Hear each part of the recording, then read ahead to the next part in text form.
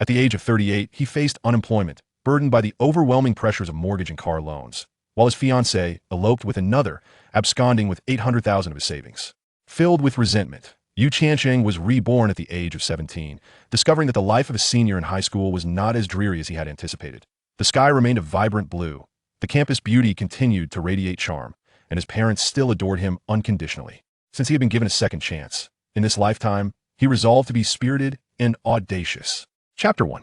Are you enjoying yourself down there? Tiancheng, you are a good man. Thank you for your meticulous care over the past year. I have considered it for a long time, but I still cannot accept your proposal. I've decided to return to him. Because I am pregnant, and the child is his, I do not wish for the child to bear a different surname upon birth. I have borrowed the 80,000 you prepared as a betrothal gift. Our family will be eternally grateful to you. On the expressway, 38-year-old Tiancheng gazed at the incessantly popping messages on the car's 12-inch display screen, feeling his head thrum with confusion. Wasn't it said that while one might falter in their career, one could find fortune in love? Yet, just after being laid off, he unexpectedly became a father, and the mother refused to let the child carry his surname. Experiencing such a double blow from life was overwhelming. A devoted admirer, he had ultimately ended up with nothing. If there were to be a next life, he would never again play the part of a devoted fool. For now, Tiancheng only yearned to reclaim the 80,000 that rightfully belonged to him. He could not comprehend how his bank card, which barely allowed for a 5,000 yuan transfer, could so easily facilitate the withdrawal of 80,000 by another. Was it simply because that man was a bank loan officer? Beep, beep, beep. Behind him, a dump truck seemed to impatiently urge him on. To hell with you. With his eyes bloodshot, Tiancheng instinctively pressed the accelerator deeper. However, fortune does not often come in pairs, and misfortune rarely arrives alone. Whether it was due to his poor driving or a malfunction in the vehicle system, the display inside the car suddenly went black, the operating system crashed, and even the brakes became unresponsive. In an instant, the entire vehicle came to a standstill. Boom! The tremendous impact and the sensation of being thrust backward left Tiancheng dizzy. How could a seasoned programmer be outsmarted by a mere electric vehicle's programming? Jump, Tiancheng, jump now. A shrill female voice echoed in his ears. The blinding sunlight struck his face, and his consciousness began to return. Wasn't he driving? How had he suddenly found himself by the lakeside?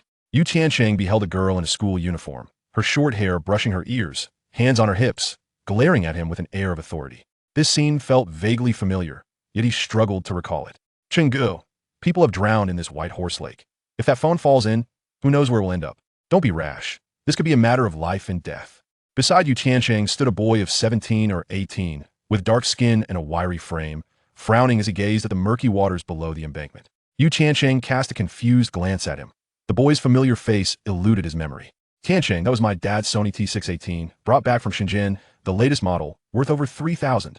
If you retrieve my phone, I will agree to be your girlfriend.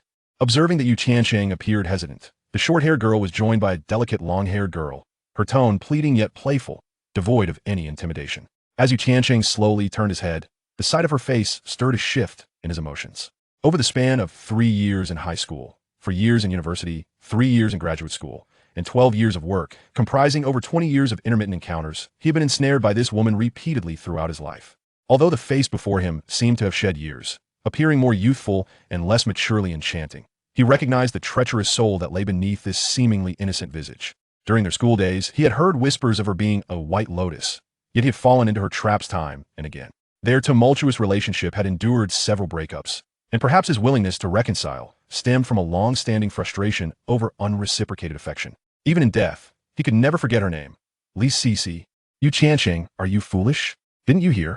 If you dive in and retrieve Cici's phone, she will agree to be your girlfriend. The short-haired girl resumed her coaxing. Su Huizhao, are you out of your mind? It's not even your phone. Why are you here making a scene? The shallowest part of this white horse lake is over 5 meters deep. A person could easily drown. No matter how valuable that phone is, can it compare to a life? The wiry boy, now irritated, fired back at the short-haired girl before seizing Tiancheng's arm. Chenggu, let's go. Let's play games. We're not getting involved with their madness. He feared that Tiancheng might impulsively leap into the lake to retrieve the phone. Lu Yeshing, we called Tiancheng here, not you. Why are you butting into our business? Tiancheng, you've pursued Cici for 2 years. This is a once-in-a-lifetime opportunity. Hurry and go fetch the phone for your goddess. Su Huizhao issued another command to Tiancheng, but her words faltered towards the end. She had caught sight of Tiancheng's expression, his eyes now red and filled with a menacing energy, resembling a bloodthirsty beast. In the next moment, Tiancheng, who should have been eagerly leaping into the lake to retrieve his phone, unexpectedly flung Lu Yexing's arm aside, then raised his hand and delivered a resounding slap to Li Cici's delicate and pitiful face. The slap rendered several onlookers momentarily speechless, collectively stunned into silence. For a brief instant, they were unable to comprehend the situation. Li Cici, struck by the blow, was left pale and bewildered, her expression one of utter confusion. The pain was secondary. It was Yu Tiancheng's demeanor that she found utterly unacceptable. Ever since the first day of their freshman year, Yu Tiancheng had become her most devoted admirer. He would bring her breakfast in the morning, help her queue for lunch, buy ice cream in the summer, and fetch hot water in the winter, showering her with meticulous care and affection. Otherwise, Li Cici would not have thought of her ever-adoring shadow, Yu Tiancheng, the moment her phone fell into the artificial lake. Yet, how could the boy who had always been obedient to her every whim, who would comply with her every playful gesture, dare to strike her? This was utterly unexpected for her. She felt a profound sense of betrayal. However, this was merely the beginning. Next, Yu Tiancheng lunged at Li Cici like a madman, his hands gripping her neck as he shouted, "Wretched girl, where's my 800,000? Return my 800,000. 800,000? What 800,000? Li Cici was completely bewildered, struggling to grasp the sudden mention of such a sum. What on earth is happening? Let go, Chingu, please let go. Someone is going to die. As Li Cici's eyes rolled back from the pressure of Yu Tiancheng's grip, on the verge of losing consciousness, both Lu Yexing and Su Huiqiao stood in shock. Together, they managed to separate the beast-like Yu Tiancheng from the disheveled Li Cici. Li Cici, terrified by Yu Tiancheng's sudden outburst, trembled uncontrollably, tears streaming down her face from the pain on her cheeks and neck. Yu Tiancheng, if you don't want to pick it up, then just leave it. Why do you have to hit me? You're insane. Cici, this guy's gone mad, possessed. We need to leave. Su Huiqiao, holding on to Li Cici and wanting to say something more, was startled when she saw Yu Tiancheng struggling to break free from Lu Yexing's hold. Instinctively, she pulled Li Cici away, reluctantly making their escape. Let go of me. I will kill her. Yu Tiancheng thrashed about a bit more, and perhaps due to his excessive exertion, his head began to throb anew. Gritting his teeth against the pain, he asked Lu Yexing, "Where's my car?" "Car? What car? We came by bus, we didn't drive." Lu Yexing looked at him in bewilderment. Yu Tiancheng mirrored his astonishment, surveying the familiar yet alien surroundings before suddenly realizing something. "Where are we?" "At Beimo Lake." Lu Yexing shuddered at Yu Tiancheng's nonsensical question. "You can't possibly be possessed, can you? Do you still recognize me? Who are you?" Yu Tiancheng instinctively inquired. "What the hell?" Lu Yexing exclaimed, jumping back to create a safe distance. "You don't even recognize me? You can't be possessed by some vengeful spirit, can you? I am Lu Yexing." "Lu Yexing? Weren't you already dead? Are you doing well down there?" Yu Tiancheng indeed had a good friend named Lu Yexing, who had been involved in offline education. However, 2 years prior, misfortune struck, and he was lost. Yu Tiancheng had attended his funeral, learning that Lu Yexing had met a tragic fate. His startup had been devastated by the dual reductions and mask mandates, leading him to lose a lifetime of savings in just 3 months. In a moment of despair, he jumped from a building, his demise a tragic loss of potential. Reflecting on his own memories of the accident, Yu Tiancheng felt a sense of surrealism. Had he and Lu Yexing encountered one another in the afterlife? What about Li Cici and Su Huiqiao? Had they also perished? No, I must sort this out carefully. Chingu, please don't scare me. I'm timid. Lu Yexing's features contorted in fear, his voice quivering. Langzhou University of Arts and Sciences? Am I back home? Yu Tiancheng glanced at the enormous sign across the street, murmuring to himself. You are electricity, you are light, you are the only myth, I love only you. He began to wander the streets, with Lu Yexing closely trailing behind him, apprehensive about potential mishaps. The small stalls emitting the scent of frying oil, the loudspeakers blaring from the video store, everything under the sun appeared so antiquated yet vividly authentic. When Yu Tiancheng stood before a barbershop, using the shop's mirror to gaze upon his youthful and handsome visage, noting the SHE posters on the walls and the date on the calendar of a beautiful star, he finally confirmed that he had been reborn. Chapter 2. Do you not recognize me? Gazing into the mirror at the youthful, handsome, and vibrant visage before him, Yu Tiancheng took a deep breath, overwhelmed by a sense of exhilaration. No mortgage, no car loan, no capes, no more anxiety about falling back into the middle-class trap. The taste of freedom. Yu Tiancheng murmured to himself as he turned around, wrapping one arm around Lu Yexing's neck while pinching Lu's thigh with the other. Ouch. Just because you've suffered a heartbreak doesn't mean you can take it out on me, right? However, that slap you just delivered was quite gratifying. I've told you before that Li Cici is not a good person. She only gets close to those with money. She enjoys all the benefits you provide while flirting with this guy today and that guy tomorrow. You finally come to your senses. I was genuinely worried you might jump in. If you drowned, how would I explain it to teacher you and Aunt Wei? Lu Yexing winced in pain, tears brimming in his eyes as he rubbed his thigh, giving Yu Tiancheng a thumbs up. Ugh, let's speak of something auspicious. Stop with the morbid talk. I moved on. What you cling to, someone else has already embraced. Li Cici is insignificant. From today onward, I shall cultivate an indifference toward women, surrounded by admirers instead. Yu Tiancheng stretched his arms wide, feeling as if even the air around him was imbued with sweetness. What you cannot let go of, someone else has already embraced. Chengge. Those words resonate deeply. Lu Yexing's eyes sparkled, as if a door to a new world had swung open before him. Yu Tiancheng shrugged. Even the most trivial of memes from the future could provide these innocent youths with days of delightful reminiscence. As a man of 40, his perspective was a profound contrast to the youthful exuberance surrounding him. What are we to do again? He inquired, waving his hand dismissively. The Internet Cafe. Legend. Our guild is raiding this weekend. At the mention of gaming, Lu Yexing immediately forgot the earlier events, responding with enthusiasm. Upon confirming that he was not dreaming, Yu Tiancheng's memories finally transported him back 2 decades to the first weekend of his senior year in high school. Originally, he was to go to the Internet Cafe with Lu Yexing, but unexpectedly received a call from that scoundrel Su Huichao, summoning him to retrieve Li Cici's phone. Yu Tiancheng vividly recalled how, in his previous life, he had indeed jumped into the lake to fetch that phone. Naturally, he had come up empty-handed, and in his haste, he had ruined his own phone in the water. The thought of a phone prompted him to instinctively reach into his pocket, retrieving a petite Nokia 8250. This was the adult gift his parents had given him for his 17th birthday, costing a princely sum of 200 yuan. In comparison to the myriad of smartphones 20 years later, it evoked a flood of warm nostalgia. Chengge, let's go to the Internet Cafe. Lu Yexing was practically bursting with excitement at the prospect of dominating the screen with virtual monsters. I'm not going. I wish to return home. You go by yourself. Before Lu Yexing could react, Yu Tiancheng had already hopped onto bus 11, swaying away. Peering through the bus window, Yu Tiancheng observed the scenery outside with great interest. 2 decades later, the remnants of youth had vanished with the wind. All the once humble houses had been razed, replaced by towering skyscrapers. In retrospect, it felt almost surreal.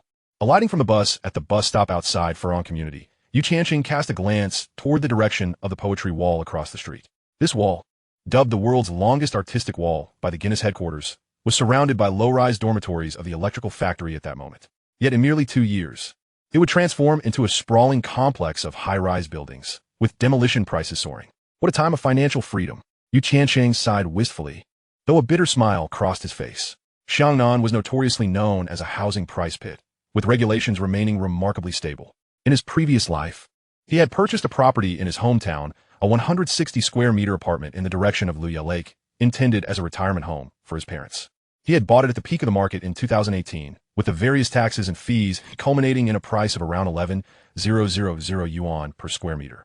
However, within 2 years, the pandemic struck, and in desperate need of funds, coupled with his parents' reluctance to occupy such a large space, he was forced to sell it. To his dismay, the apartment that had cost 11,000 yuan per square meter barely fetched 8,000 yuan upon sale, leading to a loss exceeding 300,000 yuan.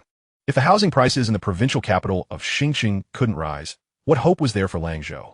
Nevertheless, with wealth in hand, he could still acquire 2 more units as investments. Muttering to himself, Yu Tiancheng purchased a bunch of bananas from a roadside fruit vendor. Munching on one as he ambled toward the community, following the path of his memories. Someone as exceptional as I should have lived a brilliant life. Humming a tune, Yu Tiancheng raised his hand, executing a perfect basketball shot motion as he tossed a banana peel toward the trash bin. Suddenly, a tall, leggy beauty on a pink bicycle, her basket also brimming with bananas, rode by just in time. With a thud, his aim faltered and the banana peel hit the basket before tumbling to the ground. The striking beauty, her long legs halting the bicycle, glared at him with her watery peach blossom eyes, scanning the surroundings until her gaze locked onto Yu Tiancheng. Who is this? Why does he look somewhat familiar? Yu Tiancheng was equally taken aback upon seeing the girl.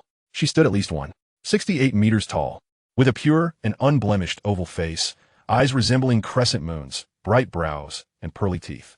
Her hair was pulled up into a high ponytail, and she donned a vibrant orange dress that accentuated her perfectly proportioned legs, brimming with youthful grace. As the two exchanged bewildered looks, an elderly woman nearby, cleaning up garbage, happened to spot the banana peel on the ground. Who is this? How lacking in morals to not throw the banana peel into the bin right next to him. The community aunt, clad in a yellow vest, bent down, ready to pick up the peel. Yu Tiancheng instinctively shrank back. hurriedly stepping forward to snatch up the banana peel before the aunt could reach it. Exactly. Banana peels are quite hazardous. There are many elderly in the community, and if anyone slips and falls, who will be responsible? Young lady, you mustn't engage in such unethical behavior next time.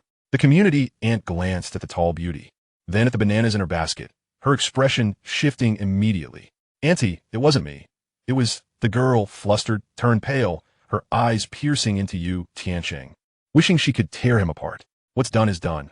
One must bravely own up to their mistakes. It's not shameful. Auntie, this girl is shy and embarrassed to admit her wrongdoing, so I'll take the blame for her. It's not like a major disaster occurred. Could you please forgive her this once? I've thrown the peel into the trash bin, see? Yu Tiancheng interrupted the girl's protest, giving a dramatic close-up of the banana peel just as it was about to enter the trash, then letting it drop with a flourish. The beauty, observing Yu Tiancheng's insufferable face, merely sneered and refrained from further argument. Ah, I wondered who it was. Turns out it's the child of Teacher Yu. Teachers are indeed remarkable. The children they raise possess such admirable qualities. Upon recognizing Yu Tiancheng, the community aunt's face lit up with a smile, offering him several hearty compliments.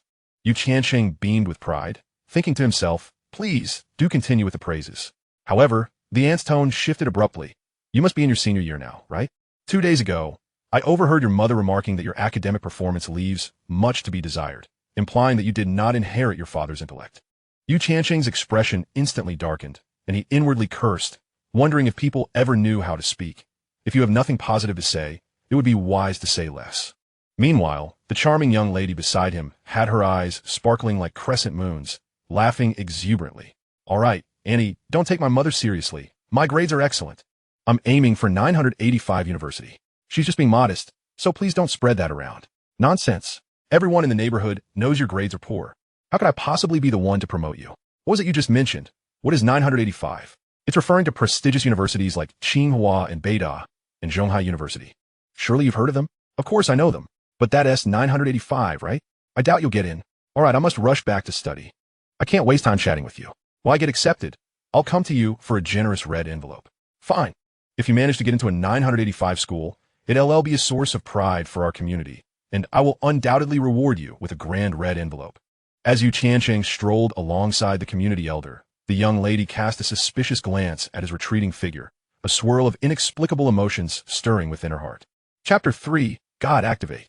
In Furong Community, Building 8, Unit 2, Room 302, Yu Tiancheng hesitated, his hand rising and falling, caught in a moment of indecision. Just as he mustered the courage to knock on the door, it swung open abruptly. He was met by a middle-aged woman in her 40s, clad in an apron and wielding a rolling pin, her gaze fixed on him with a fierce intensity. Weren't you supposed to be buying study materials? Why have you returned empty-handed? The emotional build-up Yu Tiancheng had prepared dissipated instantly with his mother's thunderous reproach, transporting him back 2 decades in an instant. I didn't come back empty-handed. I bought bananas to show filial piety. As he stepped inside, he noticed the television in the living room was airing a show about a miraculous doctor, while his father, Yu Wenyin, was hunched over the dining table, fervently grading papers. Yu Wenyin was a high school history teacher at Lanzhou No. 2 High School. Ever since Yu Tiancheng entered high school, his father had been running tutoring classes during the summer and winter breaks, and even on weekends, he was inundated with papers to grade. Yu Tiancheng recalled vividly that in a few days, his aunt's family would come asking for money, draining their household finances. In retrospect, it seemed that his father, who had once held a lofty attitude, had opened a tutoring center not merely to improve their financial situation, but most likely because his aunt had already broached the subject with him. Such was Yu Wenyin's character. He kept matters to himself and bore the burden silently. Such is the nature of this world. When it's your turn, you must relinquish some dignity, pride, and time to exchange for the currency that resolves fundamental issues. Fortunately, by the latter part of his university years, Yu Tiancheng finally had an epiphany, switched his major, and rode the wave of the internet's rapid development for a decade, earning a considerable sum, taking out loans to buy a car and 2 apartments, only to be caught in the societal machinery that chewed him up, ultimately suffering a final blow from Li Sisi. Thankfully, all that was past.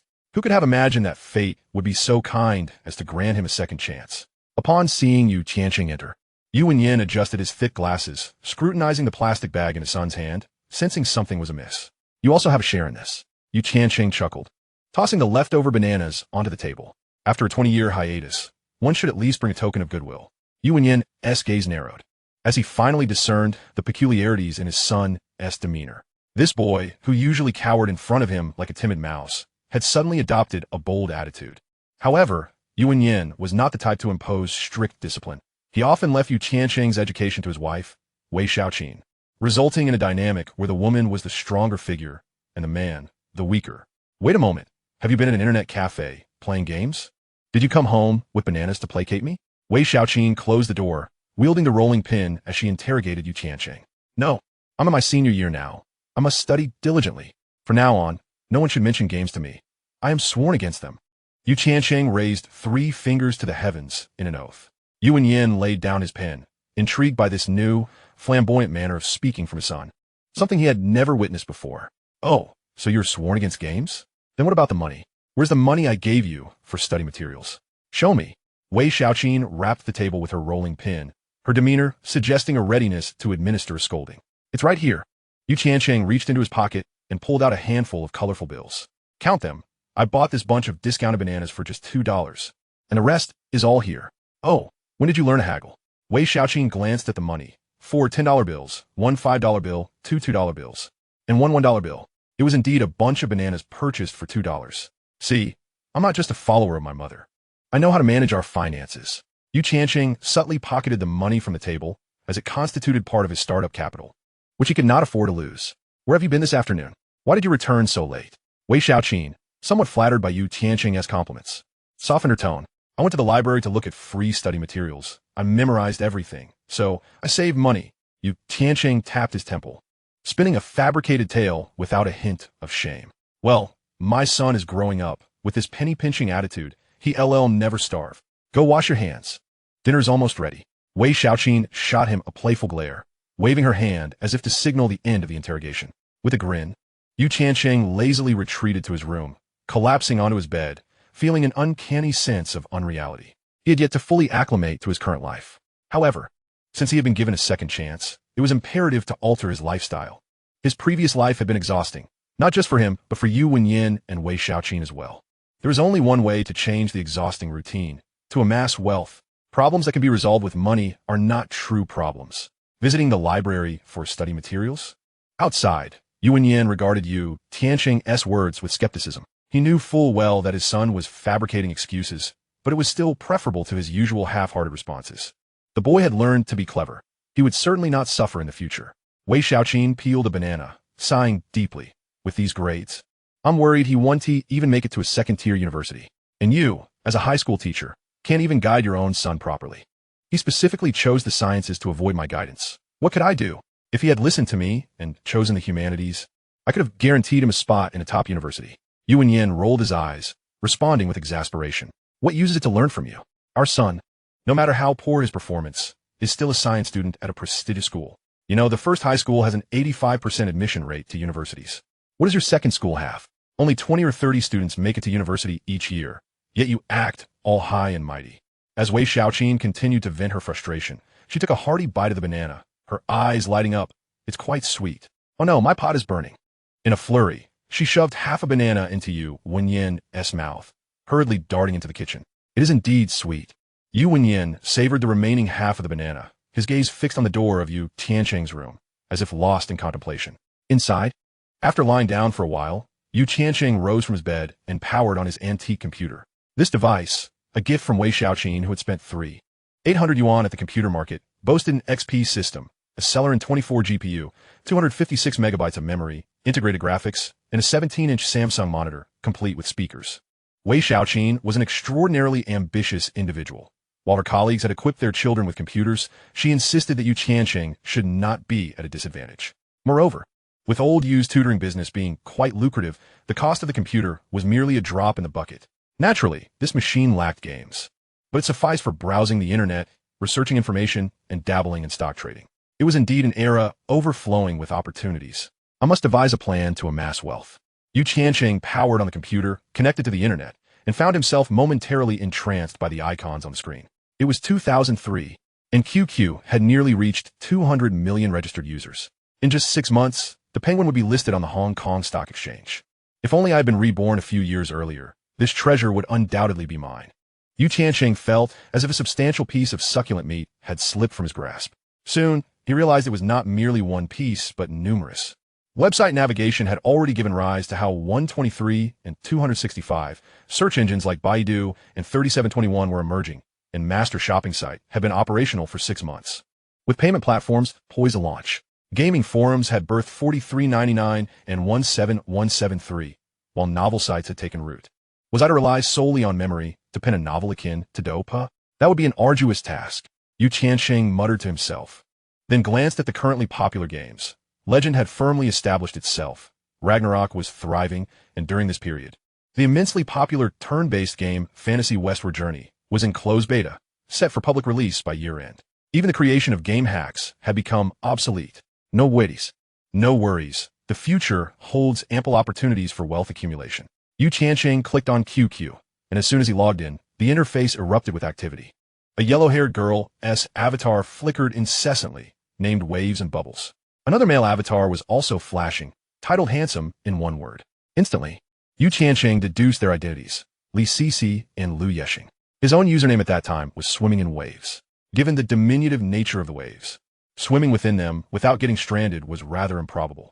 Yu Tiancheng chuckled to himself, promptly deleting his name and changing it to God. Activate. After renaming, he first opened the chat with Handsome in one word. Brother Chong, is your phone dead? You didn't answer my call. Li Sisi came to the internet cafe looking for you, but couldn't find you. She was there crying and cursing, acting like a lunatic, and refused to leave. After reading Lu Yeshing's message, Yu Tiancheng fished out his phone only to find it indeed dead. After charging it, he finally opened the chat with Waves and Bubbles. There was but a single message. Yu Tiancheng, we are completely done. Yu Tiancheng snickered, typing back, as if we ever began. The response came swiftly, as if the sender had been waiting right beside him.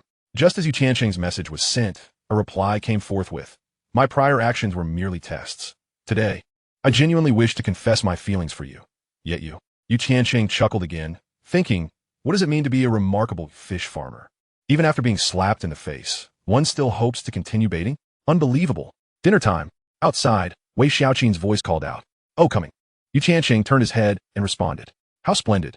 Let us hasten the breakup. I thank you. He quickly finished typing this line, then added Li Sisi's QQ number to his blacklist before deleting it. Women only serve to hinder my pace in making money. He shut down the computer and headed for dinner. Chapter 4. How about I give you this piece of cake? At 6:30 in the morning, as dawn gently broke, Yu Tiancheng rubbed his sleepy eyes and, in a habitual motion, reached out to feel for the round alarm clock on his bedside, awakening with a sigh of relief. Indeed, it was the year 2003. Lazily dressing himself, he sluggishly exited the bedroom and glanced at the dining table. He recalled that during his high school days, since he left home early in the morning, Wei Xiaoqin would leave 2 yuan on the table for him to buy breakfast. However, today the table was completely bare. Had she forgotten? Yu Tiancheng scratched his head and, while washing up, Yu Wenyan emerged from the bedroom, clutching a roll of tissue, hurriedly dashing into the bathroom. Just as he entered, he poked his head out. Was there something wrong with the bananas you bought yesterday? It's been several times throughout the night. I ate them too, and I'm fine, Yu Tiancheng replied, momentarily stunned, his mouth full of foam. Your mom said the 50 yuan from yesterday was your breakfast money for this month, so you'll have to go out and eat by yourself later. Oh, and don't take your phone to school. After Yu Wenyan finished speaking, he abruptly shut the bathroom door. Yu Tiancheng grinned. That's just like my mom. Thinking she's found a bargain, only to end up losing out. After completing his morning routine, Yu Tiancheng returned to his room, sat on his bed, and, after a few moments of contemplation, bent down to rummage under the bed. He unearthed a flat calendar wallet, dusted it off, and opened it to reveal a scattered collection of over 200 yuan. This was the pocket money Yu Tiancheng had saved from the crevices of his life. In his previous life, he had forgotten about this wallet for quite a long time, only for Wei Xiaoqin to discover it while cleaning and leave it untouched beside him until he returned home during his summer break in his 3rd year, where he had been teased about it several times. Perhaps this was the back door I left for myself. Yu Tiancheng extracted the cash, tossed the wallet into a drawer, and got up to head downstairs. As he stepped outside, a cool breeze greeted him, causing him to shiver before feeling invigorated. Skillfully unlocking his bicycle, he mounted his Phoenix bike and wobbled out of the community, turning a couple of corners until he arrived at the breakfast stand near the entrance of the first middle school. Boss, I'll have 2 bags of soy milk and 4 donuts. Only then did Yu Tiancheng realize he had actually ordered a double portion. Damn, how deep is this addiction? It's become muscle memory. Just as he contemplated asking for 1 less portion, the boss cheerfully replied, 2 bags, right? Coming right up. Yu Tiancheng's lips trembled, but he still handed over 3 yuan, accepting the breakfast. Upon entering the classroom of Class 9 in his senior year, a wave of astonishment erupted as soon as Yu Tiancheng stepped through the back door with his double portion of breakfast. See, I told you he must have bought double. Su Huiqiao nudged Li Sisi beside her. This guy must have been possessed yesterday. His brain must have short-circuited, and now he probably regrets it immensely. Look, he has brought breakfast to win you back. It's too late for him to apologize now. I absolutely won tea, forgive him this time. Li Sisi's eyes were slightly red, her face a bit flushed and swollen. Unless sigh. Seated at the front of the classroom, Lu Yexing let out a long sigh, casting a look of disappointment and exasperation towards Yu Tiancheng. He had initially believed that this fellow might truly rise to the occasion, only to be taken aback by his rapid retreat into cowardice. It was no surprise, though. The entire class was well aware of Yu Tiancheng's character. This lad had persistently delivered breakfast to Li Sisi for 2 years, while Li Sisi had always maintained a stance of taking all the benefits without ever clarifying their relationship as boyfriend and girlfriend. Their connection was perpetually ambiguous, leaving Yu Tiancheng trapped in his own illusions, which was quite perplexing. Naturally, the reborn Yu Tiancheng was unfazed by the peculiar gazes of his classmates. Just when everyone anticipated that he would present the lovingly prepared breakfast to Li Sisi, Yu Tiancheng nonchalantly placed another portion in front of Lu Yexing and settled down beside him. What is this? Do you need my assistance to apologize? Lu Yexing appeared utterly disheartened, lifting the breakfast to stand up. It's for you, Yu Tiancheng replied, slurping his soy milk and chewing on a donut, carelessly stating while narrowing his eyes in satisfaction after a hearty burp. You can't be serious about me. Lu Yexing instinctively recoiled. I'll eat it myself. Yu Tiancheng feigned a move to snatch it away. Eat, why not? I mean, Chengge, does this imply that my breakfasts are now your responsibility? Lu Yexing stuffed a piece of donut into his mouth, spewing crumbs as he grinned with his yellowing teeth. Don't flatter yourself, Yu Tiancheng retorted, just as the back door swung open, revealing a vibrant figure with a ponytail, radiating youthful beauty. After taking a few steps, she suddenly turned around, gazing thoughtfully at Yu Tiancheng. In an instant, it felt as though a spotlight had illuminated her, drawing the attention of the entire classroom to Yu Tiancheng. At that moment, he was chewing his breakfast with puffed cheeks and, upon glancing up, recognized a familiar face standing behind Lu Yexing. This girl was none other than the tall and stunning beauty, Tianyu, whom he had framed with a banana peel just yesterday. Startled, Yu Tiancheng choked on his soy milk, inadvertently spraying breakfast all over Lu Yexing. Coughing violently, he began to recall, that is why she looked so familiar yesterday. She is the school beauty of Langzhou No. 1 High School, my classmate, Tianyu. How dare you spray me? Lu Yexing exclaimed, jumping up in surprise, only to turn and find Tianyu regarding him with a look of disdain. He quickly forced a smile. C-class monitor, you've arrived. Ignoring Lu Yexing, Tianyu approached Yu Tiancheng, a playful smile gracing her lips as she asked, classmate, don't you owe me something? Yu Tiancheng glanced at the half-eaten donut in his hand and promptly offered it. How about I give you this donut? In that instant, countless piercing gazes fixated on Yu Tiancheng, akin to daggers aimed at him. Tianyu was evidently taken aback by his shameless response. Her exquisite almond-shaped eyes widened in disbelief as she swatted Yu Tiancheng's hand aside. What I meant was, shouldn't you be apologizing to me? Apologize? For what? Yu Tiancheng maintained an air of indifference, his expression betraying no sign of guilt. Tianyu tilted her head slightly, narrowing her eyes. A mischievous glint appeared as she changed her tone, feigning melancholy. Yu Tiancheng, so you've completely forgotten the incident from yesterday, have you? Her sultry gaze and flushed cheeks resembled that of a lovesick maiden chastising a heartless suitor. Instantly, the curiosity of both male and female students ignited like wildfire. Even Li Sisi and Su Huiqiao widened their eyes, leaning in to eavesdrop on the unfolding drama between Tianyu and Yu Tiancheng. Tianyu, the school's celebrated beauty and top student, typically kept her distance from Yu Tiancheng. How could such an unexpected interaction occur? And, judging by her words, it seemed there were unspeakable events between them. As Lu Yexing wiped breakfast remnants from his face, he pointed at Yu Tiancheng. So, you didn't go to the internet cafe yesterday because you were rushing off to a date with the school beauty? Yu Tiancheng and Tianyu on a date? As Lu Yexing's words echoed, the onlookers began to weave fanciful tales in their minds, fueled by Yu Tiancheng's nonchalant demeanor and Tianyu's feigned sorrowful expression. The most disheartened among them was undoubtedly Li Sisi. He hit me, and then ran off to date Tianyu? My fish in the pond were stolen? I've been abandoned by Yu Tiancheng? A torrent of bewilderment surged through her mind, leaving her feeling profoundly unsettled. How could this be? What was Tianyu to even consider him worthy? Surely, it's not as simple as it seems, Su Huichao remarked, though she too was puzzled. You Tiancheng, what exactly did you do to Tianyu? Hurry up and apologize. Your current antics only serve to highlight your poor character. A tall boy seated in the front row could no longer contain himself. Dressed in a crisp white shirt, with fair skin and neatly parted hair, he appeared anxious. Clearly one of Tianyu's admirers, he was eager to uncover the truth behind the incident and confronted Yu Tiancheng. Yu Tiancheng, with the life experiences of 2 lifetimes, was unperturbed by the challenge posed by a stranger. His expression darkened as he raised an eyebrow. Who the hell are you? He only remembered Tianyu because she was the school beauty. This boy, however, was a complete stranger to him. The boy's face flushed crimson, his fingers trembling with indignation as he glared at Yu Tiancheng. Yu Tiancheng, you've become increasingly brazen, even bullying Tianyu. I'll.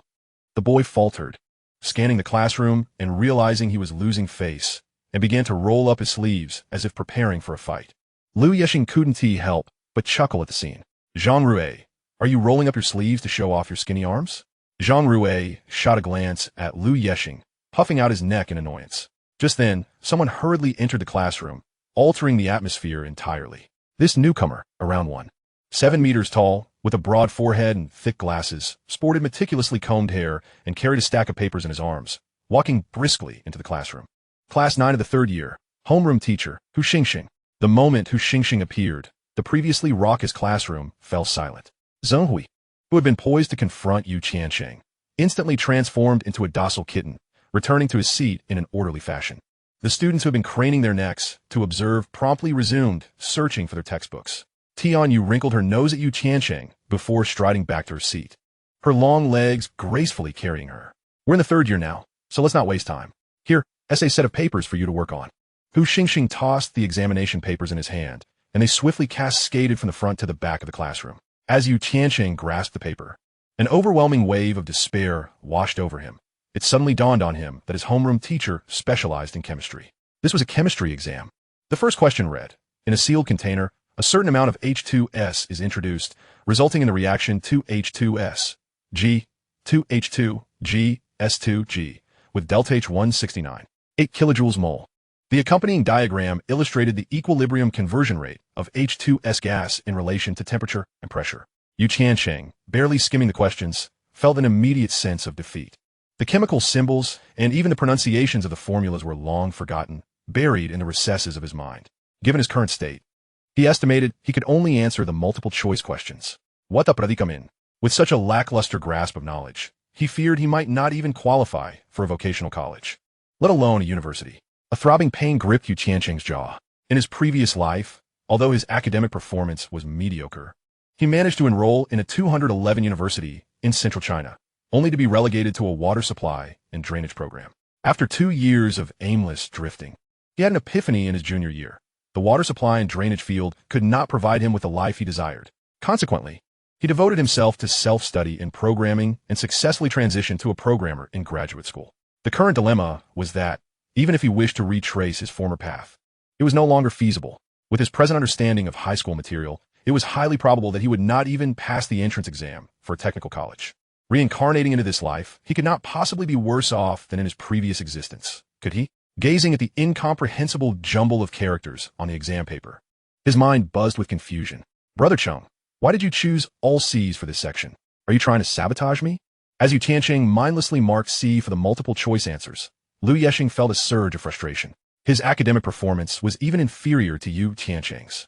He had always relied on him for answers during exams. Yet today, Yu Tiancheng seemed to be in a daze, as if sleepwalking. Aside from the multiple-choice questions, he had not written a single word, leaving Lu Yexing to scratch his head in desperation. Surely I can score 100 in Chinese, right? I should be able to. English has always been my forte. Scoring 140 should be manageable. But can I scrape together 100 for math, physics, chemistry, and biology combined? With a total of 340 points. What university can I even hope to attend? Damn it, I came back from the future, and if I can't even get into a university, won't the neighborhood Andes laugh their heads off? I can only imagine my parents' embarrassment when they go out. It seemed he would have to resort to some extraordinary measures. As Yu Tiancheng wallowed in his thoughts, the class came to an end. All right, there's just 2 minutes left. Everyone, put your pencils down. Tianyu, collect the papers and bring them to my office afterward, Hu Xingxing announced, glancing at his watch. Tianyu promptly stood up and began collecting the papers row by row. When she reached Tiancheng, she deliberately cast a glance at his paper. Upon seeing that he had only filled in the multiple choice section and had chosen all C's, she couldn't help but chuckle. Oh, so someone claimed he would score high enough for a 985 university? Is this half-filled blank sheet his strategy? As Tianyu flipped through Tiancheng's paper, an unusual expression flickered across her face, perhaps a hint of concern. Haha, if he gets into a 985, won't that mean I have to aim for Tsinghua or Peking University? Zhang Rui observed Tiancheng's half-completed exam with a mocking grin. Clearly, he had been watching the interaction between Tiancheng and Tianyu, ready to pounce at the first opportunity to belittle him. Many students nearby, having overheard their exchange, stifled their laughter. Everyone was well aware of Tiancheng's academic standing. Aspiring for a 985 university was akin to chasing a pipe dream. Tiancheng barely acknowledged Zheng lazily addressing Tianyu. Oh, you seem quite concerned about me. If I actually get in, will you consider being my girlfriend? His words plunged the classroom into stunned silence. The entire class was taken aback. What had come over Tiancheng? Had he dared to flirt with Tianyu? Had he completely lost his inhibitions? Tianyu was momentarily speechless, and before she could respond, Zhang Rui interjected with urgency. Tiancheng, you better know your place. Tianyu's future is beyond your reach. Don't be a toad yearning for swan meat. Zhang Rui's words dripped with disdain, his expression a mixture of nervousness and excitement. Prove you can get into a 985 first, and then we'll talk about being her boyfriend. Tianyu suddenly adopted a serious demeanor, replying, well, if you manage to get in, I just might consider it. At that moment, someone drinking water choked and spluttered, while another student collided with the doorframe, unaware that a bump was forming on their head. Once again, the classroom was engulfed in astonishment as everyone stared incredulously at Tianyu and Tiancheng, struggling to believe the exchange had occurred. Tiancheng was equally taken aback by Tianyu's unexpected agreement, his expression betraying surprise. However, given your current state, you're far from ready. How about I tutor you? Tianyu seemed pleased with Tiancheng's unanticipated reaction, her face glowing with satisfaction. It was akin to a chess game where she had been losing, only to unexpectedly seize victory in a single move. Extra lessons? Tiancheng mused, contemplating the efficacy of such an offer.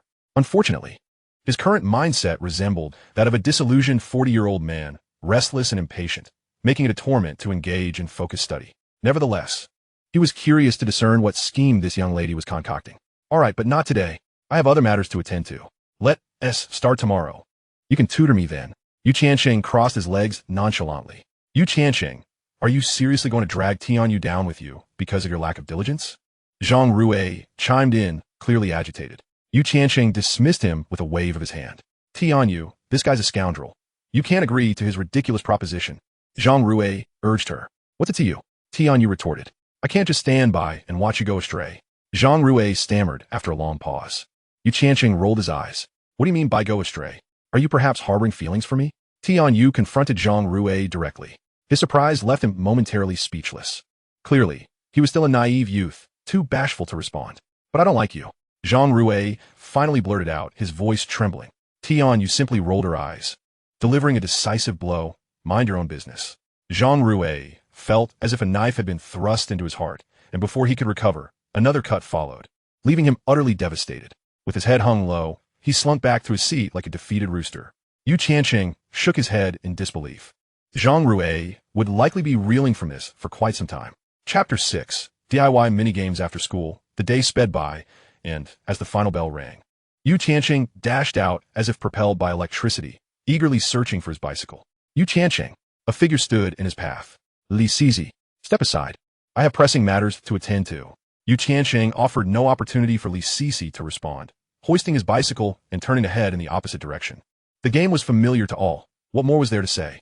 The only thing you were wasting was my time to earn money. My worth, dear Chung, is invaluable by the minute, and I have no time to indulge in idle chatter with you. As he turned his head, another figure obstructed the way in front of his bicycle. Tiancheng. Su Huiqiao stood with her hands on her hips, her legs pinching the front wheel of his bicycle, radiating indignation. Cece wants to talk to you. Don't be so ungrateful at such an opportune moment. I appreciate your concern, but my time is limited. Please, let me be. Tiancheng spread his hands in a gesture of innocence. Yesterday, I acted thoughtlessly by asking you to help retrieve my phone from the water. But you shouldn't have laid a hand on me either. How about this? Treat me to a meal, and we'll call even. From now on, we can go our separate ways, as we should. Li Sisi approached from behind, tugging at Yu Tiancheng's sleeve. "Stop it," he exclaimed, violently shaking off her grip. "Li Sisi, I implore you, let us cease any further entanglements. You've already wasted 1 minute and 58 seconds of my time." With that, he hoisted his bicycle above their heads, carefully maneuvering around the two of them. The image and the action evoked the impression that they were two unwelcome obstacles, causing the surrounding classmates to stare in astonishment. Even Tianyu, who was unlocking her bicycle, watched the hurried departure of Yu Tiancheng with keen interest. Li Sisi felt a surge of emotion welling up, her eyes brimming with tears. She felt utterly wronged. It was worth noting that Yu Tiancheng had pursued her for 2 years, always speaking softly and sweetly. How many times had he trailed behind her like an eager puppy after school? Each day, he would inquire about her well-being, asking what she wished to have for breakfast the following morning. On weekends, he would thoughtfully ask about her plans and occasionally treat her to delectable meals. Yet now, he seemed to recoil from her presence as if she were some sort of plague. It was utterly intolerable. "Yu Tiancheng, what do you truly want from me?" she cried, stamping her foot in frustration. Yu Tiancheng set down his bicycle, turned, and spoke in a tone that was cold and devoid of emotion. "Let's forget each other in this vast world. From now on, we shall not interfere in each other's lives. It is for the best." With that, he mounted his bicycle and sped away. Upon seeing Yu Tiancheng leave, Tianyu smirked and also rode off swiftly. "Fine, Yu Tiancheng, do not regret your decision." Li Sisi shouted at his retreating figure, but he had already vanished into the bustling crowd. At the computer market, Yu Tiancheng slipped into a shop that assembled computers. "Boss, do you have a tool tray? I need one. And how much for a USB drive?" "I'll take one." He pointed to the Lanka USB drive displayed on the counter. 200 for the USB drive. The proprietor, a man in his 30s, retrieved a tool tray and casually stuffed it into a CD case, tossing it to Yu Tiancheng. "Hey, teacher Song, what a nostalgic memory," Yu Tiancheng remarked, glancing at the design on the box with a click of his tongue. "This is from last year. The Youthful Giant. I have the latest films. Care to indulge?" The owner winked at Yu Tiancheng. "How about you lower the price on the USB drive, and I'll see if I can part with a bit more cash?" Yu Tiancheng chuckled. "All right, how about this? The USB drive for 160. And if you add 150, I'll throw in a disc filled with some exciting content." The owner rubbed his hands together, enticing Yu Tiancheng. 120 for the USB drive, and throw in the tool tray, Yu Tiancheng countered. "Deal," the owner sighed, nearly exasperated. After some haggling, Yu Tiancheng ultimately purchased the tool tray and disc for 150. Upon returning home, he found the house empty. It mattered little. Wei Xiaoqin and Wei Wenin rarely paid him any mind. He logged onto the internet and used the last 50 to purchase a domain name, Big Chicken Gaming Network. Gazing at the newly acquired domain name, Yu Tiancheng sighed. Selling domain names was indeed a lucrative business, yet the opportunity had been seized by others, and he lacked the initial capital to get started. Having been granted a second chance at this juncture, he resolved to not be overly greedy. Dismissing distractions, he immersed himself in the programming interface, his fingers deftly typing code. He aimed to create a web-based game. Anyone in the internet sphere would find it hard to resist the allure of gaming, which offered substantial profits without the risks associated with illicit substances. Yu Tiancheng remembered a wildly popular minigame called 2048 that took the world by storm in 2014, crafted over a weekend by a 19-year-old programmer. Such simple games had rules that were easy to grasp and were incredibly addictive, perfectly aligning with public entertainment needs. Naturally, Yu Tiancheng had studied the code of such simple games, making the task at hand effortless. In less than half an hour, he completed the program, ran a quick test to ensure everything functioned properly, and then embedded a concealed backdoor within the code, applying 2 layers of encryption and incorporating a self-destruct mechanism. In addition to 2048, he also developed clone versions of Bomberman, Tank Battle, and ELS Blocks, packaging them together and leaving a QQ number and email address as contact information at the conclusion of each game. He was uncertain whether these games would gain traction, but they had been validated by the market. If even one became a hit, he would have the necessary capital to launch his endeavors. Especially during this drought of gaming options, these mini-games held an irresistible appeal for game developers. Moreover, with his skills honed over 20 years, the programs he created were far more than mere games. His sights were set on the wallets of certain affluent individuals. As for who would take the bait, that remained a matter of luck. After uploading these mini-games onto the Big Chicken Gaming Network, he disseminated links to renowned forums of the time, employing sensational headlines such as, "Shocking! You 1T believe this secret that can change your life instantly. Astounding! This simple method can transform you into a winner overnight. Incredible! This straightforward step can make any girl fall for you. Complete the game and win a beauty." Some who clicked through found themselves greeted by a simple minigame that appeared on their desktop with a double click, easy to play, and quickly addictive. Others were redirected straight to the Big Chicken Gaming Network, where a selection of simple games awaited their engagement. Free to play and requiring no installation. They provided an enticing diversion. After completing this, Tiancheng also took a moment to review the registration process for the Informatics Olympiad. Chapter 7. Feast on the Rewards. Indulge in abundance. As a self-taught programmer, although Tiancheng's coding skills in his past life were not at the pinnacle, he was certainly adept. During his initial foray into programming, he had thoroughly familiarized himself with the various competition processes in the field of informatics. During his graduate studies, he served for a period as a coach for informatic competitions at a training institution, teaching online classes where he became well acquainted with various problem-solving strategies pertaining to competition questions. In his own words, he was confident that he could tackle at least those problems. The only drawback was that he did not hail from a prestigious university. However, after conducting a brief online search, Tiancheng discovered that his understanding of the current processes was somewhat outdated. In this era, there is no entry-level CSPJ or intermediate CSP. Instead, participants are required to directly register for provincial competitions, specifically the NOIP category. This competition consists of preliminary and final rounds, with the registration for the preliminary round set to close within a few days. Goodness, does this ridiculous system not allow for individual registrations? Must it be facilitated through the school? With only 3 days left to register, he realized he needed to act swiftly. Tiancheng muttered to himself, feeling a bit overwhelmed. Just then, Wei Xiaoqin returned home, carrying groceries. She peeked into Tiancheng's room and, seeing him shutting down his computer, scolded, "You only know how to play upon returning home. Don't you realize you're in your senior year?" "Of course I do. Rest assured, I will surely secure a place at a 985 university," Tiancheng replied, closing his laptop and stepping out of his room. He snatched a cucumber from Wei Xiaoqin's grocery bag, rubbed it in his hands, and bit into it with a crunch. It's enough just to get into a 985 with your mouth. If you could get into Langzhou University of Arts and Sciences like your brother Hao Juan, I would be satisfied. Wei Xiaoqin shot him a glare before heading to the kitchen to prepare dinner. What a joke. As if Langzhou University could accommodate someone of my caliber. Tiancheng scoffed. Hao Juan, whom Wei Xiaoqin referred to as her brother, was the child of her aunt, who had barely managed to secure a spot at a local university after last year's college entrance examination, much to the family's delight. Whenever they met, he would boast.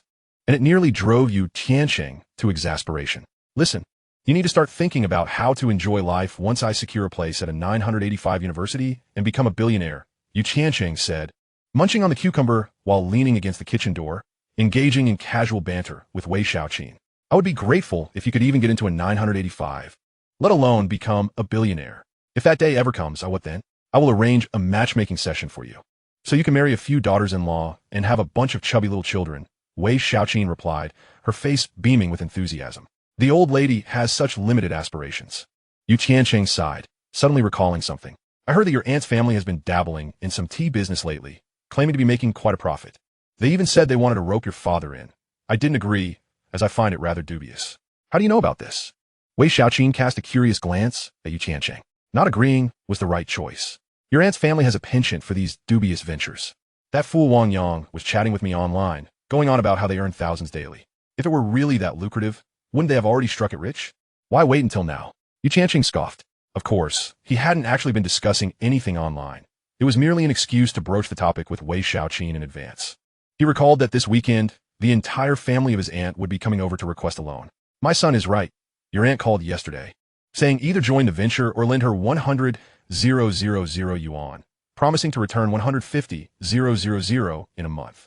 Your father argued about it with me for quite a while, as if he has been teaching history to the point of dulling his senses, claiming his sister wouldn't deceive him. Wei Xiaoqin expressed her frustration. Of course she wouldn't. A month? Do you believe they will be bankrupt within a week? Even loan sharks wouldn't earn a profit of 50% in a month. My dad just listens to their relatives' nonsense. Tiancheng raised his voice deliberately, just as Yuan Yen walked in, his face shifting from green to pale upon hearing Tiancheng's words. What are you two discussing? Yuan Yen asked awkwardly. Nothing much. Just talking about when you will be moving this family out, Wei Xiaoqin replied with irritation. Huh? What do you mean by that? Have I offended you in some way? Yuan Yen sensed the underlying tension in Wei Xiaoqin's words, feeling somewhat uncomfortable. If your sister's family can earn big bucks, why do you still come back to this little rundown house for meals? Wouldn't it be better to dine lavishly with your sister? Wei Xiaoqin retorted. Yuan Yen finally understood the situation and, irritated, replied, Didn't we agree that you wouldn't discuss this with the kids? Why are you so impatient? Do you think if I remain silent, the kids won't know? Your sister's child has already spoken to Tiancheng about it online. They are truly desperate to borrow money, even involving the younger generation. How shameless. Wei Xiaoqin rolled her eyes, bringing the prepared dishes to the table and serving only 2 bowls of rice for herself, and Yu Tiancheng placing them on the table. Tiancheng, it's time to eat. Don't worry about him. Yu Tiancheng cheerfully picked up his bowl, relishing the sight of his father's discomfort. In his previous life, his father had foolishly given away their meager savings to his aunt for that ridiculous tea business, which ultimately led to their financial ruin. Since then, Yu Wenyan had suffered immense psychological distress, and his health had deteriorated. In this life, he vowed not to allow his father to fall into such a pit again. Experiencing discomfort now was far better than suffering daily in the future. Yu Wenyan, resigned, served himself a bowl of rice, thickening his skin to sit down and eat. Seizing the moment, Yu Tiancheng continued to press on, "Dad, that tea business your aunt is involved in is utterly unreliable. It's just a Ponzi scheme, akin to a pyramid scheme. Look at how many schemes she has attempted over the years. Supplying vegetables to school canteens only to sell them halfway to gamble. Opening a restaurant, only for her capital to be squandered on gambling. Working a fruit shop, she can't even manage her accounts properly. Do you really expect her to make a fortune? Moreover, if her family were genuinely making thousands a day, would they need to borrow money from you? If they could earn that much in a month, they wouldn't need to wait for you. Just wait for half a month. If their business hasn't collapsed by then, I won't stop you from pursuing wealth." Yu Tiancheng's words left Yu Wenyan in contemplative silence. In truth, Yu Wenyan was not foolish. He understood that if the business were genuinely lucrative, many would flock to it, and it wouldn't fall into the hands of his gambling sister. Yu Wenyan had been pressured to lend money out of frustration with his aunt's family, and in a moment of thoughtlessness, coupled with his irritation toward Wei Xiaoqin, he had consented to the loan. Once the money was lent, regret washed over him. However, the die was cast, and he had to swallow the bitter pill of reality. Now, with Yu Tiancheng's guidance, Yu Wenyan began to reconsider and nodded. "Rest assured, this money is set aside for your university education. I won't lend out carelessly." "That's good to hear." Yu Tiancheng chuckled, exchanging a knowing glance with Wei Xiaoqin. "Thank goodness you are still thinking of your son." Wei Xiaoqin promptly picked up a piece of meat and placed it into Yu Wenyan's bowl, saying, 100,000 yuan. Just think of how much meat that could buy. When our son gets married, won't there be a bride price to consider? Tossing away would at least make a sound. Alas, I am not foolish. How could I possibly squander my hard-earned money on someone else's whims? If you doubt my words, I am willing to present you with my bank card. Yu Wenyan, fearing his own susceptibility, promptly pulled out his wallet and placed the card before Wei Xiaoqin. Eat meat, have a few more pieces." Without hesitation, Wei Xiaoqin accepted the bank card and immediately served Yu Wenyan 2 additional pieces of braised pork. Yu Tiancheng chuckled with glee. With the bank card now in his mother's possession, it was unlikely that the money would be lent out easily. Chapter 8. It was deliberate. The following morning, at 6 o'clock, Yu Tiancheng groggily rose from his bed. The life of a wage slave, a condition cultivated since his school days. From birth, he was deprived of the luxury of holidays. After muttering a few complaints, he splashed his face with cold water, instantly awakening his senses. Cycling out, he soon arrived at the Winxiang rice noodle shop just outside his residential complex. "Boss lady, 1 bowl of beef noodles with 2 eggs and all the toppings." Yu Tiancheng hopped over a long bench, grasped a pair of chopsticks, and rapped them on the table, calling out. This Winxiang rice noodle shop had been in operation for 5 or 6 years, occupying over 200 square meters. Yu Tiancheng recalled that around 2006, the shop expanded its business into a chain, establishing over a dozen branches in Langzhou and spreading its influence throughout the province, even opening several outlets in the provincial capital. Not only did it serve breakfast, but lunch and dinner were also part of the offering. However, the current establishment was still run by the boss lady, along with 4 or 5 employees. The boss lady was an exceptionally attractive middle-aged woman, with a curvaceous figure and an engaging demeanor.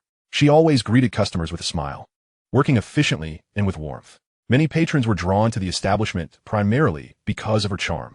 As the steaming bowl of noodles was placed in front of him, Yu Tiancheng eagerly took a large slurp, the fragrant, spicy broth filling his mouth and providing an unparalleled sense of satisfaction. To relish this bowl of noodles, he had intentionally risen half an hour earlier. Goodness, this taste felt like it had been ages since he last indulged. Yu Tiancheng stirred the steaming noodles, shaking his head as he propped his legs up on a long bench. Just as he lifted his feet, a pink backpack suddenly landed on his lap, causing him to stumble and nearly plunge his face into the bowl. Who lacks awareness? Yu Tiancheng turned in irritation, only to discover a tall, beautiful girl balancing a bowl of noodles as she crossed over the bench to sit beside him. "Tianyu, you enjoy noodles too?" Setting down her bowl, Tianyu seized the jar of chili oil, ladling 2 spoonfuls into her bowl. She stirred a couple of times before slurping the noodles with gusto, the oily chili smudging the corner of her mouth, presenting an image that seemed incongruous with her refined demeanor. Tiancheng rolled his eyes. As long as one can wield chopsticks, who cannot slurp? I thought you were only accustomed to soy milk and sweet fried dough sticks. How could you possibly find the time to enjoy such a delightful dish? Tianyu gasped from the spiciness, wiping the sweat from her forehead with a tissue as she replied. Tiancheng paused, surprisingly finding her words resonant. The enjoyment of slurping noodles was something he had seldom allowed himself time to savor. Goodness, how much precious time had he squandered on Li Cici? Why did you pretend not to know me that day? Afraid Li Cici would see? But she wasn't even nearby. Tianyu, unfazed by Tiancheng's expression, continued her inquiries. Can we avoid such unappetizing topics? Using your words, it was quite an enjoyable affair until you mentioned her. Now I can hardly eat. Originally, he could have had another bowl, but alas. Tiancheng spread his hands. He had already consumed most of his bowl, having polished off the 2 eggs as well. The portion was generous, leaving him somewhat stuffed. Oh, it seems you've truly awakened. Fine, if I've affected your appetite, I apologize. My bad. Tianyu chuckled, completely disregarding her earlier inquiry. Apologies are merely verbal. How about something more tangible? Tiancheng finished the remnants of his noodles, popping a toothpick into his mouth as he mumbled, "What do you mean?" Tianyu scrutinized him closely. "What I mean is, matters that can be resolved with money need not rely solely on apologies." He pointed towards the bottom of his bowl. "You have some nerve. Very well. Today I shall treat you." To Tiancheng's surprise, Tianyu genuinely agreed. He grinned, quickly rising to assist her with her backpack, declaring, "I can't let you treat me without contributing my effort." Tianyu shot him a bemused glance before striding towards the exit. "Hey, you haven't paid yet." Tiancheng hastily followed her. Just as they reached the door, he heard Tianyu call out to the shop owner, "Mom, I'm off to school. This is my classmate, and today I'm treating him." Suddenly, realization dawned upon Tiancheng. So that's why the boss lady looks so familiar. It turns out she is Tianyu's mother. No wonder, Tian, you frequently visited this neighborhood. The shop was located here. So this is Yu's classmate. Young man, quite handsome. How does our noodle taste? Are you full? If not, we have soy milk and fried dough sticks. Take some more. Tianyu's mother curiously appraised Tiancheng, even offering him another portion of breakfast. "It tastes excellent. I'm full, truly full." "Oh dear, our Yu is quite the peculiar temperament. She rarely interacts with classmates." "No, she is quite well liked at school." "While at school, do take care of our Yu. Actually, she looks after me. Her studies surpass mine." We might be late for school. Goodbye, Annie." Tiancheng hurriedly fled, alarmed. "Come back tomorrow. Breakfast is on the house." Tianyu's mother watched as the two exited, her eyes filled with a peculiar expression. The two cycled to school together. Tianyu giggled behind her hand as she walked, while Tiancheng ambled along nonchalantly, carrying the pink backpack. As they traversed the path, numerous students cast astonished glances at Tiancheng and the backpack he held. Then at the front, where Tianyu walked, their jaws nearly dropping in disbelief. Who in the school did not know that Tiancheng was infatuated with Li Cici? Who did not recognize Tianyu as the aloof, academically gifted school beauty? Even if they dared to dream, they would not have imagined a connection between Tiancheng and Tianyu. Yet astonishingly this morning, the sun seemed to rise from the west. Arriving at the classroom door, they spotted their homeroom teacher, Hu Xingxing, standing at the entrance with a stern expression, hands clasped behind his back. Upon seeing the two approach, Hu Xingxing appeared momentarily taken aback. "Good morning, Teacher Hu." Tianyu greeted him before stepping into the classroom. "Morning, Mr. Hu." Tiancheng followed suit, scratching his head as he entered. "Stop," Hu Xingxing called out sharply, only reacting after Tiancheng had walked in. I'm not late." Tiancheng turned, looking innocently at Hu Xingxing. "I didn't ask if you were late. Explain yesterday's chemistry paper to me." Hu Xingxing extended his hand, revealing a paper filled solely with multiple choice answers, all marked C. "As it happens, I was just about to tell you, this matter was indeed intentional on my part." Tiancheng nonchalantly accepted the test paper, revealing no hint of embarrassment as he spoke. Chapter 9. In truth, I have a secret I have yet to share with you. Intentional? Hu Xingxing paused momentarily, his anger surging rapidly. So it was deliberate, was it? Fine, then provide me with a reasonable explanation.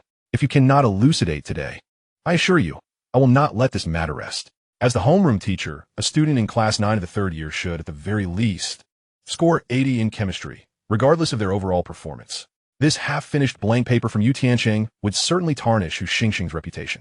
Well then, let's discuss this in the office. There's no need to disrupt the other students over such a trivial matter, is there? Tiancheng spoke with an air of maturity. Hu Xingxing felt somewhat bewildered. Why did this sound like his own words? How could they come from Tiancheng's mouth? And why was this rascal so unabashedly assertive despite being in the wrong? This compelled Hu Xingxing to reassess Tiancheng. Very well, let us proceed to the office. I'll sacrifice an entire class period for this. I am eager to see what you have to say. With gritted teeth, Hu Xingxing decided on the office. Just a moment, please. Tiancheng cheerfully scampered back into the classroom to deposit his pink backpack on Tianyu's desk, then, with a calm demeanor, exited the classroom under the gaze of his classmates. Tianyu cast a playful look at Tiancheng. You haven't gone too far, have you? If you've truly angered Mr. Hu, he might just call your parents. Rest assured, it's a minor issue. Tiancheng snapped his fingers. How about a wager? If I land safely in the end, you treat me to breakfast tomorrow? Huh, you really are something. All right, I accept your bet. Tianyu first let out a cold laugh, then unexpectedly agreed. Tiancheng, are you planning to resolve your lunch before heading to the office? At the classroom's entrance, Hu Xingxing was nearly ready to drag him out in frustration. Tianyu, after all, was a promising student destined for prestigious universities like Tsinghua or Beida, a symbol of rewards and a tool for promotions. She was the apple of Hu Xingxing's eye. What was Tiancheng doing? Not only was he tarnishing Hu Xingxing's reputation, but he also seemed intent on usurping his glory. No need for that. It's not even lunchtime yet. Tiancheng chuckled, hastily making his exit from the classroom. Tianyu's beautiful almond-shaped eyes watched Tiancheng's retreating figure, and for no reason at all, a smile broke out on her fair, oval-shaped face, stunning those around her. The classroom erupted in chaos. Zhenghui, what is wrong with you? I think my heart is shattered. It hurts so much. Zhang Rui clutched his chest, an expression of unbearable agony on his face. How could he be so close to Tianyu? He was clearly mine. Why was he pursuing Tianyu? Moreover, Tianyu was so tolerant of him. How could this be possible? Li Sisi, observing Tianyu packing her bag nonchalantly, felt as if something had gripped her heart fiercely. In the office, Hu Xingxing, one hand holding a thermos and the other a teacup, poured a cup of hot water and placed it on the table. Now, explain yourself regarding this chemistry test paper. Do you look down on me? Do you have a grievance against me? How could I dare look down on you? I merely sought an excuse to have a proper conversation with you. Tiancheng thought to himself. If you were to turn back 20 years and attempt a third-year mathematics exam, I dare say you would flounder too. He accepted the teacup from Hu Xingxing. Thank you, Mr. Hu. Hu Xingxing observed the teacup in Tiancheng's hand, nearly laughing despite his frustration. His recollection of Tiancheng was of a somewhat naive and timid student who behaved properly in his presence. Yet today, Tiancheng seemed surprisingly audacious. However, these children were all 18, legal adults, and Hu Xingxing found this mode of interaction to be somewhat more comfortable. Nonetheless, while it is a good thing that you are no longer pursuing Li Sisi, you cannot turn around and pursue Tianyu, either. Are you intending to stab me in the back? I say, Tiancheng, we are in the final year now. Spare me the games. If you put in the effort, you could score well enough for a decent university, but if you continue down this path, you won't even make it to a vocational school. Hu Xingxing tapped his fingers on the table. That cannot be. My goal is to enter a 985 university. Tiancheng sipped his hot water, his eyes darting to Hu Xingxing's tea canister, and without hesitation, he took it, opened it, and tossed a pinch of tea leaves into his cup. Are you pushing your luck? Hu Xingxing snatched the tea canister back. With your grades, aiming for 985 is merely a pipe dream. You need substance to back it up. Therefore, since my grades aren't sufficient, I must take a few unconventional routes. Tiancheng replied while sipping the tea, spitting out a leaf. Unconventional routes? What do you mean? Do you think I am someone who could help you cheat on your college entrance exam? Did you not hear about the news last year regarding the stolen exam papers? They received a 7-year sentence. Do you really think I would risk everything for you? Even if you were my own son, I wouldn't dare to engage in such activities. Hu Xingxing chuckled at Tiancheng. That cannot be. How could I ever ask you to engage in illegal activities? I came to speak with you today to request your assistance in signing me up for the informatics competition. Tiancheng waved his hands insistently. The informatics competition? Tiancheng, you must be joking. I've never heard that you were into programming before. Besides, it's the final year. Do you even have time for competitions? Hu Xingxing was taken aback, his expression growing serious. While I may not understand the informatics competition, I have numerous acquaintances who are teachers at the top 4 schools in Xingxing, and I do have some knowledge about the 5 major subject competitions. Most of these competitions require students to start preparing in middle school, with the latest being in the first year of high school. Many students finish the high school syllabus for a single subject in just 1 semester and then spend the remaining 2 years specializing in one area. If that does not pan out, they still have to return to prepare for the college entrance exams. Our City S No. 1 high school has never produced a competitor. Not even in the fundamental subjects of mathematics, physics, chemistry, and biology, let alone informatics. Our school lacks the foundational skills. You have no advantages compared to the competitors from Xingqing's top 4 schools. Hu Xingqing, being the homeroom teacher of a key class, had a good understanding of various schools and students. In his eyes, even Tianyu had a significant gap compared to the competitors from Xingqing's top 4 schools. While Langzhou No. 1 High School is decent, it only produces 2 or 3 students for Tsinghua or Beidai each year, and 4 or 5 for Zhonghai University. As for Yu Tiancheng, he was destined for at most a decent university. In fact, the previous Yu Tiancheng managing to secure a spot at a 211 university was already an extraordinary feat. Actually, I have a secret I have not shared with you. Yu Tiancheng's face turned serious as he gazed intently at Hu Xingqing. Chapter 10. If Teacher Su praises me a bit more, I can endure it. Speak your mind. Spare me your theatrics. Hu Xingqing felt somewhat outmatched by this rascal today. This brat had been testing his patience all along. Yet this scoundrel, with his carefree demeanor and unexpected antics, left him unable to feel truly angry. Actually, I began learning programming at the age of 7, and I have been studying it for 10 years now. Yu Tiancheng spoke mysteriously. Is it true? Hu Xingqing felt a sense of deception. Yet he also believed that what Yu Tiancheng said was genuine. Of course it's true. Yu Tiancheng pouted. There's still 3 days left for this round of registration. Oh no. Just 2 days. This event does not allow individual registrations. Only schools can assist with that, which is why I came to you. I can assure you that I will definitely make it to the semifinals, and then I'll secure a reduced admission score. It's a sure thing. Lao Hu, this is a significant matter concerning my future. You must not be careless. Yu Tiancheng then looked at Hu Xingqing earnestly.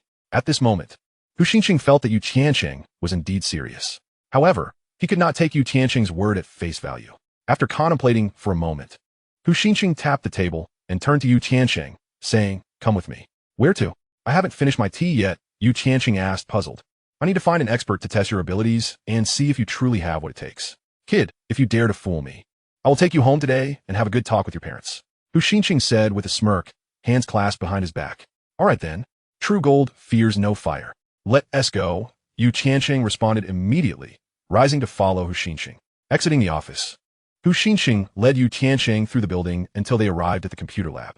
Upon opening the door, they saw a young woman named Su Lan, clad in blue trousers and a bright yellow long-sleeve shirt, with her hair styled in a high bun, seated at the computer at the podium, one hand gripping the mouse, incessantly clicking as if engrossed in a game. Su Lan was a new computer teacher at the city's first high school. It was said that she had just graduated from Xiangnan University, and her family held considerable influence, which facilitated her rapid entry into the prestigious institution. During her first computer class, Su Lan's appearance captivated all the students. Her stunning looks, articulate speech, and commanding presence left a group of high school novices in awe. Many students immediately idolized this new teacher as their goddess, and countless tears and dreams were shed over her that night. Numerous single male teachers also found themselves overwhelmed with hormones, flocking to this new colleague. At that moment, Su Lan was perched with one leg crossed over the other, her black high heels dangling, while she lazily sucked on a lollipop, muttering irritably, "What a piece of junk, it even caused my computer to blue screen." Upon noticing Hu Xingqing and Yu Tiancheng's sudden entrance, Su Lan was taken aback, quickly dropping her leg and smiling slightly. "Mr. Hu, don't you have class? What brings you to the computer lab?" "Su Laoshi is here. I believe you graduated from the Information Science and Engineering Department at Xiangnan University, right?" "I have a favor to ask," Hu Xingqing replied. "What can I assist you with, Mr. Hu?" She inquired. "This is one of my students. He wishes to participate in the informatics competition, and I would like you to assess his skills." Hu Xingqing indicated toward Yu Tiancheng. "Informatics competition? Senior year? Isn't it a bit late?" Su Lan relaxed upon hearing the request, glancing at Yu Tiancheng, her tone becoming more casual. "Not late. There's still 2 days left for registration." Yu Tiancheng interjected eagerly. "Are you saying it's late for registration?" Su Lan rolled her eyes, her fair fingers still gripping the lollipop, lazily asking, "What programming languages have you learned? Pascal? Python? Java? C? I know a bit of everything, but my strongest is C," Yu Tiancheng answered without reservation. "C? Humph. Have you even learned programming for a few days? Can you write code? Do you understand what a binary tree is? What about greedy algorithms? Dynamic programming?" Su Lan fired off a series of questions without lifting her eyelids. Hu Xingqing nodded repeatedly, marveling at Su Lan's expertise. Indeed, a top student from Xiangnan University was unmatched in her knowledge. These technical terms were foreign to Hu Xingqing, let alone how to answer. A binary tree, known as a binary tree in English, is a significant type of tree structure. Many practical problems abstracted into data structures often take the form of binary trees, which have relatively simple storage structures and algorithms. Each node can have at most two subtrees, distinguished as left and right. A binary tree consists of a set of infinite elements, with one element referred to as the root and two disjoint binary trees, known as the left and right subtrees, respectively. It is an ordered tree. When a set is empty, it is referred to as an empty binary tree. The greedy algorithm is a strategy that selects the current optimal solution at each step, aiming to find a local optimum, though it does not guarantee a global optimum. Dynamic programming, a branch of operations research, is the process of finding the optimal solution to a decision-making process, with applications spanning engineering, economics, industrial production, military, and automation control. Yu Tiancheng adeptly recited the answers to Su Lan's questions, leaving her momentarily stunned, and even Hu Xingxing felt somewhat bewildered. Not bad. Su Lan turned around, re-evaluating Yu Tiancheng. With his buzz-cut, white shirt, and oversized school uniform trousers, his youthful face contrasted sharply with the maturity and nonchalance reflected in his eyes. Su Laosi, based on what he just said, can he participate in the informatics competition? Hu Xingxing inquired. He has potential, but it's limited. These are merely fundamental algorithmic concepts that anyone who studies programming would learn. Whether he can compete or not will depend on his true capabilities, Su Lan replied, gesturing toward her now blue-screened computer. Today, 1T work, my computer has some issues. Tomorrow, once I fix it, come back, and I'll give you a couple of problems to solve. Perhaps I can assist you further. I can help fix it, Yu Tiancheng said as he stepped forward. I've been tinkering with it for a while and still couldn't figure it out. If you can fix it, then Su Lan began. But before she could finish, she saw Yu Tiancheng skillfully entering safe mode on the keyboard. After a flurry of activity, he realized that the entire computer had been formatted.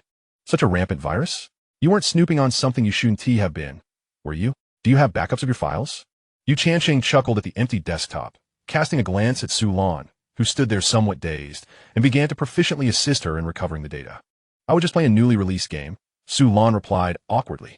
That can't be right. Playing a game shouldn't mess up your computer like this. The game you were playing was called 2048, wasn't it? Did you crack their source code? Yu Tiancheng smiled knowingly at Su Lan's feigned innocence. The virus embedded in the 2048 program had been written by Yu Tiancheng himself. He understood all too well what would happen if someone attempted to forcefully crack it. How do you know? Have you played this game too? Ahem. Although it's just a simple game, the developer is quite impressive. My teacher said that the person who developed it is undoubtedly a genius. The encryption algorithm of this program is well over a decade ahead of our understanding. None of my classmates could write such a game program or crack its source code.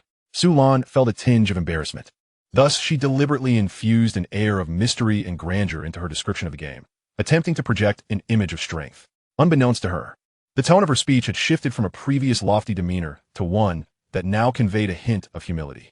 Ahem, Yu Tiancheng tilted his head, observing Su Lan with a playful glint in his eye, appraising the young woman before him. What are you staring at? Is there something on me? Su Lan, feeling uncomfortable under Yu Tiancheng's gaze, widened her almond-shaped eyes and feigned seriousness. I am a teacher. Being scrutinized so closely by a student is quite degrading. When Su Lan praised someone, it made others feel a bit awkward. In truth, I am not as formidable as you claim. My skills are merely a tad ahead of yours, not by 10 years, but rather 20. Yu Tiancheng raised two fingers in a playful gesture toward Su Lan. I was praising the one who created this game, not myself. Wait, what did you say? Su Lan momentarily choked on her words. What do you mean? Yu Tiancheng pointed to his own face. That's right, it's me. If you praise me a bit more, I can handle it. Chapter 11. My resources can clear your path. Did you develop this game? Su Lan's expression was one of disbelief, her almond eyes filled with astonishment. Absolutely, but as soon as I released it, you're already playing it. It seems your discerning eye truly is remarkable, Su Lan. Yu Tiancheng subtly flattered her. This young man likely had no idea just how popular his few small games had become. Su Lan pinched her thigh hard. These games had only been launched for a few hours and were already being fervently circulated in the student group at Xiangnan University. Her former mentor, Professor Chun Peishan from the College of Computer Engineering at Xiangnan University, had praised the game highly, declaring the developer a genius in algorithms, particularly noting that its encryption algorithms were a decade ahead of contemporary technology. Please let me see the source code for this game. I wish to learn from it. Su Lan, evidently an enthusiast for programming, was both inexperienced and eager to play. But, Su teacher, this is a commercial secret, Yu Tiancheng awkwardly reminded her. Oh, right. My mistake. Such confidential material should not be shared so casually, she replied. I will accept you as my disciple. Su Lan clapped her thigh and turned to Hu Xingxing, asking, what's his name again? Yu Tiancheng. Yu Tiancheng, splendid, very good, you are exceptional.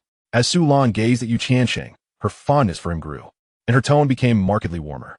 Su teacher, do you mean Yu Tiancheng can participate in the informatics competition? What is his skill level? Does he have a chance of winning? Hu Xingxing rubbed his hands together, a flicker of excitement evident in his demeanor. Winning?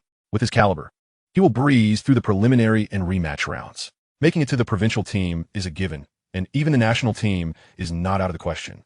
Su Lan exclaimed with excitement. Wouldn't that mean he could be directly recommended to a prestigious university? Hu Xingxing was immediately thrilled. I have never taught a competition student in my entire career. Over the years, Langzhou No. 1 High School had only produced one second-place winner in the provincial physics competition. Now, Hu Xingxing had the opportunity to mentor a competition student, a truly fortuitous turn of events. At that moment, Yu Tiancheng had already restored the computer data and casually opened the Big Chicken Game website, glancing at the back-end traffic. To his astonishment, there had been an incredible 130,000 visits overnight, and the number was still climbing. This revelation left him genuinely taken aback. At this rate, these small games were poised to become massive hits. Su Lan leaned in to take a look, exclaiming in disbelief, You created this game website as well? Isn't this basic? My goodness, this traffic is astronomical. Su Lan turned to Hu Xingxing. Teacher Hu, are there such talented individuals in your class? It's just a webpage, he replied, oblivious to the true value of the Big Chicken Game website. Su Lan felt as though she were speaking to a brick wall. However, she held no contempt for Hu Xingxing. Expertise lies in specialization, and it was only natural for someone outside the field to be unaware of such matters. The prospect of Yu Tiancheng being recommended to a prestigious university was a foregone conclusion. His future was indeed boundless. Not to mention, the value of those small games he had programmed would not be less than a significant sum. Su Lan extended two slender, fair fingers, their rounded nails adorned with a layer of transparent polish, looking exceptionally tempting, evoking an impulse to take a bite. How much is that? 20,000? Surely not 200,000? Hu Xingxing was momentarily dazed. At another zero, Su Lan chuckled. Yu Tiancheng cast a slightly surprised glance at Su Lan. Her discernment was notably sharp. How much? Hu Xingxing's eyes widened in astonishment. Why do we pursue higher education? Is it not to secure a good job and earn a respectable salary? To put it nicely, it's about contributing to society. To put it bluntly, it's merely to make a living. 2 million, an unimaginable figure for him. Could Yu Tiancheng truly earn such a sum from a few small games? At that moment, he regarded Yu Tiancheng as though he were looking at stacks of vibrant red bills. If he sold them, wouldn't that mean financial freedom? Hu Xingxing's jaw dropped in disbelief. Sell? How foolish would one have to be to sell them? Advertising revenue is the way to go. Just a few thousand for an ad, and within a year, you'd easily earn 300,000 to 500,000. In 2 to 3 years, 2 million would be a reality. This doesn't even account for the increased value from subsequent downloads. It's a pure cash cow. Su Lan's gaze towards Yu Tiancheng resembled that of someone eyeing a gold mine, a diamond, a treasure, her eyes sparkling with wonder. Yet, Yu Tiancheng internally shook his head slightly. While Su Lan's vision was somewhat astute, it was not comprehensive. He could indeed monetize through advertising now, but this would not last long. The future of the internet evolves rapidly, changing at a breakneck pace every single day. If he clung to the Big Chicken Game website, it would likely be swept away in the fierce currents of competition. This was not Su Lan's fault. Rather, it reflected the limitations of the times. In truth, Su Lan's perspective was already quite elevated. Such potential for profit? Hu Xingxing's fingers trembled slightly. However, he was not blinded by greed. At this moment, he retained his integrity as a teacher, deeply passionate about his vocation. He swiftly steadied his thoughts, patting Yu Tiancheng on the shoulder. Tiancheng, keep it up. If you can secure a recommendation to a prestigious institution like Qingbei, it would bring honor to our entire school. No, to the entire educational system of Langzhou. Old Hu, you're thinking too highly of it. Getting into Qingbei is no simple feat, Yu Tiancheng interjected, dousing Hu Xingxing's enthusiasm with a splash of cold water. Even gaining admission to Zhonghai University would be commendable. That institution is also a top-tier 985. You must have faith in yourself. Hu Xingxing surprisingly began to cheer for Yu Tiancheng. What a typical opportunist. Yu Tiancheng rolled his eyes, recalling how Hu Xingxing had not been so supportive when he had sought him out previously. From now on, I will be your mentor, Su Lan suddenly declared, her hands clasped behind her back, donning a serious expression akin to that of an authoritative teacher. Yu Tiancheng looked on, stifling a laugh. This girl was only a few years his senior, dressed like a sophisticated woman, yet speaking like a friendly neighbor. Occasionally, she would try to assert the dignity of a teacher. Teacher Su, what can you teach me? Yu Tiancheng pointed at the computer which had already regained its data. I fixed the computer for you. Su Lan's face flushed instantly. Tilting her head in contemplation, she replied, Yu Tiancheng, you wish to participate in the informatics competition, correct? If you need the school's assistance with registration, I can handle that for you. Rest assured, while my technical guidance might be limited, my resources will undoubtedly pave the way for you. I shall call the CCF representative in Tiancheng right now to ensure your name is on the list, and later, I will inform the principal. Chapter 12. Long live Teacher Su, may her health be eternal. CCF stands for the Computer Association, which has a representative in every province responsible for matters concerning informatics competition candidates. Su Lan was showcasing her network of connections to Yu Tiancheng. As she spoke, she pulled out her phone from her pocket and dialed a number right in front of him. Yu Tiancheng caught a glimpse. It was a Nokia 7650, which had launched at over 6,000 yuan. Even after being on the market for more than a year, its price remained robust. This indicated that Su Lan indeed came from a well-off family. Hello, Lao Su, it's Su Lan. Could you register a student of mine? Yes. I'll send you the information to your email shortly. Please cover the registration fee for now. I'll treat you to drinks in Tiancheng later. With Su Lan's demeanor, it was evident that her connections in Tiancheng were formidable.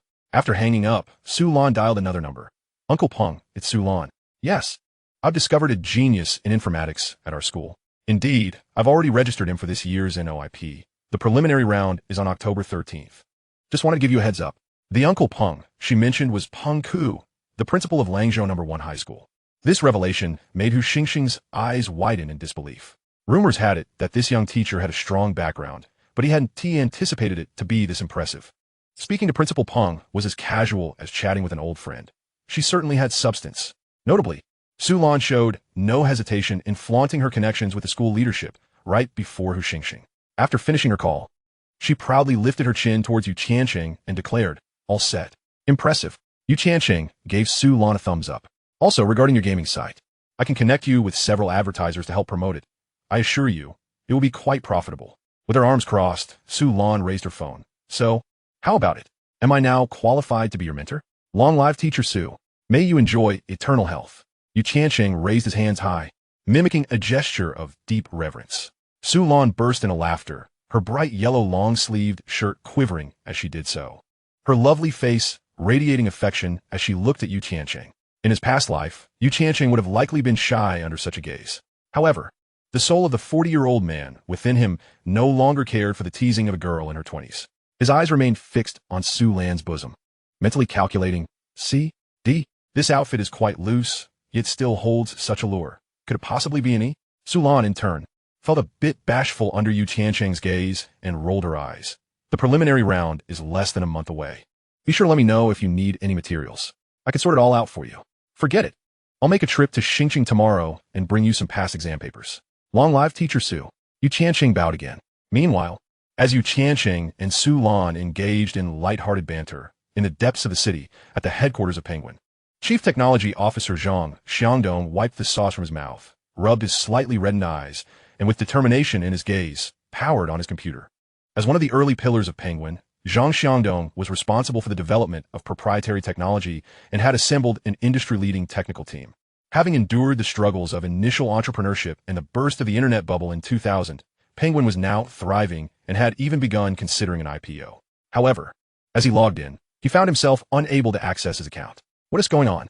Zhang Xiangdong furrowed his brows and quickly called the tech department. What is the issue? Why can't I log in? What are you all doing? Zhang, the server has been formatted and is in the process of data recovery. What?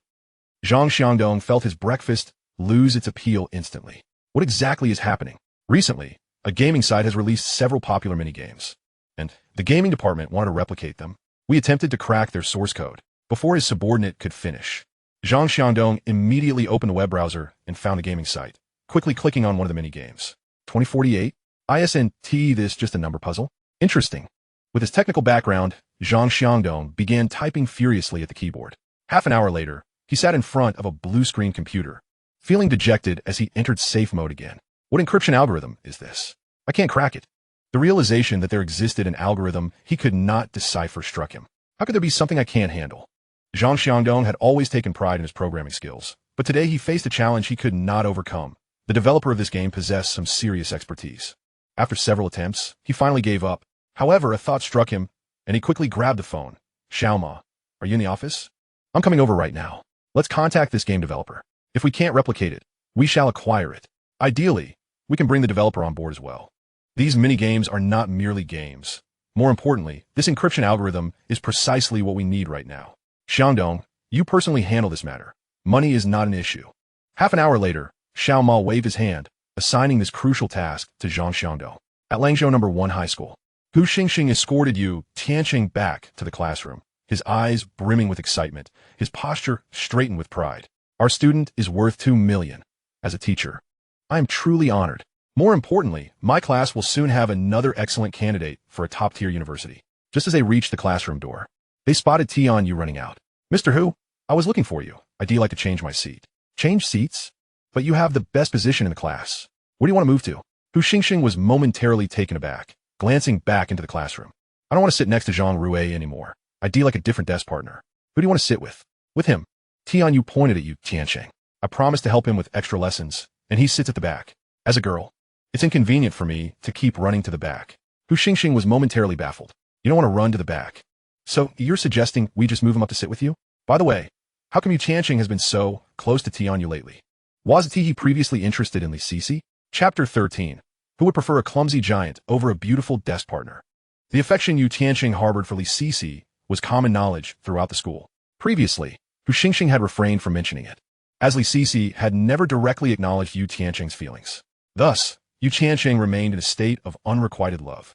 Hu Xingxing's educational philosophy was always to let things unfold naturally, for each student possesses their own dignity, face, and choices. However, he now found himself increasingly unsettled. In comparison to Li Sisi, surely any boy would be enamored with a studious, tall, and attractive girl like Tian Yu. Up until now, Tian Yu had shown little interest in any male student. Yet, in recent days, she seemed to be growing quite close to Yu Tiancheng. Was this a mutual pursuit? Could it be that Tian Yu had become aware of Yu Tiancheng's worth and was now drawn to him? Hu Xingxing suddenly felt his thoughts taking a rather dubious turn. Nevertheless, as a man in his 40s, he had witnessed too much hypocrisy in life. Human hearts are inscrutable, and many occurrences are beyond one's imagination. No matter how beautiful or intelligent a girl may be, she can still be materialistic. Otherwise, why would Li Sisi flaunt her affections so freely, attracting numerous admirers? Tian Yu should not fit that mold, yet one can never be too sure. Hu Xingxing felt it necessary to remind both parties of the situation. Does she know about you?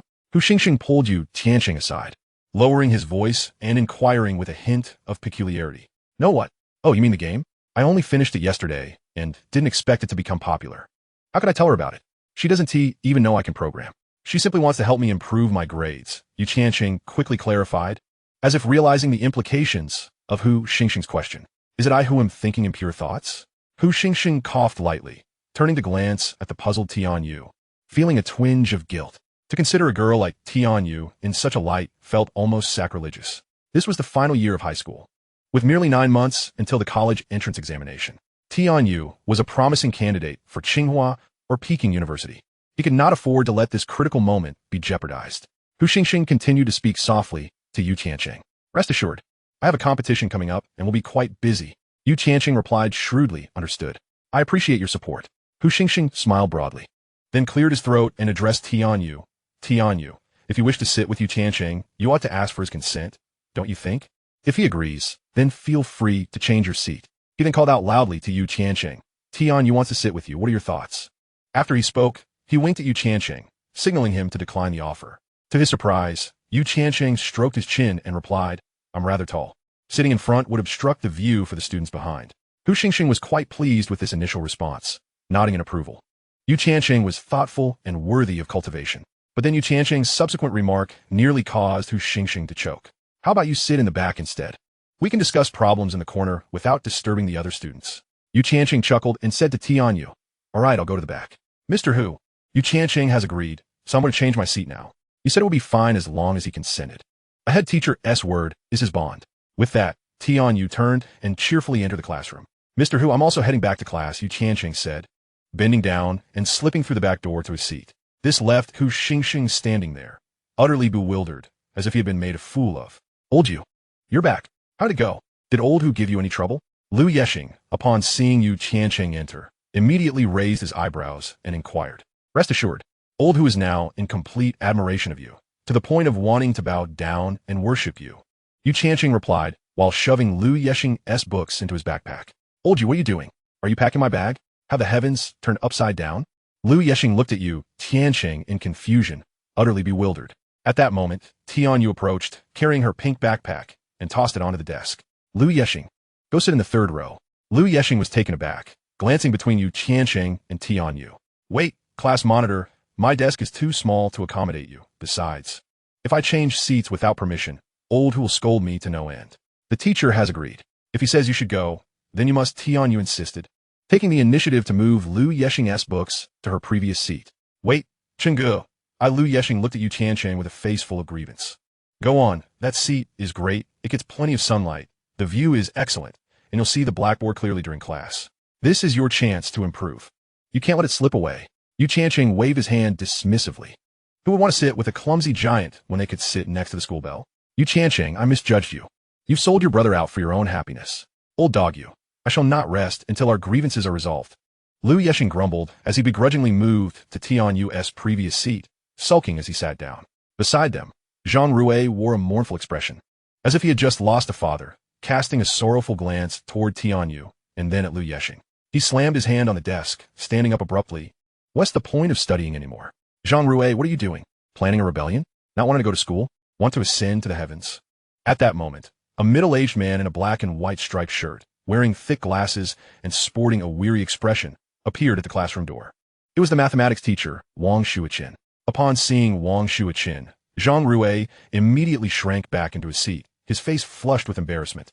The other students couldn't help but laugh. Only Li Sisi, watching Yu Tiancheng sitting next to Tianyu, felt her chest rise and fall rapidly.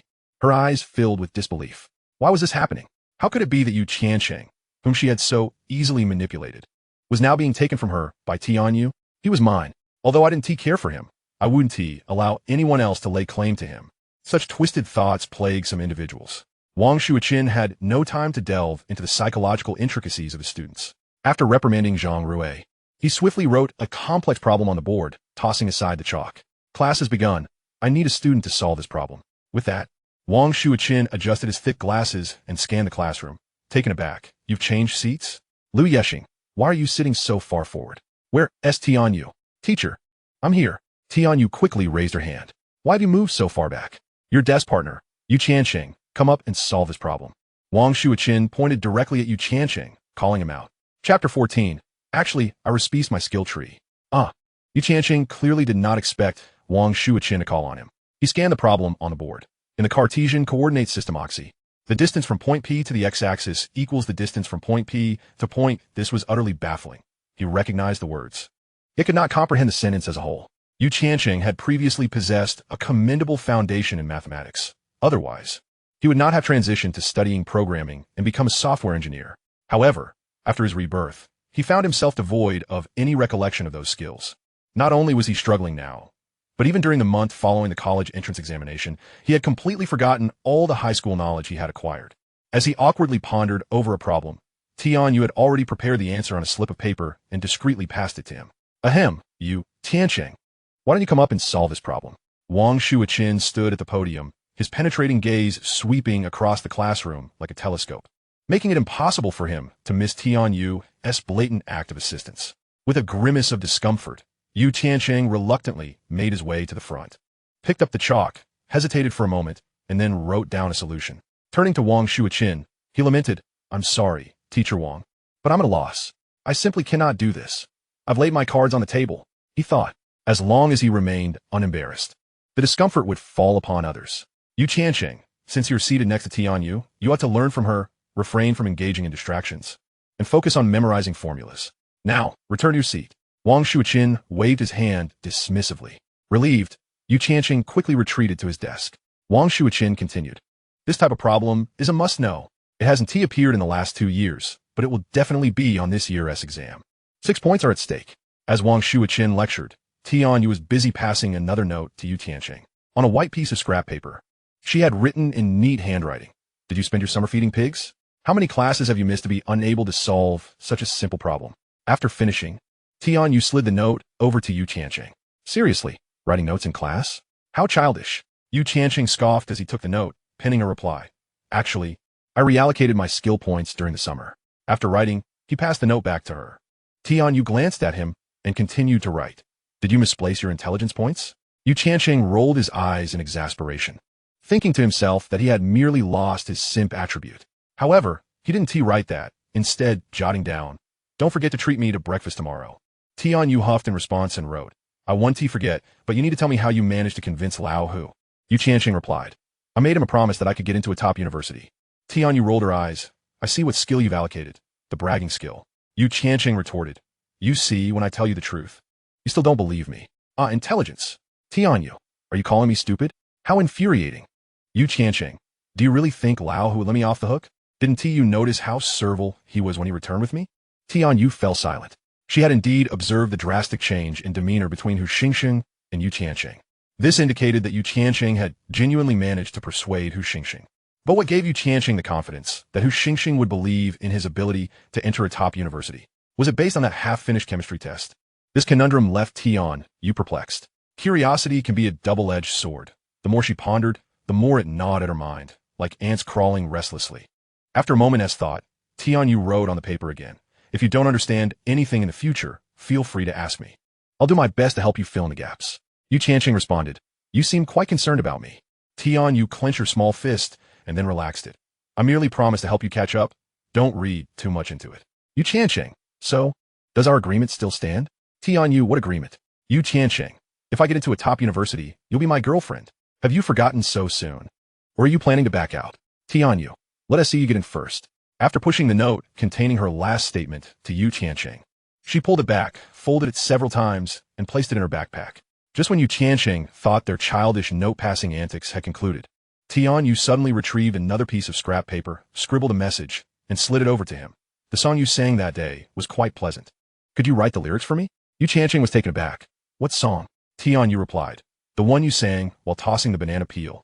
The line about how someone as exceptional as me should shine throughout life." Yu Tiancheng, were you following me? Am I really that charming that even the illustrious Tianyu wants to possess me? Tianyu retorted, "Are you going to write it or not?" Yu Tiancheng chuckled, picked up his pen, and confidently penned the lyrics. "Someone as exceptional as me should shine throughout life. Someone as intelligent as me has long bid farewell to innocence, yet still traded a piece of affection for a body full of scars. Someone as unwilling to be ordinary as me. Someone as inexplicable as me. Will anyone feel compassion?" This song, Someone Like Me, had taken the music scene by storm upon its release in 2017, resonating with countless listeners. As an ardent fan of Mao Mao, Yu Tiancheng could recite Mao Mao's songs effortlessly. "My apologies, Brother Mao, for borrowing a few of your songs. I promise to attend more of your concerts in the future to support you." Yu Tiancheng silently apologized to the original songwriter while dismissing any feelings of guilt. As he completed the lyrics, the bell signaling the end of class rang. Wang Shuqian rarely extended class time. Upon hearing the bell, he promptly closed his textbook and dismissed the class. At that moment, Tianyu recited the lyrics, reminiscing about the melody Yu Tiancheng had hummed that day. Feeling that the song encapsulated self-mockery, unwillingness, and a yearning for poetry in the distant horizon, yet a lifelong struggle seemed futile. Whose song is this? How come I've never heard of it before? After carefully tucking away the scrap paper filled with lyrics, Tianyu inquired of Yu Tiancheng, "You've certainly never heard of it. It's my original work." Yu Tiancheng boldly claimed, "You wrote this song?" Tianyu exclaimed, her eyes widening with disbelief, sparkling with curiosity, leaving Yu Tiancheng momentarily breathless. The look in her eyes was undeniably captivating. "How about it? Don't worship me. I'm merely a legend." Yu Tiancheng quipped, winking, "Huh, you're not deceiving me, are you? How come I never knew you were so talented? You're not trying to trick me with an obscure song you copied from somewhere, are you?" Tianyu retorted, annoyed by Yu Tiancheng's smug demeanor. "I told you. I reallocated my skill points. More surprises are yet to come." Yu Tiancheng stretched, half-jokingly. Chapter 15. Did I really misread? The song, of course, was plagiarized. However, as long as Yu Tiancheng did not admit it, no one could accuse him of copying. The last class of the morning was English. The English teacher, Huang Wan, affectionately nicknamed Aunt Huang, was 46 years old, slightly plump, yet always donned in a tailored suit and low-heeled shoes. Her signature, clattering footsteps could be heard from 2 miles away. Students could distinguish her rhythm even through several walls. Immediately falling silent and sitting up straight in anticipation of her arrival. No one dared to provoke a woman undergoing menopause, who could fly into a rage at the slightest provocation. not even the most mischievous students. Moreover, Class 9 of Senior 3 was a key class, boasting a college acceptance rate of 98%. The reason it is 98% rather than 100 is that there are always a few who manage to slip through the cracks through backdoor means. Some parents harbor utilitarian motives, spending a little money and leveraging connections to place their children in advanced classes, hoping that teachers can alter their children's destinies. At the very least, associating with such circles can yield some beneficial connections. Students in advanced classes are bound to have a different future. Having had classmates from such backgrounds can provide a semblance of favor in societal interactions. However, parents who cling to such notions often find their expectations dashed. Children tend to revert to their true selves regardless. Nevertheless, many parents continue to pass down these misguided beliefs through generations. Li Cixi is precisely one of these students, with her academic performance barely qualifying her for a third-tier university. In her past life, she indeed only managed to enroll in a similar institution. Yet, she had a knack for making ends meet, living comfortably on the meager salary of her guardian while she earned 3 times that amount. Today, Huang Wan made her entrance as usual, her characteristic clattering footsteps announcing her presence. Upon entering the classroom filled with quiet, serious young faces, she nodded in satisfaction. Excellent. No need to stand. Let us commence with the lesson. Huang Wan placed the teaching materials on the podium, briskly opened the textbook, and began. She never squandered a moment on pleasantries. Every lesson was packed with substance, a quality many contemporary teachers lack. Today, we shall discuss the third lesson. Let us begin with a student reading the text aloud. Huang Wan scanned the classroom, her eyes falling upon Lu Yexing seated in Tianyu's spot. Where is Tianyu? After searching, she finally located Tianyu at the back of the room. Had she been punished for a mistake? That seemed implausible. Tianyu's nature would not warrant such a severe consequence for a minor error.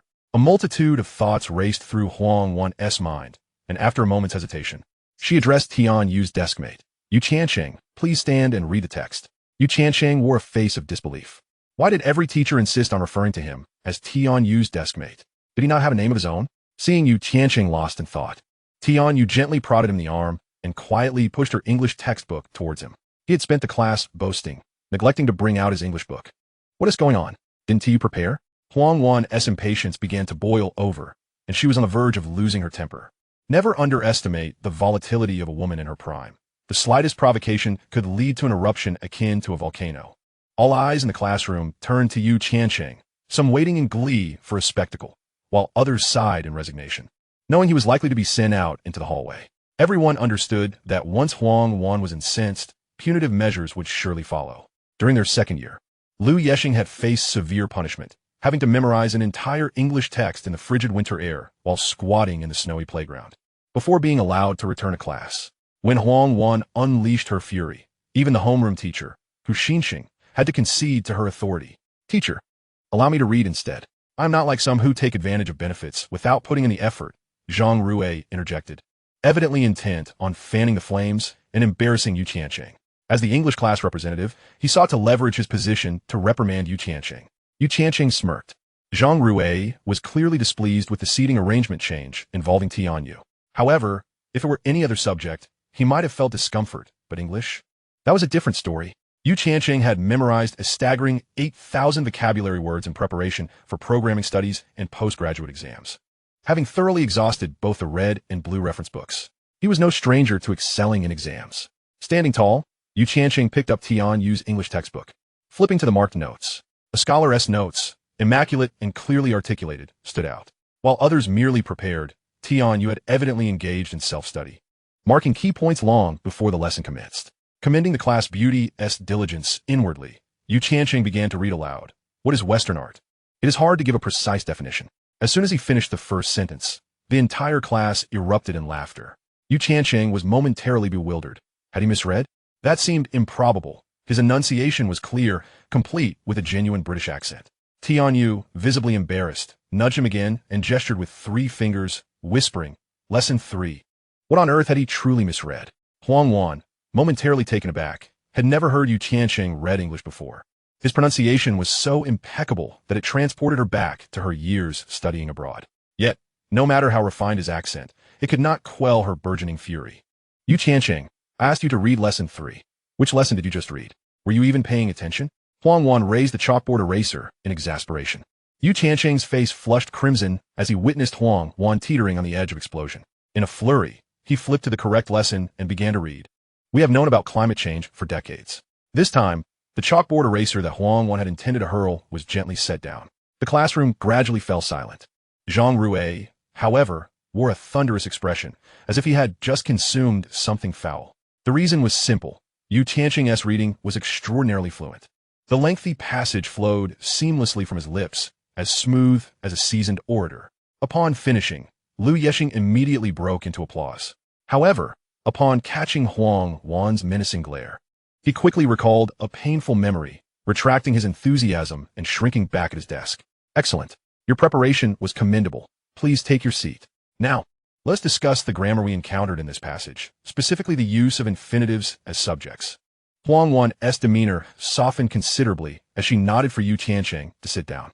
Tianyu sighed in relief, as if narrowly escaping a calamity. Yu Tiancheng, unfazed, shrugged and raised an eyebrow. What is up? Did you really prepare? Tianyu scrunched her nose, her expression one of disbelief. Well, surprise or not, accidental or not. Am I not impressive? Yu Tiancheng flexed his bicep, whispering to Tianyu. Had I not lent you my book, you would have undoubtedly found yourself standing guard in the hallway, instead of here flaunting. Tianyu rolled her eyes and muttered softly. Yu Tiancheng, could you elucidate the application of infinitives as subjects? Just as Yu Tiancheng was about to respond, Huang Wan at the podium suddenly called out his name again. What did she inquire? Yu Tiancheng barely caught the question, yet his thick skin prompted him to directly ask Tianyu. How should infinitives be applied as subjects? Tianyu, while softly reminding him, hastily began to write on a blank sheet of paper, but soon she gave up. It was too lengthy, and her writing was too slow. By the time she had penned only 5 or 6 characters, Huang Wan had already descended from the podium and was approaching her direction. Tianyu quickly covered her draft paper with her textbook, nonchalantly tapping her pen on a small segment of notes in the textbook. Whether one could discern it depended on one's eyesight. When Yu Tiancheng glanced up, he discovered Huang Wan glaring at him with a murderous gaze. Her voice dripping with menace as she questioned, "This was just covered. You couldn't possibly have missed it, could you?" As a seasoned teacher with nearly 2 decades of experience, Huang Wan possessed a unique insight into her students' attentiveness during class. Just moments ago, Yu Tiancheng had been whispering to Tianyu, flaunting his preparatory efforts, clearly showing a lack of self-awareness. If you provoke, I will retaliate. Do you truly believe that Huang Dama is easy to deceive? Well, since you wish to show off, I shall strike back, ensuring you reveal your ignorance. She was convinced that Yu Tiancheng had a 99% chance of being unable to answer her question.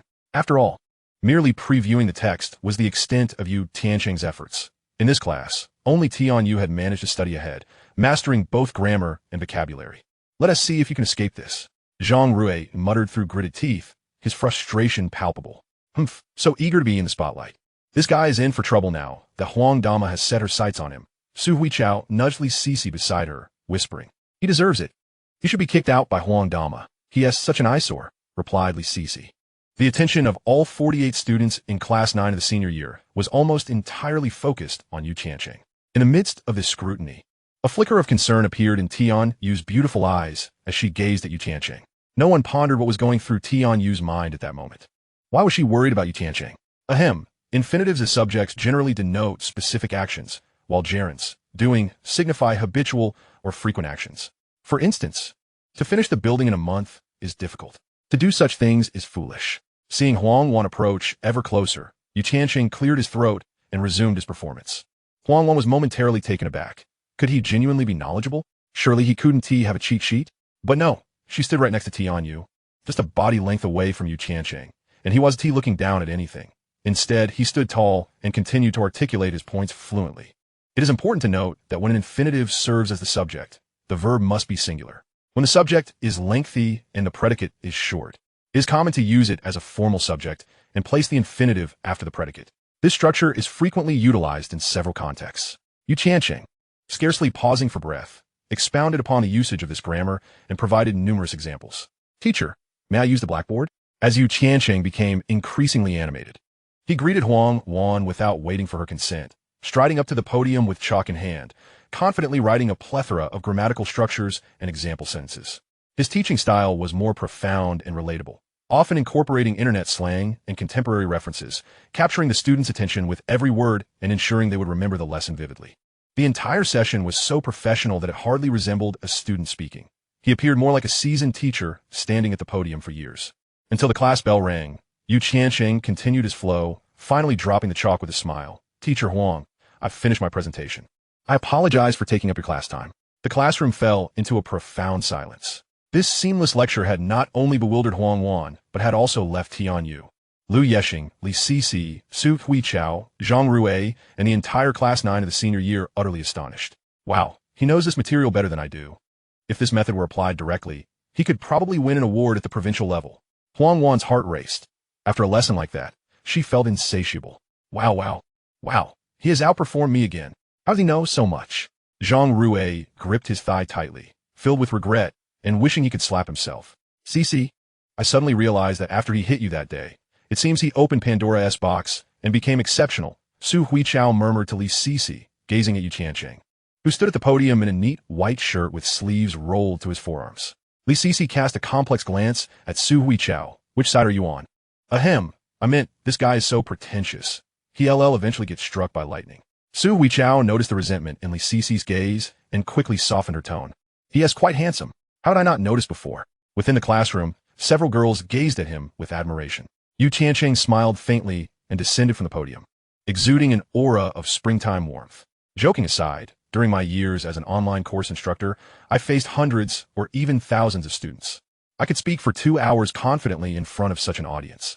This small scene before me hardly phases me. Ahem, Yu Tiancheng's presentation was excellent, covering all the key points of a lesson thoroughly. Everyone should learn from Yu Tiancheng during your regular studies. You should strive for comprehensive understanding and keep abreast of societal developments. As seniors, this will also benefit your Chinese language exams.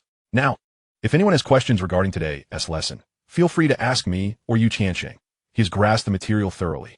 Huang Wan rose to summarize, casting an approving glance at Yu Tiancheng. Well done, very well done. As for you, Zhang Rue, you may relinquish your role as the English class representative. Yu Tiancheng shall take over from now on. Zhang Rue, Yu Tiancheng, is this really happening? Chapter 17. As long as I have a meal, you'll have your dog food. After lunch, please visit my office. Huang Wan quietly instructed Yu Tiancheng before departing with her characteristic clack of heels. Congratulations, Representative Yu. As soon as Huang Wan left, Tian Yu spoke to Yu Tiancheng in a teasing tone. What is there to congratulate about being a deputy class leader? I still have much to learn from class leader Tian, striving for progress and aiming to ascend into the ranks of committee members. Yu Tiancheng chuckled. Smooth talker. Off you go. I'm going to eat. Tian Yu shot him a glance before leaving the classroom. The school did not restrict students' freedom. They could eat in the cafeteria or return home. Tian Yu belonged to the latter category, while Yu Tiancheng was among those who dined in the school cafeteria. How enviable. You get to enjoy a comforting meal every day, Yu Tiancheng remarked as he watched Tian Yu's departing figure. Tian Yu's body momentarily halted, as if she contemplated turning back. Yet ultimately, she continued to stride forward. Lu Yexing approached, carrying a lunchbox, the spoon clinking against its lid. Ugh, let us go, it's time for lunch. Yu Tiancheng shot Lu Yexing a glare. Have you changed too swiftly, you brat? You used to call me Chengge, then it was old you, and now it's you? Lu Yexing scoffed. You were the one who turned your back first, all to pair up with the campus belle, Tian Shaohua. You left me with that wretched Zhang Rue, who is nothing but a disgrace, picking his nose, scratching himself, and belching like a pig in class. It's utterly revolting. Zhang Rue, passing by, interjected. Aren't those disgusting habits yours? Get lost. That farting and burping was your doing. Lu Yexing retorted. I did that to get back at you for your foot scratching. Zhang Rue exclaimed with a face full of indignation. He was tea like this when Tian Yu sat beside him.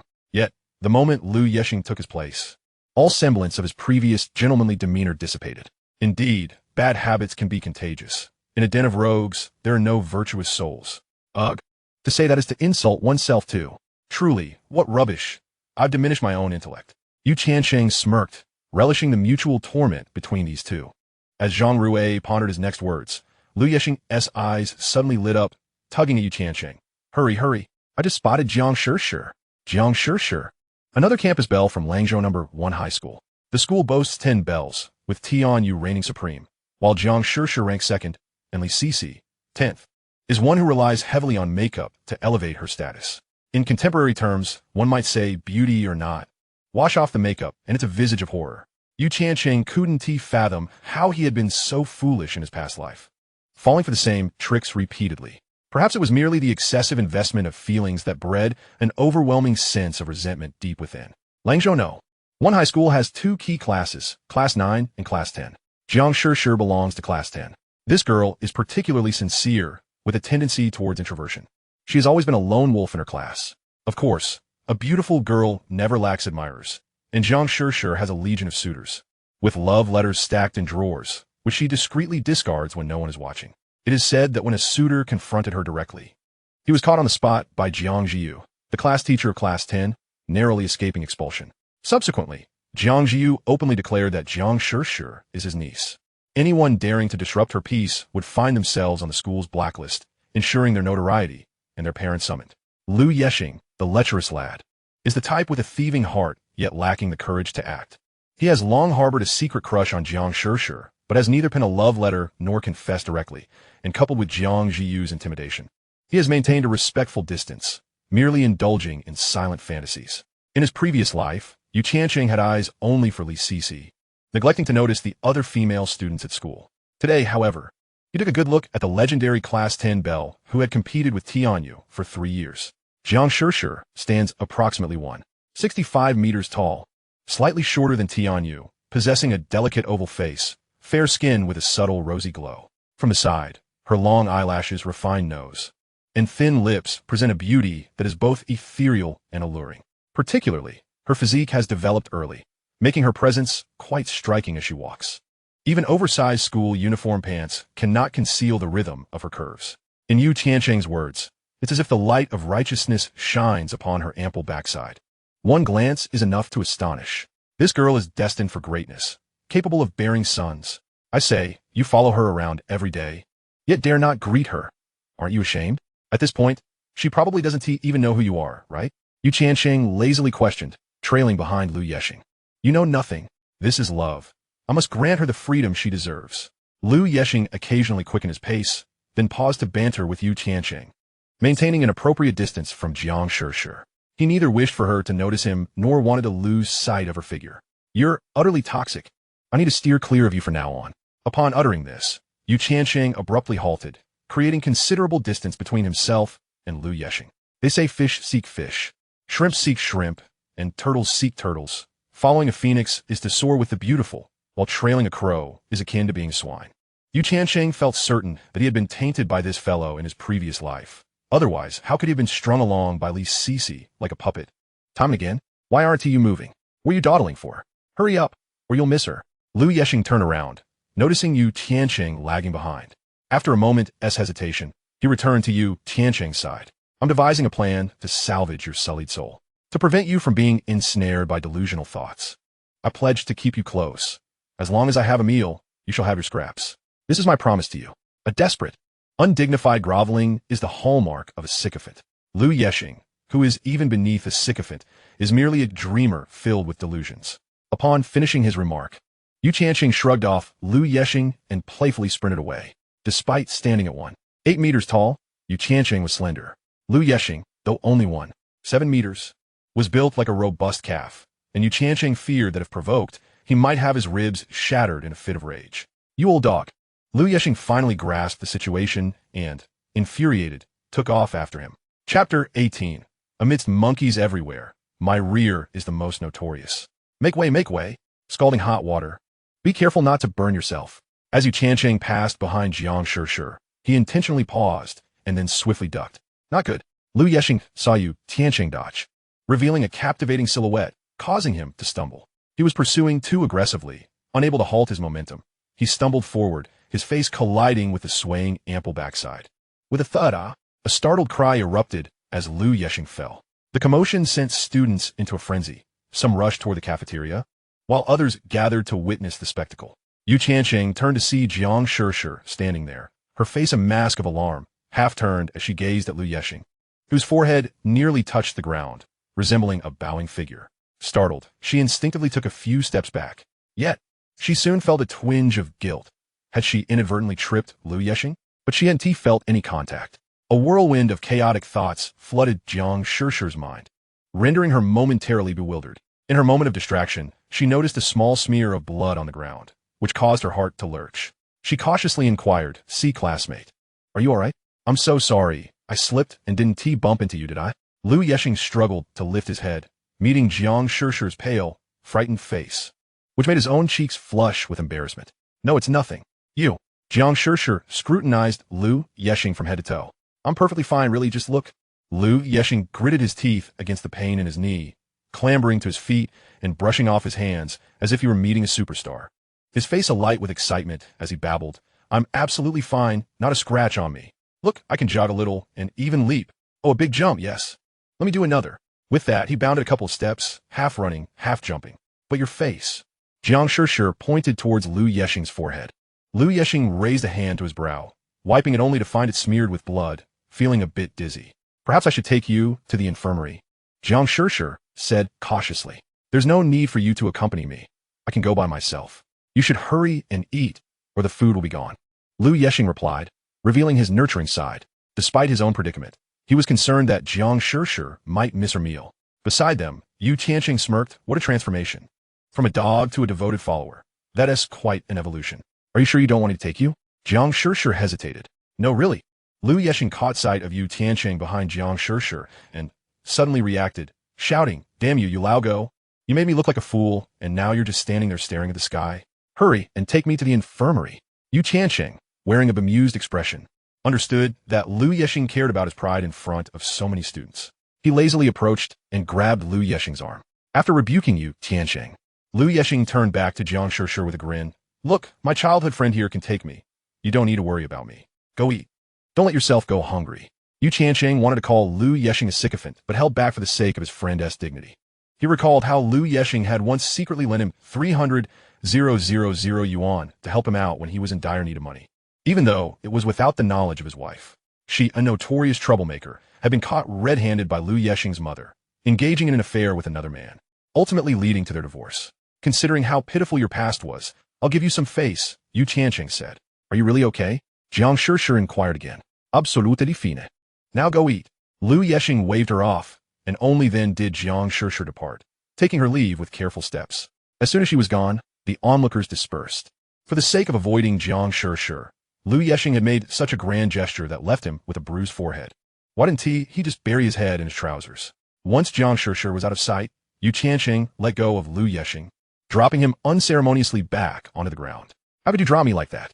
How am I supposed to face anyone after such a debacle? Liu Yexing slung an arm over Yu Tiancheng's shoulder, his entire weight leaning on him, resembling an injured soldier. Curse you. I was trying to create an opportunity for you. And look at the mess you've made of yourself. How did you even manage that? Yu Tiancheng grumbled, finding it hard to shake off Liu Yexing's grip. He sighed after several futile attempts. Are you really that clueless? Look around. Who else at our school has talked to Jiang Shishir this much? Who else has such a splendid opportunity to get close to her? Why didn't you just take advantage of the situation? If you had let her take you to the infirmary, you could have laughed and chatted the whole way, and just like that, your relationship would have blossomed. One encounter leads to another, and before you know it, you be friends. Liu Yexing paused, realization dawning on him. Right? Why didn't I let her take me to the infirmary? Was it pride? A misguided sense of masculinity? Thinking I was invincible? Now look, she doesn't even know your name. What was the point of that fall? Yu Tiancheng teased. Rather than getting upset, Liu Yexing's eyes brightened. Wait, this guy has so many tricks up his sleeve. Ah, Chenggu, you were intentionally creating opportunities for me. You're amazing. No wonder recently Tianyu has been so infatuated with you. It's all part of your grand scheme. As he spoke, Liu Yexing hurried to catch up to Yu Tiancheng. Don't call it scheme. That's a harsh word. Tianyu's recent fascination with me is simply due to my charm. I've just awakened my superpower, my charm aura. You understand? Yu Tiancheng rolled his eyes, though he too was puzzled by the sudden shift in his relationship with Tianyu. Charm aura? If you really had charm, then why haven't you managed to win over Li Sisi? Liu Yexing countered. Liu Yexing, if you can't speak properly, then don't say anything at all. I was merely cutting my losses. I was trying to help you find an opportunity, and here you are, throwing insults at me. Stay away from me. You're a nuisance, Yu Tiancheng responded, exasperated by Liu Yexing's barbed comments. When did you become so experienced in pursuing girls? Have you read some sort of guide? Teach me, please. Blame me for not realizing sooner. Chenggu, please teach me how to quickly attract a girl, Liu Yexing pleaded, adopting a comical, submissive demeanor. Opportunities like this are rare. If you don't seize them, don't blame others, Yu Tiancheng said. Knowing he wouldn't genuinely be angry with his friend, he recognized that Liu Yexing was merely a love-struck fool, desperate for companionship, and he easily played into Liu Yexing's eagerness. Sheng Yi, I am begging you. I'll even kneel. Liu Yexing joked, bending one knee in mock supplication. First, you need to change your online name to something distinctive. What does my online name have to do with attracting girls? Why find a chance to get you Jiang Shishir's QQ number? Will you add her? Sure, but my name is already quite unique. Just look. It's simply handsome. How straightforward. That is not unique. That is cliché.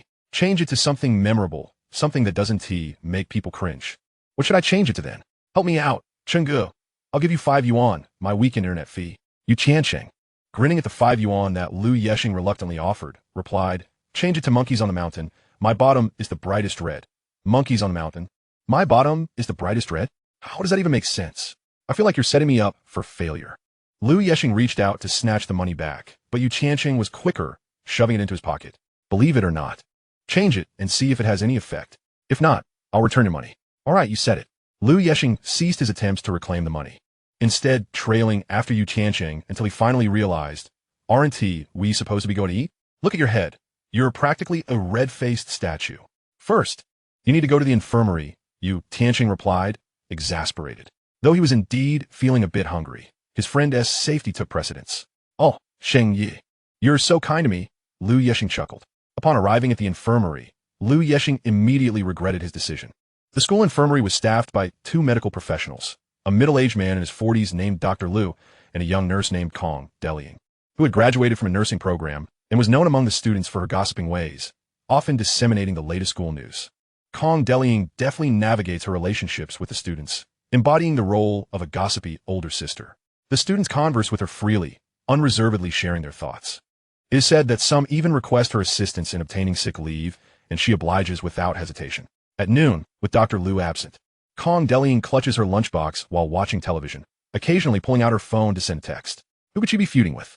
Upon seeing Lu Yexing with blood streaming from his forehead, she winced and quickly fetched gauze and antiseptic to attend to his wounds. Do you believe he injured himself while confessing to a girl? Yu Tiancheng leaned back against the hospital bed, adopting a comfortable posture. Is chasing after girls this intense nowadays? Indeed, Yu Tiancheng's remark ignited the flames of gossip within Kong Delying. Don't listen to his nonsense. I merely had a little mishap. Lu Yexing, in frustration, contemplated silencing Yu Tiancheng. A mishap that leads to a forehead injury? Kong Delying evidently believed Yu Tiancheng's account, and, suppressing her laughter, inquired of Lu Yexing. What medication would you like? Do you need a few days off? Lu Yexing fell silent. Shouldn't you be the one prescribing the medicine? He thought.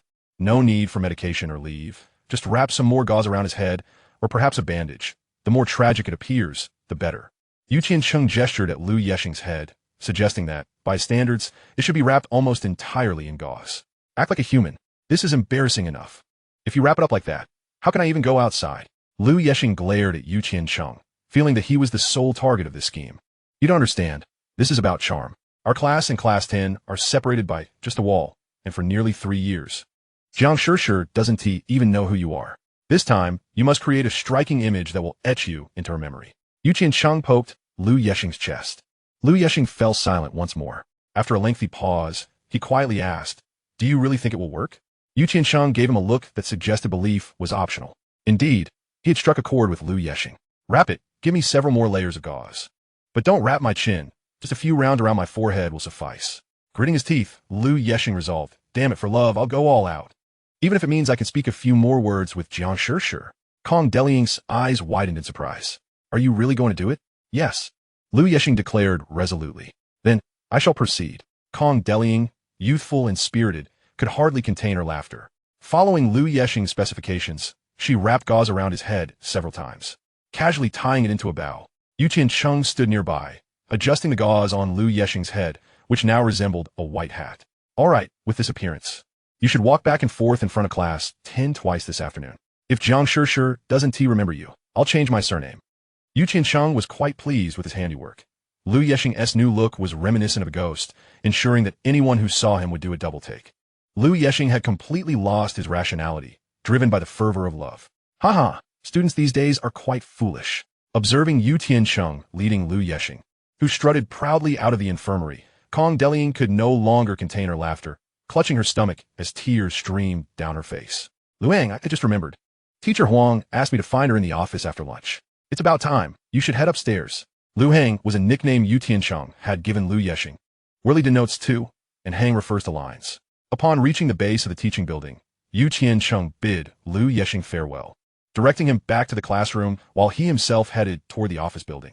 The door to the English department office was ajar, revealing only Huang Wan, who was diligently scribbling notes at her desk. Yu Tiancheng knocked lightly, and upon seeing him, Huang Wan's face lit up with a smile rarely seen by the students. Tiancheng, come in. Have a seat. Teacher Huang, did you need something from me? Yu Tiancheng wasted no time, swiftly entering and taking a seat opposite Huang Wan. Have you been studying English this holiday? Your lesson today on using infinitives as subjects was remarkably relevant to current events, very practical, and your examples were vivid, leaving a lasting impression. Moreover, you didn't exclusively employ one grammatical structure. You intertwined various elements, allowing students to absorb more knowledge subtly. This clearly demonstrates that your English proficiency has reached an impressive level. Could you share how you learned and improved so rapidly? Huang Wan regarded Yu Tiancheng with skepticism. Previously, his English ability, as measured by exam scores, hovered around 120 to 130, decent but far from the prowess he displayed now. Based on Huang Wan's experience, even if Yu Tiancheng were to take the college entrance examination now, he would undoubtedly score above 145. The only thing separating them was a summer vacation. Huang Wan could not fathom any other explanation. If Yu Tiancheng's method could be shared with other students, it would significantly enhance the English performance of the two classes she taught. Teacher, with English, it's all about practice, reading, speaking, and writing. During the summer, I memorized several volumes of new concept English, including vocabulary, grammar, and texts. Yu Tiancheng casually fabricated a story. He had no special learning methods. Rather, his proficiency stemmed from years spent immersed in English corners during university, constantly surrounded by textbooks and listening to notable speeches, culminating in collaborations with foreign enterprises, where he communicated in English through emails. It was purely the result of time invested. He certainly couldn't tell Huang Wan that it took him 20 years to master it, or confess he was merely a slacker with a nearly 40-year life experience advantage. Memorizing several volumes? Huang Wan was taken aback. She understood that the new concept English series, if memorized entirely, would encompass over 8,000 vocabulary words, making a score of 7 on the IELTS a piece of cake. This meant that Yu Tiancheng's current level of English was on par with hers. It was evident that students in the advanced class possessed astonishing self-learning abilities. Once they grasped the concept, their progress was palpable. Chapter 20. Wishing you eternal happiness. Alas, this requires tremendous effort. Well, let's not dwell on that. Let us talk business. Huang Wan recognized that for most students, memorizing several large volumes in one vacation was utterly impossible, and such an experience could not be disseminated, so she dismissed the thought. I would like to record everything from your lesson, refine it, and incorporate it into my lesson plan. I have an English teaching competition in the city next week, and I wish to use it as a case study. What do you think? Huang Wan's face flushed with embarrassment as she spoke. Of course, that was originally your lesson plan. Today's class was entirely your discourse. I merely contributed a few minor embellishments, with the majority being your own material. Was there to negotiate? I am your student, and the content I presented was derived from your teachings. There is absolutely no need for you to feel any psychological burden regarding this matter. Yu Tiancheng immediately assumed a demeanor of detachment, fully aware of the nuances of human relationships, having spent 4 decades navigating life's complexities.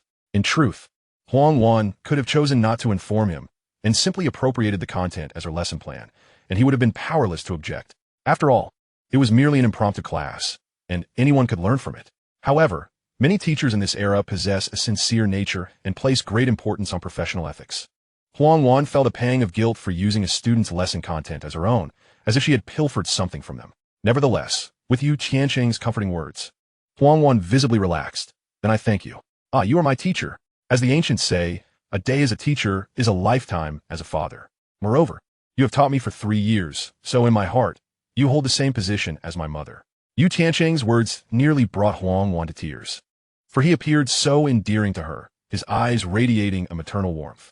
As for the second matter, Yu Tiancheng, fearing Huang Wan might embrace him in gratitude, quickly shifted the topic. The second matter is that our school will be hosting an English speech competition next week. Technically, at this stage in their senior year, such activities should not be consuming student study time.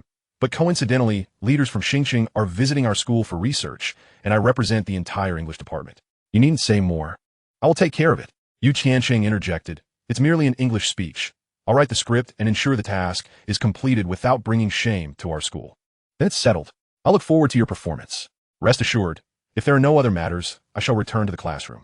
Yu Tiancheng, intuitively concluding the conversation. Turned to leave. Huang Wan felt an immense sense of relief. In their exchange, she felt like a student while Tiancheng appeared as the teacher. However, she pondered why she had not previously recognized this boy's maturity, composure, and understanding. After 2 decades of teaching and encountering numerous students, she had witnessed many who, despite mediocre performances, suddenly excelled during their high school years. Yu Tiancheng, however, could not be classified as such. His progress was more akin to a strategic overtaking, for he had already demonstrated commendable academic prowess by qualifying for the elite class at her school, placing him above 90% of his peers. Indeed, once boys awaken to their potential, their capacity can be astonishingly formidable. This young man's future is boundless. Meanwhile, in a corner by the window of the Wenxiang rice noodle shop, Tian Yu held the draft paper she had exchanged with Yu Tiancheng during class. A faint smile gracing her lips. Her youthful, watery gaze flowed over the paper, imbued with a poetic beauty. After savoring the moment, she carefully folded the draft into a heart shape and placed it into a small wallet adorned with a cartoon sticker of Sakura from Cardcaptor Sakura. She then retrieved another piece of paper from the wallet, its edges worn and nearly torn. It was a practice sheet for children, inscribed with the crooked characters, "Wishing you everlasting happiness."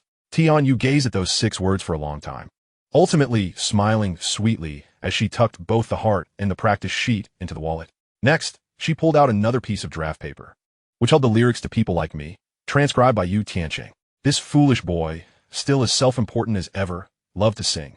Although back then, his singing was rather unpleasant, he had improved remarkably over time. During last year's cultural evening, he even played the guitar, albeit not for her. How he seemed to have truly forgotten her. As Tian Yu read the evocative lyrics, memories surged forth like a tide. 10 years ago, she was merely 7 years old, in the 2nd grade. At that time, she was not yet surnamed Tian, but rather Lu, known as Lu Yu. Having just emerged from the mountains of Chuanyu with her mother, she was placed in Langzhou Yueying Primary School by her father, who worked in Langzhou. The newly urbanized child, malnourished and frail, had grown wary of her new environment due to a lack of paternal affection, leading to a reclusive demeanor and frequent conflicts with her classmates. Many pampered little princesses and young masters bullied this newcomer from the mountains. Some called her ugly, others mocked her tattered clothes, while some pulled her hair during class or played pranks on her during recess. The cruelty of children, once unleashed, is beyond imagination. Just when Tian Yu felt utterly isolated, her newly assigned deskmate, a small boy, stood up for her. She still vividly remembers that diminutive figure clutching a pencil case, bravely confronting 4 or 5 children intent on bullying her. His face wore an expression of fierce determination, a mix of childish innocence and a hint of comedy. Though diminutive and frail, in Tian Yu's eyes, he was a giant, the sole source of warmth in her life, a protector against the storm. It was then that she learned his name, Yu Tiancheng. From that day forward, they walked to and from school together, and thereafter, no one dared to bully her again. As time flowed by, they reached the 4th grade, when change struck. Though still young, Tian Yu could sense the subtle shifts in her parents' relationship. Her father received a promotion, yet his visits home became infrequent, while her mother often wept, silently holding Tian Yu close whenever she inquired about their troubles. Before the 2nd semester of 4th grade commenced, Tian Yu's mother relocated them from their home of 3 years to another residence in Langzhou, changing Tian Yu's surname and enrolling her in a new school. Her father also departed for Xingqing on official duty, occasionally returning to see Tian Yu. Yet the distance between her parents was palpably widening. At this juncture, Tian Yu grasped the reality of her circumstances, and those were the darkest, most helpless days of her life. Each morning, her pillow would be drenched with tears. Whenever she felt despondent, she would think of that small, warm figure who had once sheltered her. Retrieving the note he had written on a practice sheet before her transfer, "Wishing you everlasting happiness." Chapter 21. Is my daughter in love? These 6 words accompanied Tian Yu from her days as an ugly duckling to the present as a graceful swan. A decade had passed. Whenever she felt overwhelmed, those 6 words would offer her a glimmer of solace amidst the bitterness of life. Life is not solely composed of bitterness. It also surprises us with unexpected joys amidst its twists and turns. In her first year of high school, Tian Yu instantly recognized the familiar boy in the neighboring class. He was the enlarged version of that once small figure, the same slender frame, now taller than her. His face had broadened, yet his nose, mouth, ears, and hairstyle remained unchanged. He had not changed at all. At that moment, Tian Yu felt a surge of excitement, yearning to rush over and greet him. However, when she beheld the boy engaging in flirtations with a heavily made-up girl beside him, she suppressed the burgeoning feelings within her. Subsequently, she observed him for quite some time. She discovered that he purchased 2 portions of breakfast each day, and on occasions when he lacked sufficient funds, he would opt for a single portion, choosing to endure hunger rather than forego pleasing the girl named Li Sisi. Meanwhile, Li Sisi basked in the benefits he provided, yet seldom offered him a kind smile. It was as if she wielded control over a clumsy puppet. No, in her hands, there were numerous marionettes. Like a social butterfly, she attracted admirers, but remained aloof towards the men who expressed interest in her. Tiancheng was merely one among her many admirers, blissfully unaware of her manipulative grasp. Tianyu felt a surge of anger, yet was powerless to intervene. Surely, she could not leap forth to declare, "You are being deceived. Li Sisi is romantically involved with many boys." He would hardly believe her. He seemed entranced, as if poisoned, concocting various means to curry favor with Li Sisi, utterly deaf to others' opinions. Even his close friends faced reprimand for broaching the subject. She was but a fleeting memory, a vestige of the past. What influence could she possibly hold? All she could do was silently watch him, day by day, ensnared in a web of self-deception and deception by others. Unable to extricate herself. In their sophomore year, when the classes were divided into arts and sciences, Tianyu was astonished to find that his academic performance was remarkably good, and they both ended up in prestigious classes. She mused that perhaps time and distance would sever the ties between them, as if, after 5 years apart, he would no longer recognize her. With Tiancheng in the advanced class and Li Sisi in a parallel one, the distance might gradually awaken him from his stupor. At that moment, Tianyu felt compelled to clarify her identity and reminisce about their childhood together. Yet, as fate would have it, the very next day, Li Sisi, employing some underhanded means, transferred into the advanced class. This time, Tiancheng sank even deeper into his infatuation. He not only brought Li Sisi breakfast, but also catered to her whims, even inviting her out for meals on weekends, showering her with attention that incited jealousy in Tianyu. To further impress Li Sisi, he practiced the guitar and performed a piece for her at the cultural evening. Tianyu watched all of this unfold, once again abandoning her intention to reveal their past acquaintance. She thought that perhaps once they entered university, Tiancheng would undergo some transformation. After all, his academic prowess could secure him a place in a respectable university. While it was likely that Li Sisi would not qualify for such an institution, once they parted ways, everything would gradually fade. After all, for the 5 years could erase many memories. At the very least, she hoped to no longer pour her emotions and everything else into someone unworthy of such devotion. Time passed, and they reached their senior year. Who could have anticipated that on the first weekend of their final year, she would witness an astonishing scene while visiting her mother's shop? Tiancheng had, astonishingly, struck Li Sisi. Not only that, but he seemed transformed, his demeanor peculiar and his words oddly phrased. She found herself cycling after him, trailing behind the bus. Upon reaching the entrance of his residential complex, she observed him, drenched in sweat, purchasing a bunch of bananas, simultaneously eating and humming a tune. The melody was exquisite, unlike anything she had ever heard before. Despite its undertones of sadness and resignation, it brought her joy in that moment. She too bought a bunch of bananas and followed him on her bicycle. To her chagrin, he carelessly tossed a banana peel into her basket, prompting a scolding from a community elder.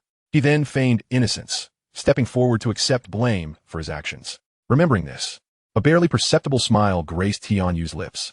At that moment, she radiated warmth and vitality. An opportunity had arisen. She would not let it slip away again. She recalled her mother's words, "Each life is unique, and one has the right to choose their own path.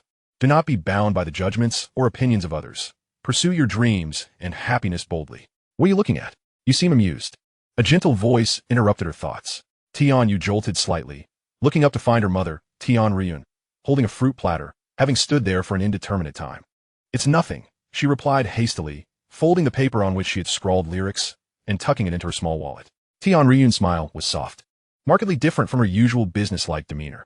In the presence of her daughter, she wore a hint of guilt, feeling remorseful. During the 2 years post-divorce, seeing Tianyu's damp pillow each morning tugged painfully at her heart. As time wore on and her business flourished, Tianyu grew increasingly reclusive, her strong-willed nature overshadowed by a diminishing smile. Tianryun would gladly forego all her recent successes if it meant her daughter's happiness. Yet recently, she noticed a sudden shift in Tianyu's demeanor. The once demure and composed girl now walked with a spring in her step, occasionally humming a tune. The once cool and somewhat proud expression on her face had given way to rare smiles. Tianryun keenly sensed that these changes were somehow linked to that boy who had dined at her shop that morning. Could it be that her daughter was in love? Having been young herself, she understood that feeling well. At this moment, Tian Ruyun felt both joy and concern. She was delighted by her daughter's emotional transformation, but anxious about the impending college entrance examinations. Senior year was crucial. Early romances could lead to academic fluctuations, often with devastating consequences. Countless students had faltered during this period. Instances of couples both gaining admission to prestigious universities were rare exceptions. How could Tian Ruyun not worry? Chapter 22. This dog food is not worth eating. It has been ages since I've seen you smile like that. Are you in good spirits lately? Tian Ruyun placed the fruit platter on the table, sliding it towards Tian Yu, then took a seat opposite her, sneaking a glance at Tian Yu's wallet. Oh, by the way, I forgot to mention that I changed seats. I'm no longer in the third row. Tian Yu discreetly tucked her wallet in her pocket while skewering a piece of banana with a toothpick and popping it into her mouth. She felt compelled to share some matters with her mother. Otherwise, hearing it from a teacher would not bode well. You changed seats? Was to your previous position quite good? What did you move to? Tian Ruyun inquired nonchalantly. A move to the back, into a corner where I can study independently. I dislike sitting at the front. I've completed my learning, and the teacher's pace is too slow, which only hinders my progress. Tian Yu concocted a rather flimsy excuse. Oh, as long as it doesn't affect your grades, that's what matters. Tian Ruyun's heart skipped a beat, yet her expression remained largely unchanged. Tian Yu had always excelled in her studies without causing her mother any concern. Ruyun was well aware of her daughter's capabilities. However, the change of seat by Tian Yu piqued her curiosity. Surely, she must have something more to convey. What could it be? Ruyun awaited the continuation of Tian Yu's thoughts. The boy who had come to their home for dinner today, named Tiancheng, was seated right next to her. Indeed, while munching on a fruit platter, Tian Yu candidly admitted, well, we can invite him over for dinner sometime. How are his grades? It seemed her daughter was subtly revealing her feelings to her. Afraid that her reaction might overwhelm Tian Yu, Ruyun could not suppress her concern and asked, Tiancheng, the boy in the back row. His grades must not match Tian Yu's. Yet, being in an elite class suggests he isn't doing too poorly, right? As long as he didn't get in through the back door, he should be able to gain admission to a top-tier university. Tian Yu told a small fib. Based on Tiancheng's previous grades, he certainly would not qualify for a prestigious university. However, since he confidently claimed he could succeed, she adopted that standard. That sounds promising. Ruyun initially felt a surge of joy, but her anxiety quickly resurfaced. So, you aren't aiming for the same university, are you? There are different tiers within the top universities. Tian Yu's grades were on the cusp of the top-tier institutions, ensuring her place at a significant 985 university. If Tiancheng could only manage a lesser one, the disparity would be considerable. For now, she had no such intentions. Ruyun noted that Tian Yu had chosen the word for now. She understood her daughter to be exceedingly rational, capable of discerning when to make specific choices. What Ruyun did not know was that Tian Yu's lack of a definitive answer stemmed from her uncertainty regarding which university Tiancheng aspired to attend. Rest assured, my grades are solid, the clever Tian Yu reassured her, effortlessly calming her mother. You know I care, Ruyun nodded with relief. Yet in the next moment, a tempest surged within her heart. Tian Yu rose to fetch a takeout box, transferring the remaining fruit from the platter into it, along with 2 small forks. This fruit platter is delightful. I'll take it to school. Next time, please remember to slice more bananas. With that, she cheerfully skipped away with the fruit box. Clearly, she was packing it for someone else. This was a behavior she had never exhibited before. She had barely touched the large platter, having only taken 2 bites. Ruyun silently lamented. Tiancheng left the office building and returned to classroom 9 of the 3rd year. Upon entering through the back door, he spotted Lu Yexing anxiously seated at his desk, appearing both bewildered and somewhat exhilarated. The classroom was already filled with a dozen students, some huddled together, discussing questions, others consuming their meals while tackling exercises, and some alone, reciting texts and vocabulary. A few students, including Lu Rui, Li Sisi, and Su Huiqiao, were curiously observing the bandage on Lu Yexing's head. However, Lu Rui merely leaned against his desk, chuckling quietly while occasionally taking a bite of his boxed meal. This meal was particularly flavorful. Meanwhile, Li Sisi and Su Huiqiao were whispering to each other, laughing mischievously. What did you eat that made your face look like that? Tiancheng nudged the leg of a chair, signaling Lu Yexing to stand. It's done, it's done. Lu Yexing exclaimed excitedly as he saw Tiancheng return, his words tumbling out in a rush. Dude, you're losing respect for me. Tiancheng misunderstood Lu Yexing's words, thinking he was being insulted. I'm saying it really worked. Chenggu, you're amazing. Jiang Sure actually spoke to me first. Lu Yexing's face radiated with happiness. as if he had just successfully confessed his feelings. Is that all it takes to make you this excited? Have you never spoken to a girl before? Yu Tiancheng retorted with mock annoyance. She must have said something like sorry, right? How did you know? Lu Yexing's eyes lit up as he gave Yu Tiancheng a thumbs up. Sheng Yi. From this moment on, you are my idol. Yu Tiancheng had not intended for his prank to lead Lu Yexing to such a state. Yet it appeared he had indeed captured Jiang Shishir's attention. Given Jiang Shishir's nature, it was highly likely her words were indeed limited to that. And what did you say back? I told her it was nothing, that she shouldn't worry. Did you take the chance to ask for her QQ number or phone number? I got too excited and forgot. What a waste. Yu Tiancheng shot Lu Yexing a disdainful look. No wonder you got tricked by that green tea in your past life. You squandered your opportunities. Reflecting on his own shortcomings compared to Lu Yexing, Yu Tiancheng sighed deeply. Never mind. I'll find another opportunity. What are you guys talking about? At that moment, Tianyu appeared at the back door. Upon seeing Lu Yexing's bandaged head, she paused. What happened to your head? Did you get into a fight? Don't listen to him rambling, Yu Tiancheng replied dismissively. It's nothing. Thank you for your concern, class monitor. Lu Yexing quickly stood to offer his seat to Tianyu, casting furtive glances at Yu Tiancheng, signaling him to keep quiet. Who did you bow to? Tianyu inquired suspiciously, looking toward Yu Tiancheng. Jiang Shishir. Yu Tiancheng, unperturbed by Lu Yexing's expression, spoke freely. The girl from class 10? What is the story? Tianyu's curiosity ignited. Despite her usual composed demeanor, she was, at heart, a typical girl who enjoyed a bit of gossip. If you keep talking, I'll cut ties with you. Lu Yexing cried dramatically. All right, I won't say anything. Don't ask. I'm quite bothered by it. Didn't even get to eat lunch over this. Yu Tiancheng winked at Tianyu, glanced at the scrap paper, and she instantly understood. They would pass notes in class and not pursue the topic further. You didn't have lunch? Perfect, I have a fruit box here. You can have a snack. Saying this, Tianyu produced a fruit box from behind her and placed it before Yu Tiancheng. Fruit salad? Thank you.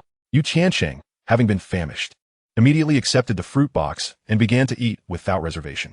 In the classroom, an unexpected silence fell. Some gazes turned toward Tianyu, while others focused on Yu Tiancheng, all bearing expressions of astonishment. Clatter. Lu Rui's lunchbox tumbled to the ground, spilling food everywhere. Suddenly, the meal lost its appeal. Li Sisi and Su Huiqiao's conversation abruptly ceased, with Li Sisi's nails digging into her palms, completely oblivious to her surroundings. I haven't eaten either, Lu Yexing lamented in distress. Would you care for a bite? Although Yu Tiancheng uttered these words, he had no intention of offering any food. I'm full. I could do without this dog food. Chapter 23, You Mustn't Touch Me. The afternoon consisted of 2 consecutive physics classes followed by 2 biology sessions. Perhaps due to their conspicuousness, both the physics teacher and the biology instructor first glanced at Lu Yexing before turning their attention to Tianyu. Ultimately, however, they both called upon Yu Tiancheng. Each teacher's opening remark was, as Tianyu's deskmate, Yu Tiancheng should respond to this question. This left Yu Tiancheng in a quandary, pondering why he was always prefaced with a title. What was so special about being Tianyu's deskmate? Had he offended them somehow? Damn it. I don't know the answer. Why can't I just admit it? Yu Tiancheng declared bluntly. He had no qualms about admitting his ignorance, which prompted the physics teacher, an elderly gentleman, to shake his head disapprovingly, while the biology teacher, a petite old lady, sighed repeatedly. Then came a lengthy admonition, coupled with a warning that she would discuss his performance with his homeroom teacher.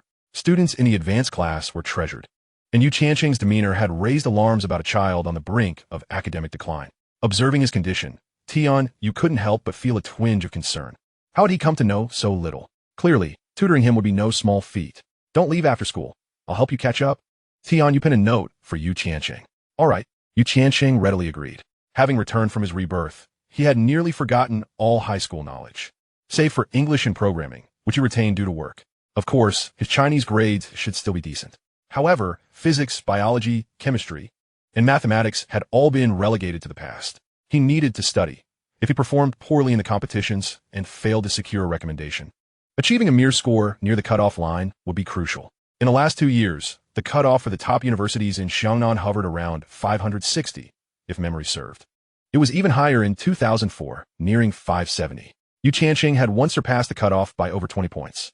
Now, he dared not even imagine such a feat.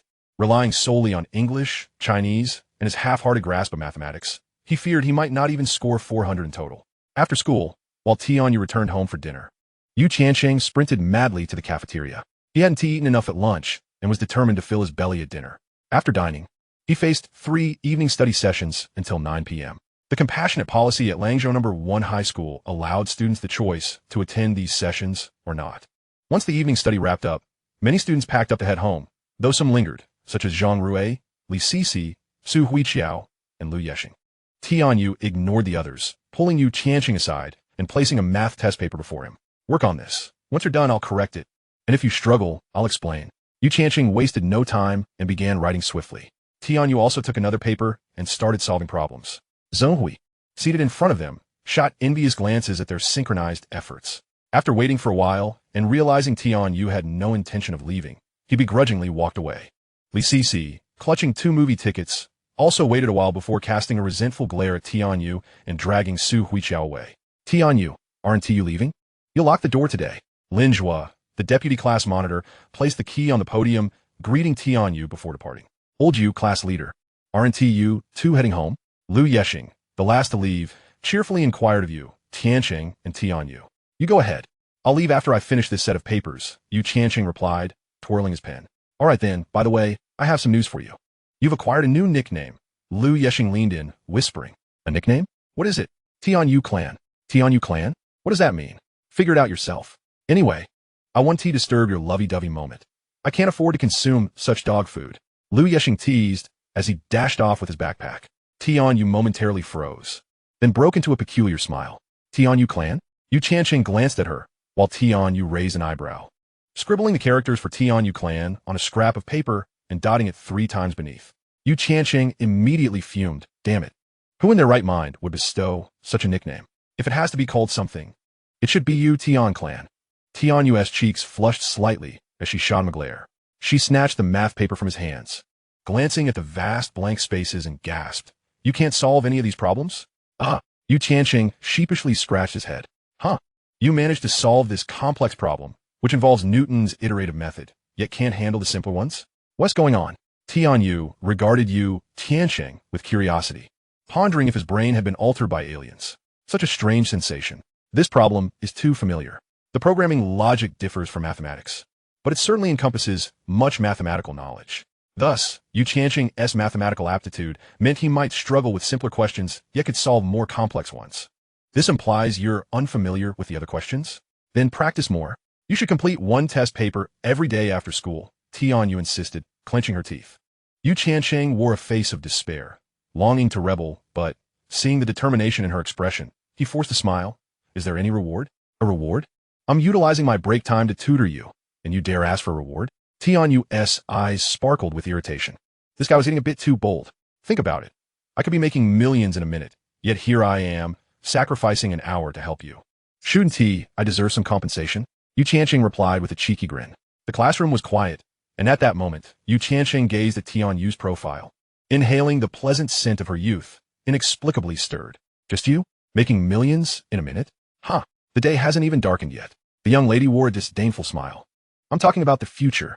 Yu Tiancheng, unabashed, brushed off her mockery. I'll believe you, but for now, you must focus on your studies. At the very least, aim for a 985 university, Tianyu declared, writing down a problem-solving formula and its solution. Is that how much you desire to be my girlfriend? Yu Tiancheng leaned forward. Teasingly, why are you getting so close? Tianyu suddenly tensed, turning her face away, her beautiful eyes darting around, cautiously eyeing Yu Tiancheng. I'm here to hear you explain the problems. Weren't you going to teach me? What kind of look is that? What are you thinking? Do you mean to take advantage of me? Yu Tiancheng dramatically clutched his chest, feigning innocence. Ugh, with your scrawny frame, I wouldn't want to touch you. Come here. I'll explain this problem to you. Tianyu shot him glare. Then I'm coming over. You mustn't touch me. Tiancheng continued to yist. Chapter 24. What we refuse to acknowledge is still occurring. You're annoying. You've given me goosebumps. Tianyu shot Yu Tiancheng a reproachful glance, then lifted her foot to gently nudge his leg.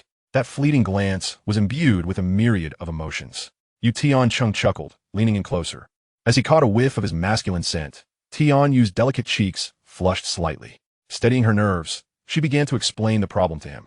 It must be said that despite having forgotten much, Yu Tiancheng's intellect remained sharp. He grasped concepts with remarkable ease. Within 5 minutes, Tianyu had elucidated a rather challenging question, and Yu Tiancheng had mastered it. Presenting a similar problem, Yu Tiancheng quickly solved it. I'm beginning to suspect that you are deliberately concealing your abilities, Tianyu remarked in astonishment, unable to believe her eyes. You do possess some foundational knowledge, don't you? Come on, next question. I'm eager to delve into foreign languages. No mathematics? Yu Tiancheng replied with palpable enthusiasm. Primarily, Tianyu's profile was truly captivating. Of course, a bit of extra credit was necessary, at least to avoid any awkwardness when called upon by the teacher in class. Soon, Tianyu found her rhythm and proceeded to explain the next question to Yu Tiancheng. The two engaged in a lively exchange of ideas, occasionally debating fervently. And before they knew it, an hour had slipped by. When Tianyu's phone rang, they were both startled by the passage of time. It's already 10 o'clock. Hello, Mom? Yes, everything's fine. I'm at school. I'll be home as soon as I finish this set of problems. Just a moment. After hanging up, Tianyu pointed to the half-explained question, saying, Come on, let us continue. How about I take you home first? Yu Tiancheng suggested, glancing at the time. No, let us finish this. Tianyu replied, just as the classroom lights flickered and went out. The school had cut the power. Well, I guess we can't continue now. Tianyu lamented. That's all right. I'll ponder over it myself. You should head home, Yu Tiancheng said. Very well, he said as he tidied up the desk. And they made their way downstairs. It's quite dark, Tianyu noted as they exited the classroom. The campus was eerily silent, the hallway enveloped in darkness, causing a slight shiver to run down her spine. I'll lead the way. Just hold on to your backpack. Watch your step, Yu Tiancheng instructed, handing her the bag and carefully navigating the staircase. As Tianyu observed Yu Tiancheng's slightly swaying figure, warmth blossomed in her heart, a sweet smile gracing her lips. Gripping her backpack, she followed him down the stairs, feeling less apprehensive. Still not home this late? The two wheeled their bicycles to the school gate, which was already locked. The vigilant gatekeeper scrutinized Yu Tiancheng, asking, What are you two up to? Got engrossed in studying, Yu Tiancheng replied with a hint of bravado. Studying? Who are you trying to fool? More like goofing off. What class are you from? What's your name? I'll inform your homeroom teacher. The gatekeeper's stern demeanor was unyielding, disapproving of these youngsters who neglected their studies in favor of romance. We're from class 9, the senior year. I'm Tianyu. We were just trying to solve a few more problems and lost track of time. Tianyu replied with a smile. Class 9? That's the honors class. The gatekeeper's expression softened immediately. I know you. Your reputation precedes you as the top student, always at the top of your class. You wouldn't be misbehaving, would you? All right, I'll let you through. Tianyu winked at Yu Tiancheng. Being a top student has its perks. Yu Tiancheng mused. The gatekeeper opened a small gate, allowing them to exit. Be careful. That alley is dark, and there are always some rascals causing trouble. If anything happens, shout, and I'll come and help. Don't worry. Sir, and you take care, Yu Tiancheng replied as they mounted their bicycles, riding together until they reached the Winxiang rice noodle shop. The shop had long closed, and its employees had returned home. However, the lights outside still illuminated the entrance, where Tianyu sat by the window, her eyes fixed intently on the street. This was the first time Tianyu had come home so late. It was unprecedented. When she spotted her daughter emerging from the shadows, her anxious heart finally eased, though it remained slightly suspended. Her daughter paused at a distance. Then a boy appeared, pushing a bicycle, with her familiar pink backpack hanging from the handlebars. So was this boy. It seemed Tianyu truly was in a relationship. Although Tianyu would deny it, the recurring encounters clearly indicated a budding romance. It's nothing to worry about. Let us observe a little longer. Perhaps they're just walking home together, Tianyu thought, her feelings rather complex. All right, that's enough. You should go home now, it's getting late. Be careful on your way, Tianyu said, taking her bag from Yu Tiancheng and placing it in the bicycle basket. Throughout their journey, neither spoke much, but Tianyu felt an undeniable comfort. Reminiscent of walking home with that little boy 10 years ago. Go on inside. I'll wait until you're in before I leave, Yu Tiancheng offered. Tianyu smiled and walked briskly to the rice noodle shop's entrance, pushing the door open. Turning back, she found him still standing there, gazing her way, which warmed her heart anew. She waved at Yu Tiancheng before stepping inside. I'm back. Let us have a little supper. Tianyu nonchalantly placed a bowl of pre-prepared snow fungus and lotus seed porridge in front of Tianyu. Thank you, Mom. Tianyu replied sweetly, lifting the bowl to sip the porridge while her eyes darted toward the entrance where she had just returned from. However, the figure had long since vanished. Did that boy see you home? Tianyu inquired further. Yes, Tianyu admitted, her hand trembling slightly. Are you two dating? Tianyu felt compelled to ask, her worry evident. No, Tianyu replied firmly. Her denial only heightened Tianyu's concern. Generally, when someone denies it, it often means it's true, she mused. We're just ordinary classmates. Don't worry, I won't date until after university, Tianyu added earnestly. Tianyu sighed gently. Silly child. Love isn't as simple as you think. Sometimes, You find yourself entangled before you even realize it. But Tian's nature makes it difficult for me to intervene. Chapter 25. Who told on you? Returning so late? Meanwhile, at Tiancheng's home, Wei Xiaoqin was sitting on the sofa, knitting while watching television. Upon seeing her son return, she casually asked, "Is your father not back yet?" "He is busy making extra money with an additional class at the training center." Tiancheng replied, glancing toward the main bedroom. "Oh, you don't seem worried at all, with me coming home so late. Aren't you concerned I might run into trouble? What trouble could a young man like you possibly encounter? I'm more worried about that girl getting into a predicament." Wei Xiaoqin deftly manipulated the knitting needles, her gaze flitting over her son, as if she sought to discern some hidden truth. It seems that the Empress Dowager has a veiled message. Tiancheng's mind raced. Who has been whispering my secrets? No, I simply found myself waiting endlessly, both to the left and the right, and lacking a phone to call you, I resorted to contacting Liu Yexing's family. Liu Yexing mentioned that a girl had taken the initiative to tutor you, and even brought you a box of fruit. I heard that this girl is the top student in your entire school. Could it be that I might soon have a daughter-in-law from Tsinghua or Peking University? Wei Xiaoqin wore a gossiping expression, her words growing increasingly absurd. Tsinghua and Peking University may be a stretch, but a seat in a 985 university is certainly within reach. Tiancheng nodded. Wei Xiaoqin was momentarily taken aback. Clearly, she had not anticipated her son as admission. Previously, rumors had reached her ears at school, suggesting that Tiancheng was pursuing a girl. During that time, she had subtly inquired after his return home. Yet, Tiancheng had always directly denied any romantic pursuits. The girl named Li Cici, whom Wei Xiaoqin had heard of, did not have the best reputation, and since Tiancheng did not acknowledge her, she had little motivation to press further. However, today, Tiancheng surprisingly did not deny his association with this girl, which could very well indicate burgeoning romance.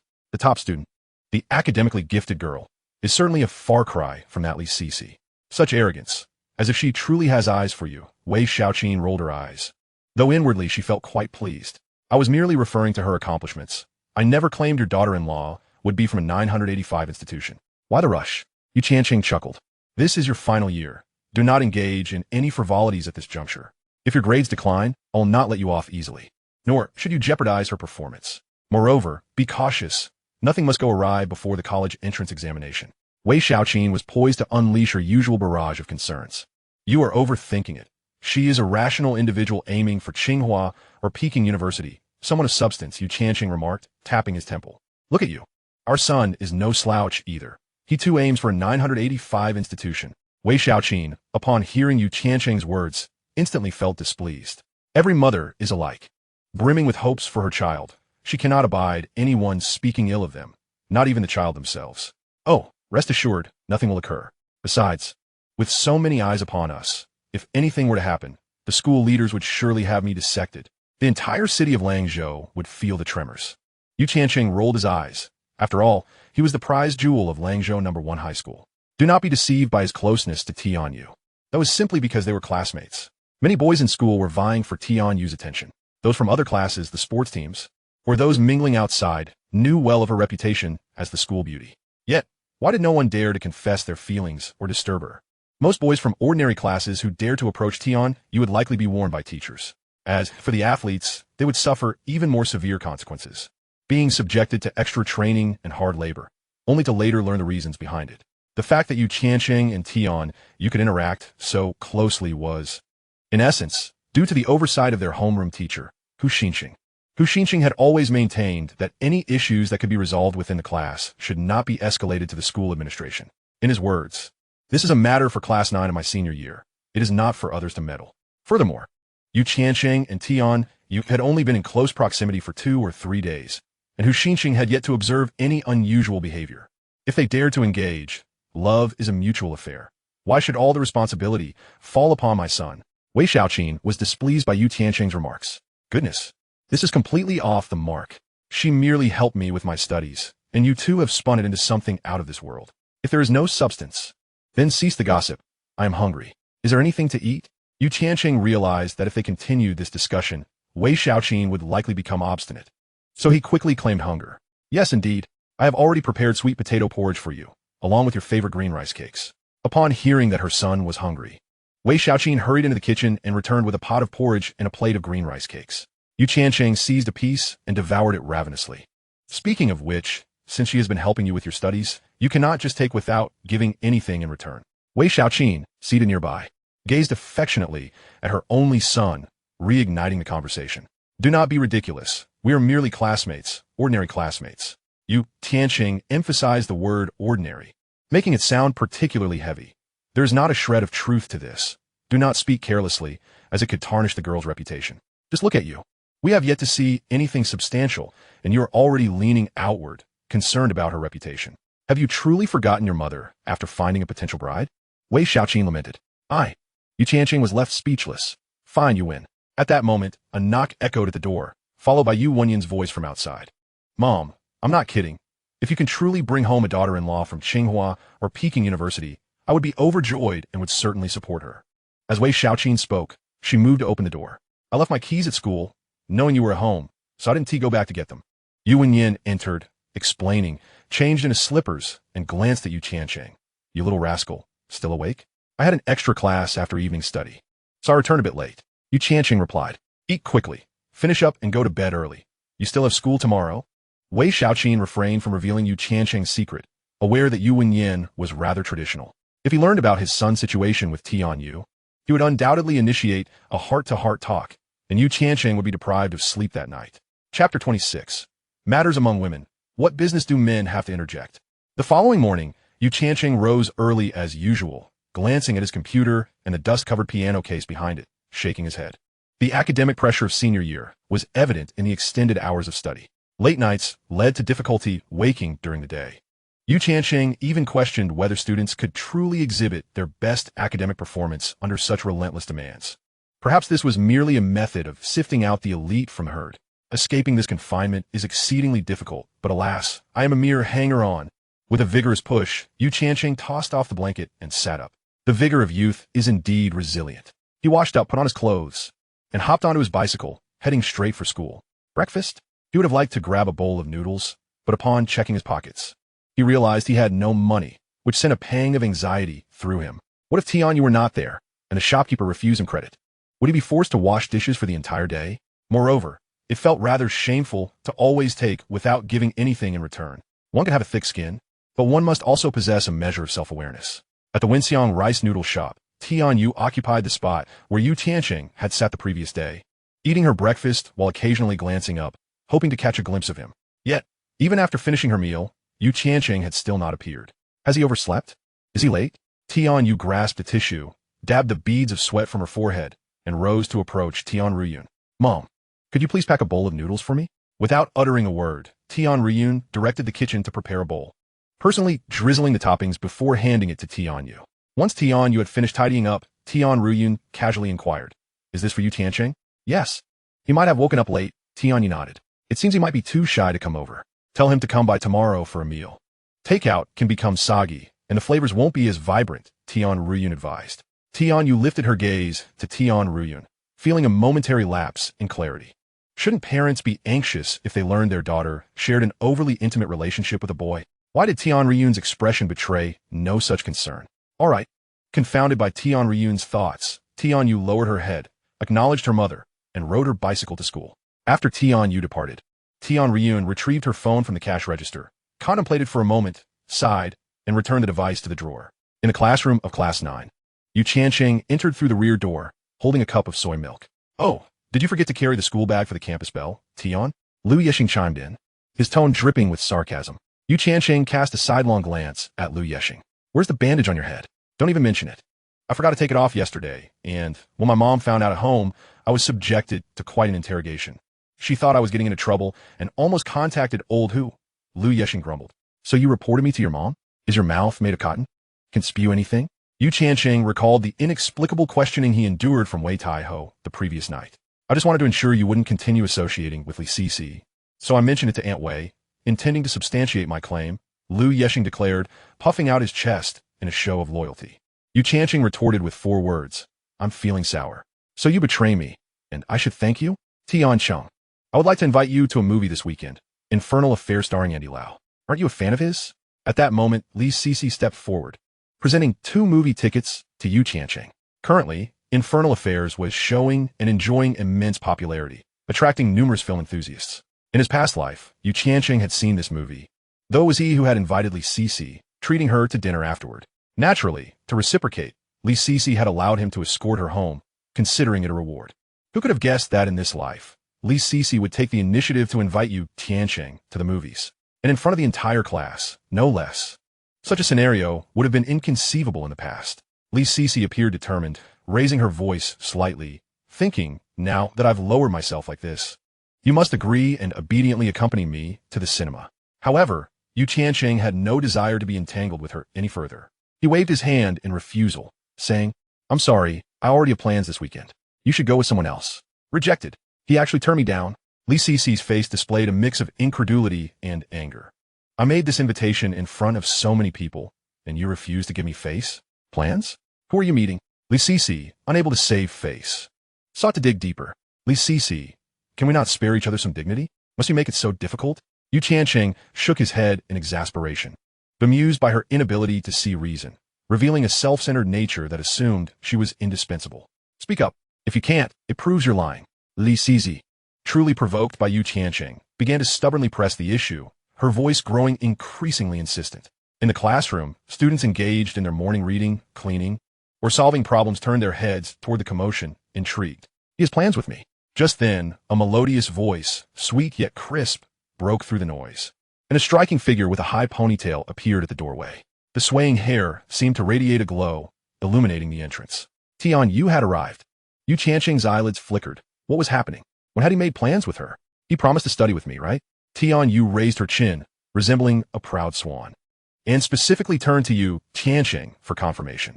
Yes, I aim to get into a top university, and I made arrangements with Tian Yu. Yu Tiancheng smiled, harmonizing with her statement. Tian Yu, I truly don't understand what is appealing about him. Why are you competing with me?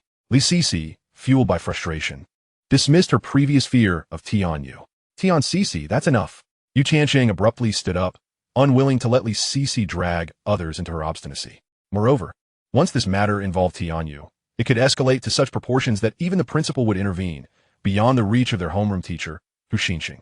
It was probable that Li Sisi harbored such intentions, seeking to make a mess of things out of spite. If she couldn't have him, she would ensure no one else could either.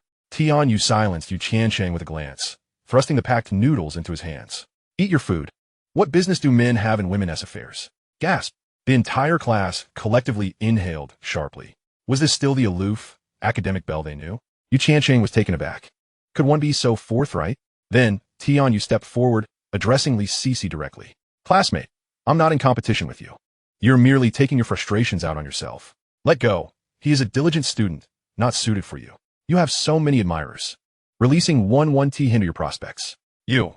Li Sisi looked up at Tian Yu, who towered above her, and a sense of helplessness washed over her. It was an innate fear. In the presence of Tian Yu, she felt like a mere sparrow overshadowed by a majestic phoenix, untouchable and untarnishable. I want to let go. I refuse to agree. Li Sisi gritted, her determination palpable. Yu Tiancheng glanced up, internally exasperated. Am I to be treated as your possession? Yet he said nothing, merely intensified his slurping of noodles. In the classroom, aside from the dialogue between Tian Yu and Li Sisi, the only sound was the slurping of noodles, creating a cacophony. This is quite a challenge. I relish it. If you yield so easily, I would have to reconsider my choices. As it stands, my judgment seems sound. So let us see who prevails. As a girl from Sichuan and Chongqing, Tian Yu possessed a fierce competitive spirit, and her bold personality, once unrestrained, became a formidable force. You say he's a good student, unsuitable for me. I will counter that you are also a good student, unsuitable for him. The chances of you attending the same university, or even residing in the same city, are minuscule. Ultimately, you will both end up with unsatisfactory outcomes. Li Sisi raturta puintably, seemingly alluding to something deeper. Do not trouble yourself with that. Time is still ample. I can help him improve his grades. Well, you can only drag him into the abyss. Tian Yu's words had already declared her innermost feelings. As soon as she spoke, the boys were left looking utterly dejected, as if mourning a great loss, particularly Zhang Rui, who, in a fit of frustration, brandished a ballpoint pen and dramatically plunged it into his thigh before forcefully tossing it to the ground. Although he understood that it was improbable for Tian Yu to end up with him, he could never allow himself to associate with scum like Yu Tiancheng, who sat at the back of the classroom. Meanwhile, several girls gazed at Tian Yu and Yu Tiancheng with starry eyes, their expressions brimming with excitement and gossip. The delightful duo, hooray! At that moment, Tianyu's defense of Yu Tiancheng was simply magnificent. This couple was indeed worthy of support. Yu Tiancheng, momentarily taken aback, looked up, somewhat bewildered. Was his charm truly so immense? How had he, upon being reborn, attracted the attention of not just one, but two women who were now vying for his affection? Was this about to become a public spectacle? Of course, he was indifferent to whether the situation would escalate. Having lived 2 lives, his capacity to endure far surpassed anyone's comprehension. Thud thud. Outside the classroom, the distinct sound of polished leather shoes echoed in the hallway. It was Aunt Huang's footsteps. Today was the day for English morning reading. Upon noticing Aunt Huang's approach, Li Sisi dared not continue her confrontation with Tianyu. If things escalated to the teacher, it would be her misfortune. Tianyu would undoubtedly emerge unscathed. You think too highly of him. Li Sisi muttered one last time before she indignantly returned to her seat, her expression one of frustration and apparent vexation. Yu Tiancheng rolled his eyes, thinking, what am I lacking? Though you played me a few tricks in my past life, I managed to outmaneuver you in 108 different ways. Tianyu merely smiled and settled back beside Yu Tiancheng. She felt no need for debate. Her actions spoke volumes about her decision. They say you can't succeed, so you must strive to prove them wrong. She whispered to Yu Tiancheng, who was slurping his soup. Hiss, hiss, whether I'm capable or not. Why not give it a try and see? Yu Tiancheng inhaled sharply, his tongue tingling from the spiciness. Presently, it seemed he was indeed lacking, though he recognized there was potential. Reflecting on Yu Tiancheng's performance during last night's exam and error corrections, Tianyu remarked with objectivity, a man must not be deemed incapable. A woman should never say her man is inadequate. Yu Tiancheng cast a mischievous glance at Tianyu's chest. Today, she had chosen not to wear her school uniform, but instead donned a light blue suspender dress that accentuated her alluring figure. She had even adorned herself with a brooch at her neckline, which imparted an air of sophistication. It was this brooch that led Yu Tiancheng to realize that this dress concealed a monumental secret. In addition to her slender waist, Tianyu possessed a remarkably ample bosom. Sensing Yu Tiancheng's lascivious gaze, Tianyu extended her delicate hand and gently pinched his waist before giving a twist. Yu Tiancheng instantly reacted as if a key had been thrust into a lock, bouncing off at a 30-degree angle and colliding with the wall. If you are so capable, then you must outperform me in the college entrance examination if you wish for me to be your girlfriend. After twisting Yu Tiancheng, Tianyu began to raise the stakes of their wager. Are you joking? You can score between 680 and 700. Have you left me with too little room? Yu Tiancheng feigned shock, turning to lean just 15 centimeters away from Tianyu. The proximity was intoxicating, as her fragrance enveloped him. Perhaps it was the first time being observed so closely by a boy that left Tianyu feeling slightly flustered. Yet she stood her ground, lifting her chin with a proud gleam illuminating her smooth complexion. Isn't it said that men cannot be deemed incapable? Do you think a man as prowess is only displayed when he stands in front? Yu Tiancheng felt a slight stir in his heart, pondering that he could showcase his manliness even from behind. However, he decided against it, thinking, if you prefer the front, then it shall be so. If you favor the back, then so be it. As they conversed, the thud sound had reached the classroom door. To everyone's astonishment, the visitor was not Huang Wan, but a striking woman clad in a white blouse, pencil pants, and high heels. Upon her arrival, the attention of all the boys in the class converged upon her. Wasn't this the computer teacher, Su Lan, from the computer room? As third-year students, the most lamentable circumstance was losing many elective classes. The most robust physical education teacher was perpetually ill, the melodious music teacher was always preoccupied, and at Yizhong, they also had to contend with the most beautiful computer teacher frequently being away for training. The fact that Su Lan had appeared today truly exhilarated the male students of Class 9, standing at the classroom entrance. Su Lan first glanced at the nameplate on the door to confirm it was Class 9, then flashed a charming smile at the boy seated in the front row, inquiring, "Where's Yu Tiancheng?" The boy, momentarily entranced by Su Lan's beauty, momentarily lost track of his thoughts. Upon hearing Yu Tiancheng's name, he snapped back to reality, realizing she was searching for him. Damn it, what has Yu Tiancheng done to warrant a visit from the beautiful teacher of the computer room? He exclaimed, pointing to the back of the room. The back door? Su Lan looked up to find Yu Tiancheng holding a plastic box, engaged in a close conversation with a female classmate. The two stood so near that it seemed they might kiss at any moment. The girl was rather pretty. This little rascal has quite the luck with women, Su Lan thought, narrowing her eyes at Yu Tiancheng. She initially intended to approach from the back door, twist his ear, and tease him a bit. However, she reconsidered, realizing that such antics were beneath her as a teacher. Standing tall, she adjusted her collar and raised her voice slightly. Yu Tiancheng, come out and accompany me to the office. Chapter 28. Misuse of terms. This is called intensive training. Though she endeavored to project an air of authority, Su Lan still lacked the commanding presence of teacher, instead exuding the aura of an office secretary reporting to her boss. Instantly, the entire classroom's attention shifted back to Yu Tiancheng, with even Tianyu looking at him in astonishment. What trouble have you stirred up now? Don't worry, I'm just going to the office. That's where serious matters are discussed. Yu Tiancheng replied to Tianyu before rising and exiting through the back door. As they left, the classroom erupted into spirited discussions once more. Su teacher actually came looking for Yu Tiancheng. This guy's been quite the sensation lately, murmured one boy, his tone laden with jealousy. Who knows what mischief he's been up to? Didn't you hear the tone of Su teacher's voice? Zhang Rue chimed in, mimicking Su Lan's posture with his hands on his hips and embellishing his words. Stop talking nonsense. You can do whatever he pleases without you gossiping about it. Lu Yexing interjected, unable to tolerate Zhang Rue's disparaging remarks about Yu Tiancheng. You are aware of nothing. I heard that something happened in the computer lab a couple of days ago. All the computers crashed with a blue screen, halting all computer classes across the school. It could very well be the mischief of Yu Tiancheng. Zhang Rue deliberately cast aspersions on Yu Tiancheng. Little did he know, this incident was indeed connected to Yu Tiancheng, albeit not in the manner he suggested. How absurd. You merely have to part your lips to spread rumors without accountability. The computers in the lab could have been infected by some virus. It has nothing to do with you. It seems you're simply idle. If you have overindulged, go run a few laps on the playground to digest, rather than spewing nonsense here. Lu Yexing, in exasperation, kicked Zhang Rue's chair, nearly sending him sprawling to the ground. What the hell? You could talk, but why resort to violence? Do you want to fight? Zhang Rue steadied himself, face flushed, bellowing in a voice that strained his throat. If it comes to blows, I'm not afraid of you. Lu Yexing rolled up his sleeves, revealing arms as robust as a young bull. I won't stoop to your level, you unrefined fool. If you have the guts, take it up with Aunt Huang. Zhang Rue immediately cowered, sitting back down and burying his head in his studies. Lu Yexing noticed Huang Wan entering and fell silent, returning to his book. Teacher, my stomach hurts. Zhang Rue suddenly raised his hand, reporting to Huang Wan. Go ahead. Huang Wan shot him a glare. She remained courteous to this former English class representative, primarily because he seldom caused trouble. Zhang Rue promptly stood up, hunched over, and hurried out of the classroom. That rascal is certainly not in pain. Lu Yexing muttered through clenched teeth, then raised his hand. Teacher, it's my turn to clean today, and I haven't mopped the floor yet. Go on. Huang Wan replied impatiently. Frowning, Lu Yexing dashed to the back, grabbing a bucket and mop and sprinting off. Life has treated you well, huh? With a pretty girl to accompany you. Outside the classroom, Su Lan crossed her arms and scrutinized Yu Tiancheng.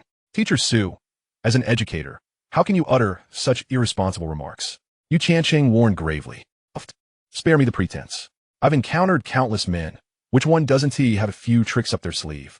Su Lan retorted in a tone that belied her age, then suddenly shifted to a conspiratorial whisper. Come, follow me to the computer lab. I have something good for you.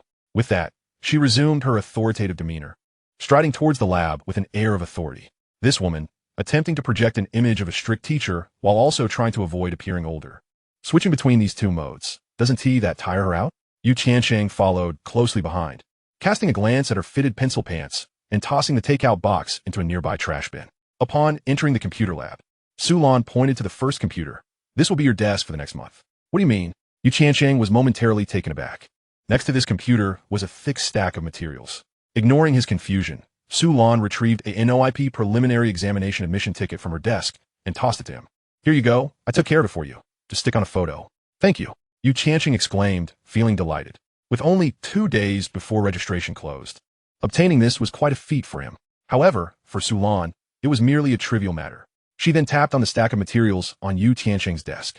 These are last year's competition questions I specifically retrieved from Xingqing for you. It was quite a favor, so if you can't even pass the preliminary round, I will certainly have words with you. Yu Tiancheng picked up one of the materials and was astonished to find that these questions were printed. The stack was as high as his forearm, indicating considerable effort had been invested.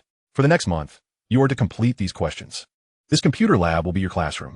You can attend classes here, and after school, you can continue studying without interruption. I look forward to the day you achieve breakthrough success. Su Lan earnestly told Yu Tiancheng. But what about my other classes? Yu Tiancheng asked, troubled. You won't need them. If you reach the NOIP finals and win an award, top universities will be vying for you. What significance do your other classes hold? Su Lan rolled her eyes dismissively. What if other teachers come looking for me? Yu Tiancheng pressed on. That won't happen. I've already spoken to your homeroom teacher, and they will explain it to them. Sulan waved her hand dismissively, seated herself at the computer on the podium, first retrieving a cloth from the drawer to wipe the table and computer, then tossing the cloth aside, powering on the computer. She opened another drawer, took out a lollipop, contemplated for a moment, then tossed another to Tiancheng, crossing her legs. Starting tomorrow, cleaning duty is yours. So, I become your free labor? Tiancheng feigned sorrow, unwrapping the lollipop and popping it into his mouth. Nonsense. I didn't give you a lollipop. Sulan quipped, my labor is far too cheap. Enough chatter. Complete 2 sets from the first booklet for me. I'll check them. If your accuracy is below 80%, prepare for scolding. Sulan's eyes widened in mock ferocity. Tiancheng understood the underlying truth. Hu Xingxing, that old fox, must be worried that his presence would disrupt Tian Yu's studies, but was too embarrassed to express it directly. Hence, he had Sulan confine him to the computer lab. Am I being placed under house arrest?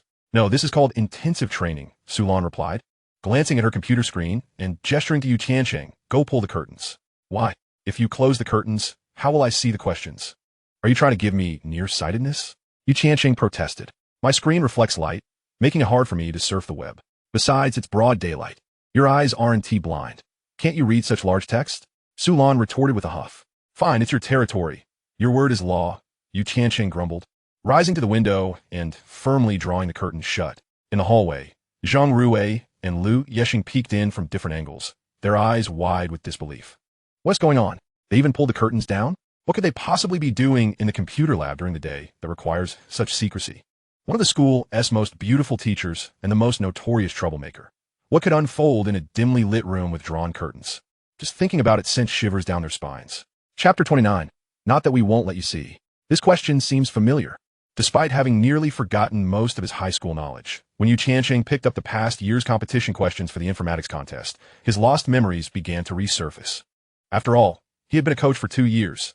These questions were all too familiar. Not only the questions up to 2003, but even those from the next 20 years he recalled vividly. After 20 minutes of rapid writing, Tiancheng handed over the 2 completed sets to Sulan. Done so soon? Did you really read the questions? You didn't just copy the answers, did you? As Sulan was still engrossed in a game of Bomberman. Tian had already completed his achievements, which genuinely exceeded her expectations. Do you believe that copying answers isn't as swift as my direct writing? Tian quipped casually. You exhibit quite a bit of confidence, Sulan remarked, reaching into the adjacent drawer to retrieve the answers, methodically checking them against his work. To her astonishment, every answer was correct. This indicated that if Tian were to take the preliminary examination using these 2 sets of questions, he would undoubtedly pass. The anxiety that had previously gripped Sulan's heart began to dissipate. She had indeed taken a considerable gamble this time, and it appeared to have paid off handsomely. Confidence stems from one's formidable abilities. Tian smiled slightly. Well then, could you solve 2 sets of the finals questions for me to peruse? Sulan's eyes sparkled with intrigue. Miss, the finals questions require coding. If you have printed them out, it would be akin to writing the death knell. How about I simply code directly on the computer? Besides, the curtains are drawn so tightly that it's rather straining on the eyes. Tian raised his chin slightly towards Sulan, inquiring, what did you call me? It sounds rather pleasant.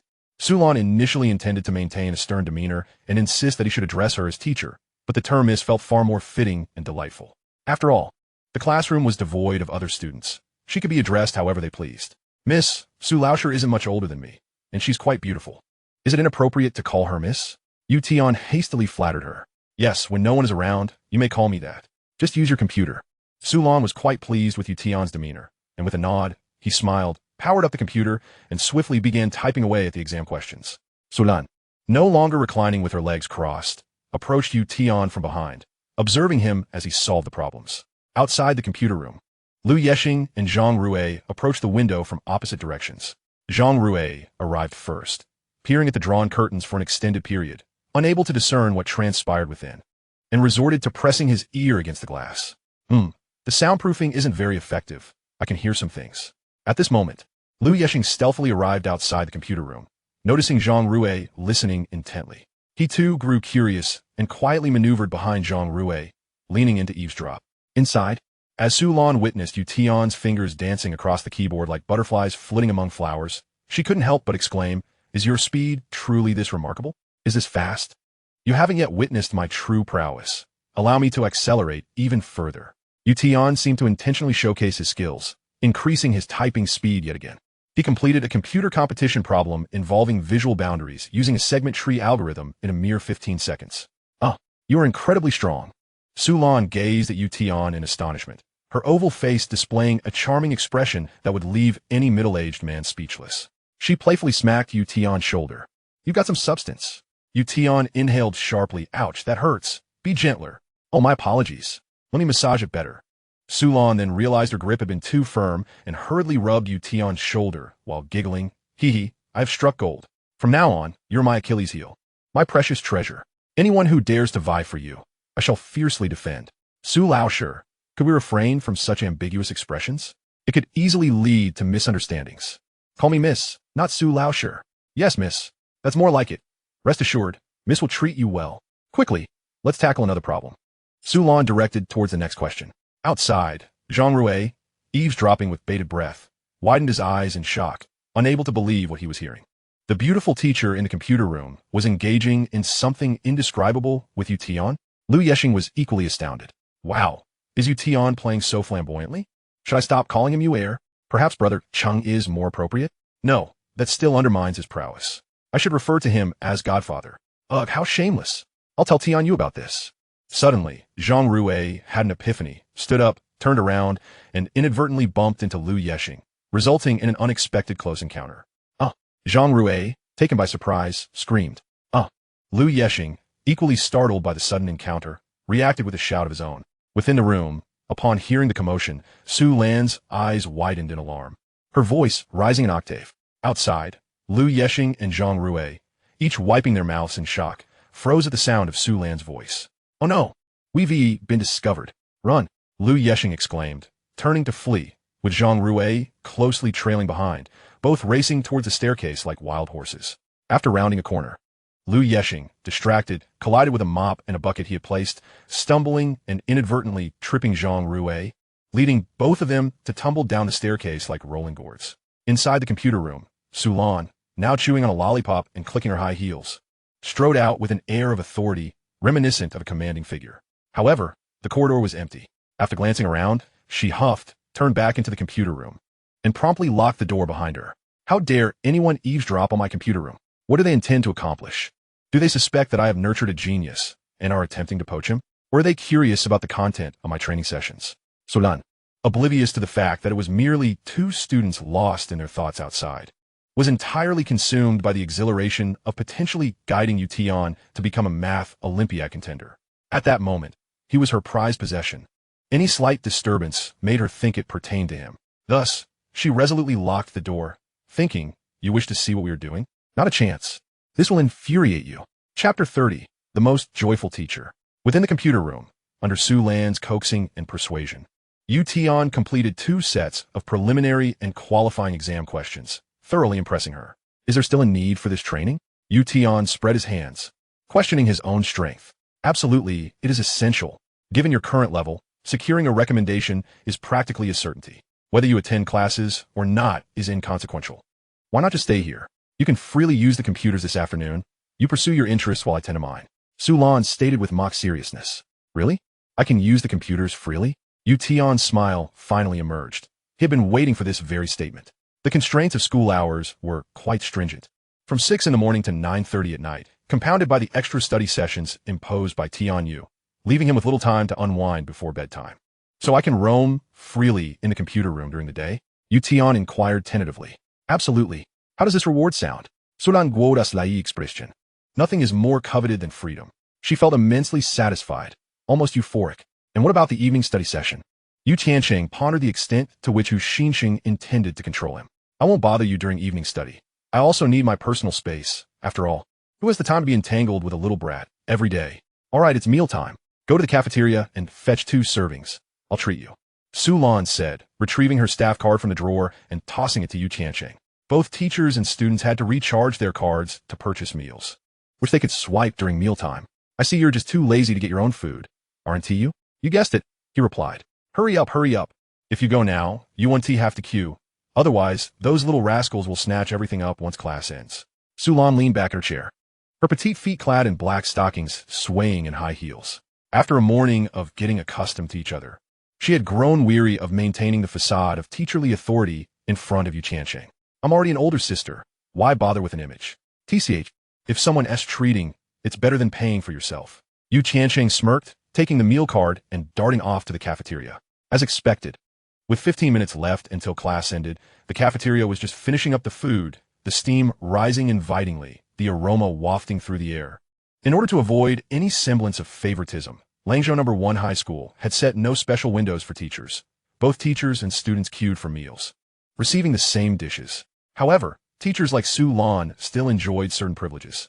For instance, she could arrive at the cafeteria 10 minutes early, avoiding the queue altogether. Tiancheng swiftly returned with 2 trays of food. He had chosen braised pork, kung pao chicken, fish-flavored shredded pork, and beef brisket with potatoes for himself. While for Su Lan, he selected a portion of hand-torn cabbage, mapo tofu, stir-fried cauliflower, and spinach with egg. As he was being served, the cafeteria lady, her hands trembling, teased Tiancheng, "You're here so early today, huh? Helping Ms. Su from the computer lab?" Upon hearing his response, the trembling ceased, and she even added an extra scoop of vegetables to his plate.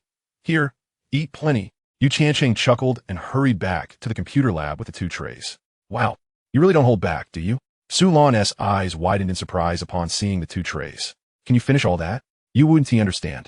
Back in my hometown, we have a saying, if you're too polite when someone treats you, you'll never eat 4 dishes in your lifetime." He grinned and reached for the plate laden with meat dishes. The dishes were the cafeteria's most coveted offerings, typically too extravagant for students to indulge in, let alone to order for at once. The reasons being, the school's food was usually less delectable than outside, and students preferred to keep some of their pocket money rather than loading it all onto their meal cards. "Wait, how do you know I like these dishes?" Su Lan said, pulling the meat-laden plate closer to her. She left the vegetable dishes for him. "Stop it. That's mine. You a lady. Shouldn't eat so much meat. It'll make you gain weight and ruin your figure." Tiancheng tugged at the plate, reluctant to let go. "Don't worry. I'm naturally beautiful. I want to gain weight no matter how much I eat." Su Lan shot him an exasperated glance. "Let go. Su Laosher. Look at that braised pork and the brisket. They're all fatty and greasy. You surely can't stomach it. Let me take care of it for you." He pointed at the glistening fat on the pork, trying to gross her out. "Can you take my place when I need to use the restroom?" "Well, no." "Then the same logic applies. If I'm hungry and you eat my food, how can I not be hungry? Your comparison is truly inappropriate. Let go of my plate." Under the onslaught of Su Lan's foot jabs and hand grabs, Tiancheng could only swallow his saliva, watching helplessly as the meat dishes drifted further from him. "I've never encountered a woman like you. Do you understand what it means to uphold teacher ethics? What it means to be a candle that burns out in tears?" Resigned, Tiancheng sighed and picked up the plate filled with greens, beginning to eat. "I've never met a student like you. Do you understand the importance of respecting your teachers?" Su Lan observed him with a playful smile, her lips glistening with sauce. To Tiancheng's astonishment, Su Lan was not just teasing him. She genuinely relished the meat dishes. The large plate of 4 meat dishes was nearly devoured, leaving behind only shreds of radish and wood ear mushrooms. The meat had all been consumed. "You truly are full of surprises," Tiancheng exclaimed, momentarily at a loss for words. "After I return the trays, I'll take a beauty nap. Remember to lock the door when I'm back." We would want any leaders to drop by, although they usually don't. The computer lab had a small partition originally intended for storage, which Su Lan had repurposed in her private napping space, complete with a small bed. After giving Tiancheng a few instructions, she entered the partition and closed the door behind her, genuinely preparing to sleep. "This woman is probably the happiest teacher at the entire school," Tiancheng mused. Quickly finishing his meal, returning the trays to the cafeteria as instructed, then returning to the computer lab, locking the door and drawing the curtains, swiftly logging into his QQ. Chapter 31. The 3 major events of Class 9. At the Wenshang rice noodle shop, a window-side table in the back, Tianyu nibbled at her rice, while the stir-fried beef and potato strips before her remained untouched. Her actions seemed mechanical, her eyes distant, lost in thought. "Why are you only eating rice and not the vegetables?" Tian Ryun placed a bowl of black-boned chicken soup on the table, stirring it as steam wafted up, engaging Tianyu in conversation. With her experience, she could easily perceive that her daughter was preoccupied with something troubling, yet she hesitated to inquire directly. "Oh," Tianyu responded lightly, symbolically picking up a few potato strips and pushing a bit of rice around her bowl. "Don't eat so hastily. It's not good for your stomach. Have some soup instead." Tian Ryun nudged the soup closer to her daughter. Tianyu replied, lifting the bowl and gulping down half of it before dabbing her mouth with a napkin. "Mom, I'm done. Where's the fruit platter? This child, you've barely eaten anything. You've been studying so hard. This little bit isn't too nutritious at all. Tian Ruyun sighed, concerned about her daughter's distracted state. Could it be that she quarreled with that boy named Tiancheng? Truly, having a romantic relationship brings no good. Will this affect her future grades? The fruit platter hasn't been cut yet. Tian Ruyun's tone turned a bit stiff, guessing that the fruit would likely end up in the dog's belly. Oh, hurry up. You'll be late for school. A faint smile crept onto Tian Yu's lips, bright as sunshine, as she looked at Tian Ruyun with a charming expression. I can't help it. Seeing her daughter smile, Tian Ruyun's earlier irritation dissipated. The child's recent smiles have indeed increased significantly. Well, as long as you're happy. Tian Ruyun stood up to prepare a fruit platter, casually grabbing a takeout box as well. Thank you, Mom. Tian Yu seemed to comprehend Tian Ruyun's intent, her cheeks flushing slightly as she called out to her mother. As long as you're happy, Tian Ruyun replied curtly without turning her head. Hee hee. Tian Yu chuckled foolishly, resting her chin on her hand, gazing out at the throngs of people passing by the window, once again lost in a whirlpool of conflicting thoughts. What on earth was Su Laoshi calling Yu Tiancheng for? Throughout the morning, Tian Yu had been inundated with gossip. 3 significant events had transpired in Class 9 of the senior year. The first was that Yu Tiancheng had been summoned to the microcomputer room by Su Lan and had not returned to the classroom for the entire morning. The second was that Zhang Rui had fractured his arm. The third was that Lu Yexing had also sustained a broken arm. Both insisted in unison that their injuries were not the result of a fight, but rather a fall down the stairs. The key point was that the two limped back to the classroom together to report to the homeroom teacher, Hu Xingxing, causing him quite a bit of trouble that morning. He had to call 120 for an ambulance for the two of them and also notify their parents. Amidst this tense situation, Zhang Rui, unfazed by his own injury, rushed to Tian Yu to eagerly report. With a mischievous glint in his eyes, he revealed that Yu Tiancheng was allegedly engaged in some clandestine activity with Su Lan in a microcomputer room. This revelation was so severe that it was nothing short of shocking. Of course, Zhang Rui only confided in her, refraining from spreading the rumor, as it involved Su Lan. If the claim proved true, it could have dire societal repercussions. Conversely, if it were false, Zhang Rui could face serious consequences for defaming a teacher and a classmate, possibly leading to expulsion, though a major demerit would be more likely. To be candid, Tian Yu, with her rational mindset, initially found it hard to believe. In her view, Su Lan and Yu Tiancheng had no conceivable connection. Typically, Su Lan maintained a distance from most students, as if they were separated by rivers and mountains. At most, she would enlist a couple of students to assist with menial tasks. However, her decision to call Yu Tiancheng out alone piqued curiosity. What added to Tian Yu's dilemma was Zhang Rui's remark. If you don't believe me, you can ask Lu Yexing. He heard it too. As they say, every girl has a penchant for gossip. Moreover, given that this matter involved Yu Tiancheng, Tian Yu's curiosity deepened. She approached Lu Yexing, who was also waiting for an ambulance, to inquire further. Lu Yexing didn't respond directly, stammering instead, I don't know. Oh, my head hurts a bit, oh, my elbow. My skull. His exclamation drew Hu Xingxing over, leading to the abrupt end of Tian Yu's interrogation. However, from Lu Yexing's reaction, Tian Yu sensed that this incident might indeed be more than mere rumor, as Zhang Rui suggested. Could these two, who seemed entirely incompatible, truly engage in such reckless and scandalous behavior? Tian Yu was reluctant to accept the notion, yet Zhang Rui's conviction and Lu Yexing's apparent evasion felt suspiciously like a cover-up. No, once he returns this afternoon, I must ascertain the truth. Ultimately, the truth will reveal itself. Tian Yu chose to trust her instincts. If Yu Tiancheng had indeed been involved with Su Lan inappropriately, she would subtly probe to discern the nature of their interactions. The fruit platter arrived. At that moment, Tian Ruyun placed a plate of cut fruit before Tian Yu, alongside a takeout box filled with more sliced fruit. The bananas are quite sweet today. Mom, I'm heading to class. Tian Yu stuffed a piece of banana into her mouth, picked up the takeout box, flashed a smile at Tian Ruyun, and dashed off. Tian Ruyun's beautiful eyes widened in disbelief. You, this child. Once Tian Yu was gone, a shadow fell over Tian Ruyun's face. This was not sustainable. Her daughter seemed to have lost her focus, and maintaining good grades would be impossible under such circumstances. Muttering to herself, Tian Ruyun walked to the cashier's area, opened a drawer, and retrieved her phone, searching for Hu Xingxing's number. As she hovered her finger over the call button, she hesitated. Should she observe a little longer?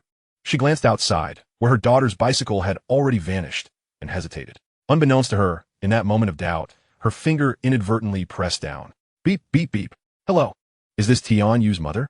Ah, yes, it's me, Teacher Hu. Is there something wrong? Well, it seems that recently, Xiao Yu's behavior has been unusual. She appears to be getting quite close to a boy, and I suspect, oh, this matter? I'm aware of it. You know? Yes, but rest assured. I have already taken care of it. That boy has been reassigned. Reassigned? To where? To the microcomputer room for training. Training? Is that child a competition student? You're aware of competition students? I've looked into it. Xiaoyu used to participate, but she had to give it up due to family circumstances. I see. Don't worry. This child will be busy preparing for competitions and won't be around school much. With Tianyu's rationality, she will soon regain her focus and won't let her grades slip. If that boy is capable of being recommended for further studies, Tianyu certainly won't allow herself to fall behind. Sometimes, if managed well, such relationships can lead to positive developments. All right, I understand. Since teacher who has arranged everything, I won't worry any longer. Thank you, teacher who. Goodbye. Goodbye. After hanging up, Hu Xingxing smugly clasped his hands behind his back. Fortunately, I had the foresight. Otherwise, how could I, as their homeroom teacher, be so uninformed? However, his self-satisfaction lasted barely 3 seconds before a medical staff member approached. Is this regarding Liu Yexing and Zhang Rui's parents? I'm their homeroom teacher, he replied. Same here. Here's the payment slip. Please settle the fees before coming back for the medication. All right. How could these two clumsy fools manage to break their arms? And to think they both broke them. Chapter 32, regardless of the circumstances, I will double down. In the microcomputer room at Langzhou No. 1 High School, Yu Tiancheng logged into his QQ and immediately sensed the mouse stutter. Then, the entire screen froze. What the heck? Is it infected? Yu Tiancheng exclaimed, his eyes wide with disbelief. After a few minutes, the mouse finally regained its function, only to freeze again. Has it crashed? Seeing the lower right corner of QQ morph into a message icon, Yu Tiancheng realized that it had been overwhelmed by excessive friend requests, causing it to freeze. Damn it. I should have left my QQ number. I should have just provided my email. In that instant, Yu Tiancheng felt he had made a grave miscalculation. He hastily logged into the Great Chicken Gaming Network, beginning to modify the program by removing his QQ number and leaving only an email address. Upon scrutinizing the backend, he was astonished to discover that, after a few days of neglect, this modest gaming website had amassed over 1 million visits. Goodness, at this rate. The traffic is indeed quite impressive. However, Yu Tiancheng understood that this phenomenon would not endure for long, with just a handful of mini-games. The initial novelty would soon wear off, and in due course, the traffic would stabilize. Without the introduction of new games, the visitor count would gradually dwindle, marking the end of the peak in the monetization phase. Unless Yu Tiancheng continued to cultivate fresh and engaging mini-games that could captivate players' attention.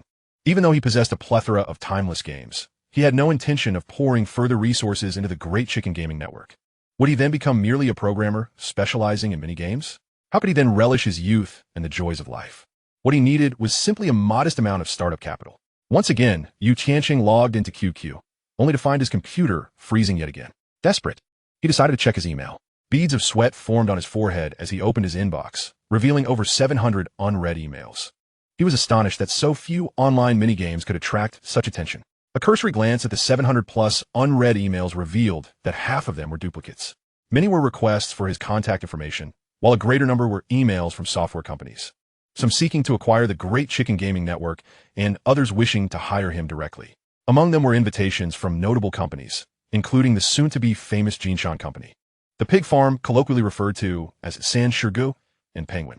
Reflecting on the present circumstances, Yu Tiancheng noted that the pig farm was preparing for the final internal test of Fantasy Westward Journey, and even if they were interested in his mini-games, they likely would not offer a substantial price. Most notably, the individual who contacted him from the pig farm was merely a project manager's secretary.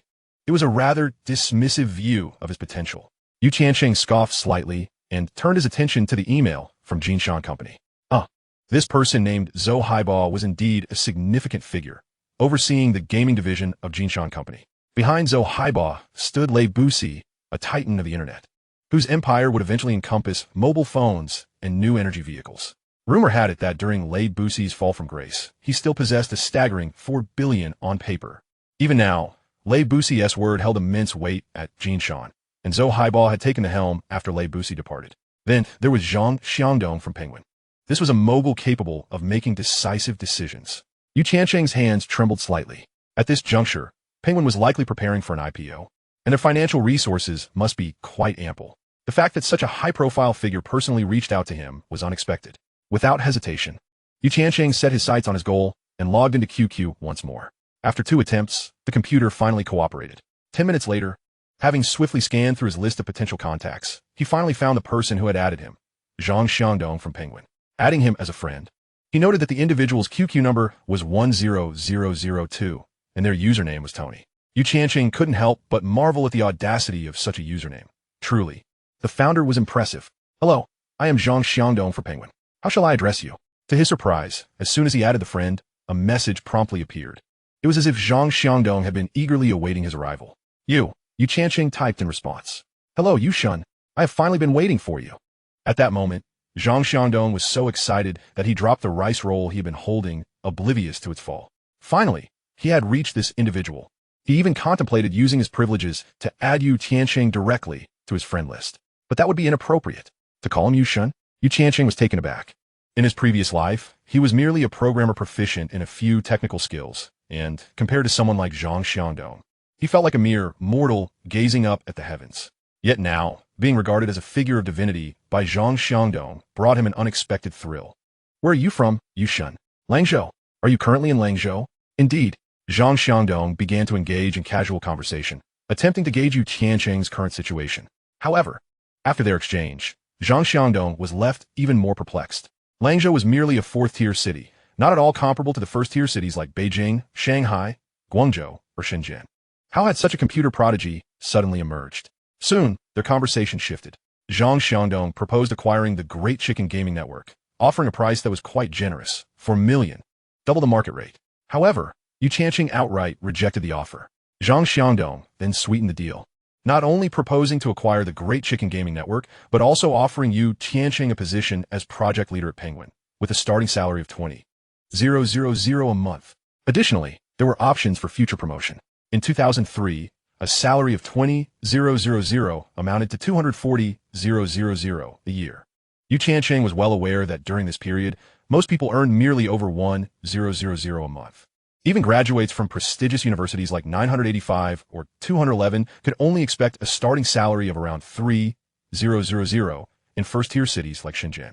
Not to mention the inclusion of stock options. At this juncture, it was evident to anyone with sense that Penguin held immense potential. Once Penguin went public tomorrow, possessing those options would grant Yu Tiancheng financial freedom. If he were an ordinary programmer, he would likely be awestruck by Zhang Xiangdong's lavish offer, perhaps even succumbing to it. Yet, Yu Tiancheng had lived two lives. He understood the true value of the assets he held. Neither the $4 million acquisition offer nor the high-paying position could sway him. I initially thought Mr. Zhang was straightforward, hence my willingness to engage with you. I did not expect you to be so unyielding. The offer from Zone next door is already in the 8-digit range, far more sincere than yours.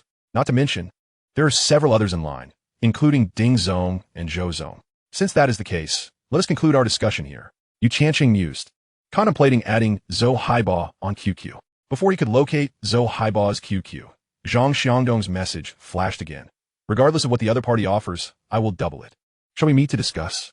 I can come to Langzhou right now. Such urgency was unexpected. Yu Tiancheng chuckled. Little did he know, Zhang Xiangdong had been troubled in recent days, with sores forming on his lips. With the company poised for an IPO in a few months, the server had inexplicably crashed. While this news had not spread widely, those within the industry were well aware. Without implementing this encryption algorithm, Zhang Xiangdong feared he might not sleep soundly for months. Chapter 33. Considering alternative opportunities? 8-digit figures double the amount. That would be at least $20 million. The other party was getting anxious. This price had already exceeded Yu Tiancheng's expectations. Moreover, discussing in person might yield further advantageous terms. Having made an appointment with Zhang Xiangdong, Yu Tiancheng began to browse the web, casually checking the stock market. As he anticipated a substantial influx of funds, he pondered the necessity of not allowing this money to stagnate in his account. It was imperative to make it work for him. The current market hovered around 1,400 points.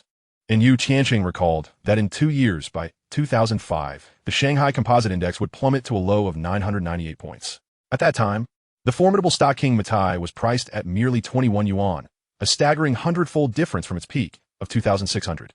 In his previous life, Yu Tiancheng had dabbled in stock trading and meticulously studied numerous stock trends. However, apart from a handful of memorable selections, he dared not make hasty purchases at this juncture.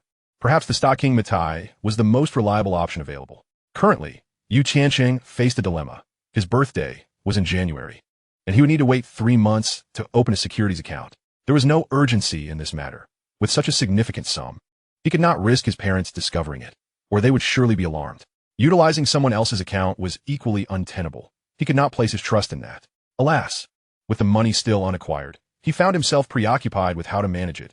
Such are the tribulations of the affluent. Tiancheng closed the web page and lazily pulled over a nearby chair, propping his feet up and settling into a comfortable position, swinging his legs. Hey, why is there so much to deal with? At that moment, the storage room door swung open, and Su Lan emerged, tousling her disheveled hair, revealing a generous expanse of fair skin. Clad in high heels, she ambled about, seemingly oblivious to her appearance, murmuring into her phone.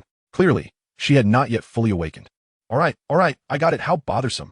I'll be there shortly. Su Lan hung up the phone, only to lift her gaze and find Tiancheng hastily turning away, his eyes darting from her chest to the computer screen. As she glanced down, her cheeks flushed crimson, and she quickly turned away, buttoning her shirt and smoothing her hair. When she faced him again, she had resumed her serious demeanor as Teacher Su. Ahem, I need to step out for a bit. There's something I must attend to. You can study here by yourself. Su Lan composed herself and spoke to Tiancheng in her teacherly tone. Miss, isn't this training session a tad frivolous? Tiancheng squinted and inquired. Little brother, is there anything else you need me to teach you? Su Lan could no longer contain herself.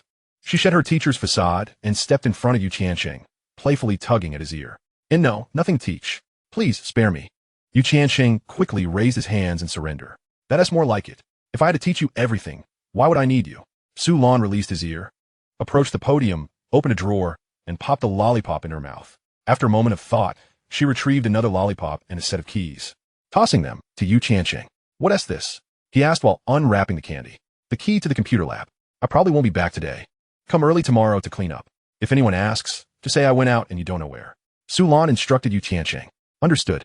Tiancheng sighed, thinking to himself, was I only meant to be your cover for skipping class? Yet, this arrangement suited him well, allowing for a more relaxed experience. Carrying a fruit box, Tianyu arrived at school, and before she even entered the classroom, she overheard the voices of Su Huichao and Li Sisi. Sisi, do you know why Zhang Rue and Lu Yexing broke their arms this morning? Why? Because they were eavesdropping outside the computer lab and stumbled upon some secrets. What secrets? How do you know? Students from class 1 told me. Their classroom is right across from the computer lab.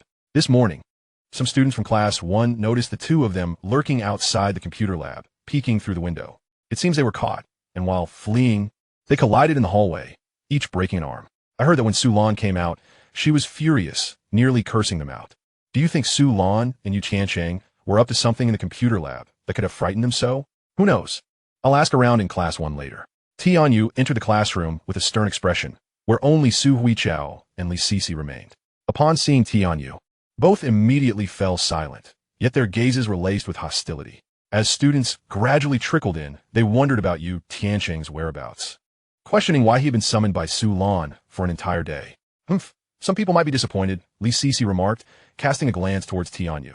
After a single class, Tianyu remained silent, but her expression had grown increasingly grave. After 2 classes, with Tiancheng still absent, she began to feel anxious. As the afternoon wore on without his appearance, her brows knitted into a furrow. What on earth has happened to Tiancheng? Is he still intent on studying? Tianyu longed to check the computer lab, yet she restrained herself. After school, she discarded the untouched fruit box into the trash and returned home for dinner. At the Winxiang rice noodle shop, a table by the window had already been set with 3 dishes and a soup. Tianyu absent-mindedly picked at her food, her gaze lost outside the window. You hardly ate at lunch. Are you not going to eat dinner either? Is the food unpalatable? Tian Ryun observed the nearly untouched plates with a calm tone. Since that child was reassigned by Hu Xingxing, Tianyu's reaction seemed only natural, right? Perhaps in a couple of days, she would adjust. Mom, I want to have lunch and dinner at school from now on, Tianyu suddenly declared. Huh? Why? Tian Ryun was taken aback by her daughter's suggestion. The rice noodle shop was not far from the school. Otherwise, Tianyu wouldn't be making 3 trips daily. To save time. Besides, I'm the only one in the class who goes home for lunch and dinner. It feels too out of place. By eating at school, I can communicate and interact more with my classmates. Mom, haven't you always encouraged me to make more friends and not be too reclusive? Tianyu looked at her mother with hopeful eyes. This, Tian Ryun felt a twinge of regret. When she first advised Tianyu, her daughter was not in her current state. Back then, Tianyu was reclusive, aloof, unwilling to converse, even with her own mother. Yet now, with less than 9 months until the college entrance examination, was this the right time to make friends? Are you planning to seek out other opportunities? What about the fruits we have every noon? We can't have your mother deliver them, can we? Tian Ryun deliberately used the phrase you two to provoke Tian Yu. Then let us just skip them. Not everyone likes them anyway. Tian Yu's reply bore a hint of petulance. Tian Ryun's eyes brightened slightly. Were the two of them at odds? Yet why would Tian Yu want to eat at school? How about this? I'll give you 100 yuan. If you're tired of the home-cooked meals, you can eat at school for a few days. If it doesn't suit your taste, you can always come back home for dinner, all right? Tian Ryun found herself perplexed by the underlying issues, yet she did not outright refuse Tian Yu. Instead, she handed her 100 yuan, suggesting that she try for a few days. Thank you, Mom. You can keep the money. I have enough. Mom, it's time. I must head to school now. Upon hearing Tian Ryun's acquiescence, Tian Yu's face lit up with a smile, and she hastily rode off to school. This child, always leaving so early, Tian Ryun mused, watching her daughter's receding figure, her brow furrowing deeper. Raising a child truly demands one's full attention. When Tian Yu arrived at school, she was pleasantly surprised to see Yu Tiancheng already there, seated alone and diligently working on the unfinished exam from yesterday. This sight eased her anxious heart. However, she chose not to speak and instead sat beside him, pulling out a paper to begin writing. Yu Tiancheng glanced at Tian Yu, noting her furrowed brow and pouting lips, as if she were harboring some hidden emotions. He smiled slightly and playfully nudged her left hand with his right. Didn't you bring me any fruit? At the gentle contact, Tian Yu's body involuntarily shivered, and she shot him an indignant glare. A blend of anger, annoyance, frustration, and shyness washed over her. How brazen of you! Who do you think you are that I should bring you fruit? She retorted, suppressing her tumultuous feelings and feigning anger. Then whose fruit box is in the trash outside? Yu Tiancheng had spotted a box of fruit in the trash when he disposed of his waste. It resembled the one from the previous day, albeit with a few extra bananas. Feeding it to the dogs. Tian Yu paused, then stifled a laugh. What a pity, I didn't get to taste any. As Yu Tiancheng spoke, he licked his lips with an utterly shameless demeanor. Are you finally back? I thought you were captivated by the beautiful teacher and wouldn't return. Tian Yu huffed, teasing Yu Tiancheng, her words laced with a hint of jealousy. Though the beautiful teacher is lovely, she cannot compare to the allure of the class monitor. Yu Tiancheng casually remarked, catching on to Tian Yu's feelings. What did you say? Oh, I was merely commenting on how devious that teacher Sue is. She kept me in the computer lab all day for no good reason, hindering my studies. Yu Tiancheng pouted, feigning great indignation. What did she summon you for? Tian Yu regarded Yu Tiancheng's exaggeratedly pitiful expression. Although she was aware he was fabricating a story, her mood brightened considerably. To go online. Tian Yu was taken aback by Yu Tiancheng's unexpected response. Online? You spent an entire day on the internet in the computer lab? Her eyes widened in disbelief, filled with a scrutinizing gaze. Ah, wasn't that what I did? Yu Tiancheng spread his hands, insisting he was telling the truth. Will you go again tomorrow? Tian Yu inquired nonchalantly. Of course. I'll be going every day from now on. Yu Tiancheng sighed dramatically, alas. This tall and handsome sunshine boy is destined for a dark and dismal palace, tormented daily by an old hag. Wait, something's amiss here. Tian Yu narrowed her eyes, channeling her inner detective.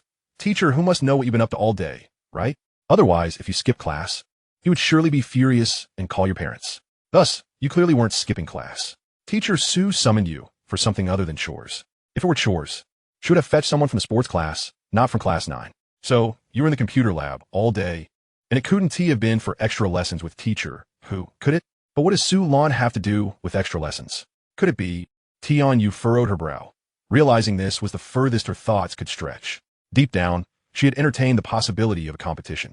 However, she had dismissed it. If the school were to host any competition, it would certainly be based on merit, favoring the top students.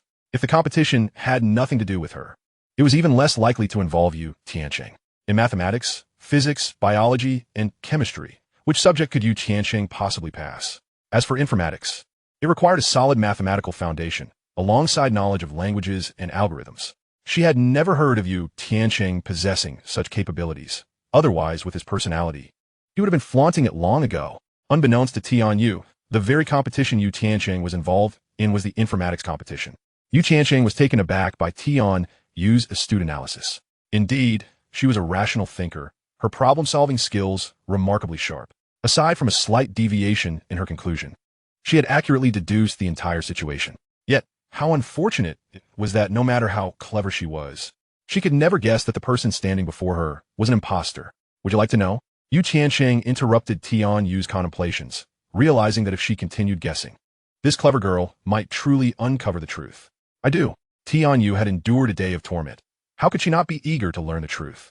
Follow me. After exiting through the back door, Yu Tiancheng beckoned to Tianyu. But class is about to start. Though she protested, her body moved without hesitation, promptly trailing behind Yu Tiancheng as they exited the classroom. Their movement caught the attention of their classmates, igniting a renewed curiosity among them.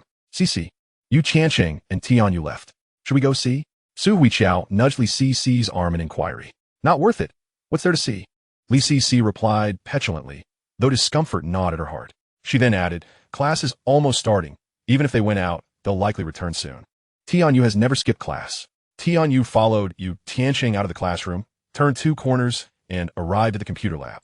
Yu Tiancheng produced a key, unlocked the door, and gestured grandly, please enter, esteemed class monitor. You even have a key? Tianyu remarked as she stepped inside the computer lab. Clap, clap, clap. As Tianyu entered, Yu Tiancheng applauded theatrically, mimicking a leader on an inspection tour. You're insufferable. Tianyu's cheeks flushed as she shot him a glare. She then surveyed the room. This looks just like it always does. What's there to see? When her gaze fell upon a thick stack of materials next to the first computer, she exclaimed in surprise. Oh, is this the exam paper for the informatics competition? She picked up the topmost document and, after a few serious glances, turned to Yu Tiancheng. So, you were here for training today? Since it was indeed for competition training, the rumors would naturally dissipate. You guessed correctly. Yu Tiancheng spread his hands with a beaming smile. Does that even count as a guess? A charming blush crept on a Tianyu's round face. Of course it does. At least he didn't guess it was someone else's study material. Yu Tiancheng teased in a mockingly arrogant tone. In response, Tianyu promptly pinched his side, satisfying her impulse to retaliate. So, when you mentioned your confidence in getting into a prestigious university, were you referring to being recommended through this competition? Oh dear, I inadvertently revealed too much. Bah, do you even know how to use words? Please, have mercy, class leader, it's just a trump card, a trump card. As Yu Tiancheng spoke, he reached out and grasped the small hand that was pinching his waist. At first, Tianyu didn't perceive anything unusual. Continuing to glare with her peach blossom eyes, her small hand twisting at Yu Tiancheng's tender flesh. However, upon catching a glimpse of the mischievous smile in Yu Tiancheng's eyes, she suddenly comprehended the implications. Her heart raced unexpectedly, and she desired to free herself from his grasp. Yet, this thought merely flitted through her mind. She released Yu Tiancheng's waist, not retracting her hand, but instead lowering her head, her cheeks flushed. This guy is insufferable. How come I've never heard you mention your programming skills before? Perhaps, sensing the atmosphere had turned peculiar, Tianyu turned away. Using her other hand to flip through the competition papers, her heart a little shaken by Yu Tiancheng's notes. I've already reset my skill tree, Yu Tiancheng remarked, pointing to his head as he casually pulled a chair over, aligning it next to hers, and sat down while still holding her hand. What level of university can you guarantee yourself admission to with your current abilities? Tsinghua? Peking University? Or perhaps one of those renowned schools in Guangdong? Tianyu listed 3 prestigious institutions, all part of the 985 project, which she believed Yu Tiancheng might aspire to attend. After all, he had boldly claimed he could gain admission to a 985 university, a statement Tianyu found hard to believe. Yet now, seeing the competition problems he had tackled, she was convinced. She planned to adjust her strategy according to Yu Tiancheng's choices. I'm not sure yet, but it should be among these few. Yu Tiancheng smiled as he interlocked his fingers with Tianyu's, then intentionally brushed the back of his hand against her thigh. Today, Tianyu wore a long skirt, beneath which were white stockings and a pair of pristine white shoes. Is he getting bolder? Feeling the unusual sensation on her leg, Tianyu raised her hand and shook off Yu Tiancheng's grip. She then stood up, glaring frostily at him. Oh, some people promised that as long as I got into a 985 university, they would agree to be my girlfriend, but now you're going back on your word. Yu Tiancheng feigned a look of grievance. I said that only if you get in. Right now, you're Tian, you counted on her fingers, you failed 4 subjects. And you didn't even pass the preliminaries in the competition. What do you have to negotiate with me? Leaning down, she scrutinized Yu Tiancheng's face with her large, glistening eyes, examining every detail. Is it too much to ask for an early start? Yu Tiancheng once again grasped Tianyu's hand, and this time she did not resist, allowing him to hold on. However, her face grew even redder. Let us go, back to the classroom for self-study. What if you don't get the guaranteed admission and only end up with a lowered score? You'll still have to take the college entrance examination. Tianyu thoughtfully considered Yu Tiancheng's future. Just a little longer. How rare is this moment together? Yu Tiancheng stubbornly shook her hand. Let us go, let us go. Class has already started. If we get caught by Mr. Who, it'll be too tedious. In truth, Tianyu wasn't afraid of teachers, students, or even parents. Otherwise, she wouldn't have admitted to Tian Ruyun that she had romantic inclinations. She was simply quite rational. CC, it's already class time. And those two still Haven T returned. What are they up to? In class 9 of the 3rd year, Su Huiqiao nudged Li CC with her elbow, whispering, "Let them do whatever they want. I have nothing to do with you Tiancheng anymore." Li CC replied sulkily, clearly displeased. Wow, quick look. A sudden chorus of squeals erupted from the class. Everyone turned in unison, peering out the window and the doorway. Some even stood up on tiptoe, craning their necks to get a better view. Others dashed out of the classroom, excitedly gazing at what lay beyond. Li CC and Su Huiqiao curiously joined in. There, in the corridor, Tian Yu held Yu Tiancheng's hand while he carried 2 books, and the two strolled down the hallway together. In the fleeting moments of their shared glances, the sweetness in their eyes was unmistakable. What's so interesting? Li CC fumed, visibly upset, tearing her practice book into shreds and tossing it aside. Exactly, CC. Don't be angry. It's just a man. Tian Yu actually has eyes for that big fool Yu Tiancheng. She'll regret it. Su Huiqiao patted her friend's back soothingly, though her gaze remained on the pair of Tian Yu and Yu Tiancheng entering the room, letting out a deep sigh. In truth, Yu Tiancheng wasn't half bad. His grades weren't exceptional, but they were sufficient for a decent university. His family's circumstances weren't particularly lavish, yet he had enough pocket money for a few fine meals. He wasn't exceptionally handsome, but boasted a solid 8 out of 10. Standing at a respectable height of 6 feet, he truly seemed like a promising candidate. Unfortunately, her friend had made a poor choice.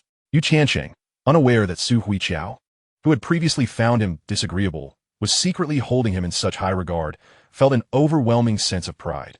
To walk hand in hand with the aloof academic belle amidst countless gazes was a triumph that even Yu Tiancheng, having lived a second life, felt immensely proud of.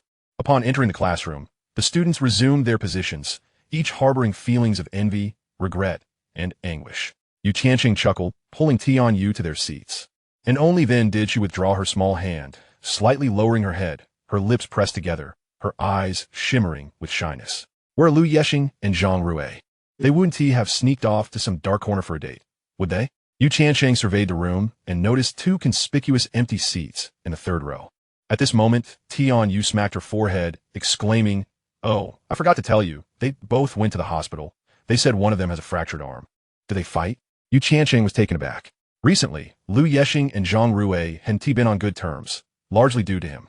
Could it be that Lu Yexing had fought Zhang Rui on his behalf? This guy really has guts. Chapter 36. Should I laugh, or should I laugh? No. They said it was an accident. Just as Yu Tiancheng fancied himself the cause of the altercation between Lu Yexing and Zhang Rui, Tian Yu's words left him momentarily speechless. After you were called away by teacher Su this morning, they both left together. Zhang Rui even came back and told me Tian Yu recounted Zhang Rui's words to Yu Tiancheng. What nonsense! That Zhang Rui is like a beggar raising rabbits. He is a petty gossip. He is a teacher. How could he fabricate such rumors? Yu Tiancheng's temper flared. His anger wasn't directed at Zhang Rui for telling tales about him to Tian Yu. No, he was incensed that Zhang Rui had been eavesdropping behind the scenes without his knowledge. Keep your voice down, Shu. Tian Yu tugged at Yu Tiancheng, signaling him with a glance. Yu Tiancheng lowered his voice, his face a tapestry of conflicting emotions. How audacious must I be to engage in such antics under the glaring sun? Yet, I see your audacity is not to be underestimated either. Tian Yu gently tapped the back of Yu Tiancheng's hand twice with a single finger. In an instant, he understood. She was alluding to their earlier encounter in the computer lab. Eager to shift the conversation away from this topic, Yu Tiancheng deftly redirected the question towards Tian Yu. So, during the evening, when you saw me looking like a ghost of myself, you were convinced by Zhang Rui's words, weren't you? That doesn't seem right. Someone as astute as you shouldn't fall prey to the whims of a petty schemer. He mused. Could be Lu Yexing as well? Yu Tiancheng stroked his chin, gazing at Tian Yu. Upon noticing the uncertainty in her eyes, he became convinced that Lu Yexing had indeed said something to her, leading her to believe that the information they had received was of high veracity, thus explaining her attitude that night. Little did Zhang Rui realize that his miscalculation inadvertently provided Yu Tiancheng with a stepping stone, advancing the relationship between Tian Yu and himself. Yu Tiancheng had never intended to conceal from Tian Yu his desire to participate in the competition. After all, he would be out competing soon enough, and it was futile to keep such matters hidden, especially since he would be spending his days in the computer lab. Sooner or later, she would discover it. It was better to disclose it early to avoid any suspicion. Indeed, it was always preferable to clarify matters in advance. So, these two had sneaked into the computer lab to eavesdrop.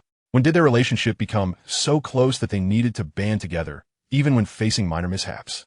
Tiancheng found himself at a loss for whether to laugh or cry. Tianyu shrugged her shoulders. I'll find time tomorrow to pay that rascal a visit. Would you care to join me? Tiancheng inquired. Sure, when? We'll see how it goes. I'll text you. By the way, I still don't have your phone number. I'll bring you breakfast tomorrow morning. Where should I deliver it? How about the computer lab? Unless you find it too much trouble to make the trip. The following morning, Tiancheng arrived at the computer lab early, as per Su Lan's request. He opened the door and windows to let in some fresh air and tidied up. In truth, there was little to clean, just a quick wipe of the desks and keyboards. The main concern was ensuring that the area where Su Lan and he would sit was spotless. Once he had completed these chores, Tianyu appeared, carrying a box of beef noodles. Peeking into the computer lab, she noticed only Tiancheng and handed him the food, saying, I was worried you wouldn't have enough to eat, so I added 2 eggs. Thanks, I'll wait for your text, Tiancheng replied, waving his phone. He had deliberately brought it along today. Great.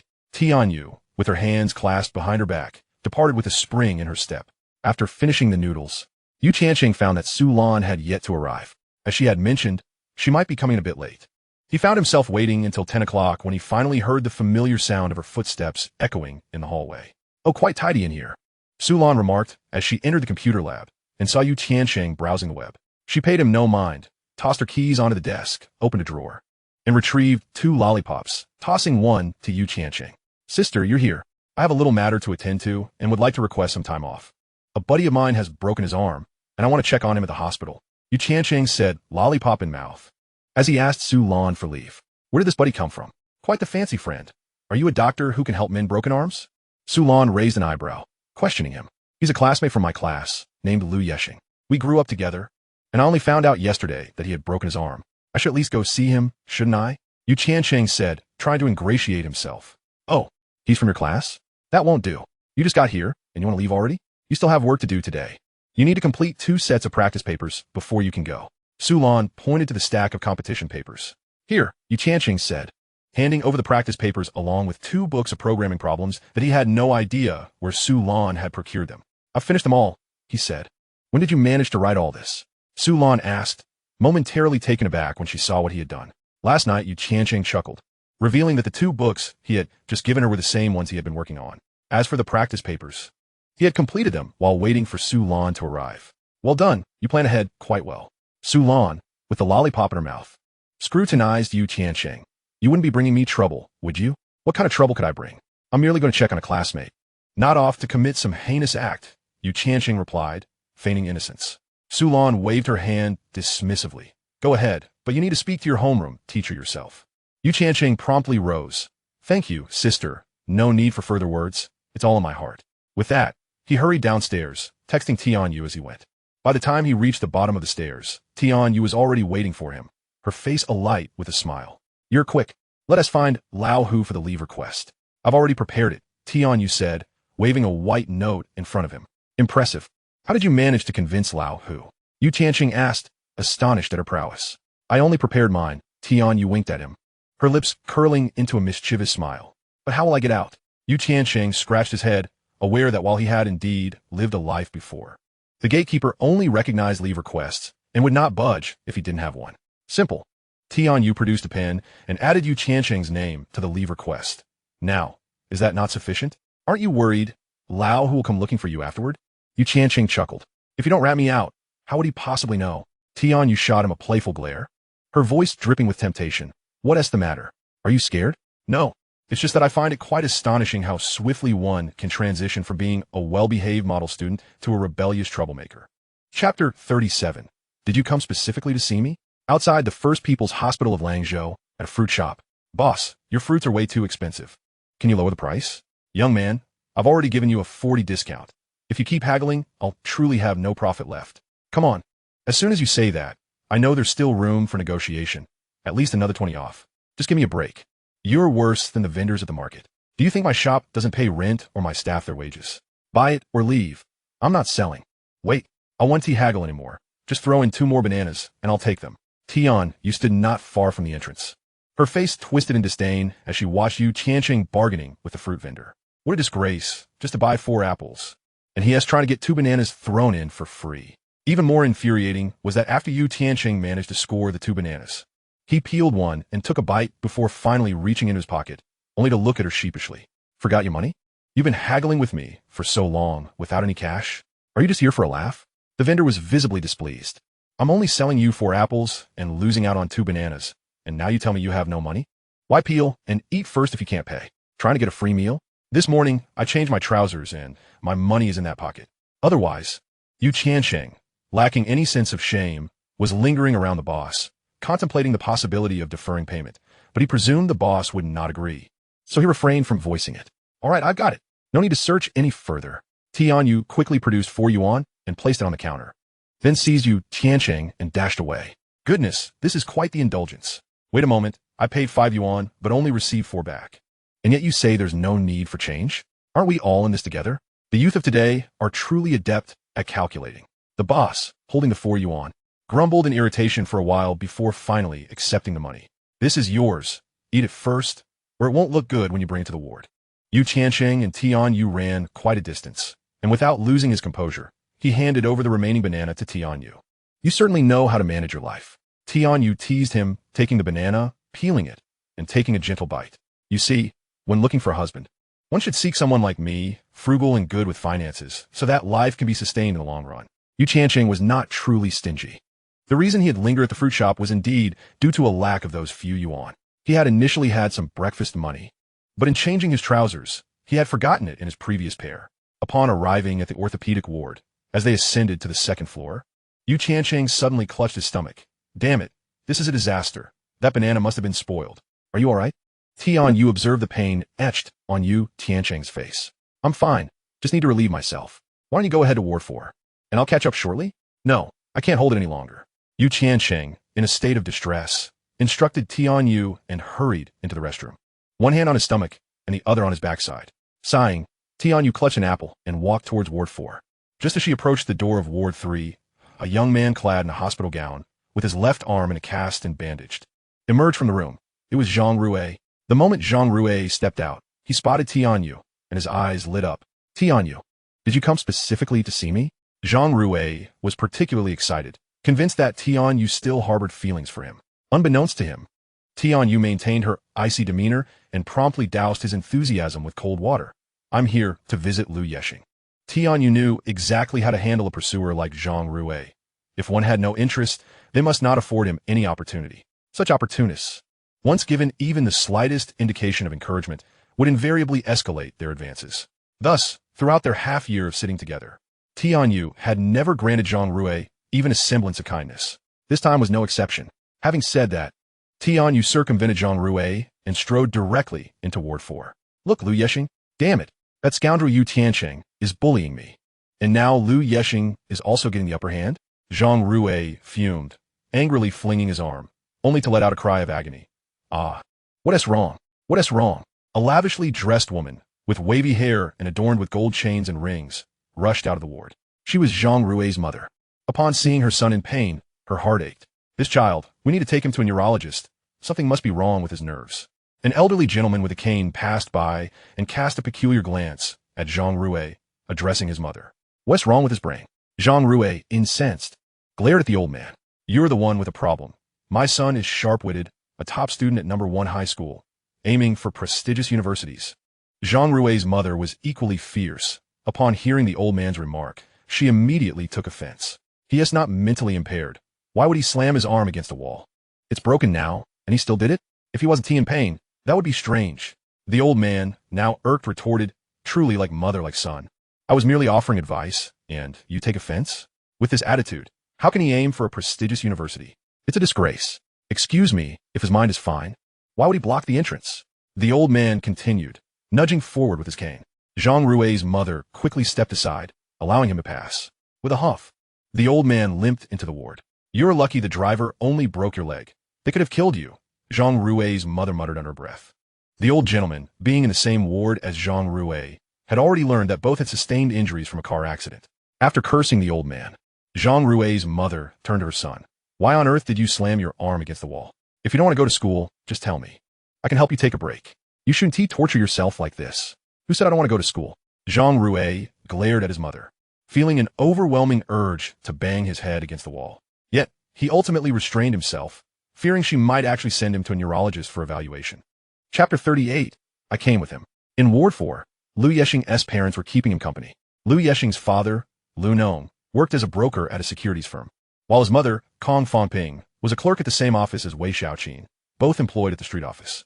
Lu Yexing's recent arm fracture had greatly distressed his parents, especially during this crucial time in their third year of high school. What was Mr. Hu thinking? Why couldn't he just let him wash the floor?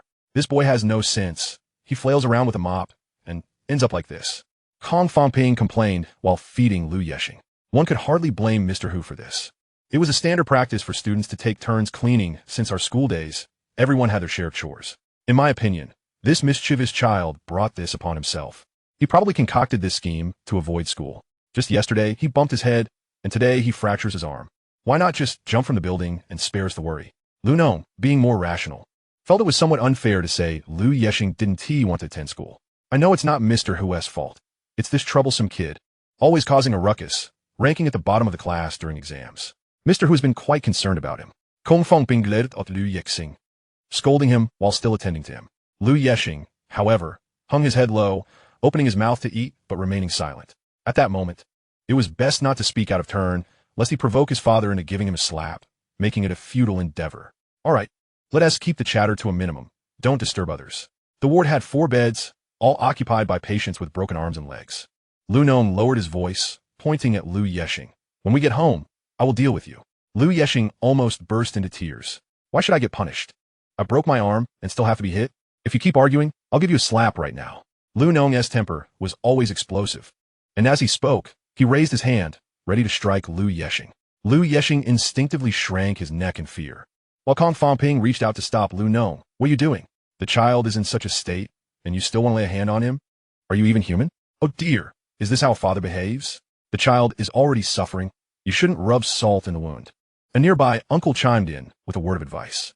Exactly, the family was just harmonious moments ago, and now it's about to turn violent? An elderly lady, probably in her 70s, added her voice to the conversation. Lu Nong raised his hand high but dared not bring it down. Though he had a fiery temper, he understood that Lu Yexing, in his current condition, was not suited for any further punishment. At that moment, Tianyu appeared at the door of the ward, gently knocking. Hearing the knock, the 4 beds in the room, occupied by 4 patients and 5 or 6 family members, collectively turned their gaze towards the entrance. There stood a girl in a khaki long dress, adorned with a butterfly brooch at her chest, white stockings, and small white shoes. Her hair tied up in a high ponytail. She exuded a charming presence that was simply captivating, the kind that could win the hearts of all who laid eyes upon her. Tianyu? Lu Yexing exclaimed with surprise upon seeing her. At that moment, he felt as though he were dreaming. When did Tianyu become so attentive to him? How are you, Lu Yexing? As soon as Tianyu entered the ward, she greeted the other patients with a wave. Hello, Grandma. Hello, Uncle. Ah, what a sweet girl. Indeed, not only is she beautiful, but she is also polite. In just one encounter, Tianyu captured the affection of everyone in the ward. Dad, Mom, this is our class monitor, a top student, and the flower of our school. Tianyu. Noticing his parents still in a daze, Lu Yexing hurriedly introduced, Tianyu, this is my dad, and this is my mom. Hello, Uncle and Aunt. Tianyu greeted them with a beaming smile, placing the apple she held on the small table by the bed. Ah, so you're Tianyu? How polite of you to come. No need for such formality. Kong Fangping exchanged glances with Lu Nong, both recognizing the surprise in each other's eyes. My son is so impressive. When did he become close to such a girl? Could it be that she has feelings for him? I know you. At the last parent-teacher meeting, teacher who mentioned you ranked 3rd in the city and have a chance to get into Qingbei, right? Kong Fangping exclaimed, clapping her hands with exaggerated delight. Indeed, that was me, Tianyu replied, a bit shy as she tucked a strand of hair behind her ear. I just performed exceptionally that day. So impressive. Lu Nong interjected, astonished. Of course, she is the jewel of Langzhou No. 1 High School, Kong Fangping generously praised. No. You have this capability. It wouldn't make a difference for our Lu Yexing. He wouldn't even be able to get into Qingbei. Lu Nong remarked. What are you saying? How can you belittle your own son? Kong Fangping shot him a glare and kicked him lightly. Get up and give her your seat. All right, please sit down. Lu Nong quickly stood to offer his seat to Tianyu. No need, Uncle, you sit. I'm fine standing. Tianyu quickly took a couple steps back. Oh dear, your uncle has to sit all day for work. It's bad for his back. Let him stand for a while. You sit. Kong Fangping pulled the chair closer and patted it invitingly. Yes, I have a herniated disc. I can't sit for long. I need to stand more, Lu Nong added, not fully understanding the implications of his condition. Tianyu chuckled shyly and took a seat next to Kong Fangping. Tianyu, what a lovely name. The one who named you has taste. Can I call you Yaya? Ah, you can call me whatever you like. So, yeah, which month were you born in? Tianyu hesitated, looking outside as she wondered when Yu Tiancheng would arrive. She felt slightly overwhelmed by the situation. Had she known there would be so many people in the room, she would have waited for him to enter together. Did you come alone? Is there someone else? Kong Fangping seemed to sense something and asked Tianyu. Ah, yes, I came with. Before Tianyu could finish her sentence, Yu Tiancheng stormed in, clutching his stomach and cursing under his breath. Upon entering, he noticed Lu Nong and Kong Fangping staring at him. Uncle Lu? Aunt Kong, you're all here. Yu Tiancheng shook his wet hands and hurried inside, then waved at Tianyu. Let me sit for a bit. My stomach is killing me. Tianyu immediately breathed a sigh of relief, stood up to offer her seat to Yu Tiancheng, and stood obediently beside him with a gentle smile directed at Lu Nong and Kong Fangping. I came with him. Chapter 39, Lu Yexing's Family. Tianyu looked at Yu Tiancheng with a distinct warmth in her eyes, coupled with a sense of dependence. To use modern terminology, there was a hint of affection in her gaze. Lu Nong and Kong Fangping exchanged glances, both filled with jealousy. How could such an exceptional girl be involved with this insufferable boy? In what way was their Lu Yexing inferior to Yu Tiancheng? How could he not even attract a beautiful girl? Aunt Kong, you look younger with that stylish new haircut. Yu Tiancheng boldly sat down, glancing at everyone and quickly sensing the odd atmosphere. So he made a joke with Kong Fangping. Kong Fangping, who had watched Yu Tiancheng grow up alongside her colleague Wei Xiaoqin, was well acquainted with him. To Chengzi, did you come by yourself? Kong Fangping asked Yu Tiancheng with a hint of annoyance. Oh, Aunt Kong, Lu Yexing must have upset you. But look, there's Tianyu with me. Yu Tiancheng replied with a grin. My parents don't know about Lu Yexing's injury yet. I just wanted to come and check on him before I had a chance to inform them. We've even been family friends for ages. Please don't mind me. Yu Tiancheng chuckled, giving Tianyu's hand a gentle squeeze. Tianyu paused for a moment, initially considering pulling her hand back, but ultimately decided against it. Respecting the moment. Witnessing this gesture, Kong Fangping felt a surge of frustration. She randomly smacked Lu Yexing on the head. Look how articulate De Chengzi is compared to you. You're utterly useless. Lu Yexing looked aggrieved. Why am I being hit again? He asked the one in the hospital. Exactly, if you're upset. Why take it out on the child? Lu Nong chimed in, now defending Lu Yexing. He then cheerfully inquired of Yu Tiancheng. So, Tiancheng, you brought your girlfriend to see her Yexing, huh? Do your parents know about your relationship? Ah, they don't know yet. We were planning to tell them after the college entrance examination. Yu Tiancheng possessed an unwavering demeanor, his face betraying neither embarrassment nor agitation, which left Lu Nong at a loss. The words that escaped the lips of this 18-year-old were far from typical. After 2 weeks apart, the transformation in this young man was indeed significant. At this moment, Yu Tiancheng fixated on Lu Nong, delving into the recesses of lost memories. This Lu, now an elder, should still be toiling as a broker at a securities firm, though it seemed likely his tenure would be short-lived. In 2003, the stock market languished in a bear phase, destined to plummet to 998 points. The cries of despair from stockholders during that time echoed throughout the realm of finance, as the dire circumstances led to a decline in new accounts, making the life of a broker like Lu Nong exceedingly challenging. Yu Tiancheng recollected that Lu Nong had probably departed from the securities firm around the end of 2004, venturing into the construction field alongside his uncle. After a stint in the construction arena, Lu Nong partnered with his uncle to establish a local company specializing in renovation materials, such as sand and lime, gradually encroaching upon the real estate sector.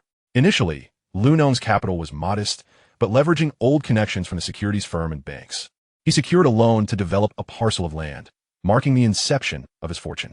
With the government later implementing housing renovation policies, Lu Nong and his uncle seized the opportunity to amass considerable wealth. However, in a small locale like Langzhou, the local investment company monopolized most resources, limiting Lu Nong's potential to a mere million or so. Yet, during that era, he had risen to a position of dominance in the Langzhou region. Alas, after Lu Yexing's misfortune, Lu Nong lost his drive. Compounded by a downturn in the real estate market and dwindling resources, he gradually returned to a state of mere survival, resorting to alcohol for solace and living a haphazard existence. What are you staring at your uncle for? Lu Nong felt a twinge of unease as he noticed Yu Tiancheng scrutinizing him. The gaze of Yu Tiancheng, so mature, seemed to belong to a man of 60, as though he could see right through him. Ah, it's nothing. I was just wondering if you're still working at the securities firm, uncle. Could you help me set up an account? Yu Tiancheng suddenly inquired. An account? Do you want to trade stocks? How much money do you have for that? Let me tell you, the current stock market is no picnic. Those cash cows in the trading hall are all deflated, and the speculators have lost their shirts. As a student, you should steer clear of such folly, Lu Nong candidly replied. His words rang true.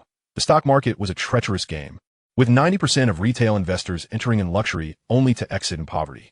Those who managed to retain their principal were fewer than 1 in 10, and the rare few who profited were akin to needle in a haystack, being the elite of the trade. Lu Nong spoke from a place of concern, treating Yu Tiancheng like his own child. Were it anyone else, he would revel in the prospect of them opening an account and boosting his performance. I have some pocket money for my New Year's gift, and I figured after the college entrance exam, I do need some spending money, Yu Tiancheng chuckled. If you lose all your pocket money, your teacher will surely have a word with you, Lu Nong remarked, aware of the respect he commanded from you as a teacher. A figure of culture and knowledge. Oh, I haven't even turned 18 yet, so how could I open an account? Yu Tiancheng grinned. So you're just teasing your Uncle Lu, huh? Lu Nong mused, momentarily forgetting that Yu Tiancheng was still a minor, as the boy's towering stature and mature speech overshadowed his age. No, I genuinely intend to open an account. My birthday is in January, and in less than 4 months, you must celebrate it somehow. You need to give me a red envelope. Just help me open an account as a rite of passage. Yu Tiancheng asserted with an air of maturity. You little rascal, your tone is akin to that of our manager. Where did you learn to speak like that? Lu Nong joked with a chuckle. So, is it a yes or a no? Yu Tiancheng pressed. Fine, you help me boost my performance, and I'll not fret over you. But if you lose money, don't tell your parents you opened the account with me, Lu Nong replied with a feigned exasperation. It was clear that this young lad was resolute in his desire to open an account. If not with him, he would seek elsewhere. Thus, it was better to facilitate it within his own purview, where he could keep a watchful eye on him. Rest assured, I won't betray you. Yu Tiancheng responded with a smile. Observing the camaraderie between the two, Lu Yeshing felt a pang of annoyance. Are you here to see me or my father? Only then did Yu Tiancheng turn his attention to Lu Yeshing. Of course, I came to see you. Uncle Lu's arm is still intact. Lu Nong frowned at the exchange, thinking, what nonsense are you spouting? Why does that sound so displeasing? The youth of today, it seemed, had no filter. All right, since the Chang has arrived, you can keep an eye on things while I take your Uncle Lu out for a bite. We've been busy all morning, Kong Fongping interjected, clearly wishing to grant the children some privacy, pulling Lu Nong along. Lu Nong understood her intention and quickly added, Yes, you two continue your conversation. I'll accompany your aunt to grab something to eat. With that, the couple departed the ward. As soon as they exited, Yu Tiancheng playfully nudged Lu Yeshing's uninjured arm. What's your situation? How did you end up in a hospital with that Zhang Rui fellow? Get lost, Lu Yeshing retorted, instantly recalling the unexpected kiss with Zhang Rui, his face flushing with embarrassment as he exclaimed, If you mention that guy again, I swear I'll have nothing to do with you. Outside the hospital, at a small noodle shop, Kong Fongping and Lu Nong each slurped down a bowl of rice noodles, having skipped breakfast in their worry for Lu Yeshing, opting for a quick meal instead. Are you really planning to help that kid with an account? Kong Fongping asked as she ate. What choice do I have? If I don't assist him, he'll just find someone else. Better to do it here, at least when his parents inquire. We want to be left in the dark, Lu Nong replied, stirring his steaming noodles and adding a spoonful of chili oil. Have you noticed? Chengzi seems to have changed. Kong Fongping pondered momentarily. He has grown more mature. Indeed, while our son remains a clueless child, still just a little brat. Look at how Tianyu gazes at Yu Tiancheng. It's reminiscent of how we looked at each other when we first fell in love. You used to regard me with such affection, Lu Nong reminisced, nostrils flaring slightly as memories washed over him. Oh please, how blind was I to have chosen you? Kong Fongping rolled her eyes at him. I'm not being petty. Tiancheng and Tianyu won tea last. What makes you say that? Lu Nong queried, curiosity piqued and a hint of schadenfreude evident. Such an exceptional girl.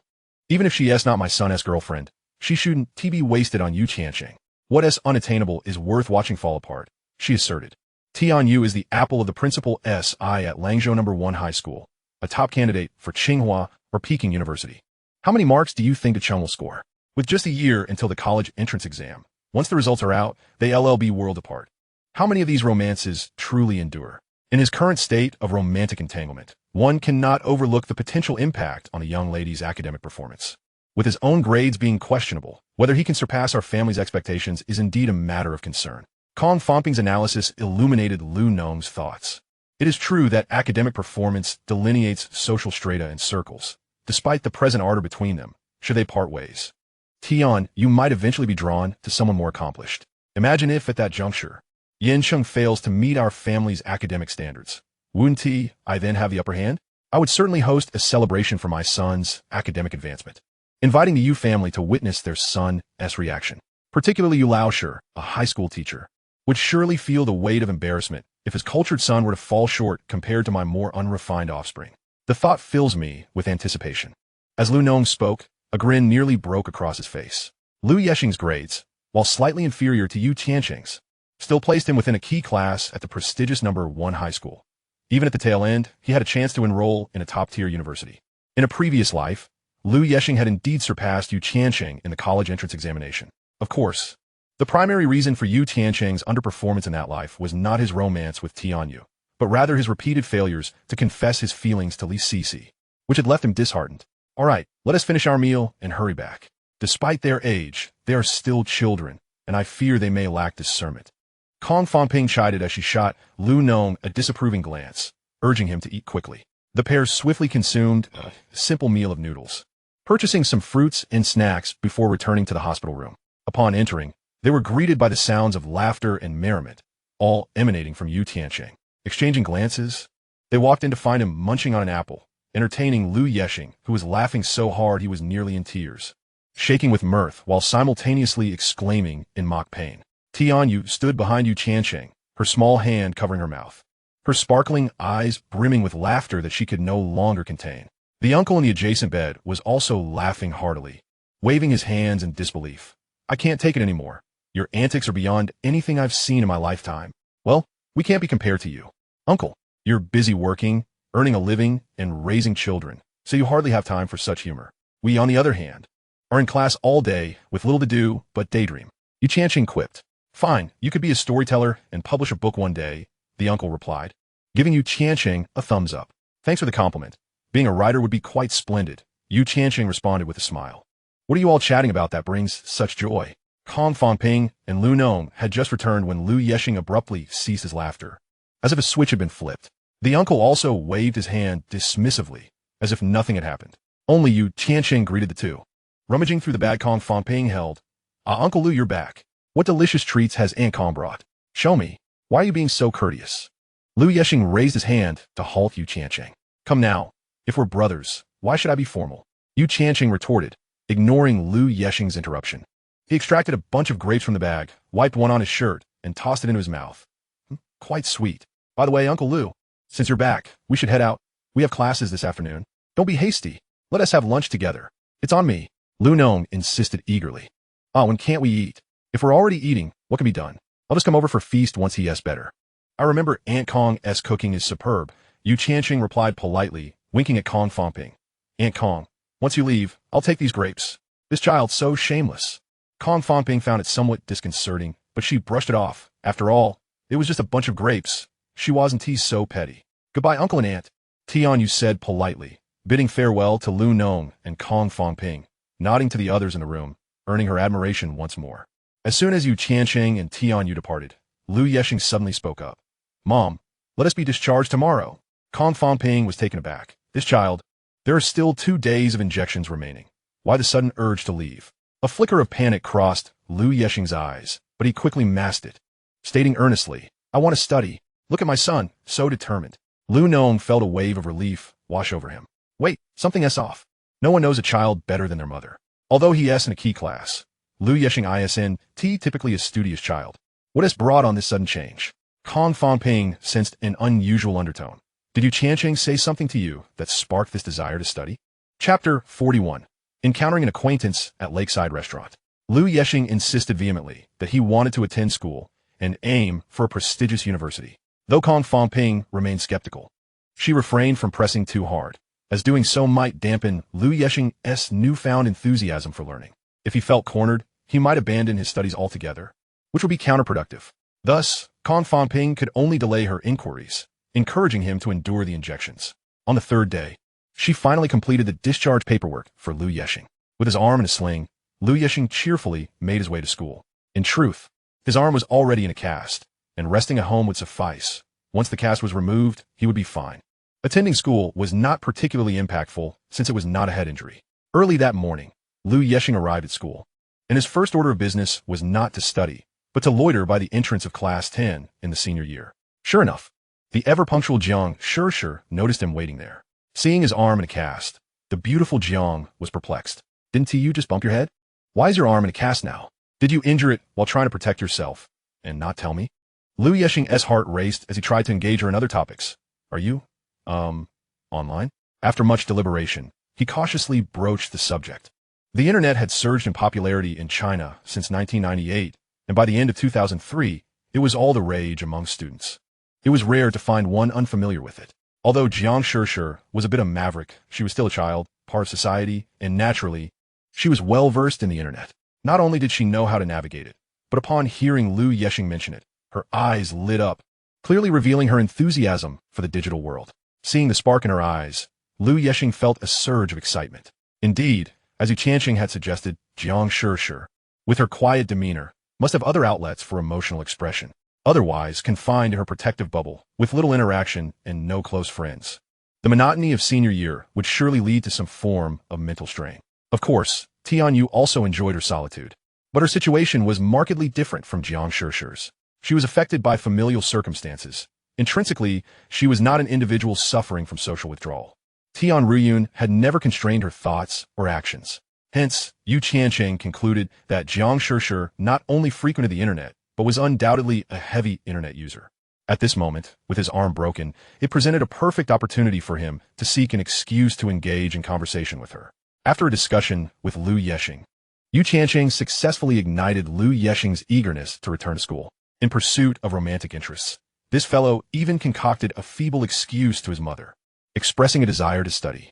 However, the outcome was gratifying for Liu Yexing, who, after some banter, happily acquired Jiang Sure's QQ number and eagerly returned to the classroom to share his joy with Yu Tiancheng.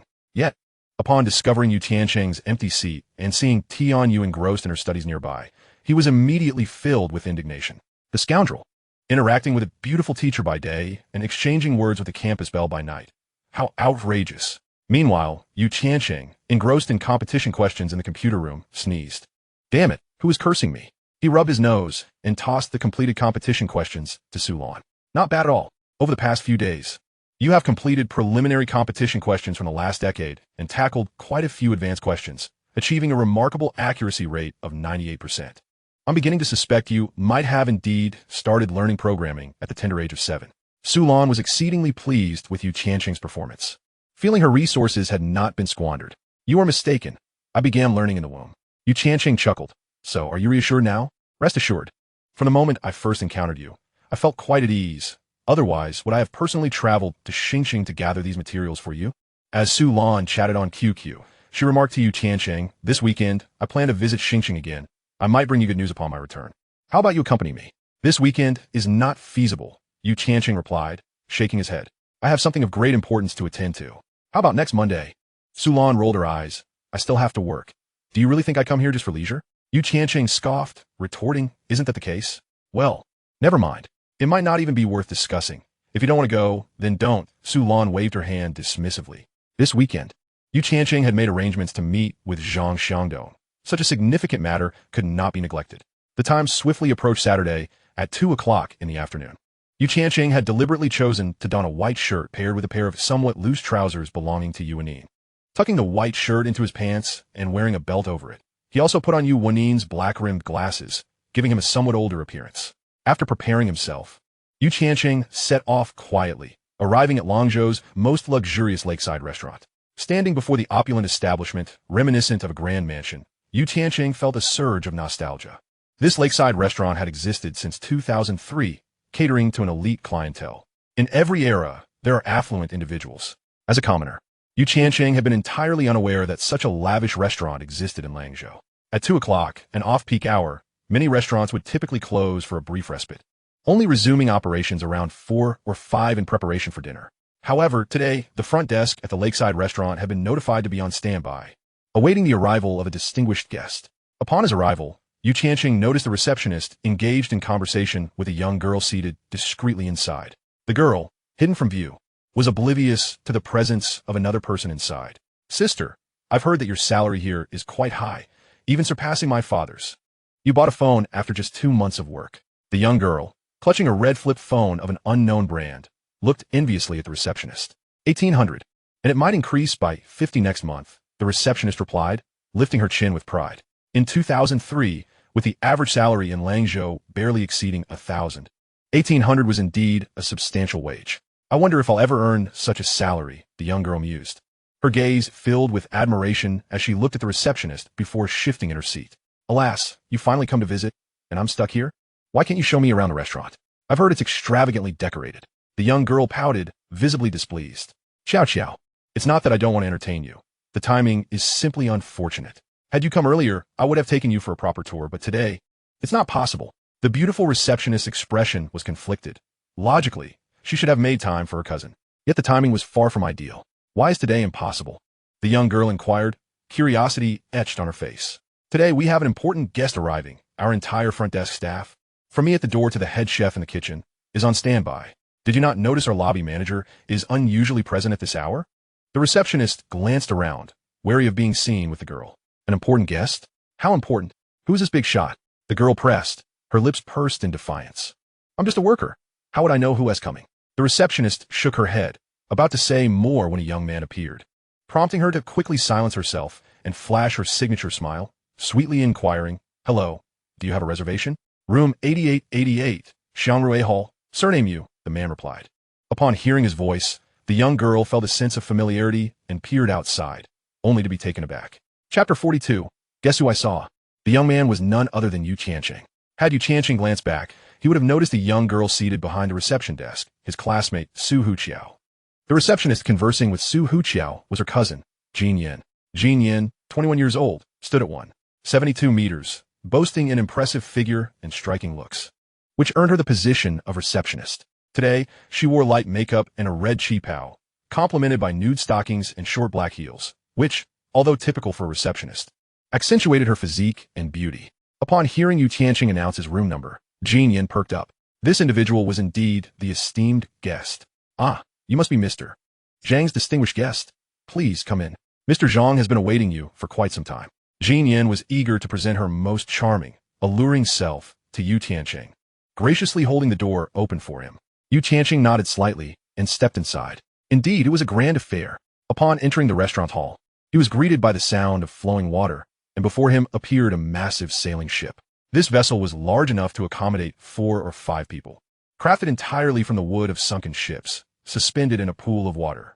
The basin below featured several fountains, creating a wave-like effect, with water crashing against the ship's hull, producing a soothing sound of splashing waves. Such decor, even 2 decades hence, would still be deemed luxurious. In 2003, it was undoubtedly unique and brimming with imagination. Yu Tiancheng understood that the higher the establishment's caliber, the more it reflected Zhang Xiangdong's earnestness regarding this collaboration. After all, this prominent figure was notoriously frugal.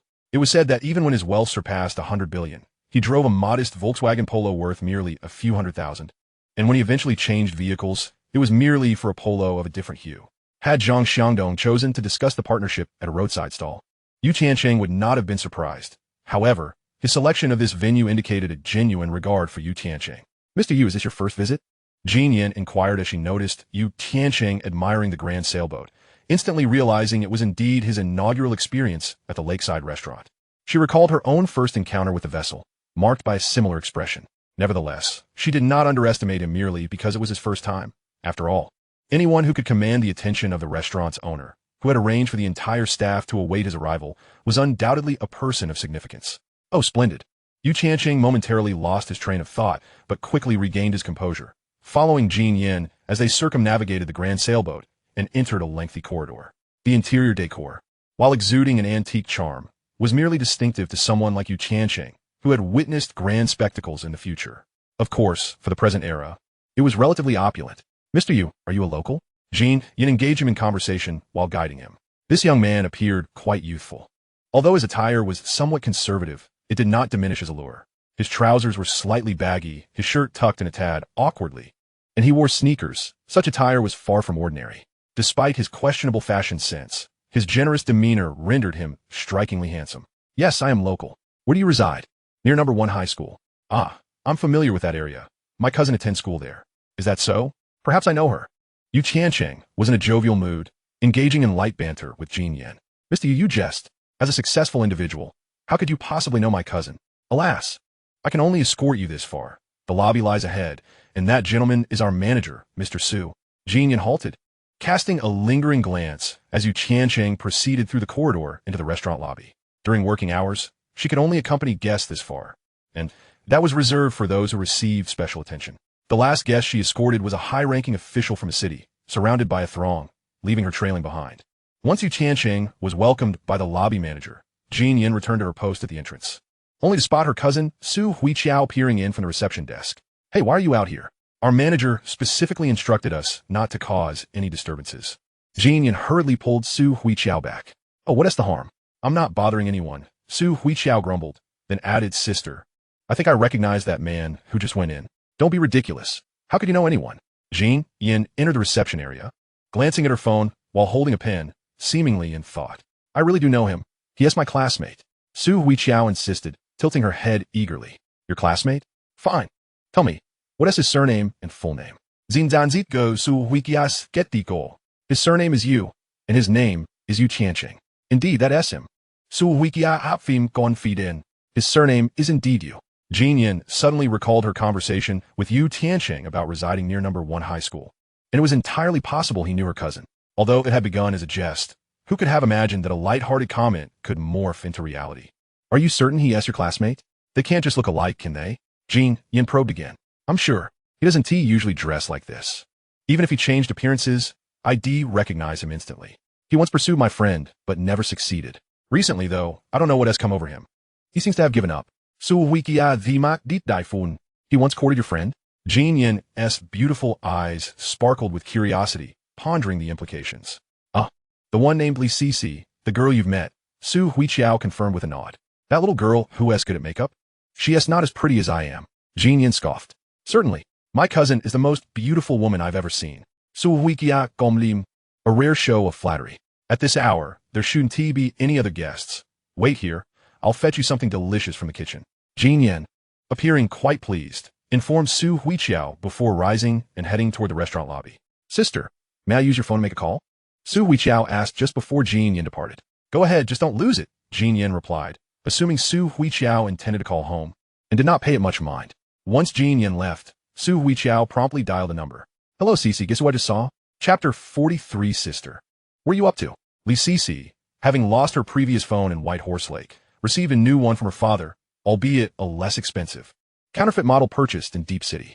Nevertheless, this imitation phone held a certain allure in the eyes of most students. At least Su Huiqiao was quite envious. Upon receiving Su Huiqiao's call, Li Cici was initially taken aback, then exclaimed in surprise, Chow, did you buy a new phone? It's not mine. It belongs to my sister Yen.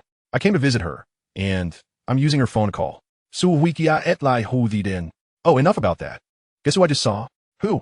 Li Cici, preoccupied with texting a boy from her class to arrange a dinner invitation, was less inclined to engage with Su Huiqiao. Yu Tiancheng. Su Huiqiao articulated each syllable distinctly. Yu Tiancheng? So what? Li Cici's feelings toward him were mixed, although she harbored resentment. She recognized him as a significant figure, akin to a prize catch in a fish pond, and found it hard to dismiss entirely. However, Su Huiqiao's next words piqued Li Cici's interest anew. Don't you understand? Yu Tiancheng came to dine at my sister's place. Su Huiqia et la Bozette. Are you saying Yu Tiancheng went to the lakeside restaurant for a meal? Did he go by himself or invite Tianyu? Li Cici's tone shifted dramatically, revealing her heightened interest. She had encountered Su Huiqiao's sister, a striking beauty who worked in a managerial capacity at the lakeside restaurant, which was beyond the realm of aspiration for students like them. Li Cici's previous indulgences were nothing more than the occasional cake at a bakery or a meal at a hot pot restaurant. To her, a meal costing 30 or 50 yuan was considered a lavish feast. It is essential to understand that in 2003, Langzhou was merely a fourth-tier city with an average salary barely exceeding 1,000 yuan. She had heard that a steakhouse had opened near the old Westgate. But despite it being over a year since its opening, Li Cici had yet to visit establishments like the lakeside restaurant, where the average expenditure per person exceeded several hundred yuan, were realms she dared not even dream of. Just a single visit would provide her with ample material for boasting for an entire year. Therefore, when she learned that Yu Tiancheng had dined at the lakeside restaurant, her eyes widened in disbelief. The first thought that crossed her mind was that he must be putting on a facade, perhaps having pilfered money from his family to treat Tianyu at such an extravagant venue. But Tianyu was nowhere to be found. it was just him alone. Su Huiqiao was equally perplexed and, after a moment's consideration, added, "It seems that someone invited him." In any case, he looked quite presentable, wearing a shirt, dress pants, and even sporting a pair of black-framed glasses, resembling an old scholar. "A shirt, dress pants, and glasses? Are you sure you're not mistaken?" Li Sisi questioned skeptically. "Am I likely to be wrong about him? You can come and see for yourself. He'll be out after his meal," Su Huiqiao replied, her irritation evident at her friend's doubt in her observation. Li Sisi initially intended to decline, but, upon realizing that Tiancheng had actually gone to the lakeside restaurant, her heart fluttered as if a swarm of ants were crawling within, causing her considerable discomfort. "Wait for me, I'll be right over," she declared before abruptly hanging up the phone. Inside the lakeside restaurant, Jin Yin surveyed the surroundings and, noticing that the lobby manager was absent, ventured into the dining hall. Leaning against the kitchen window, she engaged in casual conversation with Xiao Lu, the waiter stationed there, who was awaiting the dishes to be served. "Where's Manager Su?" she inquired. Keeping an eye on things in the Xiangrui Hall, Xiao Lu replied with a smile, eager to impress Jin Yan. As a young man in the prime of his youth, he was naturally captivated by Jin Yan's striking figure and beauty. With a mere beckoning of her finger, he would be utterly enamored. "What's the occasion for the guests at this table? They've ordered quite a feast," Jin Yan asked, and Xiao Lu, keen to impress her with his knowledge, exaggerated slightly. "I heard that the big boss is personally overseeing things, with a manager serving the dishes himself. I don't know much, but I caught a snippet while standing at the entrance. It seems they're discussing business. The young man who just entered was talking about tens of millions. Very impressive. Is that true?" Jin Yan felt a thrill at the mention of such figures. "You think I would lie to you? You know how Manager Su feels about that young man, right?" Xiao Lu leaned closer to Jin Yan and whispered, "He has been fawning over him like a lapdog." "Shoo, keep your voice down. Such words shouldn't be spoken carelessly. Do you want to lose your job if it reaches Manager Su's ears?" Jin Yan admonished him playfully, feigning alarm. "Hee, I would only share this with you. I wouldn't bother with anyone else," Xiao Lu replied, his gaze filled with flattery. Just then, the kitchen bell rang, signaling the arrival of a beautifully plated dish featuring an intricate presentation complete with a foam mountain and a carved phoenix, emanating wisps of steam. "I must go. Time to serve the dishes," Xiao Lu said hurriedly, lifting the tray and scurrying towards the Xiangrui Hall. "Third brother, what was that dish just now? It looked stunning." Jin Yan leaned back toward the kitchen and asked a middle-aged man in a chef's hat. "That dish is called Phoenix Spreading Its Wings. Apart from me, no one here can prepare it," he replied, scratching the menu with his fingernail. He then cautioned her, "You'd best not linger around here today. If old Su catches you, it wouldn't look good. Normally it wouldn't matter, but today is special. You know that." "I understand. It's just that my cousin is here, and she's still hungry." Jin Yan feigned a pitiful expression. "Wait a moment." The middle-aged man glanced around before discreetly passing her a black bag from the kitchen. "Take this and eat it. Just don't let anyone else see." "Thank you." Third brother. Jin Yan accepted it gratefully, flashing him a flirtatious smile. Go on," he urged her with a wave of his hand. Jin Yan hurriedly made her way back to the reception desk, where she handed the black bag to Su Huiqiao. "Sister, what is this?" Su Huiqiao initially grimaced at the greasy bag, but upon opening it, her eyes widened in astonishment. "Chicken legs? So many. Shoo, eat quickly." Jin Yan glanced at the contents. 6 chicken legs, each prepared differently, some battered and fried, some braised, and others stewed, showcasing third brother's thoughtfulness. Delicious. Why aren't you eating? What are you doing?" Su Huiqiao exclaimed, biting into a chicken leg, her eyes wide as she watched Jin Yan take out a pen and write a note. Then, lifting her qipao slightly, she tucked the note into her stockings. Chapter 44. Do you dare to employ child labor? Unbeknownst to Tiancheng, the happenings outside the restaurant were of little concern to him. At that moment, his negotiations with Zhang Xiangdong had reached a fever pitch.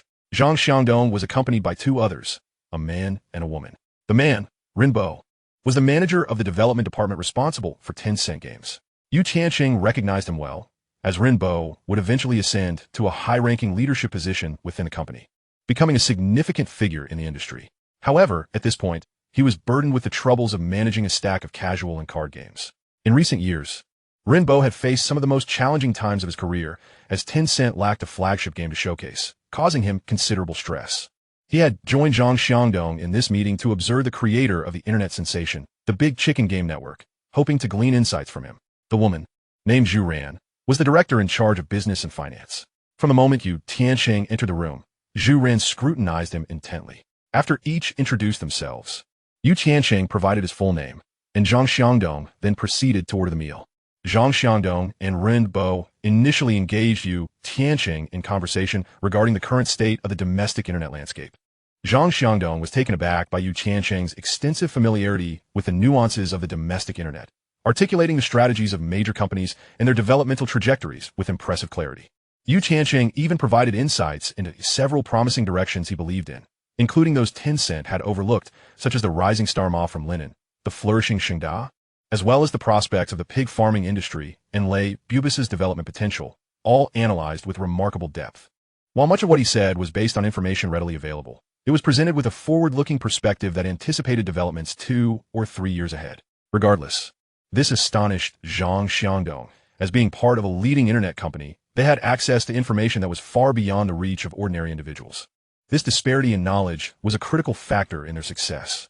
However, it is indeed astonishing that Yu Tiancheng, a young man, possesses such foresight. Naturally, had he been aware that Yu Tiancheng was privy to the nation's developmental trajectory over the next 2 decades, he might have been rendered utterly speechless. It was improbable for Yu Tiancheng to divulge so much information. The art of negotiation thrives on layers of truth and deception, a delicate dance of appearances and realities. At the very least, Zhang Xiangdong held Yu Tiancheng in high regard, particularly valuing his insights. Nevertheless, the ensuing discussions were far from pleasant. Zhu Ran took the lead, initiating formal negotiations with Yu Tiancheng. The entire process resembled a battle of wits, a verbal duel where smiles masked hidden animosities. Zhu Ran perceived Yu Tiancheng as overly youthful. Although he exhibited some acumen in the realm of the internet, he lacked the gravitas to pose a significant threat in other areas. Furthermore, as an individual without substantial backing, even in Langzhou, they retained a geographical advantage. This was evident from their choice of a lakeside restaurant for their meeting, intended to instill a sense of intimidation and pressure upon Yu Tiancheng. Thus, Zhu Ran began the negotiations with an offer of merely 12 million, slightly above Yu Tiancheng's initial demand of 10 million, yet far from a doubling of the latter. To everyone's surprise, Yu Tiancheng abruptly turned hostile, slamming his hand on the table and declaring that without 20 million, there would be no discussion. He warned that one more word from them would prompt his immediate departure, a proclamation that startled those outside the room, as overheard by the waiter Lu.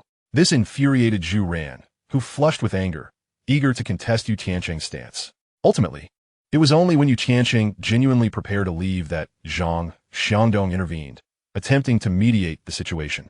"You, please remain calm. I believe there is still room for negotiation." Zhang Xiangdong once again employed the online moniker, eliciting a smile from Yu Tiancheng. The deal was fundamentally secured. Zhu Ran was merely a performer in this play, while the true decision-maker was Zhang, the co-founder. "Mr. Zhang, you initially stated that regardless of others' offers, you would match them at double.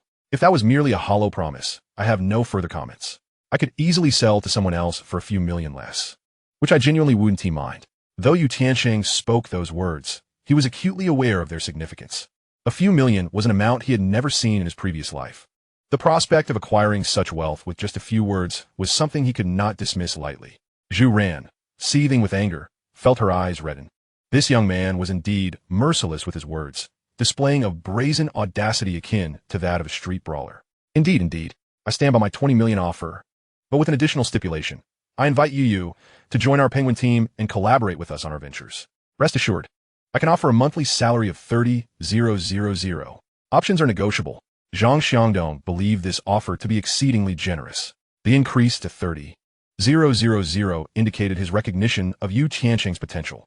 "I appreciate Mr. Zhang's generosity, but I truly cannot accept this proposal," Yu Tiancheng thought to himself, considering his upcoming university commitments, which would not permit him to serve as a mere technician. "You, may I ask for your reasoning? Is the salary too low? We can certainly negotiate that," Zhang Xiangdong insisted. "I simply feel a strong rapport with you. I genuinely need talent here. If you do not wish to commit long-term, you could initially assist me. And should you choose to venture into entrepreneurship later, you might consider developing your ideas at Penguin." Zhang Xiangdong found it hard to believe. Despite his lofty offer, Yu Tiancheng remained unmoved. Could it be that he aspired to start his own enterprise? The specifics can be discussed once we finalize the contract. In light of Mr. Zhang's goodwill, I can provide Manager Su with an excellent project as a form of compensation. Yu Tiancheng also took a step back. Upon hearing his words, Rinbo's eyes gleamed with interest. He was currently burdened with his own troubles, and if Yu Tiancheng's project turned out to be worthwhile, it could serve as a breakthrough. Zhang Xiangdong glanced at Rinbo, contemplating for a moment. Rinbo was someone he had personally promoted. If he failed to deliver results, he would struggle to justify it to the board. All right, let us finalize it. Contract signing. Funds transferred immediately. Zhang Xiangdong decisively concluded. The price was set at 20 million. Effectively acquiring the framework of the Big Chicken Gaming Network and its associated mini-games, including the encryption algorithms. Zhu Ran fell silent, truly upset. Yet with the CEO's decision made, her mission was accomplished. Moreover, since Yu Tiancheng had promised a project for Rinbo, they had not emerged empty-handed. The success of Yu Tiancheng's proposal remained to be seen. Should he present a nonsensical idea, they would simply disregard him. Soon, Zhu Ran drafted the contract, and both parties signed to proceed with the process. Once everything was settled, Rinbo looked at Yu Tiancheng with palpable anxiety. Yu Tiancheng approached with a cheerful demeanor, whispering to Rinbo, "You're aware of the bubble haul from that major agency, right?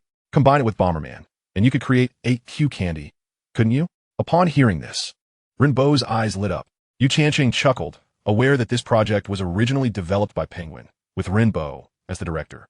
He merely hinted at an idea that was inherently his, extending a personal favor. Observing Rinbo's expression, Zhang Xiangdong understood that this suggestion had undoubtedly pleased him. With the business concluded, the meal was drawing to a close. The table was laden with dishes, yet apart from Yu Tiancheng, the others had barely touched their food. Yu Tiancheng, satisfied, patted the bank card in his pocket, feeling quite pleased. The card was newly issued. Luckily, one could apply for a card once they turned 16, or he would have been without one. Now that the contract is signed and the funds are transferred, might you enlighten me as to why you declined my invitation? Zhang Xiangdong earnestly inquired. Truth be told, I wouldn't mind earning a bit more. Upon hearing this, Zhang Xiangdong felt a surge of joy. Yet, shortly thereafter, Yu Tiancheng rummaged through his pocket and produced an identification card, tossing it onto the table. Do you dare to employ a minor? Chapter 45. The Pawn Master becomes a sycophant. You're only 17? Zhu Ran picked up the ID and glanced at it, feeling a wave of discomfort wash over her. So, are you attending university? Zhang Xiangdong looked at Yu Tiancheng in disbelief. Next September, Yu Tiancheng tilted his head, indicating that he was not yet a bona fide university student. Well, this is truly beyond my expectations. Zhu Ran stood in stunned silence for a moment, realizing she had just spent a lengthy negotiation with a 17-year-old without gaining any advantage. It struck her as rather amusing. You're truly remarkable, Rinbo exclaimed in admiration. At that moment, Li Sisi arrived at the entrance of the lakeside restaurant, where she found Su Huiqiao at the reception desk. Did you truly recognize him as Yu Tiancheng? Li Sisi arrived by bus, eager to ascertain whether the person before her was indeed Yu Tiancheng. Am I capable of deceiving you? She quipped. Did you not claim you were going to sever ties with Yu Tiancheng? Yet here you are, the moment I call. Su Huiqiao teased. That was merely an impulsive remark. Yu Tiancheng is not without merits. Should he deign to apologize, I might consider granting him another chance. With Jin Yin standing nearby, Li Sisi, for the sake of her pride, couldn't he admit that it was Yu Tiancheng who had been ignoring her. Instead, she portrayed herself as irresistibly alluring, deliberately toying with him. Why isn't he coming out yet? After a moment of waiting, Li Sisi began to feel a twinge of anxiety. He's dining inside. How would I know? Su Huiqiao replied, her own mood dampened. Ever since Li Sisi appeared, Jin Yan's expression had soured significantly, clearly disapproving of her presence. Unbeknownst to Su Huiqiao, Jin Yan had mentally berated her countless times for being foolish. You have such a wealthy potential suitor, and instead of pursuing him, you're bringing your sister to compete with me? Have you lost your senses? At that moment, a Mercedes-Benz gracefully approached the restaurant entrance. This was an 8th-generation S350, colloquially known as the Butterfly Benz. In 2003, owning such a vehicle was a symbol of status and wealth. There was only one in all of Langzhou. Upon sighting the luxurious car, Jin Yin immediately grew tense. Stop chatting. Our boss is here. If he asks, just say you were passing by. Li Sisi and Su Huiqiao also spotted the Mercedes, their eyes widening in astonishment. As the car halted at the Lakeview restaurant's entrance, the trio felt a surge of nervous anticipation, especially Jin Yin, who deliberately distanced herself from the other two, waiting cautiously. They then observed a capable young man emerge from the driver's seat, standing by the door as if awaiting an invitation. This car is exquisite, and that man is quite handsome. Is he your boss? Li Sisi whispered to Jin Yin, her gaze lingering on the young man, her intrigue palpable. That's our boss's driver. Jin Yin replied, biting her lip. The realization that he was merely the driver swiftly diminished Li Sisi's interest, and she turned away dismissively. Just then, footsteps echoed from within the restaurant as Yu Tiancheng and Zhang Xiangdong walked out. From a distance, Su Huiqiao shouted, Look, there he is. The one in the shirt and trousers. Isn't that you Tiancheng? At her exclamation, Li Sisi frowned and looked over. Although he is dressed differently and sporting glasses, looking considerably more mature, those brows and eyes, there is no mistaking him. Walking alongside Yu Tiancheng was another man whose demeanor radiated authority. Yet he wore a smile of subservience towards Yu Tiancheng.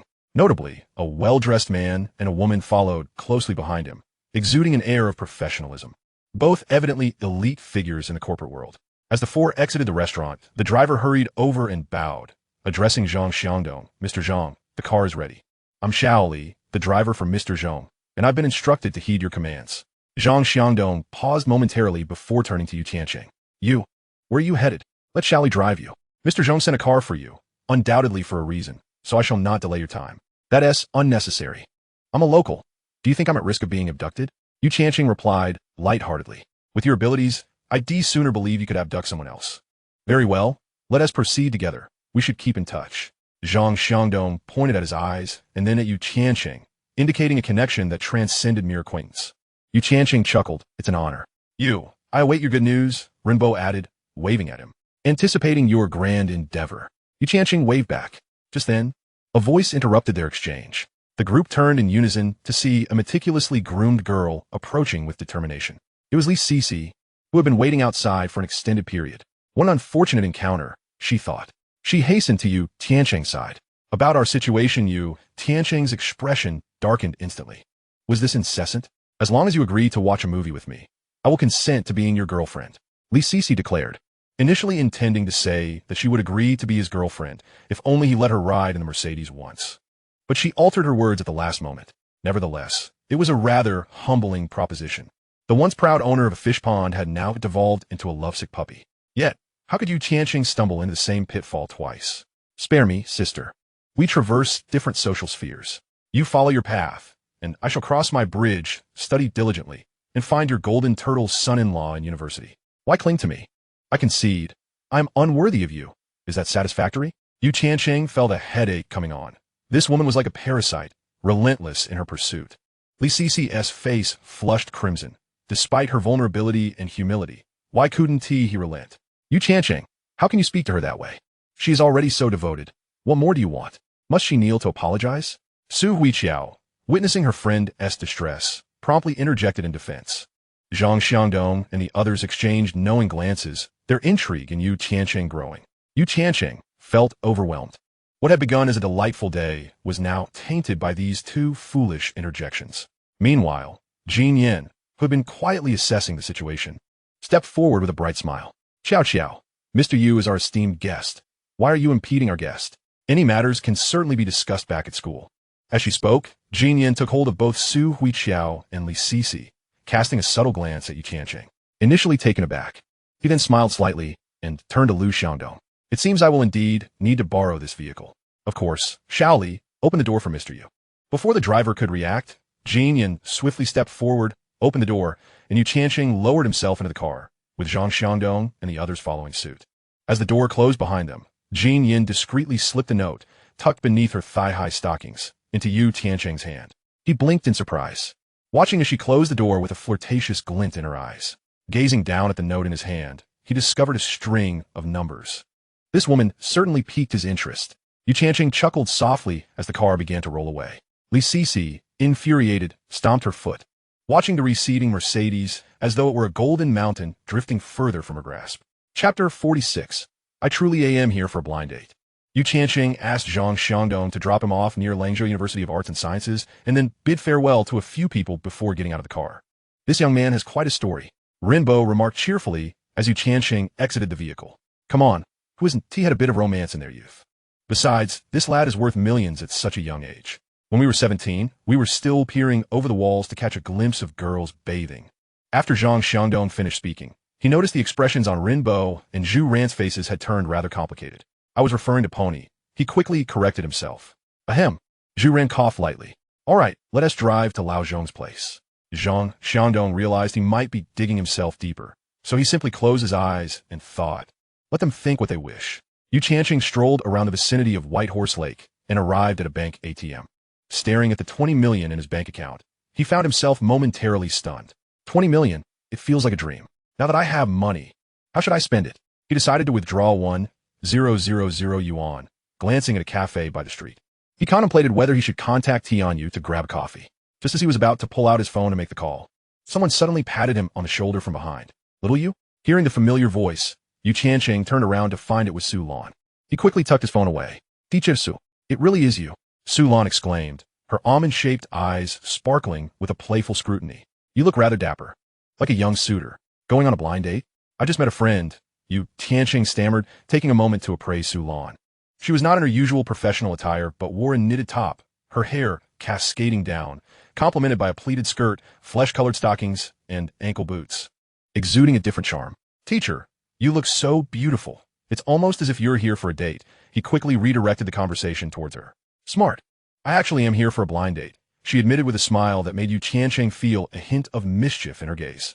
Just as he was about to concoct an excuse to leave, Su Lan continued, but it's under duress. Since you're here, why not? Teacher, that is a bit excessive. I'm your student.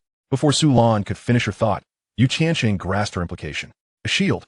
Such a cliché scenario must not unfold in my life. It's precisely because you're my student that you ought to listen to me. Su Lan suddenly adopted a serious tone, wrapping her arm around Yu Tiancheng's, tightening her hold. Pay attention to that exquisite man seated in the window seat of the third row. Your task today is to ensure he retreats. Feeling the softness of her arm, Yu Tiancheng instantly capitulated. This was quite overwhelming. Although he had lived 2 lives, his physique was that of a 17 or 18-year-old. He swallowed hard. Is this all for nothing? Just to buy you coffee? I'm worth billions. A coffee should be a trivial matter. Let us communicate sensibly. Is that billion even real money? That is my aspiration. You're still a child. How can your aspirations be so sordid? Teacher, you've misunderstood. Cut the nonsense. I knew from the first moment I saw you that you weren't a proper student. Teacher, you're insulting my character. I might just go on strike. Try it and see. Su Lan tightened her grip even more, nearly hanging off Yu Tiancheng's arm. He once again yielded, succumbing to her softness. Is this your first time meeting this guy? Second, I ignored him last time, and my father scolded me. You could choose to ignore your father too. That would lead to a different kind of scolding, one that could sever my financial support. Ahem. So Teacher Su can also bow to the demands of money. Less chatter. You better make him distance himself from me, or he'll run to my father to complain. He would dare to complain? What audacity! You'll find out shortly. He has quite the character. In their conversation, they had already entered the cafe and approached the exquisite man. Yu Tiancheng sized him up. He appeared to be in his 30s, sporting a side part, wearing glasses, and clad in a sharply tailored Armani suit, complete with a Rolex on his wrist. He stood about 1.7 meters tall, and a discreet glance at his shoes revealed an extra 2 centimeters of lift. Regardless of his appearance, Yu Tiancheng suspected Su Lan wouldn't find him appealing. To Yu Tiancheng's surprise, despite his refined attire, the man seemed rather tense. How to describe it? A 30-year-old man, as anxious as a child. His hands were clutching a glass of water, the imprint of his grip clearly visible, indicating he had been nervously squeezing the cup. Su, you've arrived, and this is? The exquisite man's eyes lit up upon seeing Su Lan. However, upon noticing Yu Tiancheng, his expression dimmed, and a palpable hostility emerged, as if he had encountered a rival. I have a slight regret, Yu Tiancheng whispered to Su Lan, who was half a head shorter than him. Are you afraid he might harm you? Don't worry, he lacks the courage. Su Lan unabashedly whispered in Yu Tiancheng's ear. Afterward, she turned to the exquisite man. Let me introduce you. This is my boyfriend, Yu Tiancheng, and this gentleman is Zhong Yanzhao. Oh, upon hearing Su Lan's introduction, Zhong Yanzhao surprisingly remained calm, responding with a single word. Or rather, it was less a response and more an almost indifferent acknowledgement. What does that mean? Yu Tiancheng glanced at Su Lan and found himself feeling a bit awkward. Isn't he exquisite? Su Lan mouthed the words, then took Yu Tiancheng's hand and sat down. What would you two like to order? A waiter approached and inquired. 2 cappuccinos, no sugar, please. Su Lan ordered coffee for Yu Tiancheng without hesitation. Su. Once we're married. As soon as they sat down, Zhong Yanzhao spoke up, causing Yu Tiancheng to nearly drop his eyes in astonishment. Excuse me, may I ask, are you two married? Yu Tiancheng looked at Zhong Yanzhao in disbelief. Not yet, Zhong Yanzhao replied cautiously. Oh, then it's nothing, please continue. Yu Tiancheng had just finished speaking when Su Lan kicked him hard under the table. Oh, by the way, did you hear that clearly? I'm her boyfriend. How come you're not reacting at all? Yu Tiancheng quickly interrupted Zhong Yanzhao. My mother said if there's anything, I can discuss it with her. But I mustn't lose my temper in front of Su. Su would be unhappy. Zhong Yinzhao stammered in response. In that moment, Yu Tiancheng understood why Su Lan had remarked that Zhong Yinzhao lacked the courage to confront him. Chapter 47. Where to Sleep Tonight. He was a man from a well-off family, possibly with a bit of a temper, a typical mama's boy.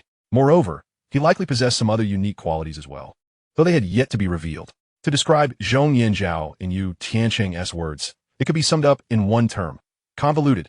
When traits like impulsiveness, timidity, obedience, and being a mama's boy converge in a 30-year-old man, all that remains is a sense of being utterly tangled. It is no wonder that Su Lan would refer to him as a prime specimen of a man. In such circumstances, it is not merely Su Lan who looks down upon him. Even Yu Tiancheng feels a surge of indignation. The thought of a captivating beauty like Su Lan being wed to this quintessential mama's boy is akin to witnessing a splendid cabbage being ravaged by a pig. Hey, why the days? Su Lan interjected, delivering a gentle kick to Yu Tiancheng's side. Oh, that guy, Brother Zhong. Yu Tiancheng casually adopted a more familiar tone, addressing Zhong Yinzhao with a brotherly demeanor. Brother Zhong, you see, Su is my girlfriend. If you intend to marry her while I'm right here, you surely wouldn't mind, would you? That would mean the three of us living together, and you wouldn't object to that, right? Zhong Yinzhao paused momentarily, contemplating for about a second before responding. I do mind. Yu Tiancheng shrugged, recognizing that even a mama's boy isn't entirely foolish. He understands that three individuals sharing a single bed would be rather cramped. Since you mind, then she cannot marry you, he declared. Why not? Because I don't mind living with her. As he spoke, Yu Tiancheng shifted his posture, reclining backward with one arm draped around Su Lan's waist, exuding an air of intimacy. Of course, his hand was not entirely innocent. It playfully pinched Su Lan's soft waist. Su Lan's eyes widened in surprise as she turned to glare at Yu Tiancheng, who wore a self-satisfied expression. She gently brushed his hand away, retrieving it from behind her and placing it on Yu Tiancheng's thigh. Across from them, Zhong Yinzhao was momentarily baffled by Yu Tiancheng's antics. It didn't take long for him to respond, a wave of anger washing over his face. Yu Tiancheng noticed Zhong Yinzhao's hand gripping the water cup in front of him, tightening with each passing moment. At that instant, Yu Tiancheng felt a pang of anxiety. He had little understanding of Zhong Yinzhao and was uncertain of how this guy might react when provoked. After all, that was a cup of steaming hot water. Splashed on oneself, it would surely be quite scalding, wouldn't it? You all continue your conversation. I'll just step to the restroom. Noticing Zhong Yinzhao's unstable demeanor, Su Lan stood up, then suddenly turned back, leaning down towards Yu Tiancheng. Her red lips drew near, and she playfully tapped her finger on Yu Tiancheng's nose, whispering, "Darling, wait for me." With that, she swayed her hips and headed toward the restroom. Damn it, Yu Tiancheng cursed inwardly. This woman was adding fuel to the fire. He hadn't even tasted the meat yet, and was already in a predicament. Turning his gaze, he found Zhong Yinzhao gripping the cup even tighter. The hot water was reddening his knuckles, and blood vessels threatened to burst in his eyes. What a peculiar individual, Yu Tiancheng thought. Brother, you're already 30. Can you be a bit more composed? As Zhong Yinzhao appeared ready to explode, a sudden thought struck Yu Tiancheng. Listen to your mother. Don't get angry. Indeed, it seemed Zhong Yinzhao's mood stabilized somewhat, as his grip on the cup began to loosen, and his expression softened. Yu Tiancheng sighed in relief, contemplating that any woman, provided she possessed a sound mind, would find it exceedingly difficult to accept Zhong Yinzhao's demeanor in a dating scenario. Poor Su Lan. It was not her fault. Blind dates were simply not suited for Zhong Yinzhao. He belonged in a psychiatric ward. Observing Zhong Yinzhao's mix of fear and fierce awkwardness, Yu Tiancheng felt a twinge of pity. Brother Zhong, let us not be too hasty. I'll be honest, it was Su who sent me here. You've seen it. She is not interested in dating you. Relationships are all about mutual consent, and a forcibly picked fruit is never sweet. You can't just force it, can you? Yu Tiancheng deliberately slowed his tone, intending to soothe Zhong Yinzhao. However, to his surprise, Zhong Yinzhao seemed fixated on the initial part of the statement, suddenly retorting, "So, it was Su who sent you. Does that mean you're not in a romantic relationship with her? Is Su deliberately trying to provoke me?" Yu Tiancheng felt his hair stand on end. Was this guy genuinely oblivious, or just pretending? What was wrong with this man's brain? How could he interpret the implication behind his words so accurately, deducing that he and Su Lan were not in a romantic relationship? That doesn't matter. Yu Tiancheng waved his hand, attempting to steer the conversation elsewhere. If Su Lan returned and heard this, his mission would surely be thwarted. Failing the mission was one thing. Losing face was another. Here he was, invited to act as a shield, only to have become an unwitting traitor. That was significant. Zhong Yinzhao suddenly adopted a serious demeanor. I came to discuss marriage with Su, not with you. Please do not waste our time any further. I'll speak to her later. If Su returns, tell her I've left. With that, Zhong Yinzhao genuinely stood up and exited, leaving Yu Tiancheng utterly bewildered in his seat. He really leaving? Just like that? Yu Tiancheng was utterly flabbergasted. He had anticipated expending considerable effort and brainpower to coax this guy away, yet he simply walked out. Yu Tiancheng watched as Zhong Yinzhao exited the cafe, hailed a taxi, and drove away. Once he was certain the man would not return, Yu Tiancheng exhaled in relief. He turned, only to bump into something soft, plunging into darkness momentarily, the scent of fragrance enveloping him. Ouch! Are you blind? Su Lan stipet but glaring reproachfully at Yu Tiancheng. How was I to know you were behind me? I don't have eyes on the back of my head, Yu Tiancheng retorted, rubbing his nose, which felt rather large and soft. Did he really leave? Su Lan peered out the window, confirming that Zhong Yinzhao was indeed gone before she plopped onto the sofa, sipping her coffee. Impressive. What did you say to him that made him leave? This is a secret, Yu Tiancheng quipped in English. He certainly couldn't confess to Su Lan that he had laid bare the truth, that he was not her boyfriend. Secret. My foot. Su Lan shot him an exasperated glance. He might come looking for you again. Yu Tiancheng seized the opportunity to issue a warning. I know. We'll discuss it when the time comes. Su Lan waved her hand dismissively, seemingly unconcerned. Teacher Su, you really must inquire whether you're truly your father's biological daughter. I've never seen anyone push their own child into a pit of fire, Yu Tiancheng remarked, lifting his coffee and taking a sip, his tone laden with meaning. Su Lan remained silent, her gaze lost in the depths of her coffee cup, as if preoccupied with her thoughts. Recognizing that he may have misspoken, Yu Tiancheng shifted the topic. Didn't you mention you were going to Star City today? Su Lan set her coffee cup down. Well, I came to see him, didn't I? She then raised her wrist to check the time. It's only 4:30. If we leave now, we'll arrive in 2 hours. We can have dinner there. Do you want to come along? Yu Tiancheng's heart skipped a beat. Where are we sleeping tonight? Yu Tiancheng's gaze turned playful as he observed Su Lan, prompting him to quickly rephrase his question. No, I meant to ask. When will you be back? Tomorrow, of course. I still have to work on Monday. Su Lan shot him a glare. Then I must call my mother first. Su Laosi. I just lent you a hand. Shouldn't you reciprocate? Yu Tiancheng looked at Su Lan with a lewd expression. A night away from home would surely worry Wei Xiaoqin and Yu Wenin. He certainly did not wish to find himself on the family's wanted list before even arriving in Tiancheng. All right, hand me the phone. I'll tell her you stayed overnight at your girlfriend's. Su Lan extended her small hand. Do you have no sense of professionalism? The phone that Yu Tiancheng had just retrieved swiftly retreated. Oh, come on. What are you afraid of? Am I really that unreliable? You are indeed quite unreliable. Just dial. It won't hurt you. I'm being serious. Snatching the phone from Yu Tiancheng, Su Lan adopted a tone of utmost seriousness. Hello, is this Yu Tiancheng's mother? I am his competition coach. My surname is Su. I need to discuss. Yes, you can verify with Teacher Hu. After a lengthy charade, Su Lan returned the phone to Yu Tiancheng. Hello, Mom. Child, why didn't you tell your dad and me about participating in the competition? Su Laoshi is taking you to Xingqing for training.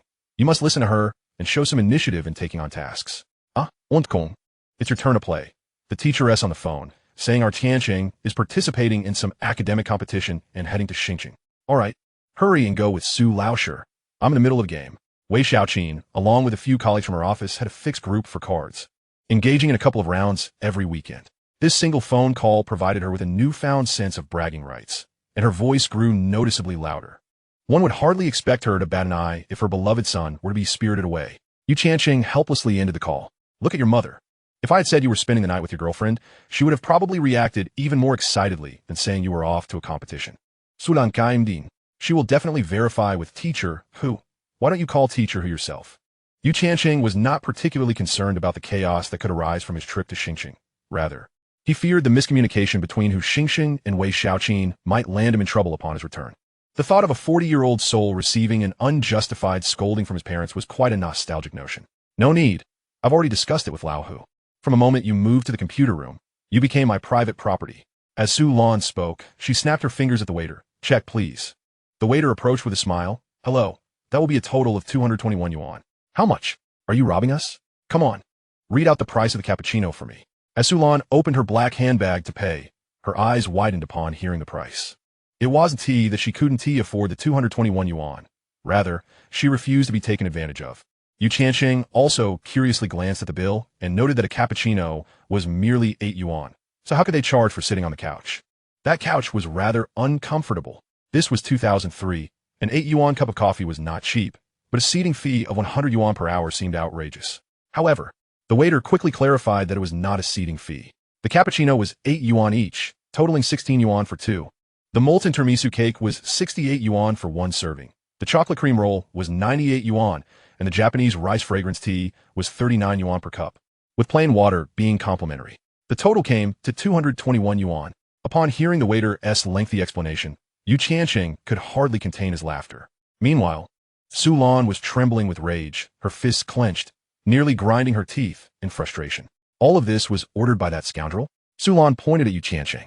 He quickly moved aside, having occupied the spot where Zhong Yanzhao had sat earlier. Since Su Lan returned from the restroom, they hadn't shared a row. It was that gentleman who ordered, and you two are, together, right? The waiter wore a conflicted expression. Su Lan wanted to protest that they were not together, but she suppressed her temper. Fine, I'll pay. It's so expensive. Can't you give a discount? I'm sorry, miss. We don't offer discounts here. Gritting her teeth, Su Lan paid the bill. Seeing Tiancheng laughing beside her only fueled her ire, prompting her to kick his leg. Let us go. Stop staring. I say, dear lady, how long have you been keeping this young master waiting? He could indulge in a large cake and a cream roll and still wait for you. Truly a lovesick fool, Tiancheng remarked as he headed towards the bus station. It hasn't been long, just 34 hours or so, Su Lan thought to herself. Turning her head, she noticed Tiancheng had run quite far ahead, scoffing.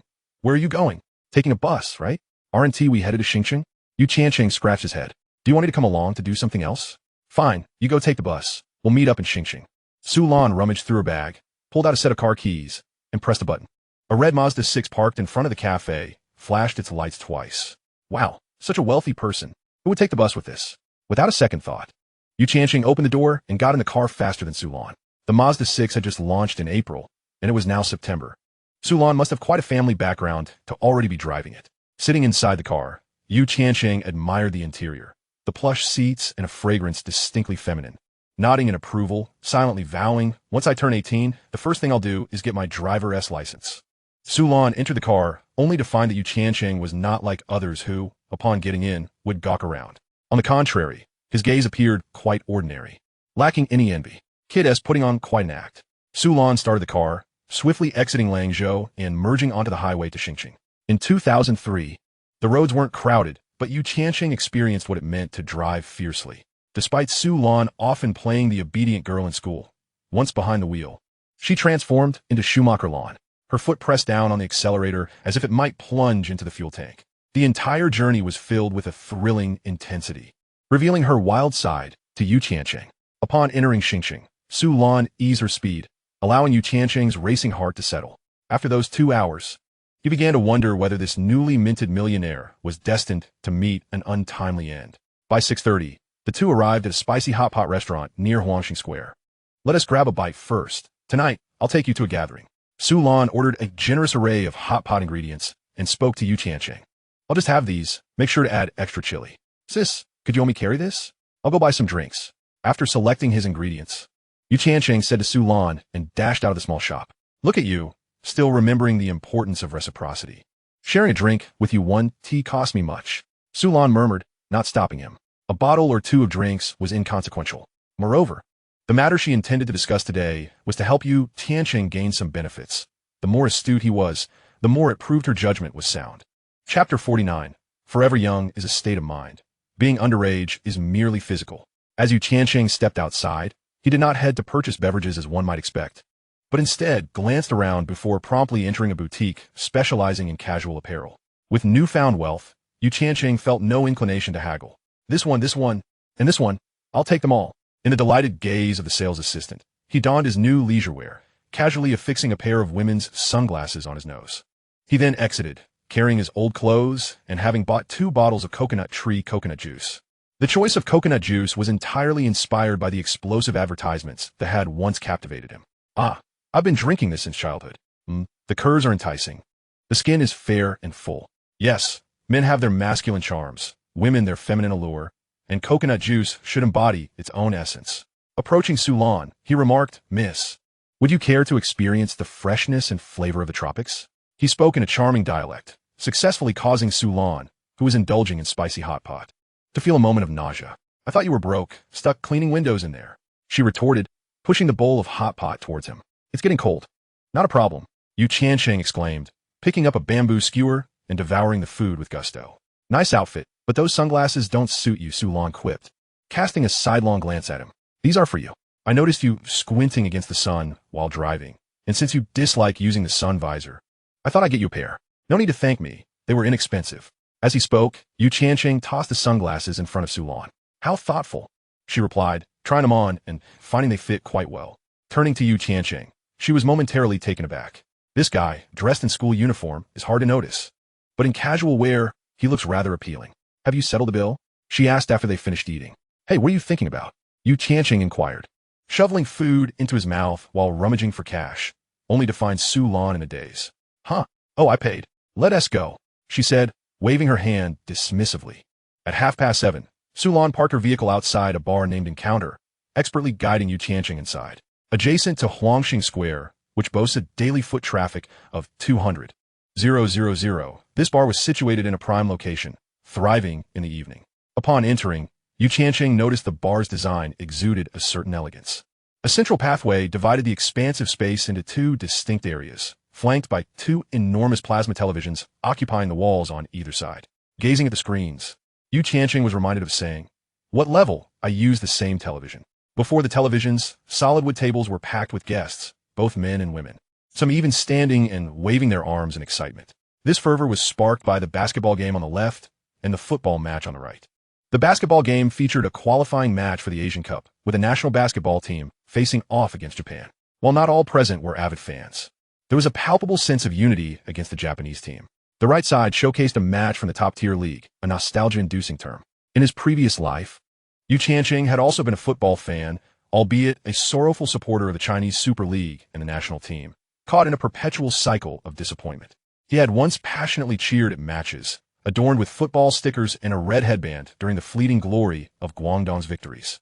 However, when a prominent figure lamented on screen about match fixing and the millions exchanged for goals, Yu Tiancheng's worldview shattered. He felt that the emotional investment of his past life had been squandered in pursuit of a woman.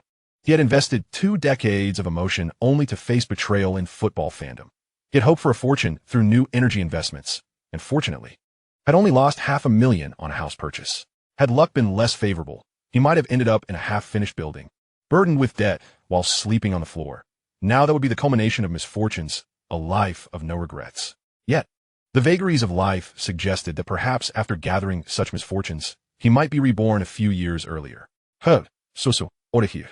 At the front of the central pathway stood a cylindrical bar, manned by 2 female bartenders. One, clad in a wine-red fitted outfit, accentuated her prominent features. Recognizing Su Lan, she approached with a warm greeting and cast a glance at Yu Tiancheng, introducing herself. "Hello, handsome." Ima Bai Tao. Bai Tao knew precisely how to showcase her figure, leaning against the bar with an alluring demeanor. "Hello there, miss. I'm Yu Tiancheng. May I have a glass of milk?" he replied, gesturing towards a bottle of AD calcium milk. "What kind of place is this for milk? Let me mix you a passionate coast cocktail. I guarantee you'll love it." Bai Tao giggled, reaching for the cocktail shaker. "That one tea do. Minors can't drink alcohol." Yu Tiancheng raised an eyebrow. "Oh, men are eternally youthful. Forever enamored with milk, aren't they?" Bai Tao teased playfully, her eyes sparkling with mischief. "Forever young is a mindset. Being a minor is a matter of the body." Yu Tiancheng quipped back. "Really?" Bai Tao studied Yu Tiancheng, sensing he was not joking, then glanced at Su Lan, awaiting her reaction. Su Lan was also taken aback. She had expected Yu Tiancheng, a first-time visitor to a bar, to feel shy. To her surprise, he was quite at ease, exchanging playful banter with Bai Tao while maintaining his boundaries. "Yes, it's perfectly normal for a minor not to drink. I'm a student. Get him some milk?" Su Lan signaled, casually grabbing a cocktail of unknown name. "Is Sun Cohen here?" "Yes, I'll call him over." "Cohen, sununtai is looking for you," Bai Tao said, handing Yu Tiancheng the AD calcium milk before heading to the back of the bar. Moments later, a man with tousled hair and a plaid shirt, accompanied by a stunning woman in a black knee-length dress and a white jacket, emerged. As they entered, many male patrons turned their heads in unison, captivated by the woman's commanding presence. She wore a smile that was neither too distant nor too familiar, making any man who met her gaze feel compelled to look away in self-consciousness. However, when her eyes fell upon Su Lan, there was a warmth and familiarity that differentiated her gaze from that of others. The man, on the other hand, appeared disheveled, dressed like a programmer. "These two are my classmates. The man is Sun Kuan, currently starting his own business in Yellow Pages, leading a team. The woman is AI Bing. The true owner of this bar, Su Lan, quietly introduced him to Yu Tiancheng. What kind of venture is that? Yu Tiancheng inquired, intrigued yet unfazed by the unexpected revelation. A woman owning a bar, acting as the hidden boss. Such scenarios were not uncommon among the affluent. What surprised him was that Sun Kuan was involved in the Yellow Pages business. It is now the year 2003, not 1993.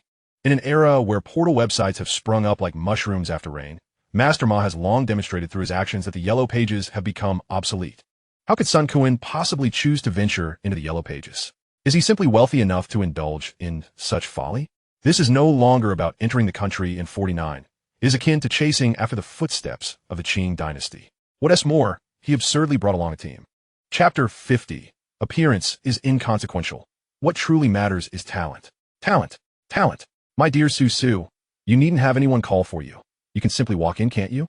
AI Bing, draped in a white coat, approached Su Lan with a teasing demeanor. I fear being caught in your group escapades. What if you engage in some unspeakable activities inside? I might just find myself silenced. Su Lan laughed, waving to Sun Kuan. Burning the midnight oil again? Oh, isn't that the norm? Sun Kuan languidly sat by the bar, noticing a bottle of AD calcium milk and mistaking it for a special preparation by Bai Tao. Seized it and took a couple of sips. Brother, that's mine.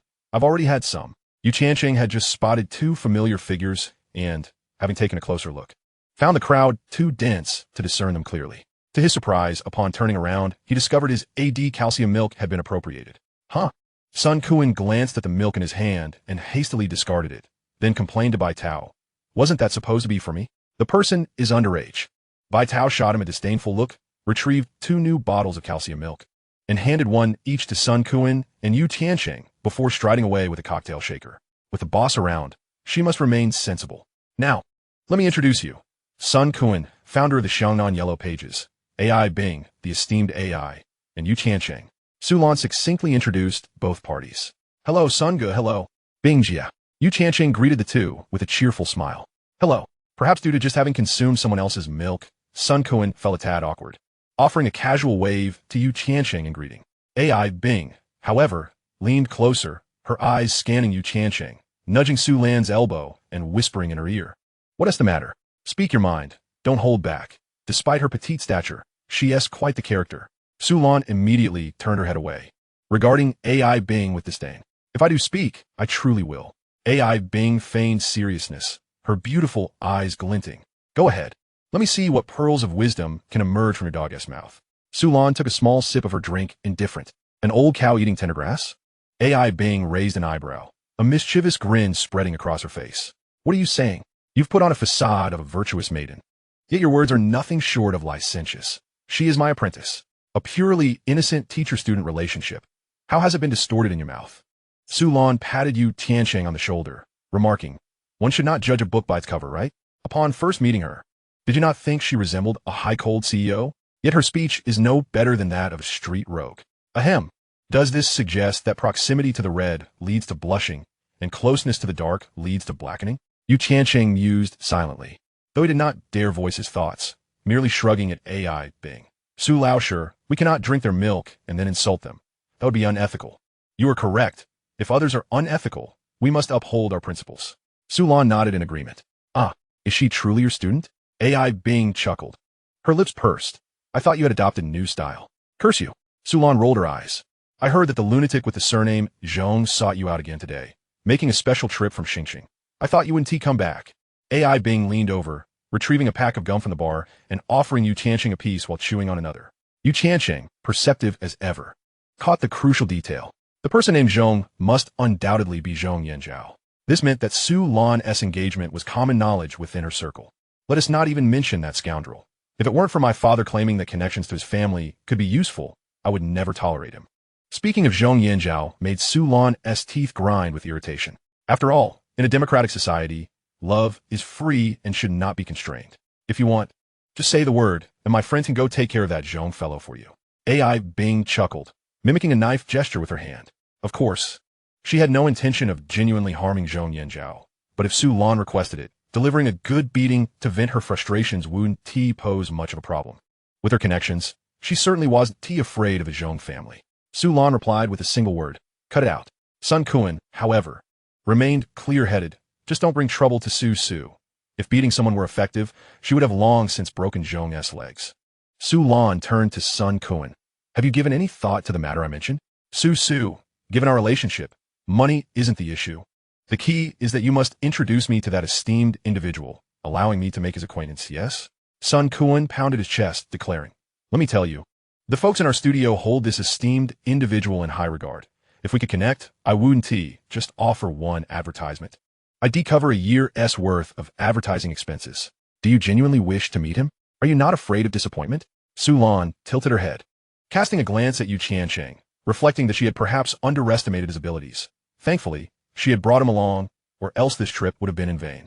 With my appearance, do you think that esteemed individual could possibly appear more disheveled than I? Looks are inconsequential, as long as one can be presentable. I would mind it all. The crux lies in talent. Talent. Just consider his algorithms, his frameworks, his vision. Never mind you, who barely scraped through your studies, wouldn't comprehend much of this. Regardless, you let me meet him. Whatever the cost, I shall bear it. Sun Kuan was clearly a typical nerd, his tongue adept at driving Su Lan to the brink of exasperation. What are you talking about? As if your academic performance was vastly superior to mine during school. Isn't it merely about being able to write a few lines of code? What's so impressive about that? My apprentice is far superior to you. Su Lan was evidently provoked by Sun Kuan's taunts, instantly revealing her fierce side and retorting sharply. I'm a gentleman. I don't bicker with women. Sun Kuan scoffed, his disdain palpable. Not convinced, are you? Su Lan tugged on Tiancheng's collar, pulling him closer. Take note, this is my apprentice, the very one you've been worshipping day in and day out. Don't joke around.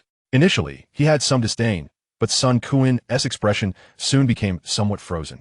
God, it's you? Sun Kuan clearly recognized Tiancheng's QQ name, though he had failed to add him.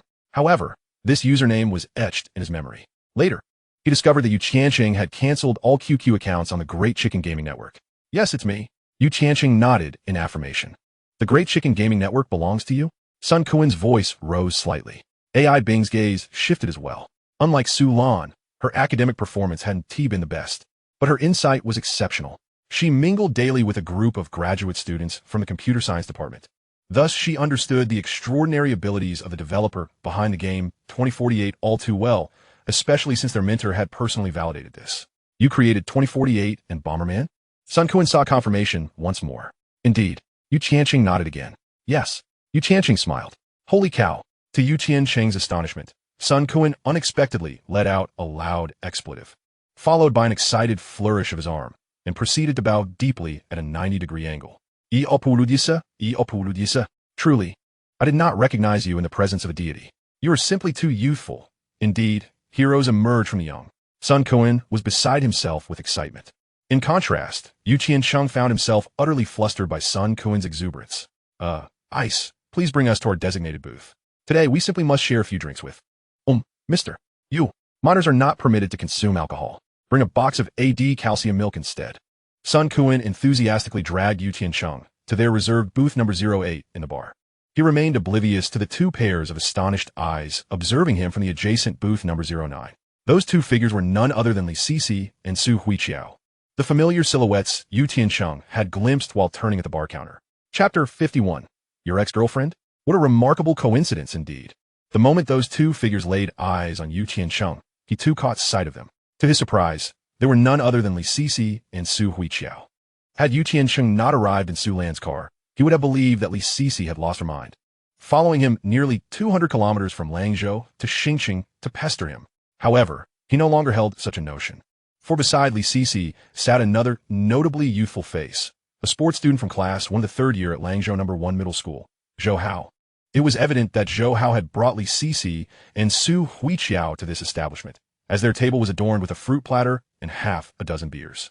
Zhou Hao lounged with audacious nonchalance, reclining fully on the sofa, legs crossed casually, his ankle swaying rhythmically. His right arm stretched out, resting on the armrest behind Li Sisi, seemingly attempting to inch closer, yet hesitating to do so.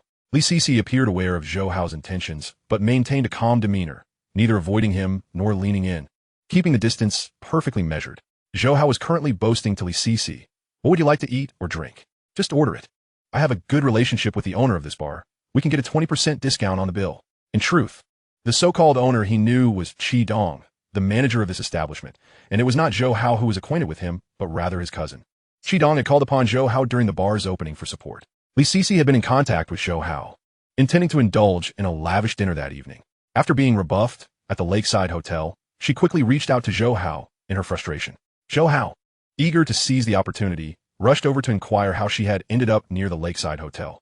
In reality, Zhou Hao felt guilty, fearing that Li Sisi would expect him to treat her at the lakeside hotel. Even if he spent the few hundred yuan he had pilfered from home, he might not be able to afford 4 dishes. Li Sisi had no such expectations. She was merely engaged in conversation with Su Huiqiao, berating Tiancheng for his pretentiousness, criticizing his foolish appearance, and lamenting his refusal to simply sit in someone else's luxury car. Zhou Hao, sensing an opportunity, thumped his chest and declared, "What is the fun in just dining? Let me take you to explore Tiancheng." At this, both Li Sisi and Su Huiqiao's eyes lit up. Li Sisi readily agreed. She had visited Tiancheng once before and could not conceal her yearning for the provincial capital.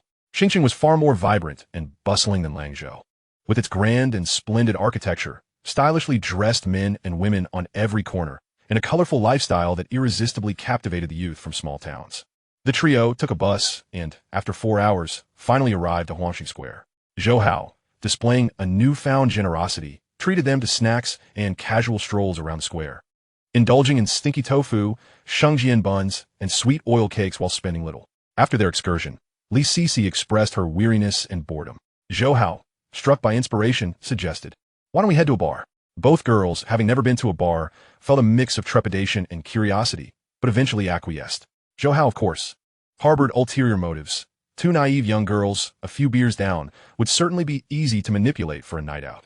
As the 3 entered the bar, Tiancheng caught a glimpse of them, but the crowd was too dense, and he lost sight of them again. At that moment, they settled down, just as Sun Kuan and Tiancheng took their seats behind them. "Isn't that the guy from your class, the one you've been cursing all afternoon?" Zhou Hao had forgotten Tiancheng's name. Su Huiqiao gently nudged Li Sisi's arm. "That unfortunate fellow." A hint of irritation flickered across Li Sisi's brow, mixed with curiosity. What was Tiancheng doing here? Surely he wasn't here to seek her out? Had it been before, Li Sisi might have entertained such a thought. However, she now sensed the intense aversion emanating from Tiancheng whenever he was near her, almost palpable disgust. Though somewhat self-absorbed, she was not oblivious to the disdain in his gaze. If Sun Kuan's demeanor led Li Sisi to conclude that Tiancheng's acquaintances were equally unimpressive, the subsequent arrival of AI Bing made her instinctively feel inferior. A Bing's aura and her icy beauty exuded an air of sophistication that left Li Sisi feeling utterly inadequate. Some individuals possess an innate quality that elevates their status the moment you lay eyes on them. AI Bing was one of them, as was Su Lan.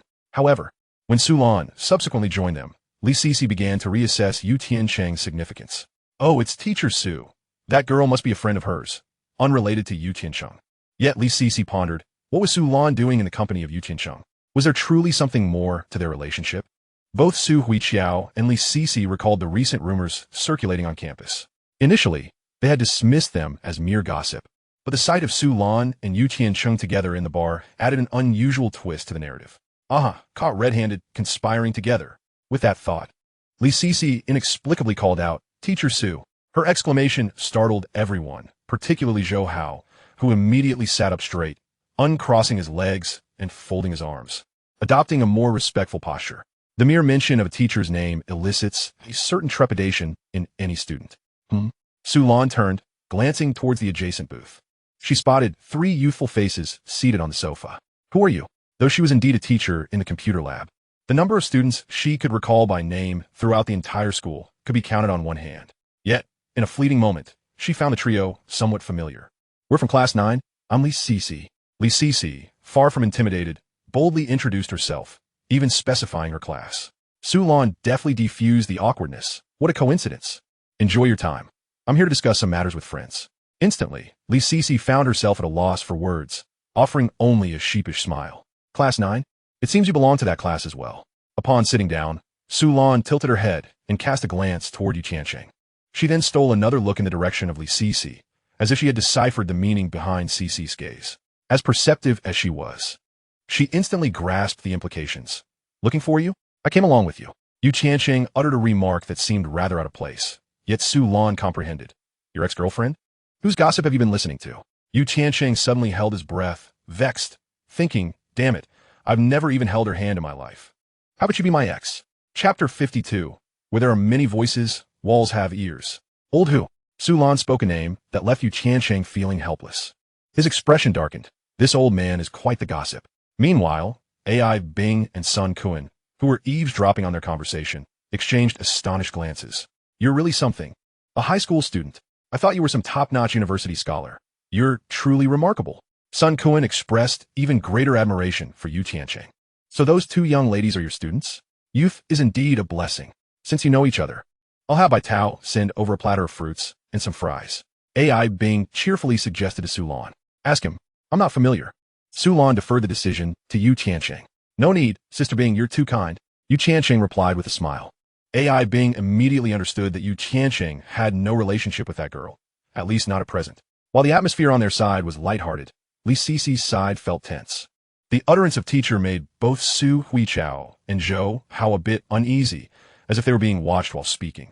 Li Sisi was still rather naive. She believed that by shouting suddenly, she could embarrass Su Lan and Yu Tiancheng, unaware that they hadn't regarded her as a significant concern. They continued their banter without the slightest alteration in mood. Soon, a middle-aged man in a suit appeared, the manager of the encounter bar, Qi Dong.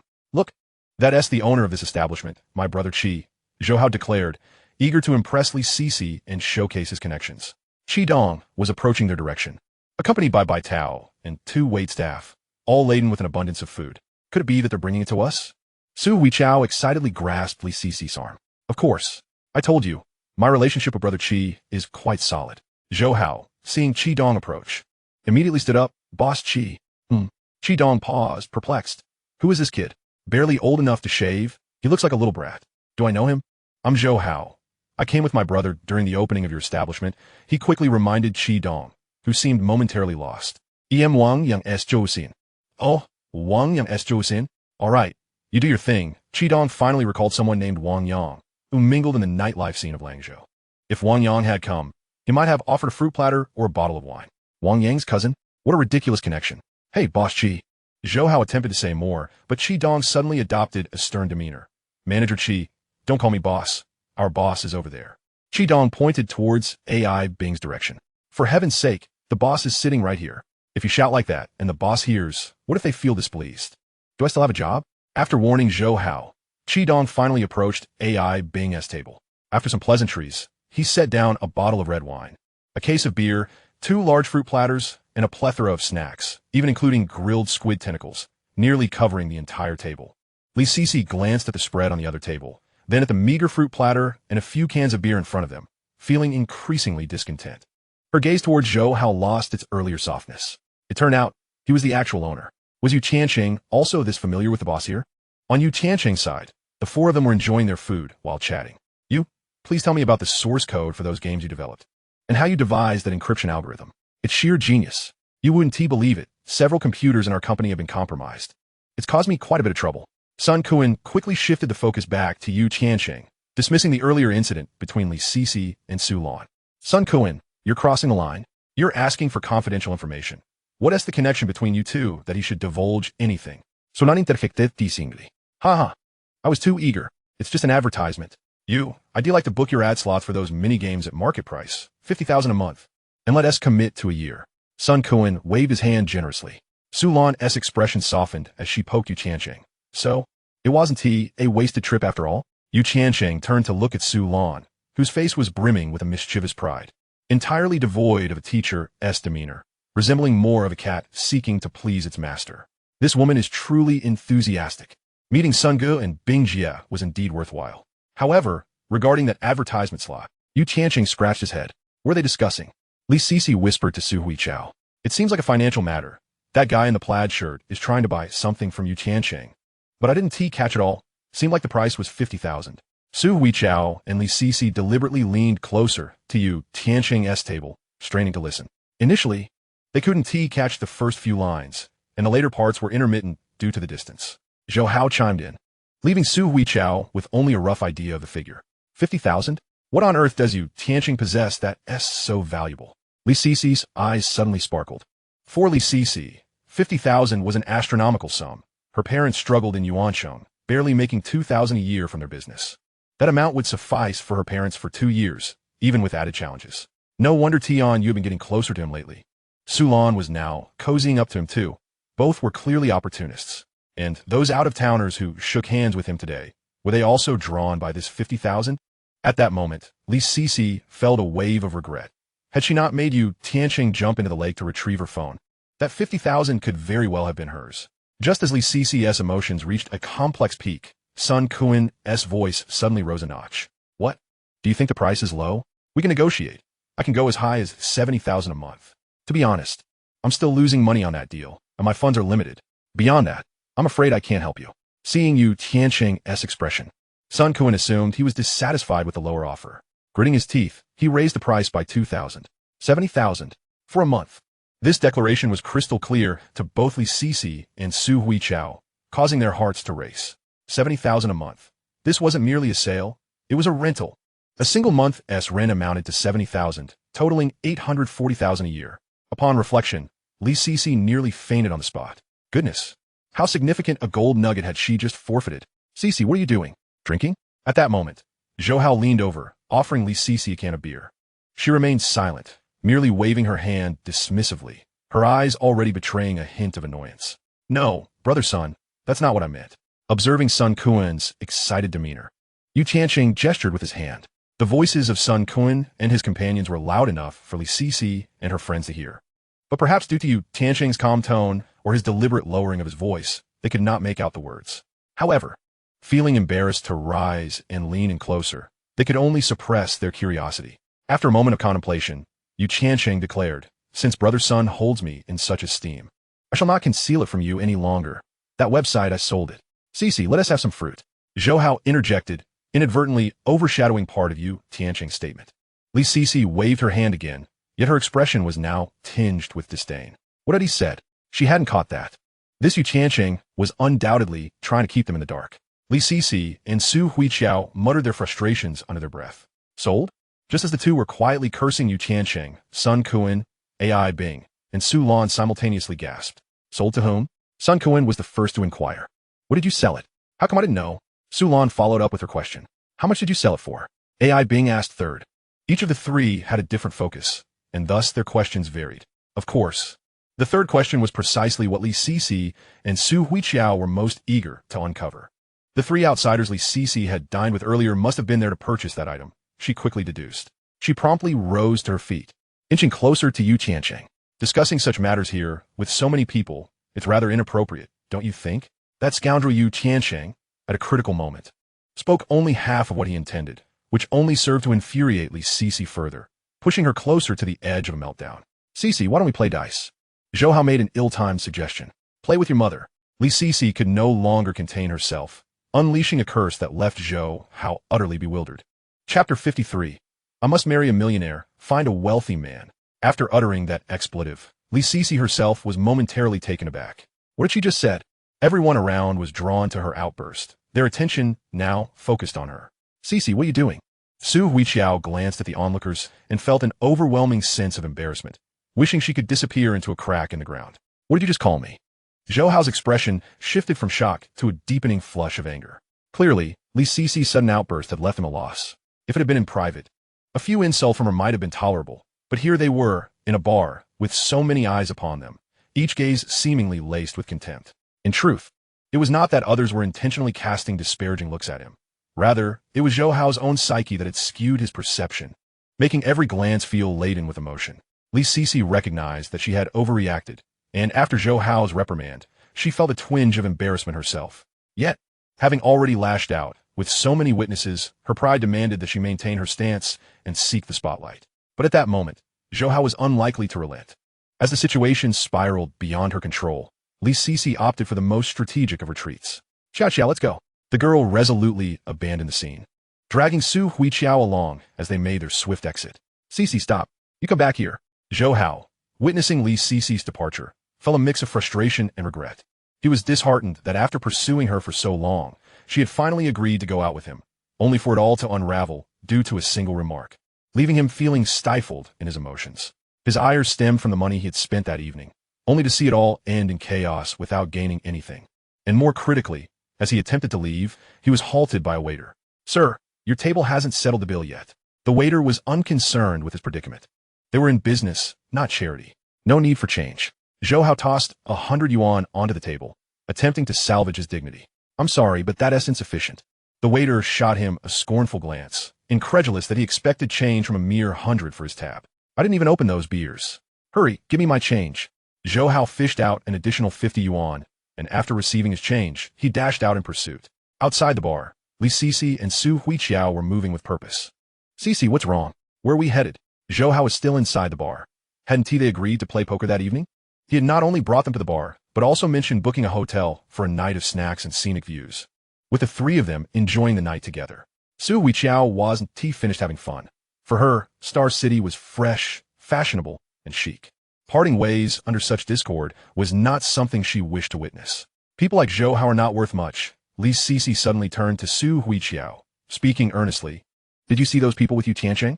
Each one of them is far more capable than him, a mere muscle-bound jock. Even that guy Qidong, who works for others, looks down on him." In truth, Li Sisi had already assessed that Zhou Hao could only muster a few hundred yuan, insufficient for her to compromise significantly. Yu Tiancheng had struck a blow to her, yet inadvertently broadened her horizons. The suitors back at school paled in comparison to the individuals she encountered in the bar. They were utterly beneath her standards. "But you said Zhou Hao was pretty good before." Su Huiqiao pouted, showing a hint of reproach. "Are you foolish? That was merely flattery. He promised to take us to Star City. Do you expect me to call him an idiot to his face?" Li Sisi glanced back toward the bar, just in time to see Zhou Hao hurriedly emerging, scanning the surroundings.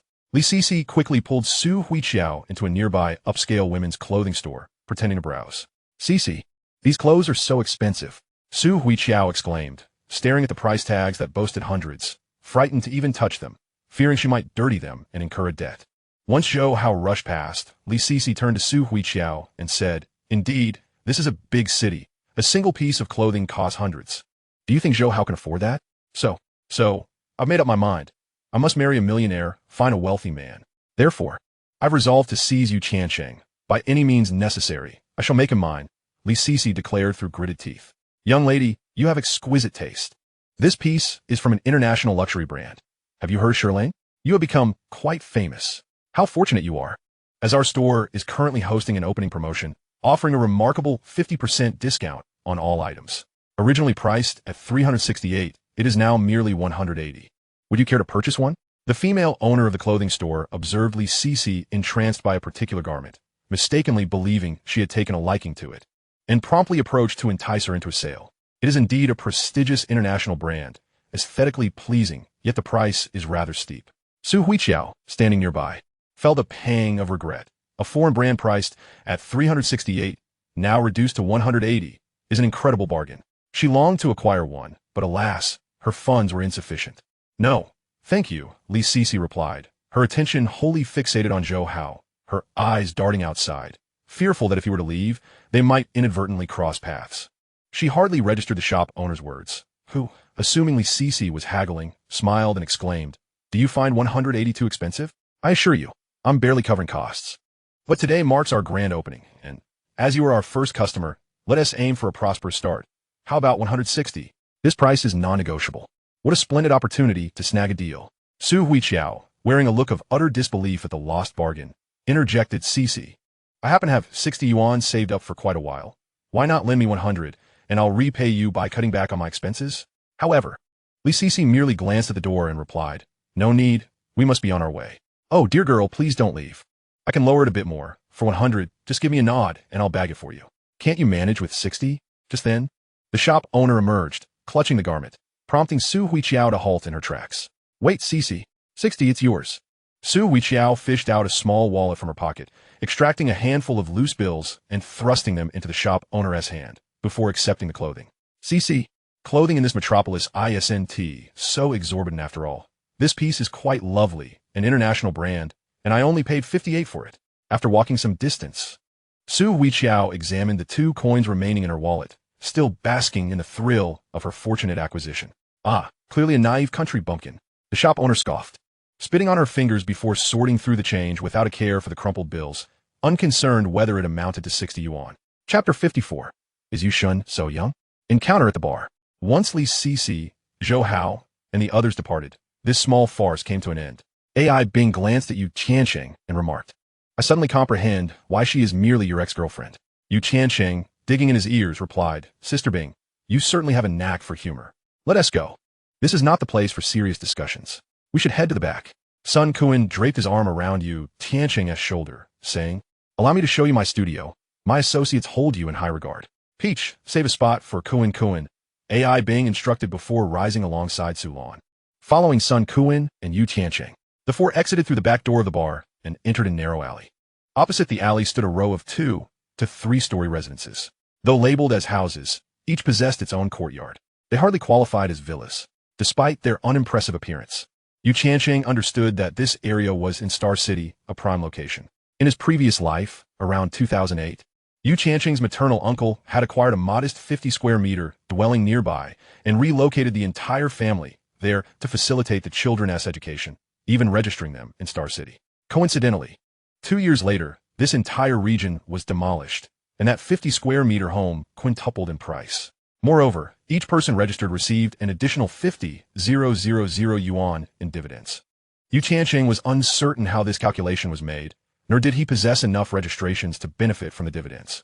However, he pondered the possibility of purchasing several units while prices were still low. Yet, just as this thought emerged, he quashed it. Star City had been labeled a national value sinkhole in his past life, which continued to languish even after the bubble burst. If one truly had spare funds, would it be wiser to invest in housing in Zhonghai or Jingshi?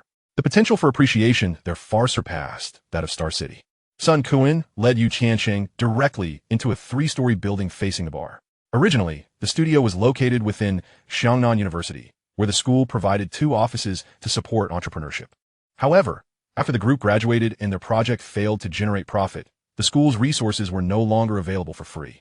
Thus, he spent $5 million to purchase this courtyard. Conveniently, it adjoined AI Bing's bar, with the studio situated at the back, allowing them to unwind after work. Sun Kuan proudly detailed this arrangement to Yu Tiancheng. Brother Sun, you're impressive. Yu Tiancheng exclaimed, giving a thumbs up. This fellow must be quite affluent to buy a courtyard immediately after graduation. Truly a wealthy individual. The 3-story building featured a living room on the first floor, furnished with a table, several chairs, and an array of snacks. Ascending to the second floor, 6 computers were arranged back-to-back in 2 rows, occupying the central space. Surrounding them were sofas, 2 of which were occupied by individuals soundly asleep, their snores thunderous. Another, a tall and slender figure sporting glasses and a plaid shirt, was intently focused on the computer screen, one hand grasping a bottle of cola while the other typed code. Let me introduce you. This is Chun Kai, a graduate student in computer science at Xiangnan University who just secured his research placement this year, Sun Kuan pointed out. Hello, I am Yu Tiancheng. Yu Tiancheng greeted Chun Kai politely, recognizing the significance of befriending a talented individual from the university's computer science program. Nice to meet you. Ken, Kui, holding an icy bottle of cola, quickly set it down, wiped his hands on his clothing, and shook Yu Tiancheng's hand, apologizing. I'm sorry. My hands are a bit cold. No worries, Yu Tiancheng responded with a warm smile. Chun Kai adjusted his glasses and glanced at Su Lan behind Yu Tiancheng, saying, Su has arrived. Wake up, everyone. Sun Kuan nudged the 2 sleeping figures on the other sofas with his foot, then turned to Chun Kai, inquiring, Xiao Kai, where's Luo Yizhou? He went upstairs to sleep. I'll go call him, Chun Kai replied, promptly heading upstairs. The 2 young men also appeared fatigued, their faces bearing a layer of grease, clearly having pulled an all-nighter. Wang Chong, Lu Qi, they're both from my cohort, Sun Kuan indicated toward them. Hello, Brother Wang. Brother Lu, I am Yu Tiancheng. He greeted them courteously.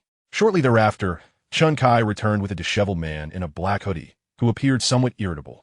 Muttering as he approached, I just lay down. Why stir things up again? Might as well break up the group eventually. His tone was evidently unpleased. Wang Chong and Lu Qi exchanged glances, their expressions shifting as they looked towards Sun Kuan. This is Luo Yizhou, whom we affectionately refer to as Luo Ego, Sun Kuan explained, smiling at Yu Tiancheng. Through this exchange, Yu Tiancheng gleaned that Sun Kuan was no ordinary individual. At the very least in this studio, Sun Kuan was the boss. The building itself was also his purchase, implying that the others working on the website here were on a salary. Luo Yizhou's earlier grievances were evidently the result of long-standing resentment. However, Sun Kuan displayed not the slightest hint of emotion on his face, highlighting his remarkable composure. Luo Yizhou, towering at nearly 1 9 meters tall, stooped as he descended the stairs, keeping his head lowered. It was no wonder he opted for the bed upstairs instead of the sofa. "Greetings, Brother Luo. I am Yu Tiancheng," he introduced himself.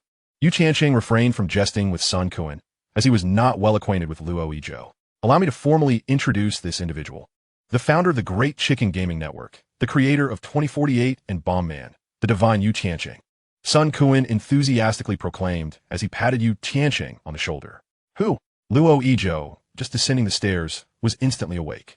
"No way, you are Yu Tiancheng?" Ken, Gui, who had come down with Luo Izhou, exclaimed. "If you're a fake, I'll compensate each of you 10,000. Sun Kuan boasted grandly. "Yu Tiancheng is so young?" Luo Izhou expressed his astonishment. "Surprised? He is still in high school." Sun Kuan chuckled, playfully embellishing Yu Tiancheng's reputation. "High school? I feel like I've wasted 4 years of university." Lu Qi lamented. "Indeed, heroes emerge in their youth. If our mentors knew a high schooler was achieving such feats, would they not feel as though they squander their lives?" Wang Chang reflected. "This won't do. I must shake hands with Yu Tiancheng again. I need to bask in his aura," Chun Kai declared, approaching Yu Tiancheng and vigorously shaking one of his hands. Yu Tiancheng could genuinely sense the admiration and reverence these individuals held for him, despite his own belief that he had accomplished nothing extraordinary. "I told you, if they knew you were here, they would undoubtedly be thrilled, right?" Sun Kuan shrugged. "All right, my brothers, you all get back to your business. I have matters to discuss with Yu Tiancheng. He wants to be leaving tonight, and I'll treat you all to dinner. You'll have plenty of time to converse with him. What do you say, Yu Tiancheng? Grant us this favor?" Sun Kuan finally turned to Yu Tiancheng. "With so many elder brothers showing me kindness, how could I refuse?" Yu Tiancheng replied with a smile, knowing he had no pressing engagements for the evening. "All right, let us head upstairs." Sun Kuan led Yu Tiancheng, along with AI Bing and Su Lan, up to the 3rd floor. The 3rd floor was spacious, divided into 2 sections. One was a private office, while the other was a lounge area featuring 2 suites where Luo Izhou and the others resided. Upon entering the office, Sun Kuan's first statement startled Yu Tiancheng. "Yu Tiancheng, you heard earlier, the brothers can barely hold on. I want to hide it from you. Our studio is on the brink of collapse." Chapter 55. This evaluation is quite formidable. Hearing Sun Kuan's words, Yu Tiancheng felt no surprise. Luo Izhou had openly complained, and the other 3 made no efforts to conceal their agreement. It was evident that this team had been struggling to maintain their footing. The main issue was my excessive enjoyment during university, coupled with some family wealth. Not wanting to return to coal mining after graduation, I thought of starting a business and gathered the brothers to create a shoddy Yellow Pages. My rustic father, wishing to prevent me from becoming a crude laborer, provided me with several million, and I've been squandering it since. Sun Kuan pulled out a pack of cigarettes from the drawer, intending to offer one to Yu Tiancheng. However, upon glancing at Su Lan, Yu Tiancheng quickly withdrew his hand. "Ah, I forgot. Minors can't smoke." Sun Kuan chuckled ruefully and lit one for himself. After taking a deep drag, he waved away the smoke that stung his eyes. "I've been the one covering their salaries, 3,000 each, barely enough to stave off hunger. I understand they all graduated from prestigious universities and their ambitions are high. The fact that they've stuck with me this long is a testament to their respect. I'm not afraid of losing some money. I fear the camaraderie among us will wither away." Sun Kuan's tone was unexpectedly tinged with melancholy. "Kunkit," AI Bing approached and patted Sun Kuan's back in a gesture of comfort. "I'm fine. I met Yu Tiancheng today, and without drinking, I'm already tipsy." Sun Kuan waved his hand dismissively. "Yu Tiancheng, I had promised Su Lan that I would advertise for you, but I had ulterior motives. I thought, given how quickly you built the Great Chicken Gaming Network, you must have some talent. Perhaps you could guide us, so we don't end up drifting apart while playing around. Essentially, I'm looking to invest a few $100,000 for an idea, ensuring my brothers don't underestimate me. I just didn't anticipate you selling the Great Chicken Gaming Network." Yu Tiancheng understood Sun Kuan's predicament. Young with financial backing, he sought to make his mark. Yet as a freshly graduated university student, he faced the aftermath of an internet bubble burst, attempting to rally his friends to forge a path in uncertain times. Unfortunately, with no solid project at hand and the need to appease his family, he found himself producing a product destined for market obsolescence, merely to silence his parents. Damn it, how different people's fates are. Having a family fortune is truly enviable. Of course, Sun Kuan had not yet reached the point of returning to inherit the family business. He still wished to gamble with the remaining funds at his disposal, which is why he sought contact with Yu Tiancheng. Perhaps within the hundreds of emails resting in Yu Tiancheng's inbox were numerous others harboring the same intentions as Sun Kuan. Yet, Sun Kuan was a classmate of Su Lan, while Yu Tiancheng was her student. Thus, fate had intertwined their paths. Yu Tiancheng was aware that the great chicken gaming network he had sold was not merely the value of those few games. With time and technological advancements, those games would inevitably be imitated and duplicated, spawning countless versions. What he had sold was simply a fleeting opportunity and the efficacy of a cutting-edge algorithm. In 2003, as Sun Kuan spoke, Yu Tiancheng was already calculating his next steps. Having sold the great chicken gaming network, he ultimately needed to continue generating income. In this era, time waits for no one. Although numerous projects beckoned, with the big players in the internet space making their moves, being just a step behind could mean missing countless opportunities. Fortunately, he now had startup capital. Apologies, certain big shots, but I've taken the opportunities. Brother Sun, my haste to sell the great chicken gaming network was also to secure some capital because I've set my sights on the next project, but I lack a team. Originally, I planned to wait until I entered university to pursue it, as that is when my network would expand. Yu Tiancheng said, raising his gaze to meet Sun Kuan-s. However, I can offer Chen Kai and Wang Chong to you. I can even cover venue costs and their salaries. As long as the project can be executed. Sun Kuan immediately raised his hand in agreement. Su Lan, standing silently beside them, observed Yu Tiancheng's profile. In that moment, she realized that he bore an extraordinary maturity, one that provided a sense of reassurance. What I'm trying to convey is that we cannot have two tigers on the same mountain. We must establish a sound corporate structure to maintain balance. Yu Tiancheng stated earnestly, the mountain cannot accommodate two tigers. So should I withdraw? Certainly. However, could you kindly grant me a nominal title? It would lend my father some prestige when he boasts about having a high-tech talent as a son. Sun Kuan is quite astute. He even contemplated transferring the entire studio to Yu Tiancheng. Of course, that latter remark was merely to lighten the mood, uttered in jest. There's no need for withdrawal. If Brother Sun truly isn't short on funds, he might consider investing as a shareholder. However, I must stipulate that, regardless of the company's need for funding or any future share sales, as well as the overarching direction and major content decisions for the company, I must retain the authority to make those decisions. I'm merely stating my terms up front. If Brother Sun can agree to this, we can commence our collaboration. If not, then let us go out for a meal and a drink, treating it as a new friendship. Yu Tiancheng is well acquainted with the industry and the nation's development over the next 2 decades. He could never relinquish decision-making power to another. If one wishes to embark on a venture with me, I can certainly share some of the spoils, but if one intends to leverage my insights for their own enterprise, I won't be a naive benefactor. Naturally, it is paramount to note that when Yu Tiancheng was on the second floor, he glanced at the webpage crafted by Chen Kai, which exhibited commendable technical skill. The computers of the other team members were also active, displaying various work pages. Yu Tiancheng quickly assessed that these individuals are indeed excellent programmers. Young and inexpensive talent, but a waste if not utilized effectively. Sun Kuan stroked his chin musing, I wonder how much investment your project requires. The most I can manage from my father is 1 million. If the figure is too daunting, I fear I might not be able to handle it. Yet I want you to guide me in this venture. With a hearty slap on the table, Sun Kuan declared boldly, so, don't think me stingy. For 1 million, even a mere 1% stake would suffice for me to join you. Yu Tiancheng internally scoffed at his boldness, pondering how one could dare to invest 1 million for just 1% without even knowing the project's details. Unbeknownst to him, Sun Kuan's audacity stemmed partly from the confidence instilled by their mentor, who had described the developer of this grand chicken game network as a potential frontrunner in the internet trend. Such an endorsement is indeed formidable. Chapter 56. I borrowed the fortune of the senior experts. Sun Kuan's decision was entirely influenced by his trust in his mentor, showcasing the foresight and perspective of the elders. Their essay saying, ISNT there, treasure those professors who educate you in university. Once they step out of the classroom, they may become individuals beyond your reach. In other words, these experts are top tier in their respective fields. 1 million? 1% seems rather paltry. I shall offer you 5% equity. Yu Tiancheng contemplated briefly before extending a hand. Sun Kuan was taken aback. His earlier mention of a 1% stake was in jest, merely a show of intent. However, 5% fell slightly short of his expectations.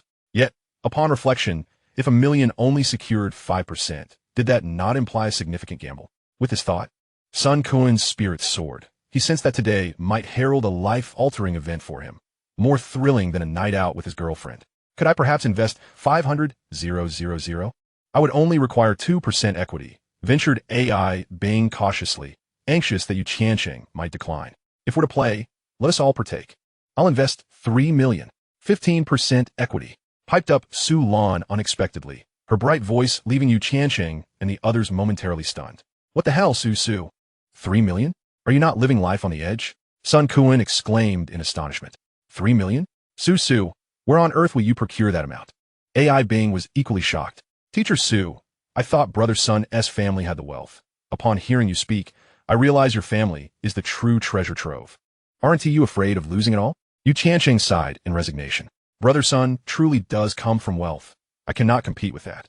I merely wish to take a gamble. If I win, I shall transform from Teacher Su into President Su, no longer beholden to the whims of others. If I lose, I'll just marry Zhong Yanjiao and serve his demanding family. So should I invest or not? Just give me the nod, and I can ensure the funds are in by tomorrow. Su Lan asserted, her confidence unwavering. Seeing Su's boldness, Sun Kuan was spurred to action. I suppose I should raise my stake too. I'll add another 1 million, he exclaimed, his eyes gleaming with excitement. I being timidly inquired, should I not add a little more as well? No, my friends, please don't increase your stakes. Tiancheng interjected hastily.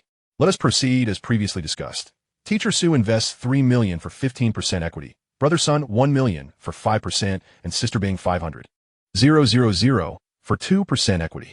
That totals 5 million, while the remaining 77.5% equity and the decision-making authority for the company's future will be mine, with my contribution totaling 5 million. When Tiancheng announced 5 million, the other three fell into stunned silence.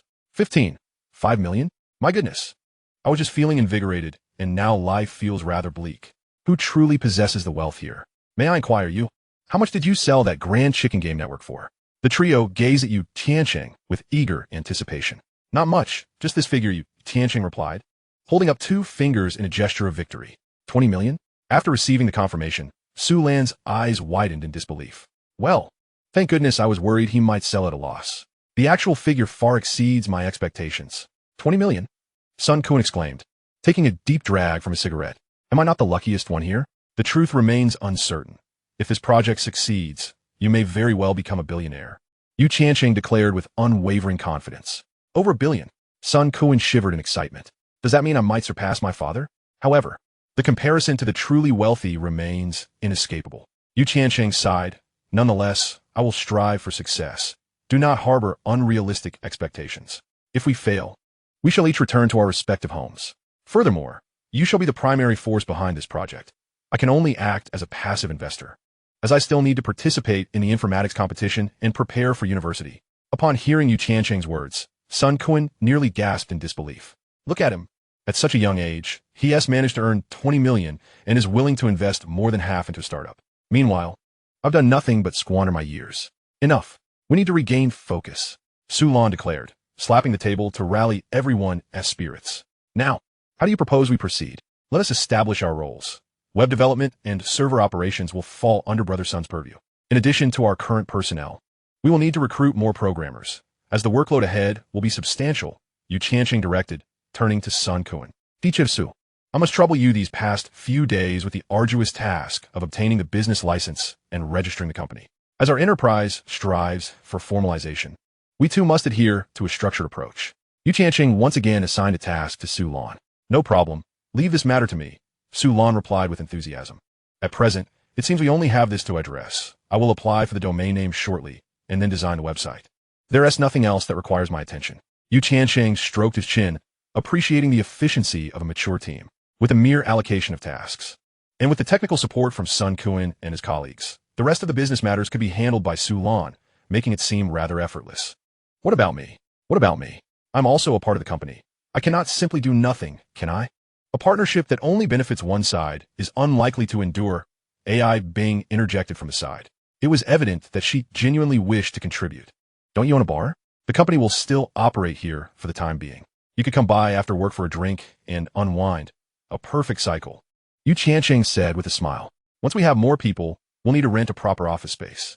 That bar is merely a facade. Qi Dong manages everything, and I hold no practical value there. However, I can oversee recruitment, contract formulation, employee attendance, leave management, holiday gifts, and other such affairs, AI Bing asserted, raising her pristine arm. I too aspire to be a strong woman. Indeed, your demeanor is quite fitting for such responsibilities. Therefore, I shall entrust these miscellaneous tasks to you. Bingya. Tiancheng suddenly realized that in a company, one cannot solely rely on technical prowess. Logistics is equally vital. Without someone to manage the logistics, complications could arise. Since AI Bing was willing to take on this role, she seemed an apt candidate. Shall I apply for the domain name now? The computers downstairs are available, correct? Yu Tiancheng stood up, ready to head downstairs. No need to go downstairs. Use this, Sun Kuan said, opening the desk drawer and pulling out a laptop resembling a black suitcase. Having resources at home is truly delightful. Yu Tiancheng was momentarily taken aback. Such a hefty device. In this era, might cost 20,000. Who knew if one could even acquire it? Let me see the name of the website we are to create. Sun Kuan swiftly powered it on, access Wan Wang, and pushed the computer towards Yu Tiancheng. To the esteemed predecessors, I borrow your fortune. May it bless me with entrepreneurial success. Should I succeed, and you have yet to discover a suitable project, do consider joining me. Thank you, thank you. After mentally reciting his aspirations, Yu Tiancheng logged into his account and attempted to register several domain names in one go. To his astonishment, perhaps due to the earlier invocation, none of these domain names have been claimed. They were all entirely new. The names he registered included Campus Network, 5Q Campus Network, and Renren Network. In early 2004, a prominent figure named Wang Xing interrupted his overseas studies to return to China and start business. His first project was named More Friends. The second was titled Return of the Wanderer. By autumn 2005, drawing inspiration from Facebook and blending his experiences with the national context, he developed a college campus SNS, known as Campus Network. As of now, it was the autumn of 2003. This once glorious magnate was likely still in university, contemplating his entrepreneurial journey. Yu Tiancheng, synthesizing Wang Xing's experiences and the current circumstances, resolved to lay the groundwork in advance. My apologies, Mr. Wang. I am merely a figurehead. While you are the esteemed leader, please do not hold it against me for seizing this opportunity at such a pivotal moment. By the time you return from abroad, I may very well dominate this domain. Rest assured, I will not falter as you did, selling the website due to the inability to afford servers and bandwidth. I shall nurture it to greatness before considering any sale. Yu Tiancheng silently expressed his guilt towards Wang Xing and continued to explain to Sun Kuan and the others how to construct and operate the project. At this moment, a whiteboard bore the fruits of Yu Tiancheng's thoughts, filled with an abundance of notes. Suruning him, Sun Kuan, Sununtai Elen, Oiding, Luoithe, Tienkoi, Vung Cheng. And Lu Qi resembled eager students, each clutching a notepad, attentively listening and occasionally jotting down significant points. After Yu Tiancheng's comprehensive explanation, their eyes sparkled with newfound enthusiasm. Chen Kai and Luo Yizhou, shedding their previous despondency, radiated vigor and vitality. The reason was simple. Yu Tiancheng's insights were remarkably thorough. From website creation to preliminary operations, and including future developments, he had meticulously considered every detail. Although some minor aspects may have been overlooked, the majority of the plan was nothing short of impeccable. They could scarcely believe that such ideas emanated from a 17-year-old high school student.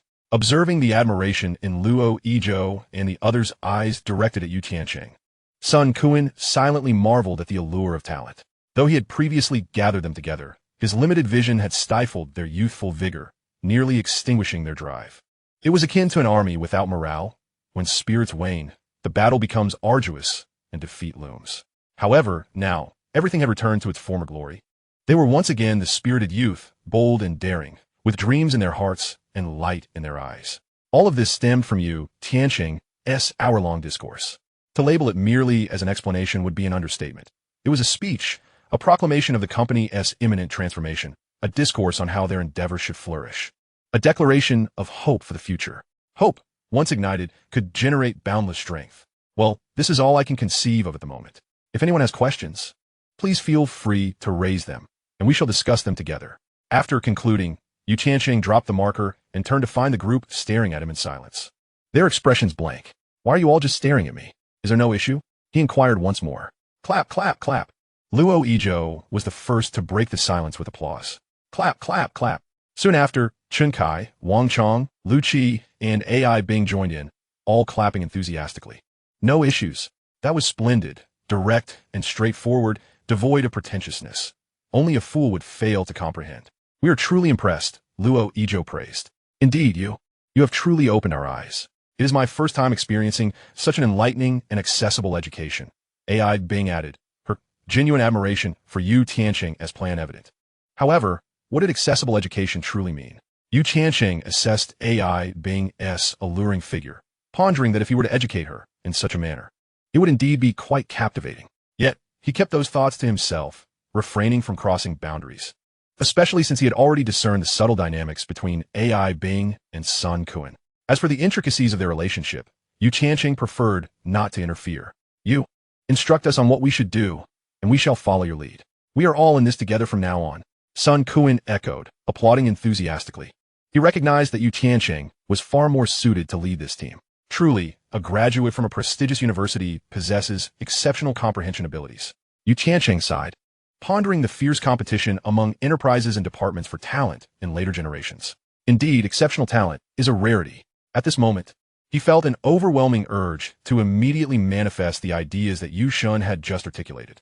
Chun Kai, eager and enthusiastic, remarked, from now on, we shall adhere strictly to company protocol in our endeavors. I have no desire for you to exhaust yourself to the point of collapse. What we ought to do now is venture out for a late-night snack. Come, let us go. Boss Sun is treating tonight, and you fellows shall not return until inebriated. With a cheerful demeanor, Yu Tiancheng replied, Yu Shun, you are the true magnate here, a person of means. Shouldn't you be the one treating us for our inaugural meal as a nascent company? Sun Kuan jested playfully with Yu Tiancheng. Have some dignity, my friend.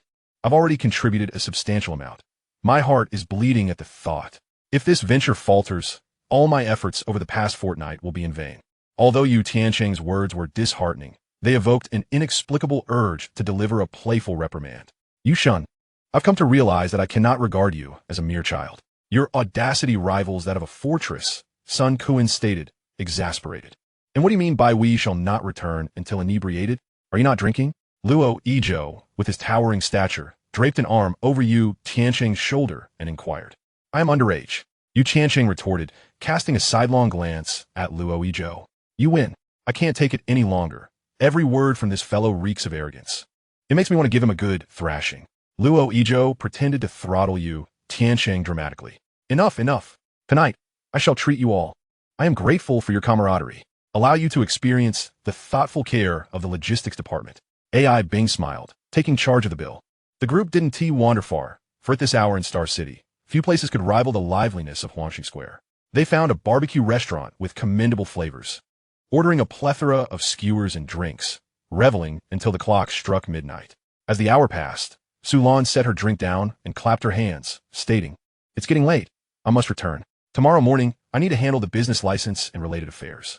You all should finish up and head home as well. I do not wish for any disturbances before the company even opens. Yes, President Su. They chorused. Do you not trust us, Su? We won't cause any trouble. They reassured her. Exactly, you focus on being the president. We barely drank at all. They had ordered 12 bottles of beer, with Yu Tiancheng and Su Lan abstaining from alcohol, while AI Bing had only a sip. The remaining 4 gentlemen each consumed just under 3 bottles, leaving them merely tipsy. Very well, let us proceed, Su Lan declared, nudging Yu Tiancheng's stool. Why take Yu Shun with you? I was planning to persuade him to drink a few more once you left. Indeed, Yu Shun need not leave. We have yet to arrange his accommodations. You too, please. Oh dear, Su is my dream goddess. Yu Shun, you have stolen the most beautiful flower from my heart. Chapter 58. Hotel or my home? Chun Kai and the others jested with Su Lan, wearing expressions of exaggerated sorrow. Within this camaraderie, there existed the bonds of long-standing friendship, youthful nostalgia, and a hint of resignation to reality. From now on, the relationship between employer and employee would mark a shift in their dynamic. Any lingering aspirations seemed increasingly distant. Enough of this nonsense. He is my student, and I need to discuss serious matters with him. Su Lan's cheeks flushed deeper than any intoxication as she shot exasperated glances at the unreliable bunch. Yes, serious matters. We shall drink a bit longer. You all may leave first. Sun Kuan waved at Su Lan. With a smile, Yu Tiancheng bid farewell to his companions and followed Su Lan. To my friends, allow me to toast you once more. It has been a tumultuous 2 years following my lead. You have endured much. After Yu Tiancheng and Su Lan departed, Sun Kuan raised his glass, tears glistening in his eyes. Kuan-er, if you say that, we cannot accept it. We know you've been carrying quite a burden. ISNT, everything well now? Chun Kai consoled, gripping Sun Kuan's arm, slightly tipsy. In my opinion, Kuan-er, perhaps this is the best conclusion. You can finally let go. And we're still together, are we not? Wang Chong chimed in, pouring more into Chun Kai's glass. Was it our goal to be together after graduation? I believe we can achieve this. Lu Qi asserted earnestly. The trio turned their gazes to Luo Yizhou, whose reactions had been the most intense during this period. Naturally, No one held it against him. His family circumstances were challenging, and he was the primary breadwinner. Meanwhile, as the project grew increasingly unfruitful, he felt hesitant to disclose his job search to Sun Kuan and the others. Even if he sought employment, finding a lucrative position seemed unlikely. Thus, he found himself trapped in a vicious cycle. Hey Kuan Chong, Chi, Binger, I acknowledge my mistakes during this time. Allow me to make amends, Luo Ijo proclaimed, seizing a bottle and shaking it vigorously, drinking directly from the neck. The others laughed at his antics. He shouldn't drink alone. Come on, everyone, Sun Kuan encouraged, and they all raised their glasses in unison. Once the glasses were set down, Sun Kuan turned to Chun Kai and asked Kai, what do you truly think of Yushan? As he poured more drinks, Chun Kai pondered, back in high school, the tallest building I saw was only 20 stories high. Upon entering university and meeting my mentor, I discovered there were 30 and 40-story buildings.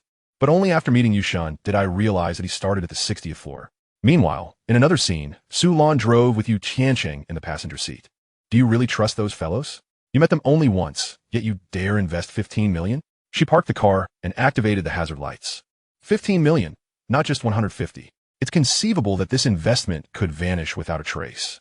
Su Lan found it even more surreal that she had transitioned from being Yu Tiancheng's mentor to becoming his employee. Yu Tiancheng pondered, chewing his lip. In truth, he had not intended to invest such a considerable sum. His thoughts revolved around bringing Lu Xiangdong on board for an investment. As the second in command at Penguin, Lu could either invest personally or channel funds through the company. However, Yu Tiancheng felt that pursuing others was not a wise course. Rather than beseeching others desperately, why not wait? If he succeeded, they would come seeking him, and negotiations would be far easier then. The critical factor was that he currently did not lack funds. Why not seize the opportunity? After all, he was still young. Money could be earned again, but the experiences of the moment might never return. Su Lan turned her elegant profile slightly, her beautiful eyes fixed on Yu Tiancheng's profound gaze. The dim light from the street lamps outside cast a hazy, enchanting glow within the car. Yu Tiancheng recalled a line of poetry. From the heights, one views the mountains. From the city walls, one beholds the snow. Before the lantern, one admires the moon. Aboard a vessel, one contemplates the rosy haze. Beneath the moon, one gazes upon beauty. At this moment, Su Lan exuded a unique charm. What are you staring at? She inquired, noticing Yu Tiancheng's prolonged silence. With a playful shove, she continued, 15 million. Are you not afraid of losing it all? It's not about trusting them. It's about believing in you. Teacher Su, Yu Tiancheng replied lazily, reclining further in his chair. You're willing to risk your entire fortune alongside me.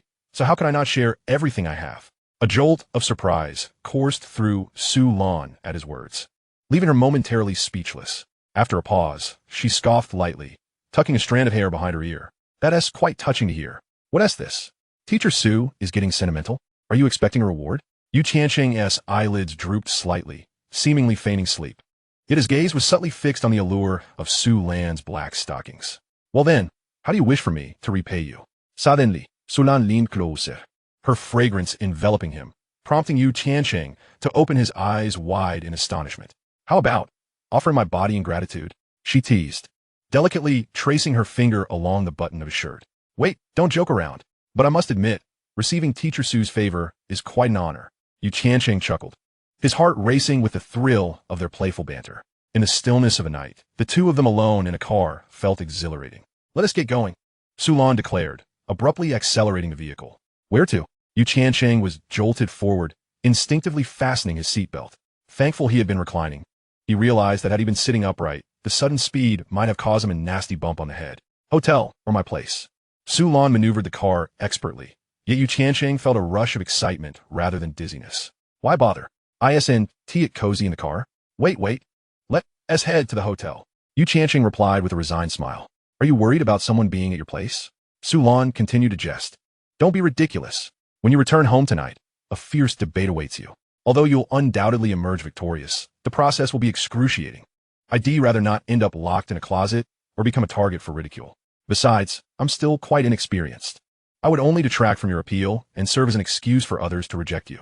Reclining deeper into the seat, Yu Tiancheng felt his thoughts dissipate, finding comfort in the moment. I've realized you're quite astute. Su Lan remarked appreciatively. Knowing she needed to discuss serious matters upon returning home, 3 million was no trivial sum. I possess an IQ of 190, he responded dismissively, not wishing to engage further in her teasing. Enough boasting, she retorted playfully, pulling up to an architecturally striking landmark hotel. Wow, this is a place for receiving dignitaries. Are you really making me stay here? I'm practically broke. Tiancheng gazed in awe at the building, his mouth agape. Come on, I'm your boss. A future billionaire. What a say night at a hotel to me. I'll treat you. Let us go. Sulan shot him a glance before striding confidently inside. A king-sized room, preferably with a west-facing window and not too high up. This one looks perfect, thank you, Sulan instructed, flashing a quick gesture to Tiancheng as she headed toward the elevator. I can find my way to the room myself, he insisted from behind. What? Are you afraid I might harm you? Or do you find me unworthy? Sulan turned, her eyes wide with playful incredulity, her heels clicking rhythmically on the floor. It's not that. I'm just concerned about your safety driving alone at this hour, Tiancheng hastily assured her with a charming smile. Then let us not go back, Sulan replied, tossing her hair back with an air of sophistication as she stepped into the elevator. Wait, Tiancheng hurried after her, marveling at his good fortune. What a charmed life. To have such privileges, truly remarkable. The front desk attendant, who assisted Sulan with the room, watched enviously as the elevator doors closed. Mumbling to herself. Chapter 59. Not eager to see him in Star City, the first five-star hotel in Xiangnan Province, the Huatian Grand Hotel, room 608 on the 6th floor, with a west-facing window. The door clicked open as the card was inserted into the power slot, illuminating the room. The 50-square-meter suite featured a plush mattress. Sulan kicked off her high heels and sank into the thick carpet, arms outstretched as she collapsed onto the bed. Ah, five-star luxury. This is bliss. I truly don't want to leave. Turning her head to glance at Tiancheng, she found him feigning distraction by looking out the window. Why do you insist on a west-facing window? He asked, attempting to shift the conversation. With a playful smile, Sulan propped herself on one elbow, studying him intently.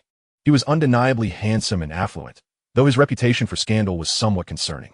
Before becoming acquainted with Tiancheng, she often shared lunch with Kong Deliang, the school nurse, who was a veritable fountain of gossip.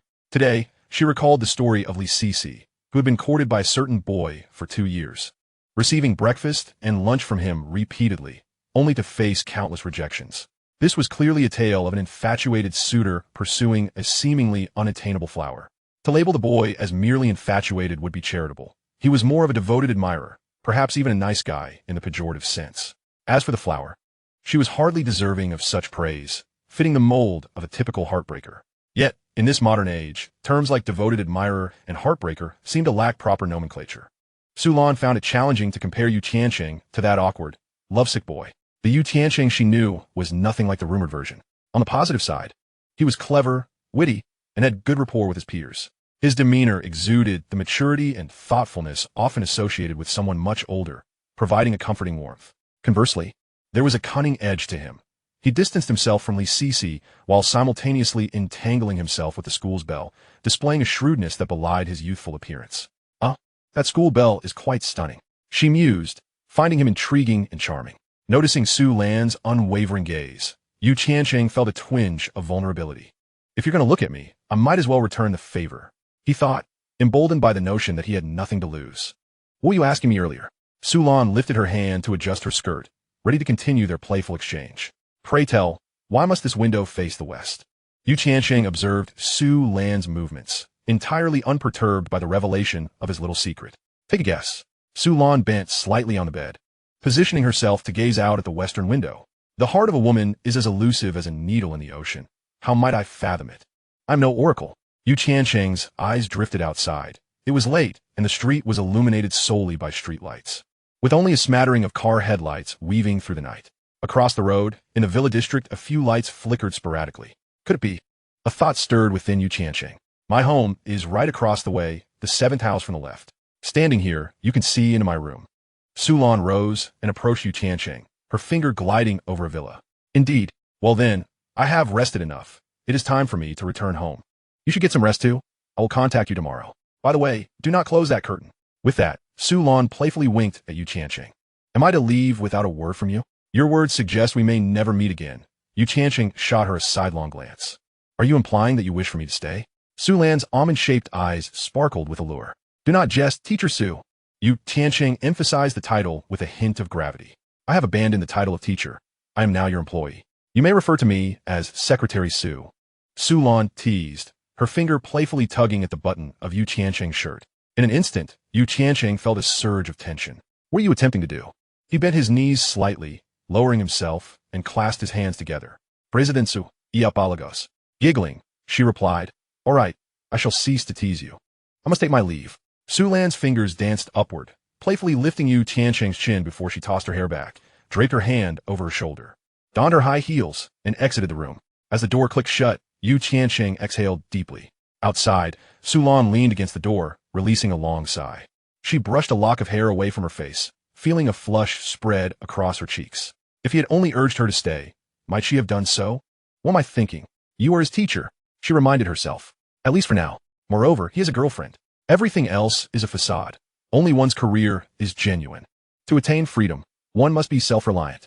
After taking a few deep breaths, Sulan regained her composed demeanor and departed with the sound of her heels echoing against the floor. Inside, Yu Tiancheng sat beside the window, retrieving his phone. A message awaited him, an unread text from Tianyu. The night had been eventful, and he had overlooked her message. He opened it to find a brief note. "Tomorrow, shall we go to the library together?" Yu Tiancheng pondered for a moment before responding. "I am in Xingqing with some matters to attend to, and will be busy until now. I am uncertain when I shall return tomorrow." Assuming that at this hour, Tianyu was likely asleep, he was taken aback when his phone chimed again almost instantly. "Oh, then do take care, rest early, good night." In Langzhou, at Tianyu's home, the television flickered brightly, muted. Tianyu curled up on the sofa, clutching her phone, her gaze fixed on the screen, though her mind was elsewhere. "Are you still awake?" Tian Ryun emerged from the bathroom, drying her damp hair as she inquired. "He is coming on Monday." Tianyu's tone was somewhat icy. "I know. He called me," Tian Ryun replied, momentarily taken aback, followed by a sigh. "I do not wish to see him," Tianyu said, pursing her lips. Tian Ryun lovingly ruffled Tianyu's hair. "Do not be this way. He is still your father." "I want to go to Xingqing tomorrow," Tianyu declared suddenly. "Your father is arriving tomorrow. He has come a day early just to spend time with you." Tian Ryun was taken aback by her daughter's statement. "Perfect. He arrives, and I will leave. It's settled." Tianyu's words left Tian Ryun in a state of deep conflict, yet she felt helpless, releasing a heavy sigh. "Mom, your business is flourishing now. We no longer need his support, nor do we require him to play the benevolent father." Tianyu grasped her mother's hand, defiantly questioning. "Why do you still accommodate him?" You must not speak like that. Though I am strong-willed, I am aware of my limitations. We came from Sichuan to Langzhou, a place unfamiliar to us, without connections. How could we have started a business? He may not have offered us help, but as long as he is present, no one dares to harm us. Over the years, from street vending to owning a shop, troublemakers and city officials have tried to interfere, but why did it all end without consequence? Do you not understand? Sometimes, it is not about what he offers, but just having that connection provides us with advantages. Tian Ryun spoke softly to her daughter. "Mom, I'm sorry for the hardships you've endured these years." Upon hearing her mother's words, Tianyu realized how much her mother had borne. In truth, he feels guilty about us, which is why he has not severed ties. If you do not wish to see him, then do not. After all, you would have nothing to say to one another. And I do not want you to feel awkward. Tian Ryun gently adjusted her daughter's hair, gazing into her beautiful, crescent moon-like eyes, reflecting inwardly, "I am not accommodating him. I simply do not want you to completely lose your father. If you wish to go to Xingqing, then go. Enjoy whatever you desire. I will have your uncle pick you up there." Tian Ryun wiped her eyes and smiled. "All right, thank you, Mom. I'm going to bed now. You should rest early too." Tianyu rose, clutching her phone as she retreated indoors, where a message glimmered on the screen. "Yu Tiancheng, good night." Such simple words ignited a spark of joy within Tianyu. He could not possibly anticipate that I would seek him out tomorrow. In Xingqing, at the Huatian Hotel. After responding to the message, Yu Tiancheng placed his phone on the bedside table, took a shower, and, feeling refreshed, flopped down onto the spot where Su Lan had lain. The bedding still carried her lingering fragrance. He inhaled deeply, then settled into the sofa by the bay window, his gaze fixed on the direction of the 7th villa. At that moment, the once dark villa was aglow with light. She must be negotiating with her parents now, he thought, stroking his chin thoughtfully. To his surprise, after about 10 minutes, the lights in the living room extinguished. Shortly thereafter, a light illuminated a room on the 2nd floor. The curtains were drawn open, and the floor-to-ceiling windows were ajar. Though the distance was considerable, Yu Tiancheng could discern a figure stepping out, casting a glance in his direction. With just a fleeting glimpse of a hazy silhouette, Yu Tiancheng could discern that it was Su Lan. Was it already over so soon? Or had it been too late for a conversation? Curiosity piqued. Yu Tiancheng gazed towards Su Lan's direction, only to discover that an enormous telescope had been set up on her balcony, directly aimed at him. Initially taken aback, A chill ran down his spine. Damn it. A peeping Tom. I'm not even dressed. Frustrated, Tiancheng leapt in place, raised his middle finger towards the opposite side through the glass, then turned and dove onto his bed, burying himself under the covers. On the balcony of the villa across, Su Lan stood momentarily stunned as she glanced at the telescope, then peered into the room across with the lights still ablaze. What did I just witness? Was it a middle finger aimed at me? That scoundrel! Cursing under her breath, Su Lan looked back at the telescope, only to find that Tiancheng's figure had vanished from the window. Subsequently, the light was extinguished and the curtains were drawn. Wasn't I supposed to be able to see through the curtains? What a jerk. After a few more lingering glances at the telescope, she ultimately conceded defeat. Early the next day, Tianyu sat in a car heading toward Xingqing. This vehicle was a private taxi specifically running between Xingqing and Langzhou, arranged by Tian Riyun the previous night.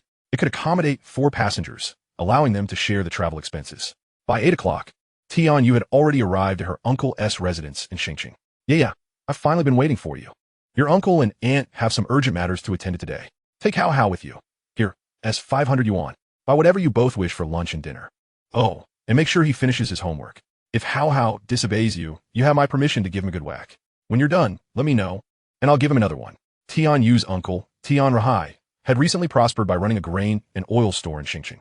Holding the money in her hand, Tianyu felt a wave of exasperation as her unreliable uncle entrusted her with the even more unreliable Hao Hao. So it seems I've come all this way just to play the role of a nanny? Hao Hao was a chubby 13-year-old who had just started junior high. Learning that he would be spending the day with Tianyu, a smirk of flattery instantly spread across his round face. Cease. It's not easy for you to come all this way. Why don't I take you out for a stroll?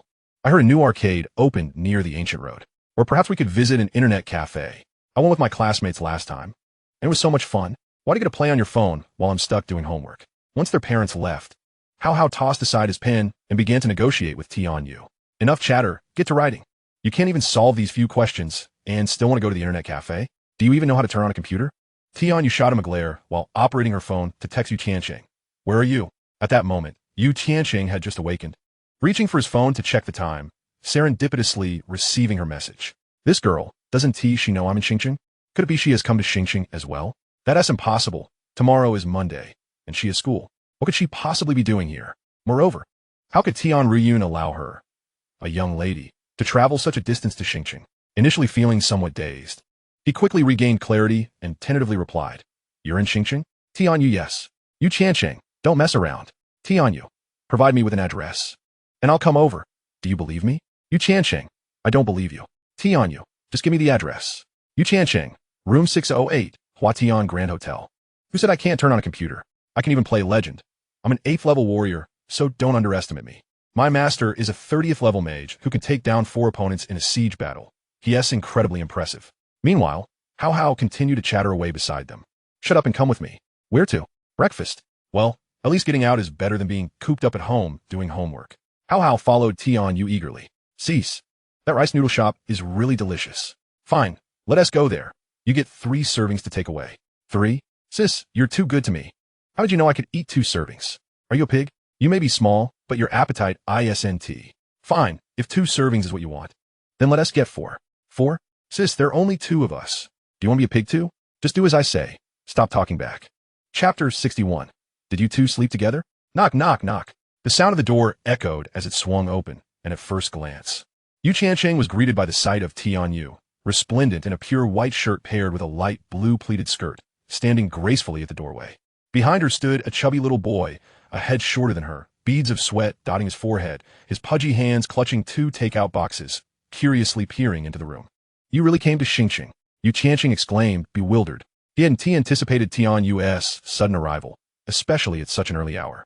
She resembled a principal rushing in to catch someone in the act. I came to buy study materials, and thought I'd drop by to see you. Tianyu offered a clumsy excuse. Although Langzhou was not as bustling as Xingqing, it wasn't lacking in study materials. Besides, with Tianyu's academic prowess, did she really need any? This is my brother, Tian Hao, Tianyu introduced. He is my classmate.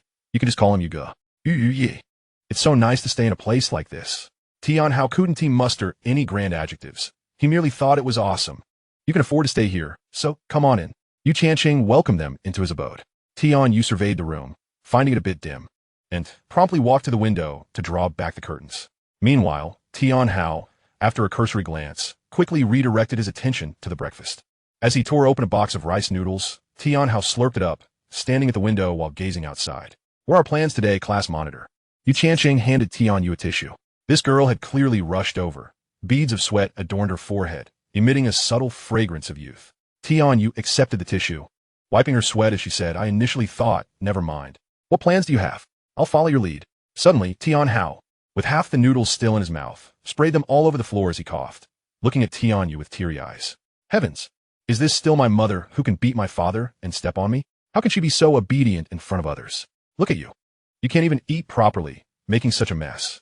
Hurry and wash up." Tianyu turned her head, spotting Tianhao's messy state, and she lost her temper, slapping the back of his head. Tianhao, on the verge of tears, obediently set down the noodles and dashed into the bathroom. "Listen to me," Tiancheng awkwardly rubbed his nose and joked. "On this hot day, why don't we just stay here and enjoy the air conditioning all day?"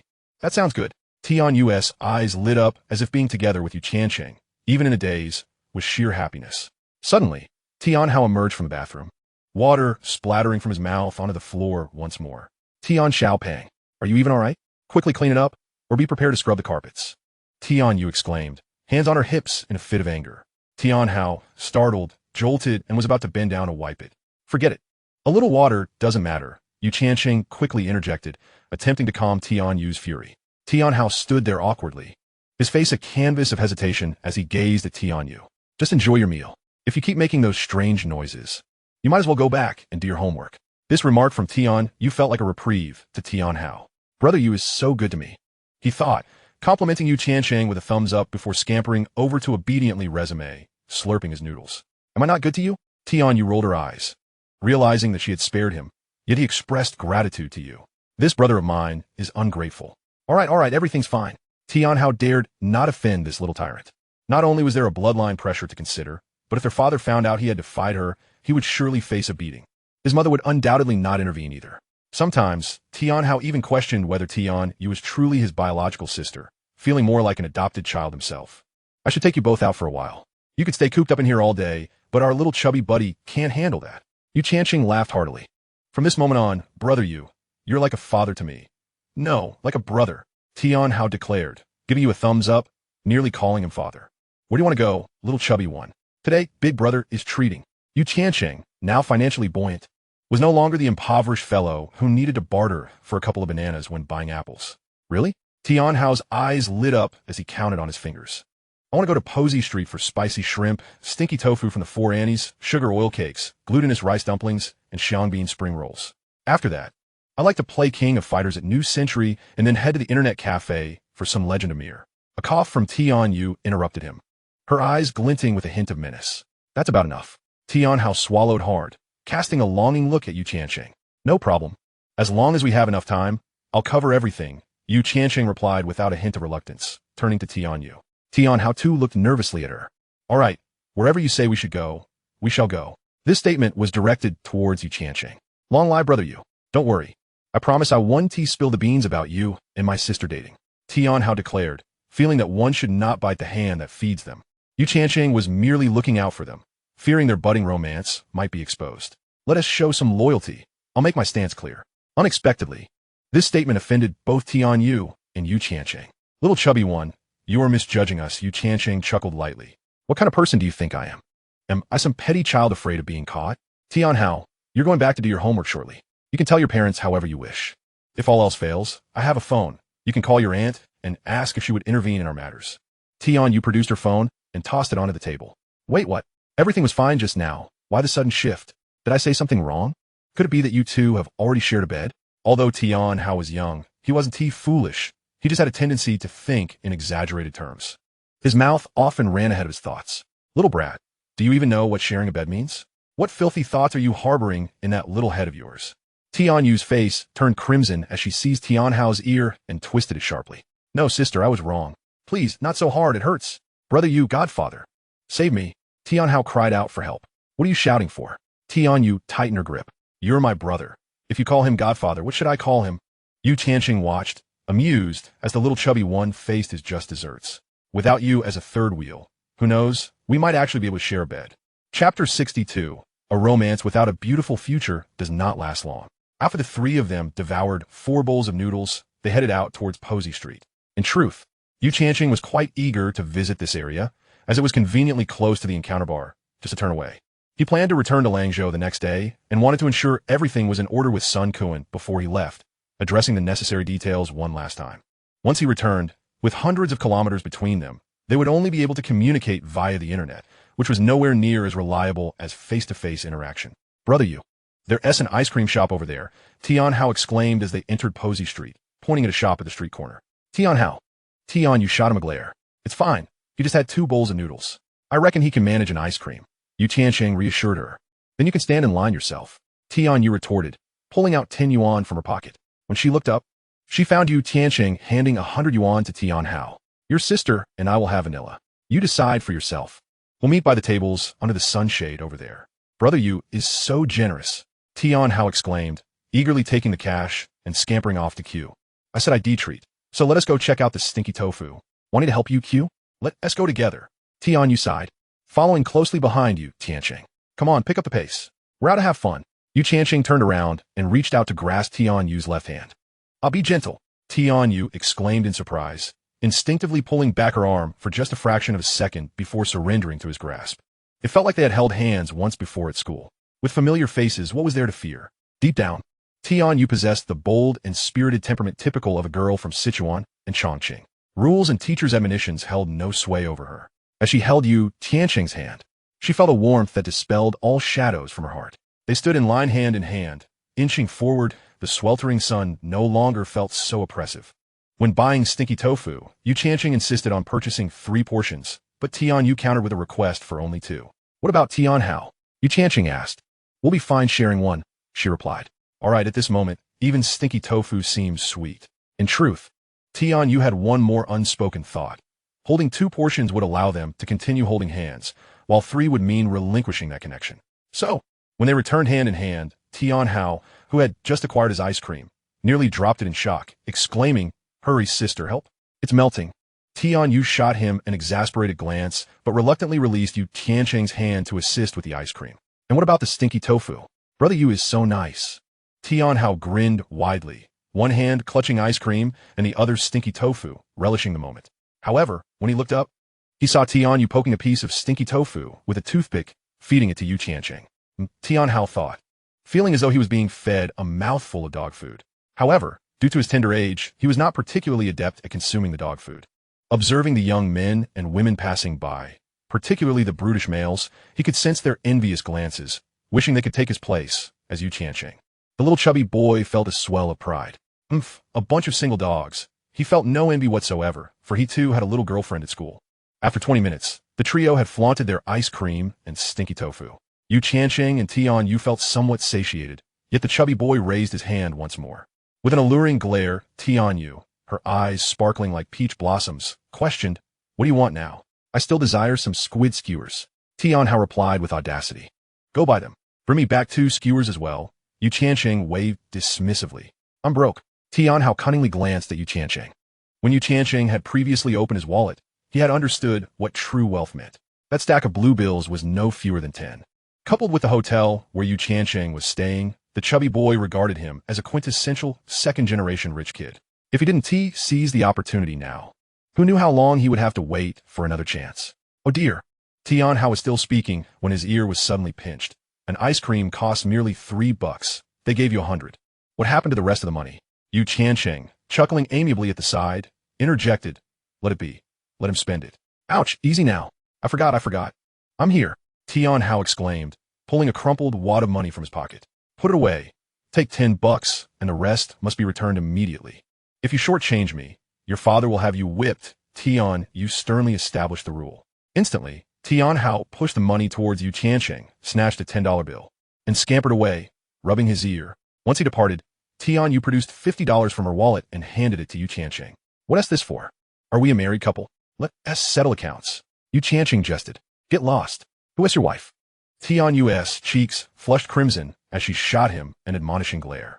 Though I'm unaware of how much your family has given you, Tian Hao is my brother. I can't let you cover his expenses. Oh, come on. What do eating and entertainment cost? Your boyfriend is wealthy. Who goes on dates with their girlfriend? Just a mooch. Yu Tiancheng waved dismissively. Nevertheless, Tianyu stubbornly pressed the money into Yu Tiancheng's hand. Li Sisi had been entwined with him for 2 years solely for the sake of his wealth. She didn't want others to think her relationship with Yu Tiancheng was motivated by his money. Moreover, the sudden influx of cash made Tianyu uneasy. Surely he didn't steal money from his family to spend, did he? It wasn't that Tianyu was petty. It was just that Tianyu was a living example. This little chubby boy had been beaten up more than once for stealing from home. Yu Tiancheng grasped Tianyu's hand and immediately discerned her concerns, smiling as he shook his head. Rest assured, your boyfriend is financially stable. Tonight, I'll take you somewhere, and you'll see the source of my wealth is entirely legitimate. I haven't agreed to be your girlfriend yet. Upon hearing Yu Tiancheng's words, Tianyu felt a wave of reassurance wash over her, then pouted. That doesn't count as a girlfriend. Yu Tiancheng raised their intertwined hands and inquired. It doesn't count. I meant what I said. If you don't get into a 985 university, you're out of luck. Over the past 2 days, Tianyu had gathered ample information regarding competitions and had almost concluded that Yu Tiancheng had a high chance of gaining admission to a respectable 985 university through the informatics competition. However, having already taken his hand, she couldn't allow him to take further liberties. The goals they set must be achieved. A relationship without a promising future is bound to be fleeting. Chapter 63. This little spicy pepper is truly fierce. All right, when the admission letter arrives, I'll marry you, Yu Tiancheng declared with pride. Get lost. Tianyu reached out to pinch the soft flesh at his waist. Yu Tiancheng quickly shifted the topic, put the money away. It's broad daylight. Aren't you afraid of getting robbed? In 2003, even in provincial capitals, the streets weren't particularly safe. Delinquents and ruffians roamed freely. Seeing Tianyu hesitate, Yu Tiancheng had a sudden inspiration. If you truly want to spend money, why not buy a box of exam papers for this little chubby boy and let him feel the pressure of academia? Tianyu's eyes lit up instantly. What a splendid idea. The squid skewers are here. The chubby boy sprinted over from a distance, arms laden with skewers, placing them on the table. He immediately set to work, cheeks puffing up as he indulged. Yu Tiancheng couldn't help but grin. This guy could really eat 2 bowls of noodles in the morning, ice cream, stinky tofu, and now a handful of squid skewers. No wonder he was so plump. Brother, you eat up. It's delicious, Tianyu exclaimed, wiping the sweat from his forehead, thoroughly enjoying himself, completely oblivious to the trap Yu Tiancheng had just laid for him. After showing off his squid rings, Tianyu rubbed his belly and said with a cheeky grin, I'm about 80% full. Brother Yu, I still want. All right, we're tired of wandering. Let us head to the library. Tianyu quickly interrupted Tianyu's train of thought, suggesting they go to the library. Didn't we agree to play games? Tianyu sulked, looking up at Yu Tiancheng, continually raising his eyebrows, signaling him. The library is a bit far. How about we play nearby for a while? We can go to the library later. Yu Tiancheng winked at Tianyu. As clever as Tianyu was, she immediately understood that Yu Tiancheng had something to show her that might be close by. Fine then. Tianyu's face remained stern as she turned to Tianyu, but her eyes sparkled with mirth when she looked at Yu Tiancheng. Oh dear, girls are so forward. It hasn't even begun, and she's already leaning outward. Tianyu sighed dramatically. Tian Xiaopeng, not afraid of getting hit, are you? Tianyu turned, glaring fiercely. Sister, how come your ears are sharper than a police dog's? Tianyu shuddered and scurried away, asking from a distance. Tian Xiaopeng, are you calling your sister a dog? If you're brave, run farther away. Don't let me catch you, Tianyu threatened, hands on her hips. Tianyu felt speechless. Arguing with a love-struck woman was utterly foolish. The trio bantered and frolicked until they arrived at the New Century Game City. This was a newly opened large arcade, filled with brand new machines. In Yu Tiancheng's eyes, opening an arcade at this time was rather outdated. With the rise of internet cafes, the decline of arcades was inevitable. In such a large arcade, unless they engaged in illegal activities like gambling machines, even recouping the initial investment was questionable. Of course, how others conducted their business was of no concern to him. He was losing any money. He merely gazed at the machines, feeling a wave of nostalgia wash over him. Hurry, brother, you guess what? I can beat 3 at once. Tianyu exclaimed, holding a box full of game tokens, bubbling with excitement as he bragged to Yu Tiancheng. Today was a momentous occasion for Yu Tiancheng, who, on a typical day, would spend an eternity playing with just 5 coins for a mere $1. However, he astounded the shopkeeper by purchasing 30 coins in one go, prompting the proprietor to specially provide him with a cardboard box for the considerable haul. With such a plethora of coins at his disposal, Tianyu mused that he might even sneak a game on the risque mahjong machine, which was ironically named Kyo Kusanagi, a testament to the perils of ignorance. Yu Tiancheng strolled leisurely through the arcade, a handful of coins in hand. From a contemporary perspective, the arcade's equipment was quite comprehensive, albeit heavy with the scent of smoke. The clientele primarily comprised scruffy youths, idling about with cigarettes dangling from their lips, furiously mashing buttons and exchanging loud expletives. You must be quite generous to buy so many coins.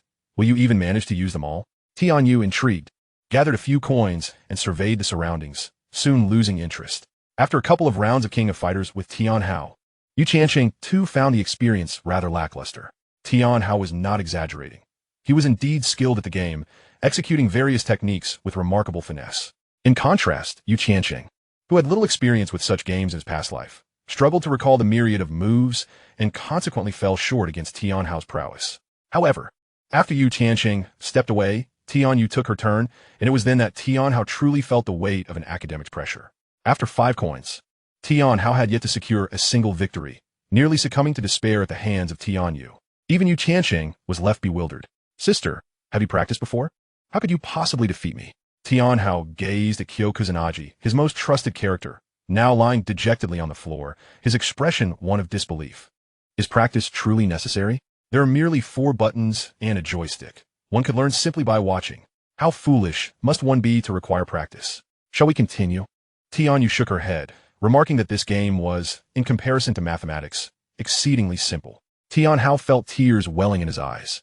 He had been introduced to arcade games at the tender age of 8 and had spent 5 years frequenting these establishments, engaging in various attempts to impress and learn amidst the haze of smoke.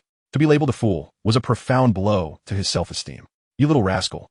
Did you pilfer your family's savings to buy all those coins? At that moment, a scruffy youth approached, cigarette in hand, and without warning, delivered a sharp slap to the back of Tian Hao's head, nearly causing him to collide with the arcade screen. Damn it, Tian Hao exclaimed. But upon turning around and recognizing the assailant, fear coursed through him. Chicken Brother. This notorious figure was infamous in the arcade district for his penchant for bullying middle and high school students. Tian Hao had been on the receiving end of his antics before and was well aware of the psychological scars left in their wake. Beside him, Tian Yu furrowed her brow, her gaze directed at the scruffy youth with a fierce intensity, while Yu Tiancheng merely raised an eyebrow, wholly unfazed. A soul of 40 years would not be intimidated by such a petty hoodlum. And who do you think you are? Chicken Brother sneered, tauntingly addressing Tian Hao. I had no idea you were my chicken brother. Otherwise, I wouldn't dare provoke you. Tian Hao, forcing a smile, cautiously concealed the cardboard box behind him. You all saw it. What are you trying to hide? Chicken Brother snatched the box away, grabbed a handful of coins, and nonchalantly kicked Tian Hao aside before plopping down in the seat he had just vacated. Instinctively, Tian Yu stood up, her enchanting eyes radiating disdain. Hey there. You play quite well. Care to join me for a game? Chicken Brother, audaciously, reached for Tian Yu's arm. Yu Tiancheng's brow furrowed as he rose to his feet. To his surprise, just as he was about to intervene, Tian Yu swiftly swung her arm, delivering a resounding slap to Chicken Brother's face. The sharp crack of the slap left him momentarily stunned, while Tian Hao jumped in shock, nearly losing control of his bladder. Yu Tiancheng was equally taken aback. This fierce little firecracker was indeed formidable. Chapter 64. He bully my sister, and I am to tolerate him? Yu Chicken Brother stammered, clutching his face, gazing up at Tian Yu, who towered over him, her fierce glare instilling a sense of dread. Yet, this trepidation was quickly eclipsed by the laughter of onlookers, many of whom had paused their games to witness the spectacle. A young patron recognized Chicken Brother and jeered, Well, if it isn't little chicken. Got bested by a girl, huh? How dare you hit me?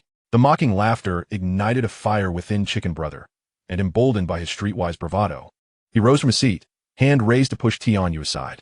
Despite her earlier ferocity, Tian Yu was now visibly shaken, trembling and unsure of how to defend herself. Yu Tiancheng, unwilling to stand idly by as Tian Yu faced harassment, stepped forward, ready to grab Chicken Brother by the hair. Sister run. Tian Hao, fueled by an unexpected surge of courage, charged at Chicken Brother, colliding his head against the latter's chin.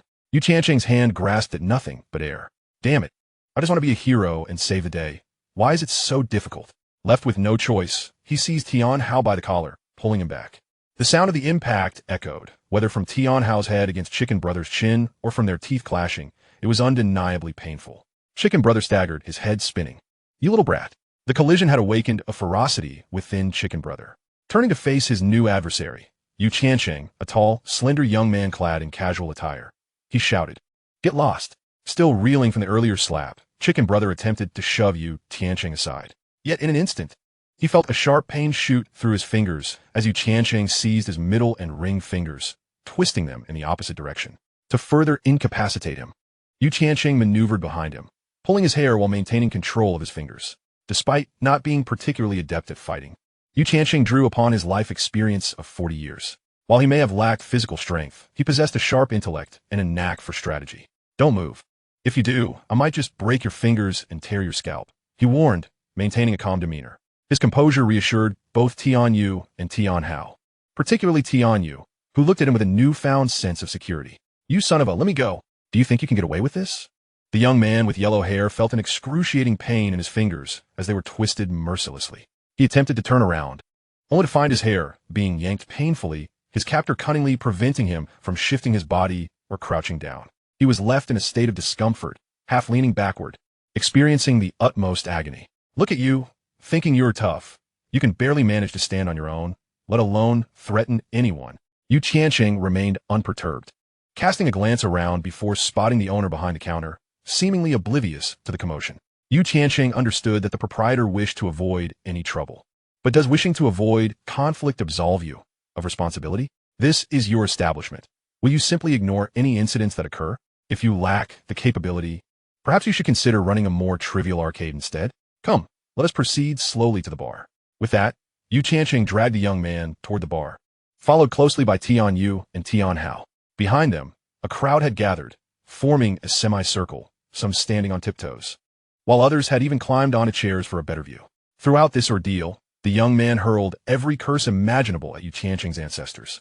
Each time he cursed, Tiancheng tightened his grip, bending his fingers further and pulling his hair more forcefully. When he ceased his cursing, he managed to take a few steps forward. Thus, they progressed, a mere 20 meters taking a full 2 minutes. Upon seeing Tiancheng lead the young man towards him, the arcade owner's expression darkened. This lad intended to drag him into this mess. Brother son, please help me. Make this scoundrel let go, or I swear I'll deal with him. The young man shouted towards the arcade owner. Boss son, I'm a customer here, spending my money. This fellow is preying on my girlfriend, and you do nothing? Who would dare to return here again? Tiancheng seated himself on a bar stool, entirely at ease, observing the owner with amusement. After a moment of contemplation, Boss son scolded the young man. You little brat, getting caught like this makes you a laughingstock, doesn't it? After reprimanding him, he stepped out from behind the counter and addressed the young man. I'll tell him to release you, but you are not to cause any disturbances in my establishment. Make him let go. I feel like my scalp is about to be ripped off. The young man's tone softened noticeably. Release him. He won't dare to misbehave here. Boss son instructed Tiancheng. Then I shall release him. As Tiancheng loosened his grip, he delivered a swift kick to the young man's lower back. The force of the kick propelled him forward, dropping him to his knees. What a disgrace. The young man's face was flushed with humiliation. Damn it, he exclaimed, scrambling to his feet, ready to throw a punch at Tiancheng. Hey! Tiancheng lightly tapped Boss son's arm, elongating his voice in warning. I was joking earlier. Boss son shot the young man a furious glare. Fine. I'll give brother son face and 1T deal with you here, but don't think you can escape. The moment you step out of this door, I'll break your legs. This entire street belongs to me. If you have the guts, never show your face outside again. The young man, his eyes burning with rage, limped out of the arcade. Brother you, we should make a quick exit. That guy is quite formidable around here, and he'll definitely call for backup. Tian Hao advised as he noticed the young man fleeing. You were quite valiant just now. I thought you might wet yourself. Tiancheng, unfazed by the young man's departure, instead found amusement in pinching Tian Hao's chubby cheek. He bullied my sister. How could I let him off the hook? Tian Hao retorted defiantly, almost bringing tears to Tian Yu's eyes. However, her sentiment quickly dissipated with his next words. That scoundrel has robbed me several times. I've long wanted to deal with him, but lacked the courage. Tian Hao sniffed, adopting an air of bravado. Chapter 65, Caught off guard, a bite of dog food. Look at you, so cowardly. If he bullies you, you could always call the police. Tian Yu scolded while ruffling Tian Hao's hair. Call the police? Boss son scoffed, eyeing Tian Yu as though she were naive. Tiancheng chuckled softly. Tian Yu was somewhat idealistic, still a sheltered student, too innocent for her own good. Someone like the young man had likely been in and out of jail countless times, a frequent flyer, so to speak. It was entirely possible he had connections otherwise. How could he act so brazenly, daring to prevent Tiancheng and his companions from leaving? As if on cue, The sound of footsteps echoed from downstairs, and soon thereafter, a group of 10 or so thugs wielding iron pipes and wooden planks squeezed through the entrance. Some sported flashy shirts, while others wore sleeveless leather vests, displaying their gaudy styles and eclectic hairstyles. Leading them was none other than the young man who had just fled, now brandishing a machete, exuding an air of menace. Who the hell dared to mess with my brother? The gaunt figure in a leather vest brandished an iron rod, charging in with aggression. Tianhao swallowed hard, instinctively retreating behind Tiancheng, while Tianyu pulled out her phone. That is futile. Tiancheng interjected, placing a hand on her. I'm not calling the police. I'll call my father. Tianyu, quick-witted, had grasped the situation with a single glance and understood that reporting to the authorities might yield little result. At this moment, the only person she could think of was one she was reluctant to contact. This was a trivial matter. There was no need for her uncle to intervene. Although Tiancheng was unaware of Tianyu's father's profession, he was cognizant of her familial circumstances. Tian Ruyun was raising Tianyu alone, and her father had not been around, even avoiding mention of him. Was that not telling enough? Pressing on, Tiancheng turned to Boss Sun and inquired, "Are the terms we discussed earlier still valid?" "They are. In my establishment, they wouldn't dare to act out," Boss Sun replied, casting a glance at Tiancheng. "But you must also understand, I will eventually close down. Once you step out of this door, I can no longer guarantee your safety. These hot-headed youngsters are unpredictable, and with a pretty girl like you around, those ruffians won't play by the rules. If anything were to happen, it could ruin your life." Boss Sun's words were clear. He advised Tiancheng to seek out someone more formidable. He didn't genuinely wish to assist Tiancheng. Having spent enough time in such a tumultuous environment, he had developed a keen sense of people. He perceived potential in Tiancheng, but the extent of it remained uncertain. Given that his establishment was located in this area, with the young man and his gang frequenting it, any damage they inflicted could be detrimental to his business. Allowing them to stir up trouble outside was already a significant concession to Tiancheng. "All right, then keep them at bay. I'll make a call." Tiancheng retrieved his phone. Boss Sun shot a glare at the leather-clad thug. "Get out." "Brother Sun, he bullying my boss." "I'm going to," the leather-clad thug protested. "Get lost." Boss Sun slammed his cigarette case onto the table. He had realized that this young couple was not ordinary. The girl stands out remarkably. Her father must undoubtedly be a prominent figure. The young man before me exhibits an unwavering calmness, suggesting he possesses a certain confidence as well. That short-haired punk, no matter how audacious, is merely a petty thug.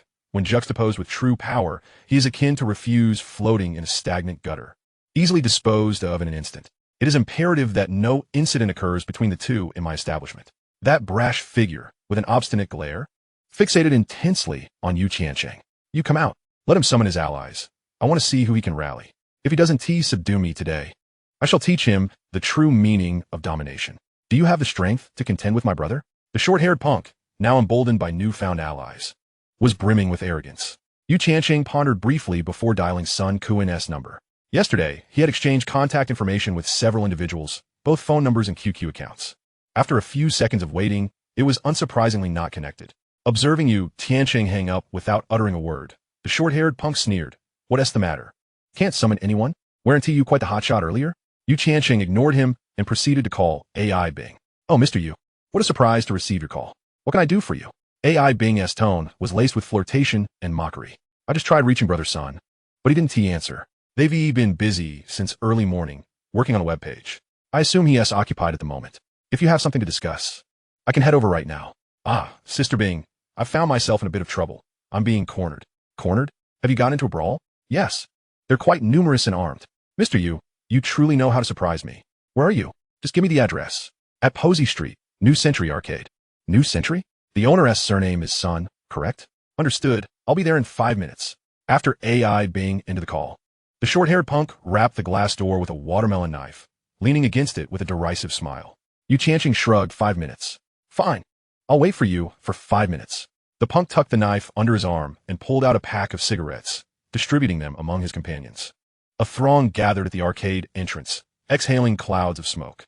The patrons inside the arcade, too, were anxious, abandoning their games to witness the unfolding drama. The owner's son emerged from the refrigerator with 2 bottles of ice-cold cola, opening them and placing them before Tiancheng and Tianyu, completely disregarding Tianhao. "Thank you." Tianyu hesitated to drink. Tiancheng, however, was indifferent, taking a long swig of cola before cheerfully setting it before Tianyu. After a moment's hesitation, she picked it up under the gaze of everyone. taking a small sip. This action left you Tiancheng momentarily stunned. What does this mean? Is it that my drink isn't enjoyable, while hers is flavor? After sipping, Tianyu's cheeks flushed, her gaze toward you Tiancheng a mix of annoyance, affection, and shyness. This alluring demeanor bewildered everyone in the arcade. Heavens, how sweet. She is so considerate of that lad. If only I had such a beautiful and understanding girlfriend.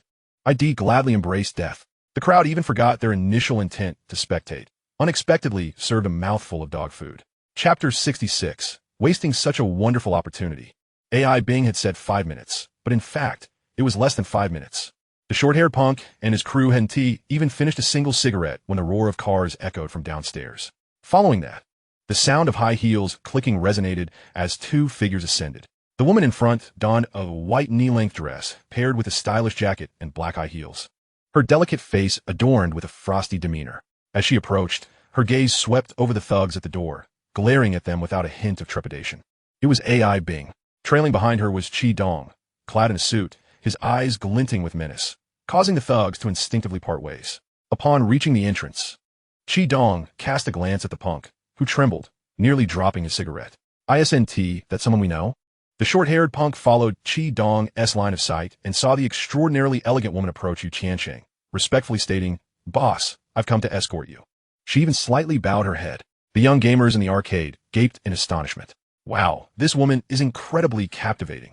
Unlike Tianyu's youthful charm, AI Bing exuded a grace that bespoke nobility. Just from a distance, she radiated an air of affluence. If Tianyu were a pure and beautiful lily, and Sulan a passionate and wild rose, then AI Bing was undoubtedly a regal and proud snow lotus.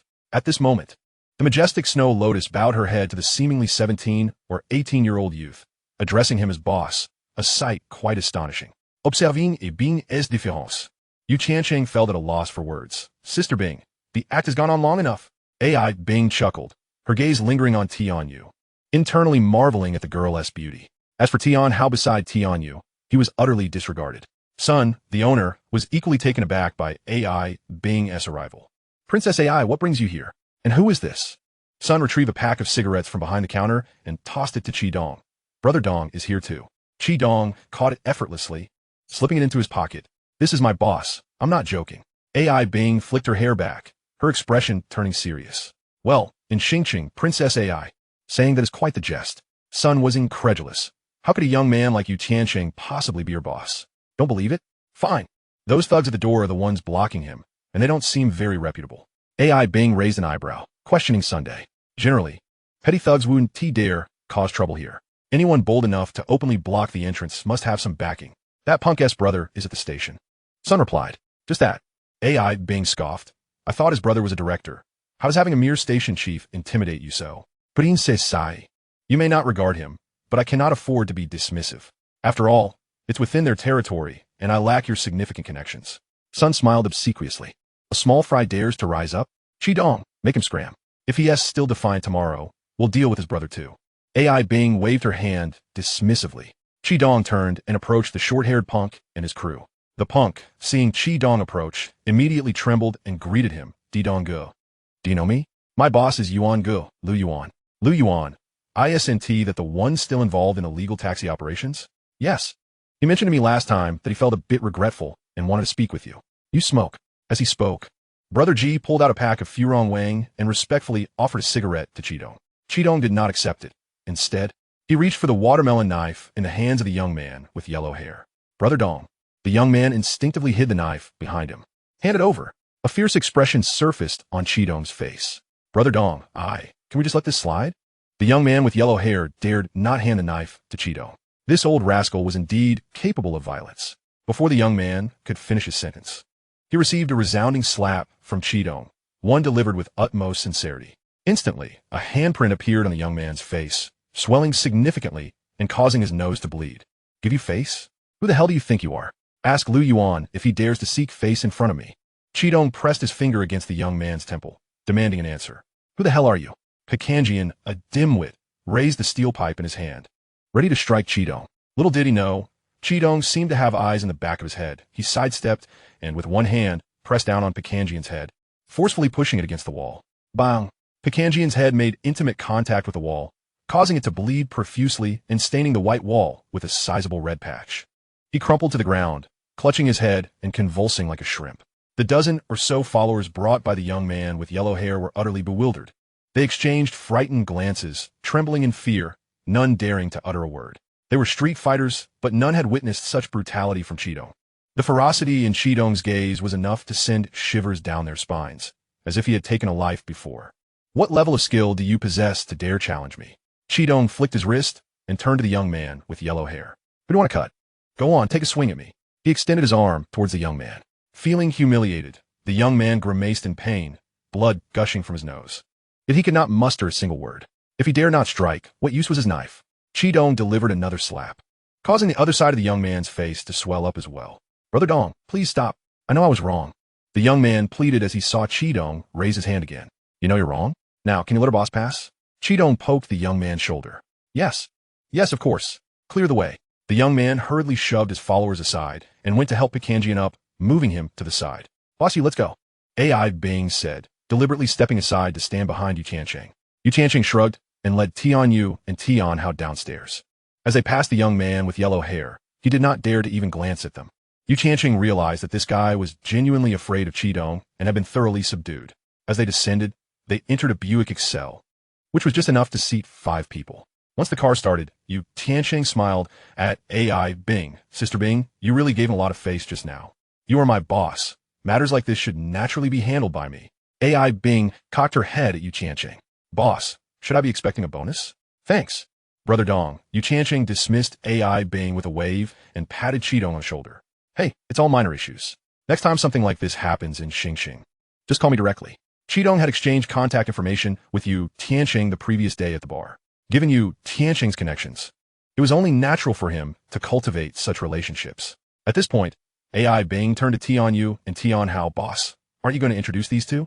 My girlfriend, Tian Yu, and her brother, Tian Hao. Yu Tiancheng replied. Your girlfriend? Tian Yu? AI Bing's eyes lit up as she turned to Tian Yu, extending her hand. Hello, I'm AI Bing, the manager of the logistics department at Yuyue Technology. Yuyue Technology was the name Yu Tiancheng had given to his new company the day before. Hello. Sister Bing, Tian Yu responded, shaking AI Bing's hand, her eyes filled with confusion at AI Bing's self-introduction, especially mentioning the company name. Is Yuyue Technology quite renowned? Beside her, Tian Hao trembled with excitement, eagerly looking at AI Bing, hoping for a handshake from the beautiful sister. Unfortunately, he was completely ignored. You are very beautiful. I Bing complimented Tian Yu. Sister Bing is even more beautiful. Tian Yu cleverly retorted, her words sweet as honey. AI Bing smiled. Being complimented on her beauty always lifted her spirits, especially when it came from another woman of equal standing. However, the rightful queen had taken her place. What a pity for her friend, caught in such an awkward situation. Sulan, ohat Sulang, jujuri a guai. It was evident last night that you had no chance. Such a splendid opportunity wasted. Chapter 67. I'm a teacher, my image. The car pulled into the parking space at the encounter bar, and the group made their way to Sun Kuin's studio. Upon entering, Yu Tiancheng noticed Luo, Izhou, and Chun Kai, their eyes red and busy at their computers. Startup companies are like this. Everyone is filled with passion and ambition. Sun Kuin was on the 2nd floor. As soon as he saw Yu Tiancheng enter, he became excited. My dear Yu, you finally arrived. Is everything all right? Did you lose any parts? Get lost.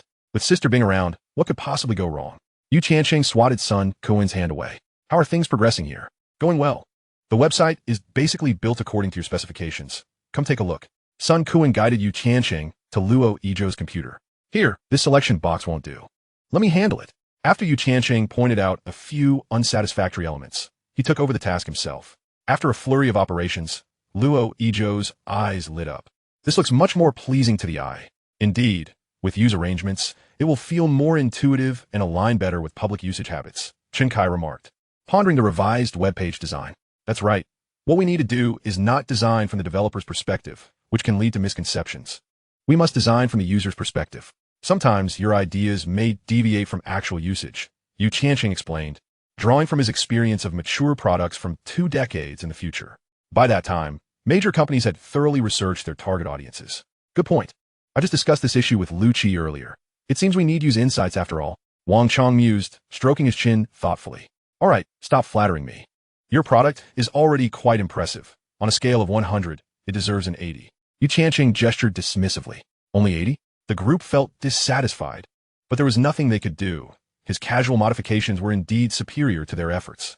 They could only strive to prove themselves through their abilities. Let me introduce you to my girlfriend, Tianyu. These individuals are the elder siblings of Xiangda, and here lies the company we have currently established together, Yuyue Technology. Yu Tiancheng provided a brief introduction to Tianyu. As for Tian Hao, he was completely disregarded. Yushin's girlfriend? Indeed.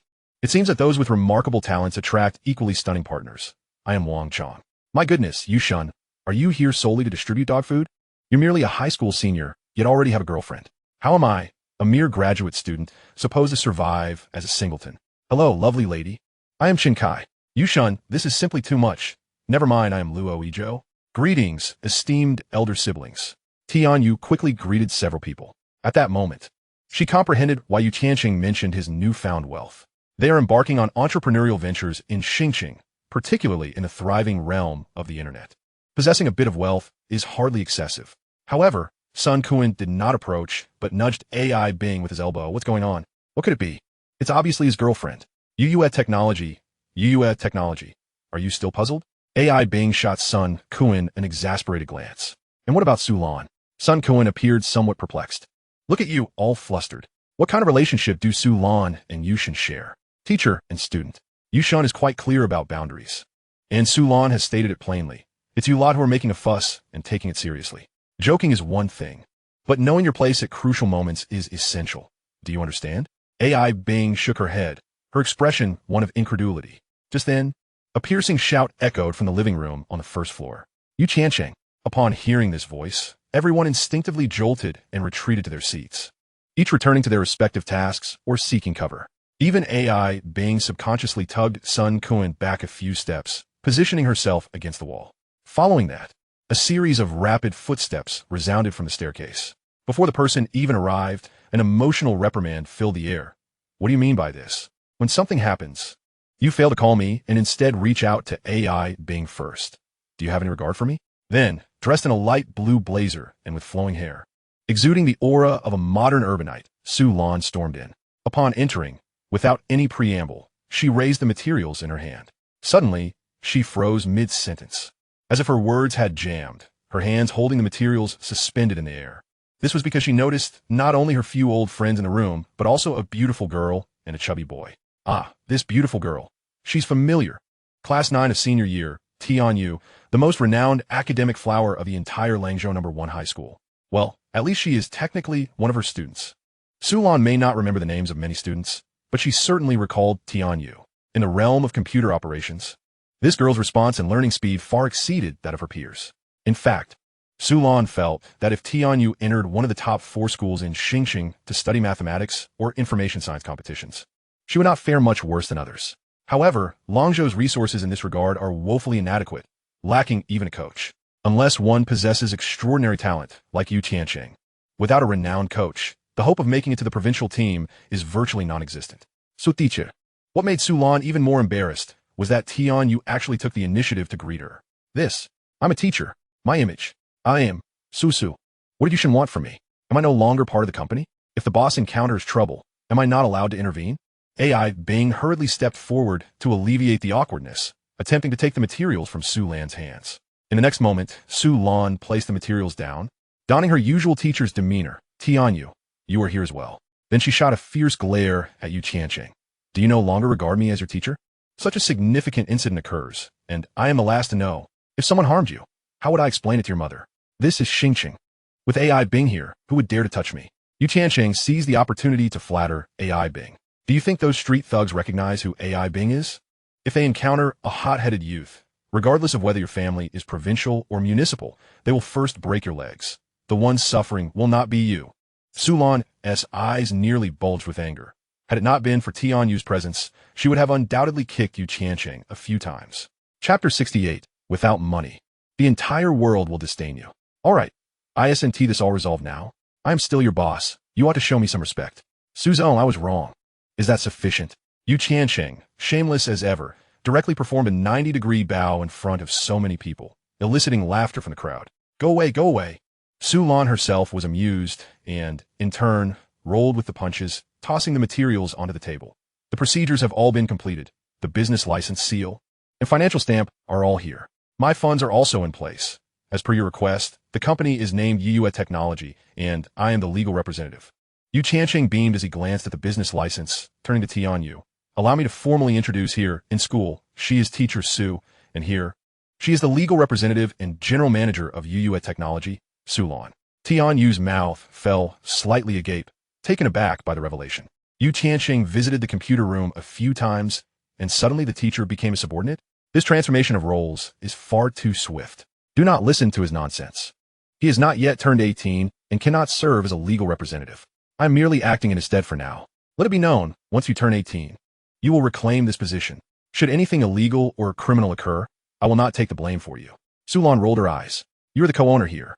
If I face trouble, you cannot escape either. Yu Tiancheng chuckled. At this moment, Tianyu's emotions were somewhat tumultuous. She felt an undeniable sense of pressure. Indeed, it was pressure. Yu Tiancheng's demeanor was far beyond her expectations. Others had already embarked on their entrepreneurial journeys, while her peers were still in high school. What does it mean to experience a dimensionality reduction strike? This is precisely that. Even the academic achievers can feel the weight of this impact. For the more academically inclined, the understanding of the world's operational rules becomes increasingly profound. However, the distinction between high achievers and underperformers lies in the fact that underperformers may spiral downwards upon grasping everything, while high achievers are filled with ambition. At this moment, after a brief moment of hesitation, Tianyu regained her confidence. She had secretly elevated her academic aspirations. Previously, she aimed to match Yu Tiancheng's pursuit of a 985 university. But now her psychological target was reduced to merely Tsinghua or Peking University. If she did not gain admission to the best university, what aspirations could she hold for her life? How could she expect to maintain an equal and enduring romantic relationship without standing beside him? So teacher, what about your work at the school? With her confidence restored, Tianyu's audacity also surged, and she swiftly integrated into this environment. Even if a graduate student from Xiangda is present, so what? She too aspires to attend a prestigious university in the future. I must work hard. I need to keep an eye on our boss, Sue. What would it say about us high achievers if we were toiling away here, only for the boss to not even graduate from university? If someone were to ask, what level of education does your boss have? And the answer is that they didn't even finish high school. How embarrassing would that be? Su Lan stated with a low, resonant voice. Manacher Su, you have truly gone too far. We are in the company now, not at school. You are but a subordinate. Is this how one speaks to their superior? Off to your little black room with you. Yu Tiancheng reclined in his chair, teasing Su Lan with a smile. Do you see him as a person? Just moments ago, he was addressing me as General Su, and now he is putting on airs. Su Lan gestured towards Yu Tiancheng, voicing her grievances to Tianyu. Tianyu remained silent, merely covering her mouth and stifling a laugh. Well, when are we heading back to Langzhou? Tianyu should join us. It would save her the trouble of traveling alone. Yu Tiancheng glanced at the time, not bothering to consult Tianyu, and made the decision for her. With all this commotion, it was already past 1 o'clock in the afternoon. Logically, we should be hurrying back since they're at school tomorrow. After all, the journey still takes 2.5 hours. You certainly enjoy being a carefree manager. With a single command, we soldiers must run ourselves ragged. You have no idea how much awaits my attention. I cannot leave just yet. There are numerous procedures to complete, and I still need to visit the administrative hall this afternoon. I must finish everything today, or else upon returning to Langzhou, I will find myself running around on leave yet again. Su Lan shot a displeased glance at her phone. Because of your trivial matters, I've been delayed. And I haven't even had lunch. We can go tonight. It's only a little over 2 hours, and we can leave after dinner. Yu Tiancheng rubbed his brow. Why not just resign from your position at number 1 high school? Once the website is up and running, you will surely be inundated with tasks. Running back and forth will be exhausting. Huh, must I wait until you finish your competition before I leave? Enough already. There's only this year left, and number 1 high school is quite laid back. No one supervises me. Besides, if anything arises, I can always report directly to the big boss and seek their judgment. Su Lan teased. You all carry on. I'm leaving. Wait a moment. Could you drop Tianyu and me off at the library on your way? Yu Tiancheng beckoned to Su Lan. You truly are shameless. Fine, let us go. Su Lan accompanied Yu Tiancheng and the others downstairs, and they drove, dropping the 3 of them off near the library. Sister Lan, let us have lunch together. It's on me. Just before Yu Tiancheng exited the car, he suddenly changed his address, leaving Su Lan perplexed. Why the sudden politeness? I want to eat. I'm too busy. Just give me your instructions. Su Lan felt that whenever Yu Tiancheng became overly courteous, he had ulterior motives, and she needed to tread carefully with her words. Work is not something that must be rushed. If it cannot be done today, it can be handled next week. Health is the foundation of our endeavors. If you wear yourself out, it will be a loss beyond measure. Tiancheng appeared earnest. Sulan took a deep breath, feeling a slight warmth in her heart. However, she quickly waved it off. I am not like you. If I lose everything. I do not wish to marry that dreadful man. Fine then, skipping a meal is a good way to lose weight. I'll contact you tonight. After Tiancheng and the others exited the car, the vehicle slowly drove away, revealing a complex expression on her face as she muttered to herself. Sulan, you must stay composed. Earning money is of utmost importance. Everything else must be kept under wraps. Without money, the whole world will scorn you. Chapter 69, Brother-in-Law. You are too kind to me. Let us go. Didn't you invite me to the library yesterday? Tiancheng tilted his head towards Tianyu. You remember. Tianyu felt a sweet flutter in her heart. When she messaged Tiancheng, it was merely an excuse to invite him out. She and T expected him to take it seriously. Sister, I'm hungry. Seeing the two of them laughing and heading into the library, the often ignored Tian Xiaoping could no longer hold back. He despised reading. Once inside the library, where silence was mandatory and running was prohibited, it was more torturous than death. Why weren't you hungry when you were playing games earlier? Sister, how can one skip lunch? Eat. You think of nothing but food. A person is made of iron, and rice is steel. Missing a meal makes one uneasy. Tian Hao clutched his stomach, wearing a look of grievance. All right, let us go eat. I'm hungry too. There is a Hunan restaurant nearby. One must eat well to have the energy. Tiancheng was not particularly keen on going to the library. He thought Tianyu wanted to look up information or buy books, which was why they had come. Purely for companionship. Fine, let us eat. But this meal is on me. You are not allowed to order extra dishes. Tianyu glared at Tian Hao, who was a little chubby. Missing a meal wouldn't harm him, but Tiancheng must not go hungry. Tian Hao completely disregarded her warning, joyfully rushing into the Hunan restaurant, ordering steamed sausages, steamed pork, steamed chicken, steamed beef strips, and steamed fish, placing 5 dishes in one go. Tianyu was tempted to grab a knife to chop them up. Although they were all served in small bowls, the total quantity was still quite alarming. Fortunately, when she arrived, Tian Ryun had given her 500 yuan, plus another 500 from her uncle Tian Rahai. She was now quite wealthy. Finish everything. If there's even a morsel left, you won't sleep tonight. Tianyu threatened, gripping Tian Hao's ear fiercely. All right, how many dishes is this? Tian Hao picked up his chopsticks and began to devour his meal. Whether it was intentional or not, Tian Hao took an extra half hour to finish. And aside from fish bones, he managed to clean out all 5 dishes. Tian Xiaoping, with your appetite, even a landlord couldn't afford to feed you. Tiancheng remarked upon returning from the restroom, gazing at the empty bowls with amazement. Well, the meal is finished. Let us head to the library. I still want to rest a bit. Do you want to die? Oh, sister, take it easy. I want to leave. Walking 100 steps after a meal extends one's life. Boss, how much is it? The young man asked. Oh, sister, don't grip so hard. My ear is going to fall off. Tianyu dragged Tian Hao out of the restaurant and caught up with Tiancheng. Didn't I say I'd pay? It's all right. The bill can go on this little fatty tab. Tiancheng chuckled. Brother-in-law, you can't be this cruel to me. Tian Hao quickly pleaded with Tiancheng, almost offering to marry his sister off. Unexpectedly, before he could finish, Tianyu released her grip on Tian Hao's ear, merely casting him a cold smile. She actually let go. Could it be that the term brother-in-law struck a chord with my sister? Little did he know that Tianyu simply lacked the strength to hold on any longer. Yet, the look she gave him sent shivers down Tian Hao's spine. Meanwhile, Tiancheng wore a mischievous grin. Little Fatty was completely oblivious to the silent exchange between the two, feeling a creeping sense of dread as if conspirators were plotting against him. Yet he had no evidence. Once inside the library, Tianyu promptly picked up a book on mathematics competitions. She had previously studied for a while, only to have been sidetracked later. Now, seeing that Tiancheng had self-study for the informatics competition, she too wished to rekindle her passion for mathematics. Tiancheng initially intended to select some informatics books, but after surveying the shelves, he found that there were hardly any useful texts available. Has Liu Dashin's book The Art of Algorithms and Informatic Competitions not been published yet? There was nothing worthwhile to read. In the end, Tiancheng glanced at Tianyu and noticed she was holding a copy of Modern European Geometry. Without hesitation, he approached the front desk and purchased a copy for himself, also acquiring a book titled Graph Theory and its Applications. Upon returning to Tianyu's side with the 2 volumes in hand, he discovered that Tian Hao had unexpectedly dozed off at the table, drooling onto the book he was using as a pillow. After handing the 2 books to Tianyu, Tiancheng settled beside her, captivated by her reading. Indeed, Her profile was breathtakingly beautiful. However, mere admiration was not enough. With newfound courage, Tiancheng reached out and took hold of Tianyu's delicate hand. Her long eyelashes fluttered almost imperceptibly, and a faint blush emerged on her cheeks.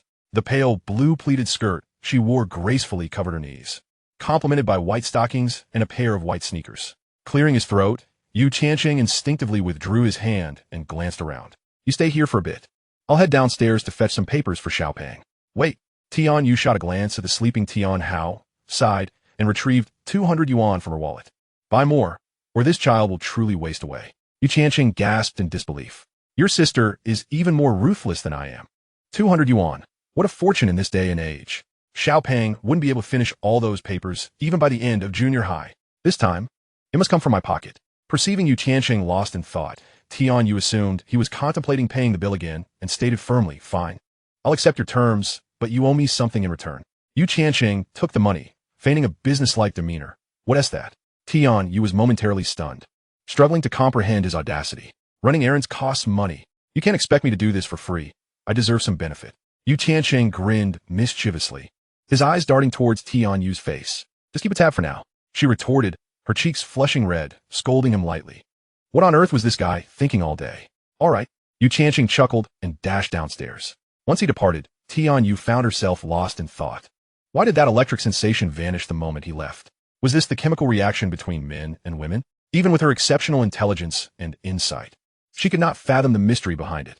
Shortly thereafter, Tianyu received a call from Tiancheng. I'm at the roadside by the library entrance. You should come down.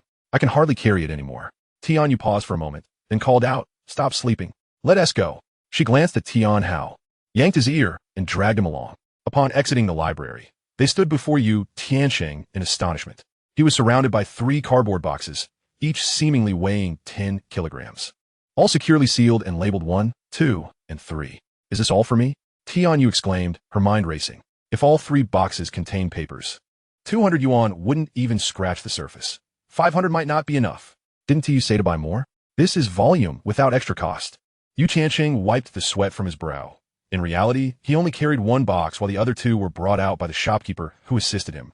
Recognizing the significance of such a customer nearly emptying their supply of junior high papers. Brother, what is all this? Tianhao asked, bewildered, attempting to lift 1 box, but finding it exceedingly heavy. Gifts for you, Tiancheng replied with a grin. Really? Wow, how much did this cost? Brother-in-law, you're simply too generous. Tianhao beamed, revealing a gap-toothed smile. Chapter 70, From Loyalty to Betrayal, From Godfather to Grandson. What is going on here? Tian Rahai stood in bewilderment before the 3 large boxes at the doorstep, slightly dazed. Dad, my brother-in-law helped me carry them up the stairs. They're all gifts for me, Tianhao said proudly, exchanging glances with Tianyu. See, I didn't betray you. It was apparent he struggled to manage the weight without assistance. Tian Rahai's wife rolled her eyes, pondering what this girl was up to. Tianyu retrieved 500 yuan from her wallet and, in front of her aunt, pressed it into Tian Rahai's hands. This is the 500 you gave me, and I personally selected these boxes. Aunt, please keep an eye on Hao and encourage him to work hard. Tianhao thought to himself. It's just some beef jerky. Do I really need to work hard for that? 3 days. No, 2 days, and I'll finish these 3 boxes. On their way home, Tianhao persistently quizzed Tiancheng about the contents of the boxes. Tiancheng, finally exasperated, fabricated a small lie, claiming they were filled with beef jerky. Tianhao instantly brightened, humming a cheerful tune. My sister has great taste. This brother-in-law is quite generous. He is a keeper. Uncle, I just ran into our teacher and hitched a ride back with her. Don't worry, I'll call you when I arrive. Tianyu informed Tian Rahai before hastily departing. Upon hearing that Tianyu was returning with the teacher and noting her urgency, Tian Rahai paid little mind. No sooner had Tianyu left than Tianhao retrieved a kitchen knife and began to slice open the first box. Oh my goodness! When he opened the box, his face turned pale. Tianhao's mother glanced down and exclaimed, Wow, this gift from you is fantastic. No wonder she's a top student. You little rascal should learn from your sister. Tianhao trembled at the sight of the box full of papers, raising the knife to slice open the second box. When he saw that it contained the same type of papers, only from the second year instead of the first, his nostrils flared with frustration. You is so thoughtful. This is to tell you not to just focus on what's in front of you. You must think long-term and study ahead. Tianhao's mother beamed with delight. The knife in Tianhao's hand felt heavier. His fingers trembled, and sweat beaded on his forehead. Wasn't he at beef jerky? Where's my beef jerky? He shouted, lifting the knife to slice open the third box. When a whole box of third-year papers appeared before him, Tianhao burst into tears. Dad, you were right. It's all thanks to you. How? You must learn from your sister. The chubby boy dropped the knife with a thud, his round face contorted in despair. Yu Tiancheng, I swear. Tianhao silently cursed Yu Tiancheng's entire lineage. This was too much. He would not let him off lightly. Clenching his eyes shut and steeling his heart, he shouted in despair. What is there to learn from her? Learning early romance? What nonsense are you spouting? Tian Rahai was taken aback by Tianhao's outburst. Yu deceived you all. She is a big liar. She tricked my aunt, and now she is tricking you. Woe is me. Tianhao wept bitterly, not sure if it was from the shock of the papers or the thought of his impending hardships. He simply did not want Yu Tiancheng to have an easy time with Tianyu. At that moment, away from Tianhao's house, Tianyu couldn't help but sneeze. Who is cursing me? What nonsense are you spouting? Come, explain yourself properly. What has your sister deceived us about? Although your father did give someone 500 yuan, that money was returned without being spent, and they even bought you a multitude of test papers. Just look at this one. It costs over 10 yuan, and these 3 boxes must be worth at least 3 to 500 yuan. Even Tianhao's mother can't stand it anymore. How can you call your sister a fraud? She didn't come to see you today. Her boyfriend is running a company in Tiancheng, and she specifically came here to go on a date. Tianhao argued fiercely. Nonsense. If you keep talking like that, I'll slap you, Tian Ruahai said as he reached for his belt. Tianhao was startled and quickly hid behind his mother, claiming, I'm not lying. Still stubborn. He added, your sister has always been in Langzhou. When did she get a boyfriend? And he is running a company in Tiancheng? I see you're really good at fabricating nonsense. Although Tianhao's mother was protective of him, she couldn't help but feel that he was speaking falsehoods. How old is Tianyu? 18. Well, she is already an adult.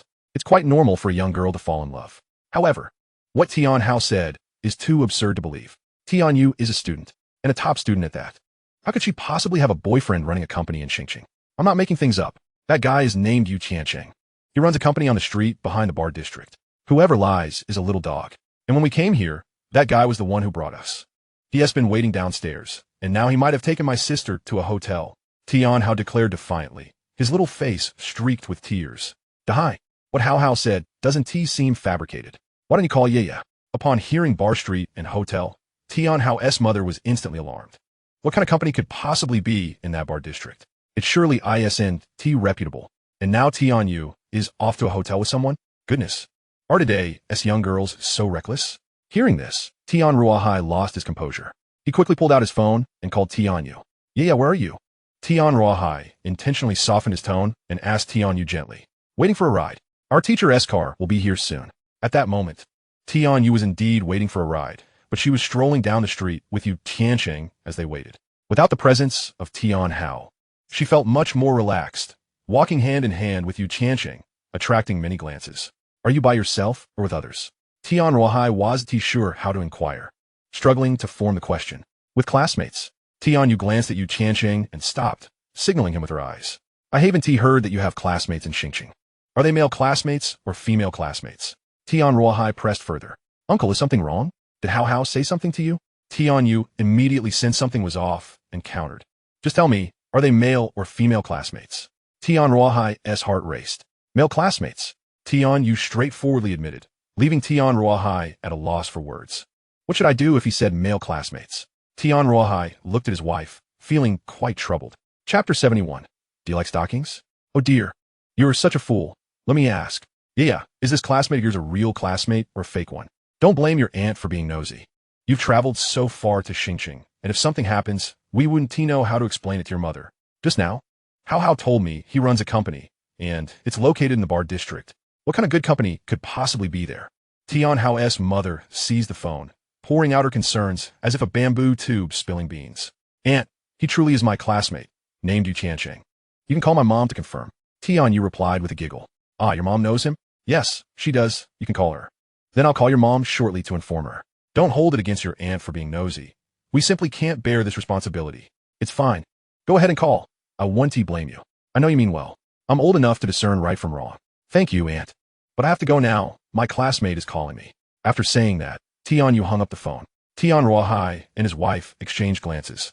What should we do? Should we call the eldest sister? Call her. If we offend Yi, it would be too dangerous not to call. This child mentioned that the eldest sister knew about someone named Yu Tiancheng. Right? The eldest sister knows this child Yu Tiancheng. They decided to inform Tianruyun. Otherwise, if something happened to the child, it would be hard to explain. After a brief discussion, the couple called Tianruyun. They explained the situation, and Tianruyun sighed. She mentioned she would return with the teacher's car tonight. Right? All right, I understand. It's fine, I know this child. After hanging up, it was now Tianruyun's turn to feel anxious. Tianyu went to Xingqing for Yu Tiancheng. What should I do now? Should I call to check in or ignore it altogether? It seems neither option is viable. Fortunately, Tianyu mentioned a teacher in her phone call, meaning there is indeed a teacher accompanying them. So let us wait. Perhaps Tianyu will return shortly. Meanwhile, after hanging up the phone, Tianyu wore a smug expression and tilted her head to look at Yu Tiancheng. He mirrored her gesture and gave her a thumbs up, saying, Shun-Ti, I give you a big thumbs up? You should guess whether my mom will call soon. And how do you plan to explain it to her? Tianyu said in a mock-serious manner. Why should I be the one to explain? Yu Tiancheng paused. It's clearly you who came to Xingqing to find me. Because of this, Tianyu adorably raised her left hand, and Yu Tiancheng's right hand was interlocked with hers. I came to Xingqing to find my classmate, but I certainly didn't give this classmate permission to be so forward. What? Are you going to take advantage and then deny it? Ahem, I'm a model youth. When have I ever taken advantage of you? You're the one holding my hand. Yu Tiancheng shamelessly countered. That is not what I meant. Tianyu pointed at her stockings, and Yu Tiancheng felt a rush of adrenaline. Unbeknownst to him, a noticeable thread had appeared on her stockings, distinctly lighter than the rest, as if it had been snagged. Ahem, did I ruin your stockings? Yu Tiancheng bent down deliberately. Don't move. Let me check what is going on and why it's torn. As he spoke, Yu Tiancheng reached out and gently touched, rubbed, and pulled at the snagged stockings. He merely tugged lightly, and then a tear appeared, exposing her fair and elastic skin beneath. Yu Tiancheng, is that an inspection? Why do I feel like you're taking advantage? Tianyu glanced around. In broad daylight, he was indeed taking liberties under the guise of an inspection. The critical point was that so many people were watching. How embarrassing. No, I truly checked, and indeed, the quality is rather subpar. However, it is but a trifling issue. Let us procure a few new pairs, and you may try them on one by one for my inspection. At this moment, Yu Tiancheng's mind is flooded with images of the campus belle, Tianyu, donning various stockings. With her height of 7 meters and legs that stretch to 1 meters adorned in fishnets, black silk, white silk, and colorful varieties. My goodness, just the thought makes Yu Tiancheng feel as though his nostrils might bleed. Do you truly have a penchant for stockings? Tianyu suddenly regards Yu Tiancheng with a playful expression. Clearing his throat, he responds, primarily, it's your leg shape that is simply exquisite, long and straight. Every type of stocking looks stunning on you. Although Yu Tiancheng's words are somewhat shameless, they resonate well with Tianyu's heart. Such audacity, she remarks, wrinkling her delicate nose as she strides ahead. Where are we headed? Yu Tiancheng hastily follows. The stockings are torn. We are off to buy new ones. Tianyu, her cheeks flushed, leans close to Yu Tiancheng's ear and whispers. In that moment, she feels a fluttering sensation in her heart, akin to a fawn's leap, her cheeks warm, her enchanting eyes glimmering with allure. Yu Tiancheng, equally captivated, is momentarily speechless, gazing at her flower-like delicate visage, feeling as though his heart has momentarily halted. Such blissful moments always pass swiftly. Twilight quietly descends, streetlights flicker to life, and the thoroughfare bustles with vehicles, high-rise buildings aglow with brilliance, creating a scene of prosperity. Yu Tiancheng and Tianyu sit upon a park bench, smiling as they gaze at the Tianjin pavilion ahead. Flanking the bench are 2 large bags, filled with the spoils of their shopping expedition. Undoubtedly, many of the items were purchased with Yu Tiancheng's own funds. One bag contains gifts for Yu Wenyuan and Wei Xiaoqin, while the other holds the stockings Yu Tiancheng bought for Tianyu. Indeed, they are stockings. Tianyu is not the type of girl to be materialistic or wish for Yu Tiancheng to spend extravagantly on her. Yet, buying stockings was Yu Tiancheng's insistence. It is also the first time Tianyu realizes the plethora of styles available: pantyhose, thigh-highs, body stockings, large nets, small nets, and the most blush-inducing, those adorned with lace. Yu Tiancheng is indeed bold, purchasing each style in duplicate. As the clock strikes 7, Tianyu's phone rings. Mom. Tianyu knows that Tianruyun can no longer contain herself. It has been 3 or 4 hours since she left Tianruyun's home. Tianruyun has reached her limit. Are you back yet? Tianruyun's tone is tinged with coldness. I'm waiting for the bus. Tianyu glances at Yu Tiancheng, who also receives a call. Tichirsu. I've been waiting for your call. We're right here at Tianjin Pavilion, just waiting for you to pick us up. Yu Tiancheng nods and, addressing Tianyu's phone, calls out. Auntie, rest assured, I will ensure Tianyu arrives home safely. Since it is already known that Tianyu is with him, any attempts at concealment would seem rather insincere. All right, Annie trusts you. Please be cautious on your journey. Tianyu does not elaborate further and promptly hangs up. Her tone clearly indicates her irritation. Regardless of whether she is genuinely upset, Yu Tiancheng understands that he must escort Tianyu home. Otherwise, he dares not imagine the state of urgency Tianyu would be in. After all, as a parent, having such a remarkable and beautiful daughter, I too would wish to prevent any unfortunate incidents. Oh dear, am I really likening myself to a pig? With a screech, Su Lan's car comes to a halt, and Yu Tiancheng and Tianyu hurriedly enter. Upon entering, Yu Tiancheng notices Su Lan's expression is less than amiable. She seems to be in a rather foul mood, perhaps having encountered some disdain or injustice during her work. Teacher Su, isn't it rather late? Didn't the government office close at 5? Yu Tiancheng expresses a hint of reproach towards Su Lan. Huh, you think it's so simple? I have to treat people to dinner for the favors I ask. Let me tell you, all these expenses will need to be reimbursed to me. Being able to pick you up at this hour is already quite a feat. Do you have any objections? Su Lan retorts, Herr Tonisharp. If you keep talking back, you can just get out and walk home. All right, I concede. I cannot contend with you. Our esteemed Su is quite busy. Yu Tiancheng, feeling chastised, slumps in the back seat. Why does your tone sound so infuriating? Su Lan counters. Then feel free to give me a beating. Yu Tiancheng remarks, half-jokingly. An awkward silence envelopes the car. Tianyu, seated beside Yu Tiancheng, stifles a smile at his predicament. Yu Tiancheng glances at Tianyu, then at Su Lan, who is engrossed in a phone call, her attention elsewhere. Seizing the opportunity, he gestures subtly towards Tianyu. Alhen. Su Lan's sudden cough interrupts. Yu Tiancheng, do not overstep. This is my vehicle. What? Teacher Su, what do you mean? Yu Tiancheng quickly retracts, feigning ignorance. Are you unaware of your own actions? Su Lan rolls her eyes, uninterested in further dialogue. I merely made a gesture. What wrong have I done? Yu Tiancheng obstinately maintains his innocence, resembling a defiant child. Tianyu, I must advise you, do not allow such a man to take advantage. Else, you may find yourself with nothing left. Su Lan warns, her tone serious. Teacher Su is correct. This fellow is insufferable, always scheming to gain an advantage. Tianyu concurs with Su Lan's admonition. Did you hear that? With your sharp tongue, I could scold you all day and still feel unsatisfied. Su Lan coughs. Both of you are ganging up on me, are you? When did you two become accomplices? Yu Tiancheng quips, two sorceresses bullying a righteous youth. Is it? Come forth. Reveal your most nefarious sides. I shall offer my virtuous form to nourish your tainted souls. He strikes a dramatic pose, raising an arm in mock grandeur. Who are you calling a sorceress? Tianyu interjects, playfully pinching Yu Tiancheng's side. With a screech, Su Lan abruptly brakes, pulling the car over to the side of the road. She unbuckles her seatbelt, leaning between the front seats to seize Yu Tiancheng by the ear. Tianyu, deal with him. I can no longer endure this. What? Have you two conspired against me? 2 against 1, is it?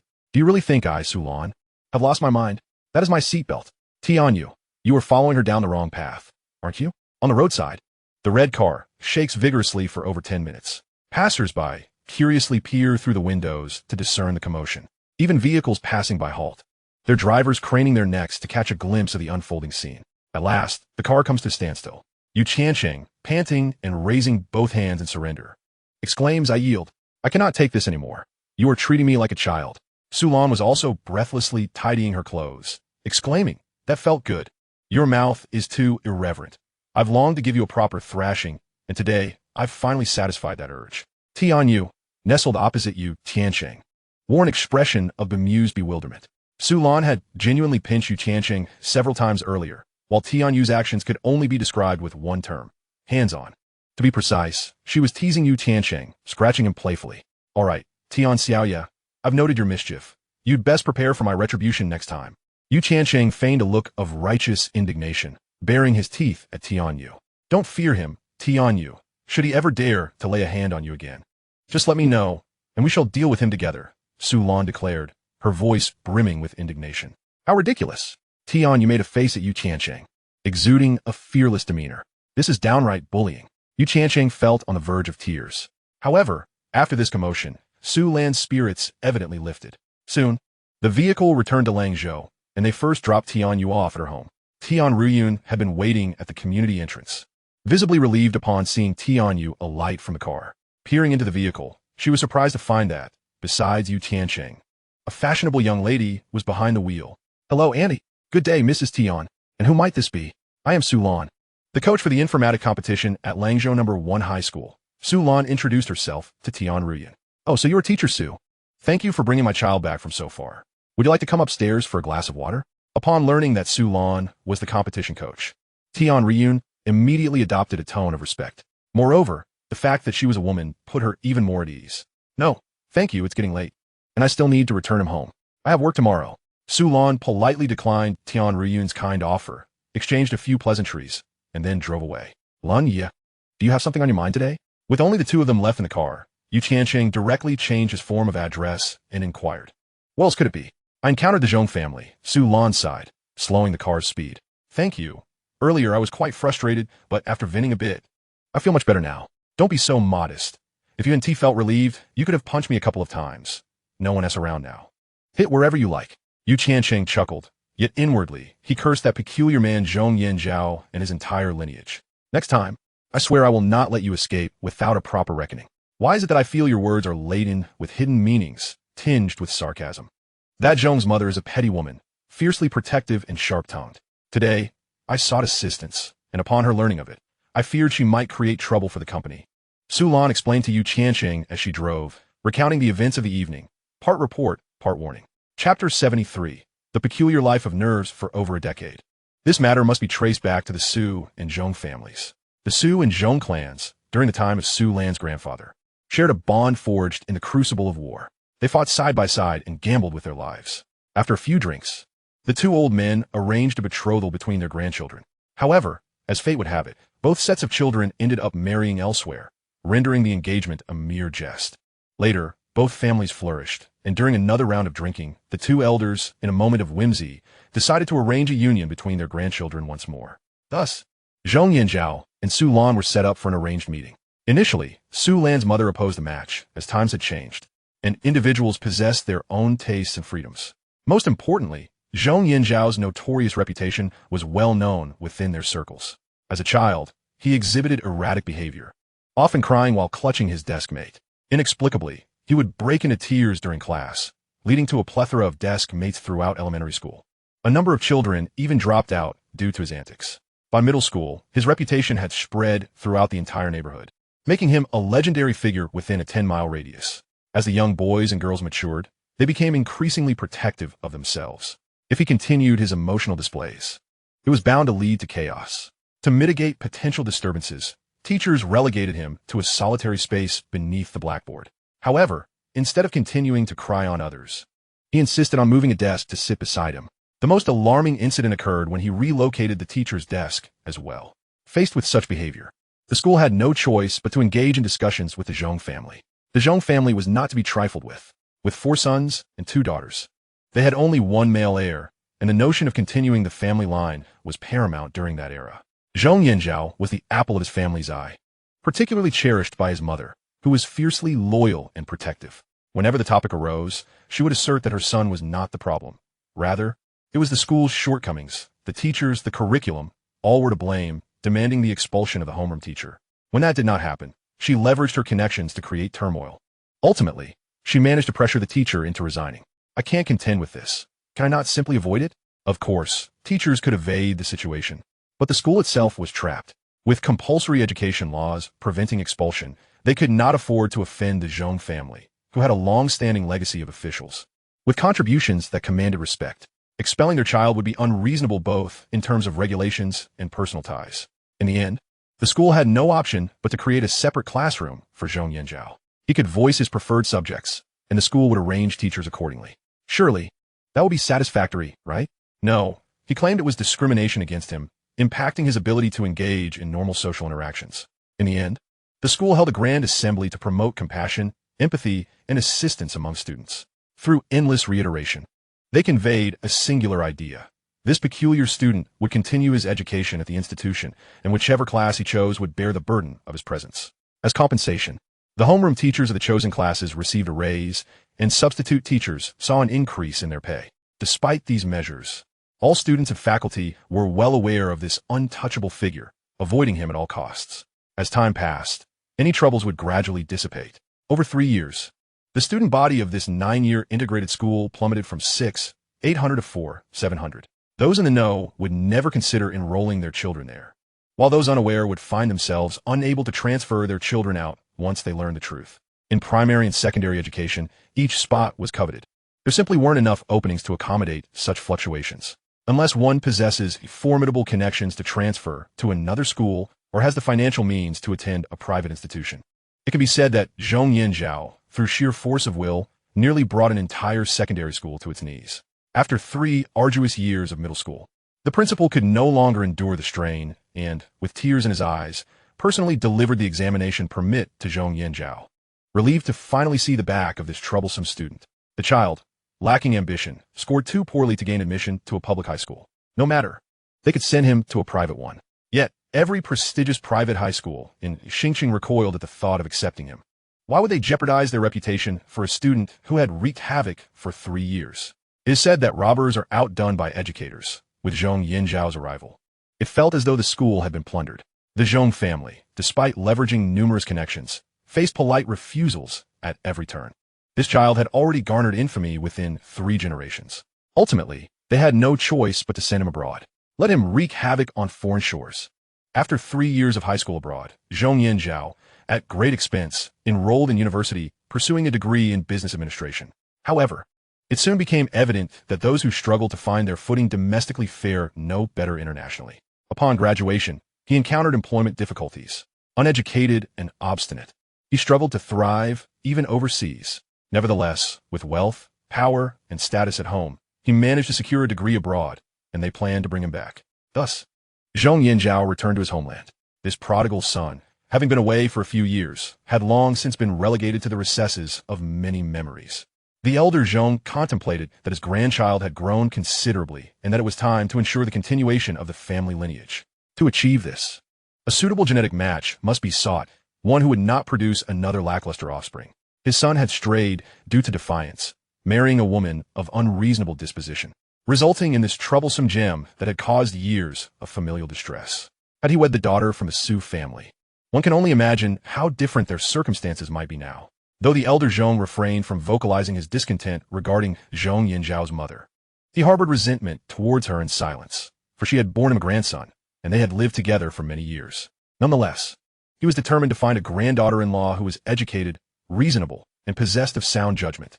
The daughter of the old Sioux was no hope, but his son's daughter, who had once visited alongside the old Sioux, seemed quite promising. The elder Sioux, known for his pride, was easily swayed. With a bit of leverage, the elder Zhong was keen to use this opportunity, for his days were limited, and he aspired to witness 4 generations under one roof. Upon the birth of the great-grandson, he intended to provide the finest resources for his upbringing, ensuring he would not turn out like this grandson of his, who was so woefully inadequate. Thus, he set his sights on Su Lan. Chapter 74.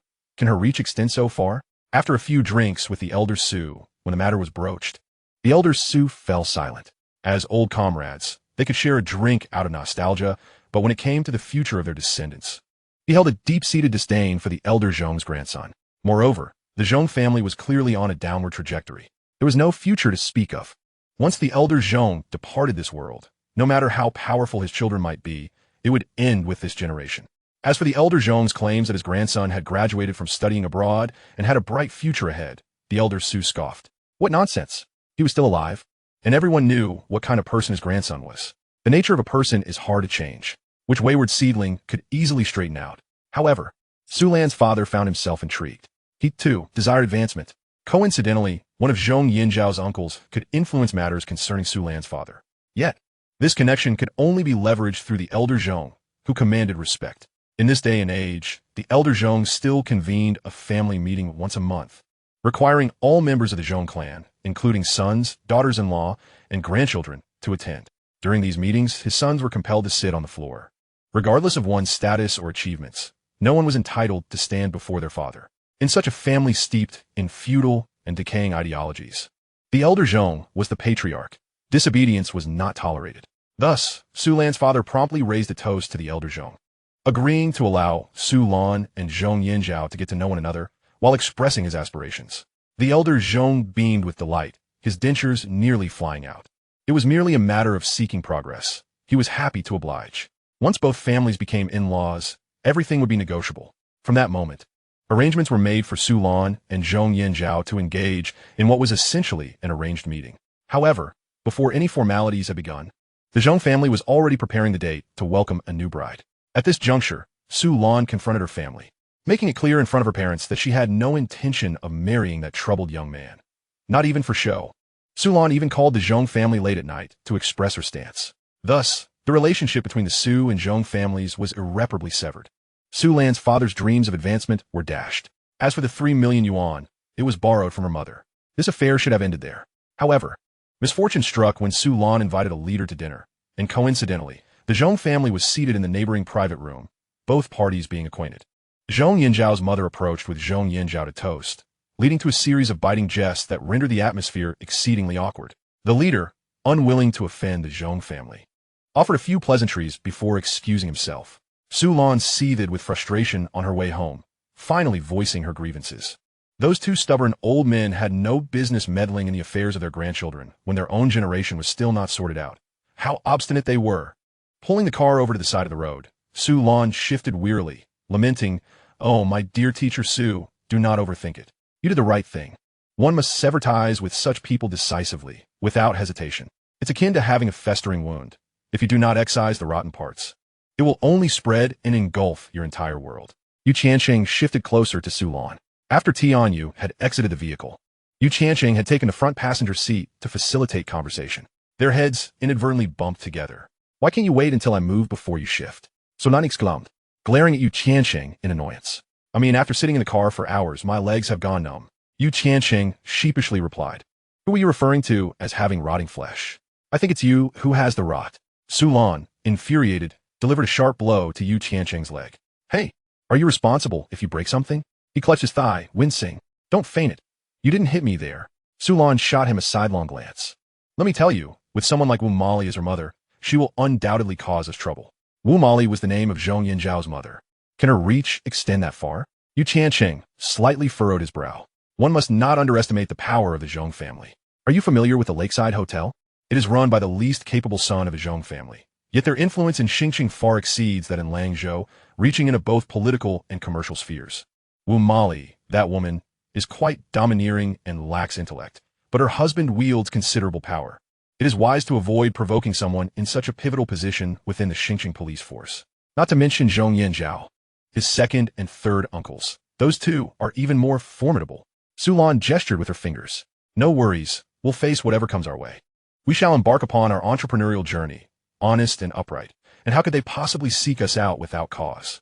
Tiancheng recognized that this news was not particularly favorable for him.